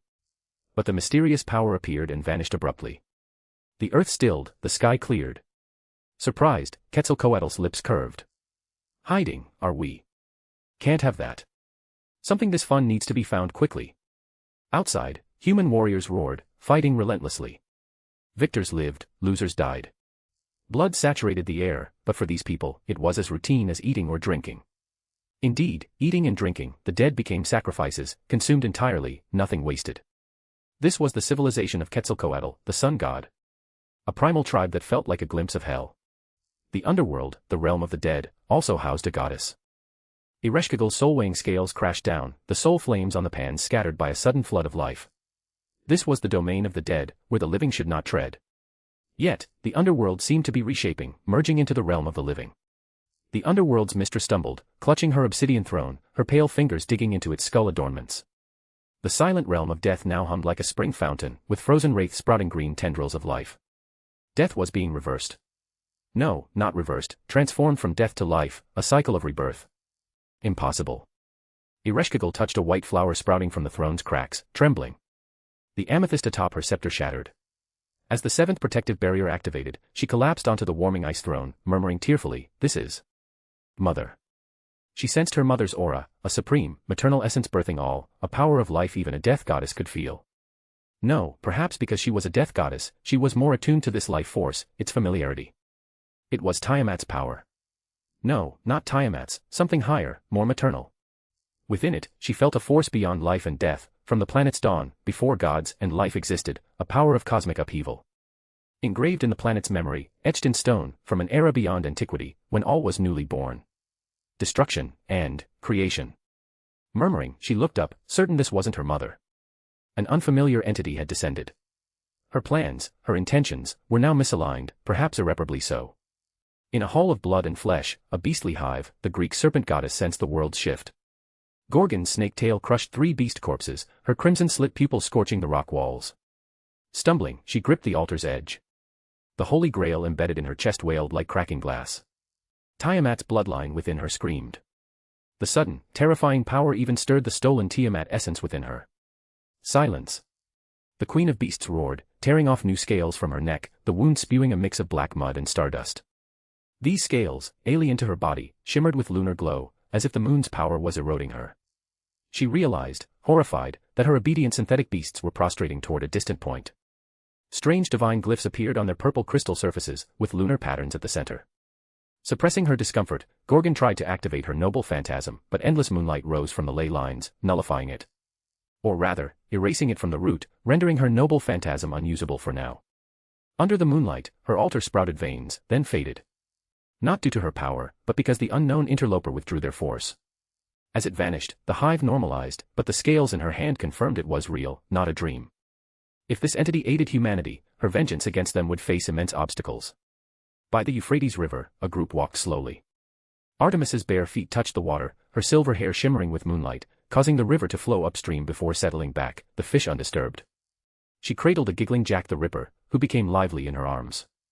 With each step, starlit lotus leaves bloomed beneath her, scattering faint stellar sparks. These sparks sprouted into grasses and trees glowing with stardust, their blossoms radiating lunar silver. "Tone it down," Medea said helplessly, eyeing the moonlit forest sprouting wildly along the banks. "At this rate, you'll reshape the Sumerian mythos." Jean Alter stabbed Durandal into the river, precisely spearing a fish and tossing it aside for later roasting. She rolled her eyes, showing no deference to the goddess. "That earthquake nearly tossed me into the river. Can't certain goddesses control their emotions?" She turned sharply. "Hey, Morpheus.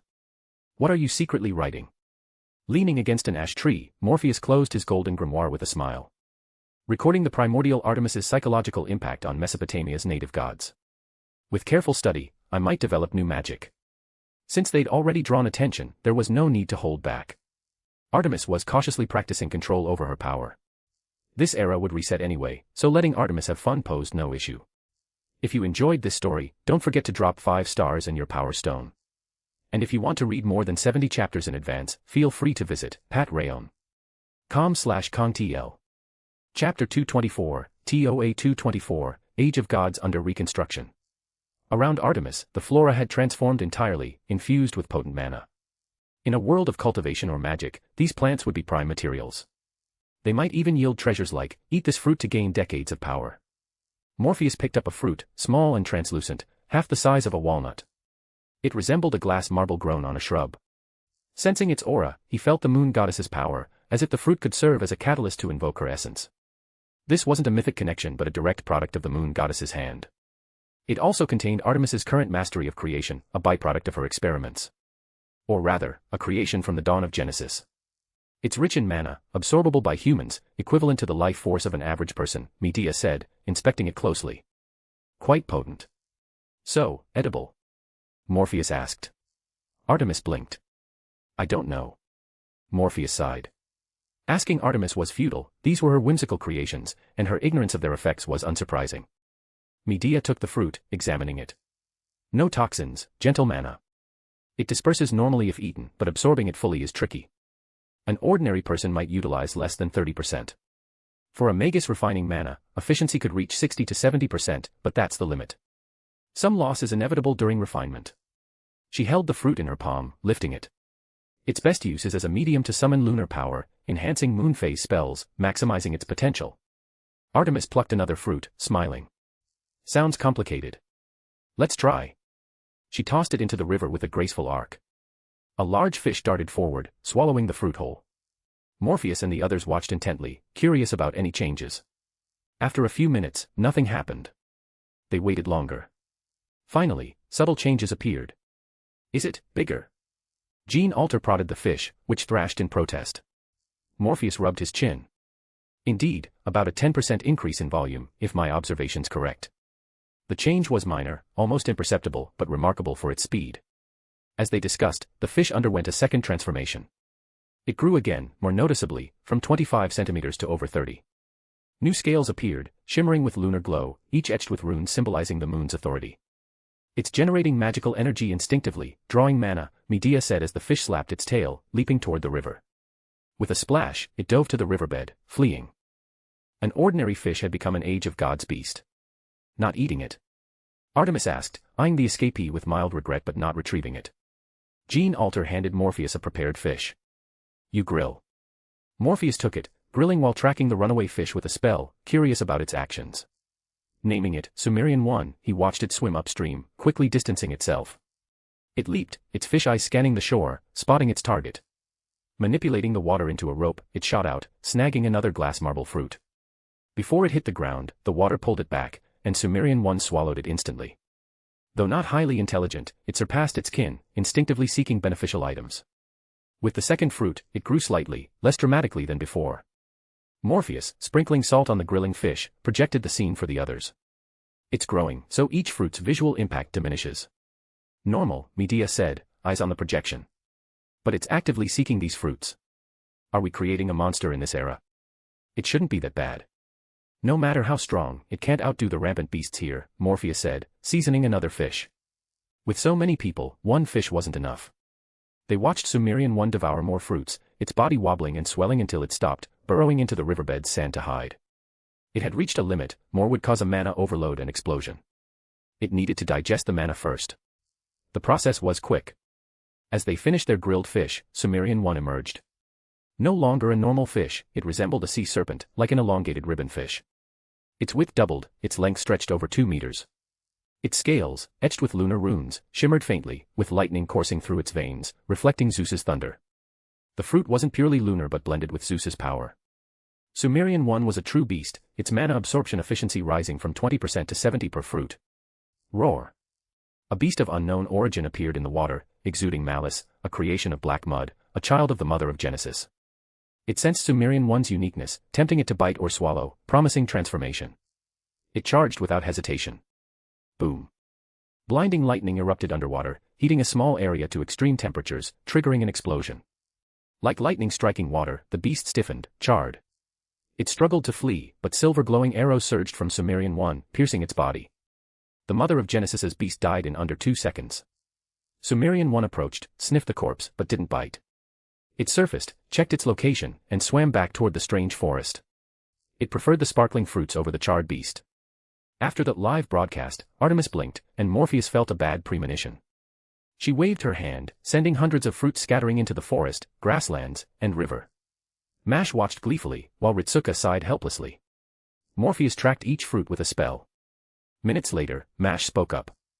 In 15 minutes, the river birthed 7 new species, the forest 12, and the grassland 6, 3 of which are devouring each other to evolve. Are we sure we're saving humanity, not causing chaos? Her excited expression belied her words, she clearly wanted to see what would happen. Maybe we'll turn the Age of Gods into a Godzilla era, Ritsuka quipped. Morpheus considered it. These fruits were spawning beasts with lunar and thunder powers, highly adaptable, born of a creation goddess.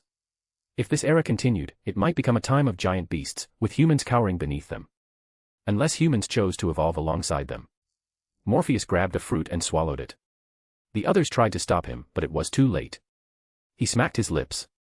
Tastes good, sweet, juicy. Pure mana surged within, flowing into his body. Then, he noticed something off. The mana's pure but gravitates toward lunar, thunder, and creation authorities, primarily lunar, then thunder, with creation and destruction a tiny fraction. Roughly a 95-4-1 ratio. With enough evolution, one could wield creation and destruction in a limited scope, but it's mana-intensive. For ordinary people, eating it would cause changes like those beasts. But with higher intelligence, it's more like gaining superpowers or innate magical talent. For Magus, using learned techniques can mitigate effects. Eating gradually, not excessively, allows mana accumulation while staying human. Since mana is essentially life force, eating enough can extend lifespan. That fruit added about 10 years. But as cells divide, later gains diminish unless you transcend biological limits with special spells to master creation and destruction. Otherwise, you'd max out at about 1,000 years. Ritsuka scoffed. 1,000 years is plenty. Morpheus shrugged. It's okay, but for us, it's useless. We manipulate mana without consuming it. Quantity matters less than our understanding of knowledge. Still, he tossed fruits to Gene Alter, Ritsuka, and Mash. Eat one. It'll boost your physical strength. If you enjoyed this story, don't forget to drop 5 stars and your power stone. And if you want to read more than 70 chapters in advance, feel free to visit patreon.com/kongtl. Chapter 225, TOA 225, Ishtar's Arrival. After a series of internal struggles, Fujiwara Ritsuka took the glass-like fruit, closed her eyes, and bit into it. Her eyes widened in surprise. It's actually pretty tasty. Jean Alter took a bite of grilled fish, then the fruit, nodding approvingly. Not bad. It'd be great as a side for roasted meat. She was already planning how to pair the fruit with regular meals. Morpheus mused that this trip could inspire a cooking show, Taste of Sumerian Age of Gods. Suddenly, silver moonlight glowed around Ritsuka, with magical runes spiraling. Masha's eyes widened. Her physical strength surged, rising several times above a normal human's before stabilizing. Morpheus, observing, stroked his chin. She was evolving from mortal to mythic being. Just before manifesting mythic traits, the evolution halted. Now, Ritsuka's raw physical ability could match weaker servants in combat, potentially overpowering those with low battle prowess. This excluded mana enhancements, as the mana had converted to life force, strengthening her body. Even without mana, her physical power surpassed human limits. With basic magecraft-like body hardening or defensive spells, her combat ability could triple, letting her hold her own against average servants. This assumed she used common magecraft techniques. Morpheus smiled, turning to Jean Alter. Unlike Ritsuka, Jean Alter's body was a mana construct, cycling between mana-body mana, never fixed as flesh. She absorbed the fruit's mana far more efficiently, integrating it instantly. Lunar, thunder, and divine powers took root within her. She didn't draw Durandal, instead savoring the divine infusion. She wasn't becoming a god but gaining divinity, like a divine vassal. Her sang graph evolved, ascending to greater heights. Like Artemis's divine core, this was a fundamental enhancement.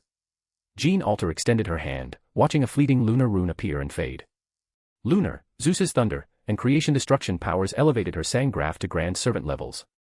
Perhaps not matching a specific Grand's abilities, but her raw stats reached that tier. As a heroic spirit in her full form, no less. Feeling this, she grew eager. If Morpheus summoned her true self and merged with it, what heights could she reach? Seeing their changes, Morpheus grinned at Mash. Your turn.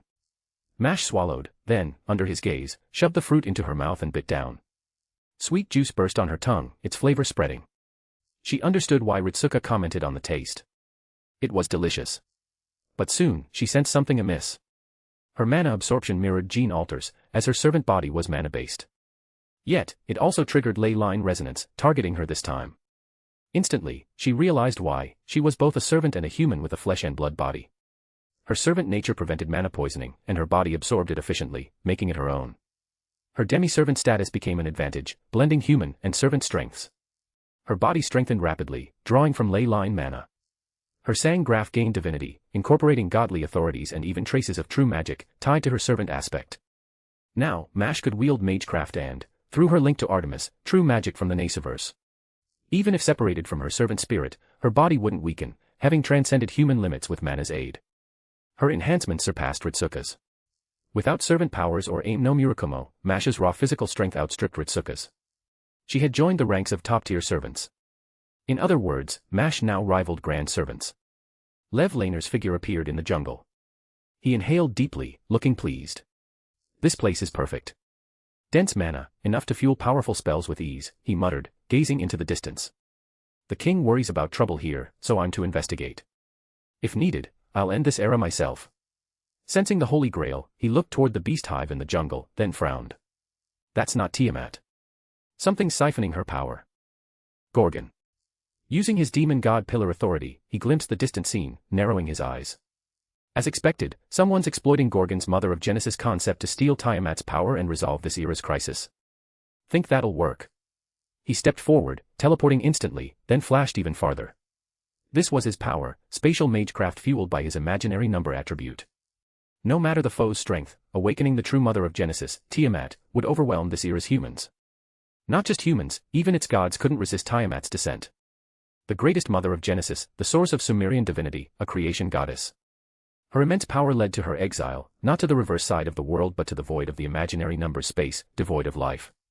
The great king himself retrieved her from the imaginary sea, bringing her to this world, an equal in status. Lev relished the thought of Chaldea's team facing this era, imagining their terror at confronting such a being. He grew excited, itching for an impromptu performance. Aboard her noble phantasm, the celestial boat Mana, Ishtar had left her temple, eager to find the god who descended and discern their intent. Waiting wasn't her style, she preferred action. Friends. Cooperate. Strangers. Live and let live. Enemies. Fight. Then, she saw a bizarre scene. On the distant plains, giant beasts roamed, not Gorgon's black mud creations but creatures glowing with faint lunar light. One, an eagle-like beast with 6-meter wings, bore lunar runes of the Olympian moon goddess on each feather. It soared at supersonic speed, diving toward the ground. At the last moment, a figure leaped from the earth, shattering the ground with immense force. A 2-meter-tall rabbit, its leg muscles exploding with power, launched like a cannonball at the eagle. As they collided, Ishtar saw a lunar shield form, followed by chaotic lightning. Zeus's thunder power. Neither gained the upper hand. The rabbit used the impact to rebound, kicking the eagle away while propelling itself in the opposite direction, clearly escaping. Ishtar's mind raced. She'd been here long enough, were such creatures normal? If so, why hadn't she noticed? Were these beasts tied to the new god? With a hunch, she sped up, reaching a small jungle imbued with lunar power. Its crystal-like trees exuded a faint, sweet aroma. The scent of roasted meat. Roasted meat. Ishtar followed the scent, spotting figures ahead. A man and several women, one with silver hair radiating dense divinity. In an instant, Ishtar confirmed her identity. The Greek moon goddess, Artemis. Her divinity and divine core were far beyond Ishtar's expectations. This moon goddess was likely the mysterious entity causing the cosmic upheaval. But when Ishtar's gaze fell on the lone man, her eyes narrowed sharply. He was grilling meat, using condensed starlight as a tool. No. That was the light of a planet, the sort of promised victory that vanquished Safar. If you enjoyed this story, don't forget to drop 5 stars and your power stone. And if you want to read more than 70 chapters in advance, feel free to visit patrayon.com/contl. Chapter 226, TOA 226, A New Abduction Plan Begins. The Sumerian mother of Genesis was cast into the imaginary number space, and King of Uruk led his people to break with the gods, marking the divide that heralded the end of the Age of Gods. In truth, pinpointing when the Age of Gods began to fade requires looking further back, to an era when gods roamed freely. It was then that the great Safar fired the first, and most painful, shot against the divine. Of course, Safar aimed to absorb both humans and gods, targeting civilization itself. Gods and humans were its components.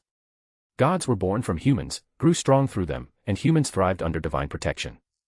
This symbiotic bond was shattered by Safar. An extraterrestrial entity, its armor was highly resistant to divine attacks. No matter how conceptual their powers, gods couldn't escape the framework of civilization. Safar's armor was designed to counter it. When Safar nearly eradicated the gods, the planet made a choice. Fueled by the prayers of countless beings, it forged a stellar weapon, the sword of promised victory, Excalibur, fully unleashed.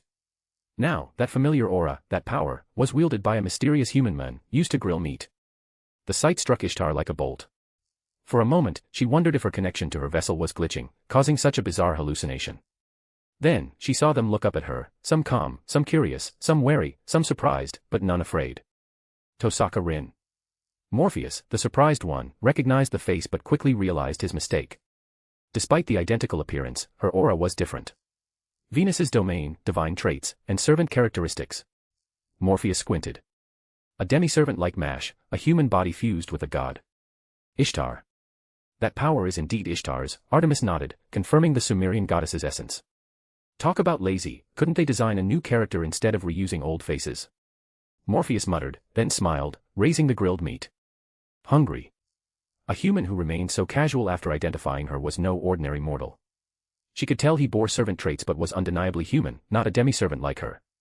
The servants present, the demi-servant and the black-armored knight, had extraordinarily potent sangraphs, brimming with immense mana. Even the human master, a woman, radiated mana far beyond a normal human's.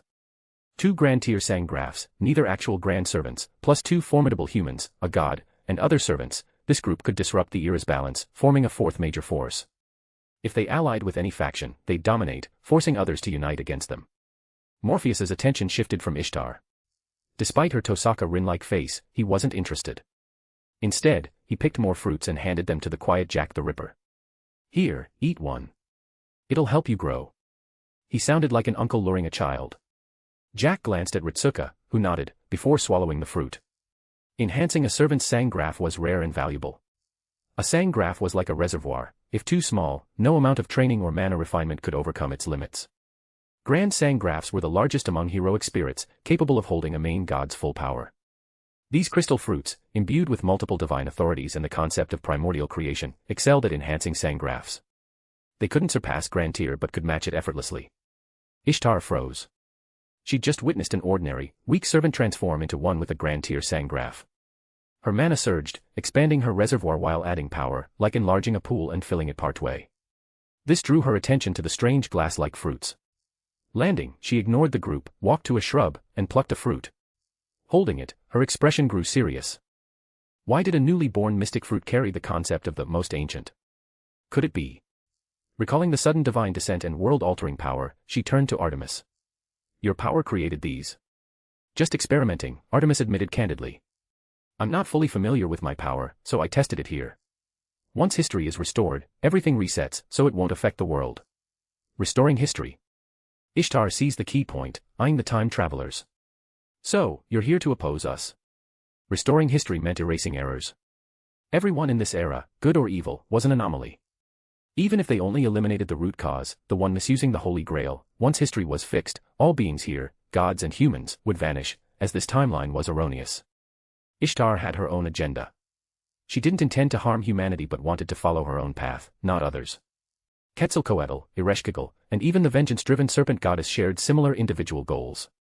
Whoever was strongest would prevail.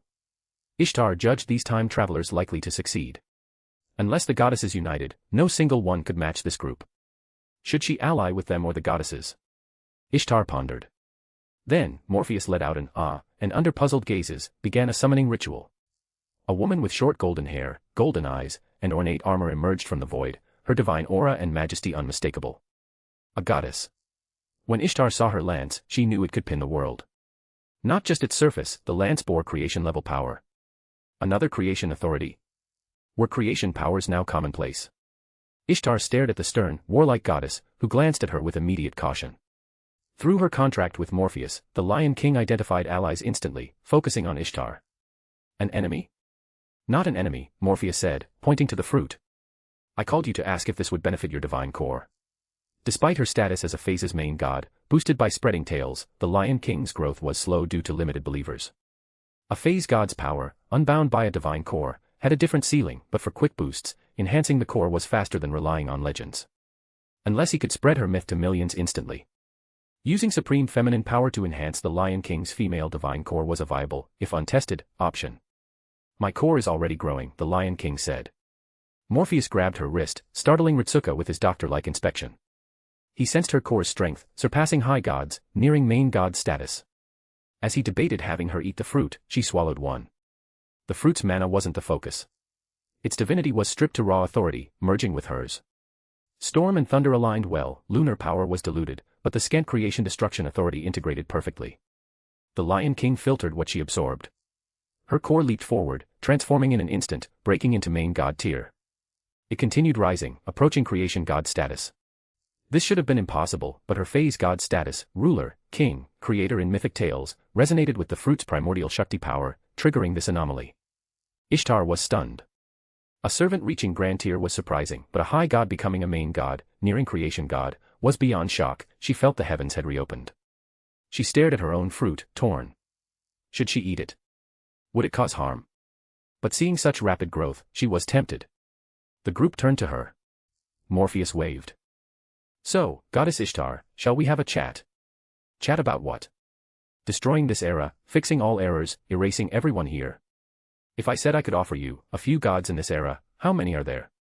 Morpheus asked. Ishtar paused, raising fingers. Morpheus guessed, 5. Me, Quetzalcoatl, my sister Ereshkigal, Gorgon, and the slumbering mother of Genesis Tiamat. What a mythic mishmash. I'd need to write a whole book, Morpheus muttered, then spoke up. What if I offered you a world where you could exist without affecting reality, a divine realm? The Lion King glanced at Morpheus, a faint smile in her cold eyes. She knew he was starting another god abduction plan. If you enjoyed this story, don't forget to drop 5 stars and your power stone. And if you want to read more than 70 chapters in advance, feel free to visit patrayon.com/kongtl. Chapter 227, TOA 227, A New World. An intriguing theory posits that a single fate universe has finite capacity, or energy, limiting the number of parallel universes it can spawn due to insufficient energy. Thus, pruning is necessary for further development. However, there's no limit on how many such singular universes can exist. If enough universes branch from distinct choices, they could theoretically expand indefinitely, potentially filling the encompassing multiverse, or grand universe, without ever reaching a cap. In this sense, a single universe could be considered near infinite. Not truly infinite, but approaching it. Creating a new phase and overlaying it onto an existing micro-universe, is that based on the micro-universe itself? Undoubtedly, yes. But does the phase occupy the micro-universe space? No, it doesn't. It's like constructing a mirrored world within the multiverse, grafted onto a single micro-universe. This allows a phase's volume to far exceed the original worlds, enabling infinite existences that couldn't fit in the universe to reside within a phase. After creating a new phase with Fraga Mac Remitz, Morpheus now had Artemis's aid and partial Shakti authority, making phase creation less daunting than before. The challenge lay in maintaining the phase. But with Venus's goddess Ishtar before him, he could delegate that task to her, along with Quetzalcoatl, Gorgon, and even Tiamat, to birth a new phase. His current task was convincing Ishtar to join him. If she refused, he'd persuade her through force. Ishtar pondered, stunned by his offer of a divine realm where gods could exist without affecting reality, a familiar concept. You mean like separating the world into inner and outer sides, with gods retreating to the reverse side of the planet, leaving the outer world to humans? That was the original trajectory, gods and fantasy beings retreating to the reverse side, the outer world left to humans, sealed by a holy lance to prevent interaction. If so, no external help was needed. Once this erroneous history was corrected, all, gods and humans, would vanish, unable to return to the reverse side of the planet. Another Ishtar would exist there, but not her current self. Morpheus shook his head. No. He paused, then explained, a new world, larger and freer than this one, where even Tiamat could play her life creation game. He glanced at the Lion King, who understood and handed him Fraga Mac Remitz. Morpheus channeled mana, drawing on Shakti's knowledge to wield primordial essence. I swear by the cycle of the four worlds, reforging authority in the void of Ein Sof. My right hand lifts Metatron's wheel, turning the 72 holy names into an infinite line, behold. The lightning path from Keter to Mawkuth, granting equal divinity to all values. My left hand grips Samuel's inverted blade, condensing the fifth essence's flame into an absolute singularity, here. Beelzebub's throat trembles with 10 billion collapsing possibilities, the prime of finality takes form. With the rose cross as the axis, let the branches of the reverse tree of life intertwine with the tree of life. Now, Thoth's silver hammer strikes Horus's eye, tearing the triple veil in Tefnut's storm, manifest. Merkaba's geometry bears Serial's lunar shadow, Babel's fragments reform as Jacob's ladder, and Sophia's tears climb the third pillar. With Hermes' staff as conductor and the rota wheel as foundation, let the primordial bolt through the 22 paths. Lightning of Ein Soph. Forge chaos into the newborn tarot fool. A special force descended from the highest realm, tracing a unique path, forming lightning-like patterns in the air. Ishtar sensed its immense, focused power. If it struck her, her body would be obliterated instantly.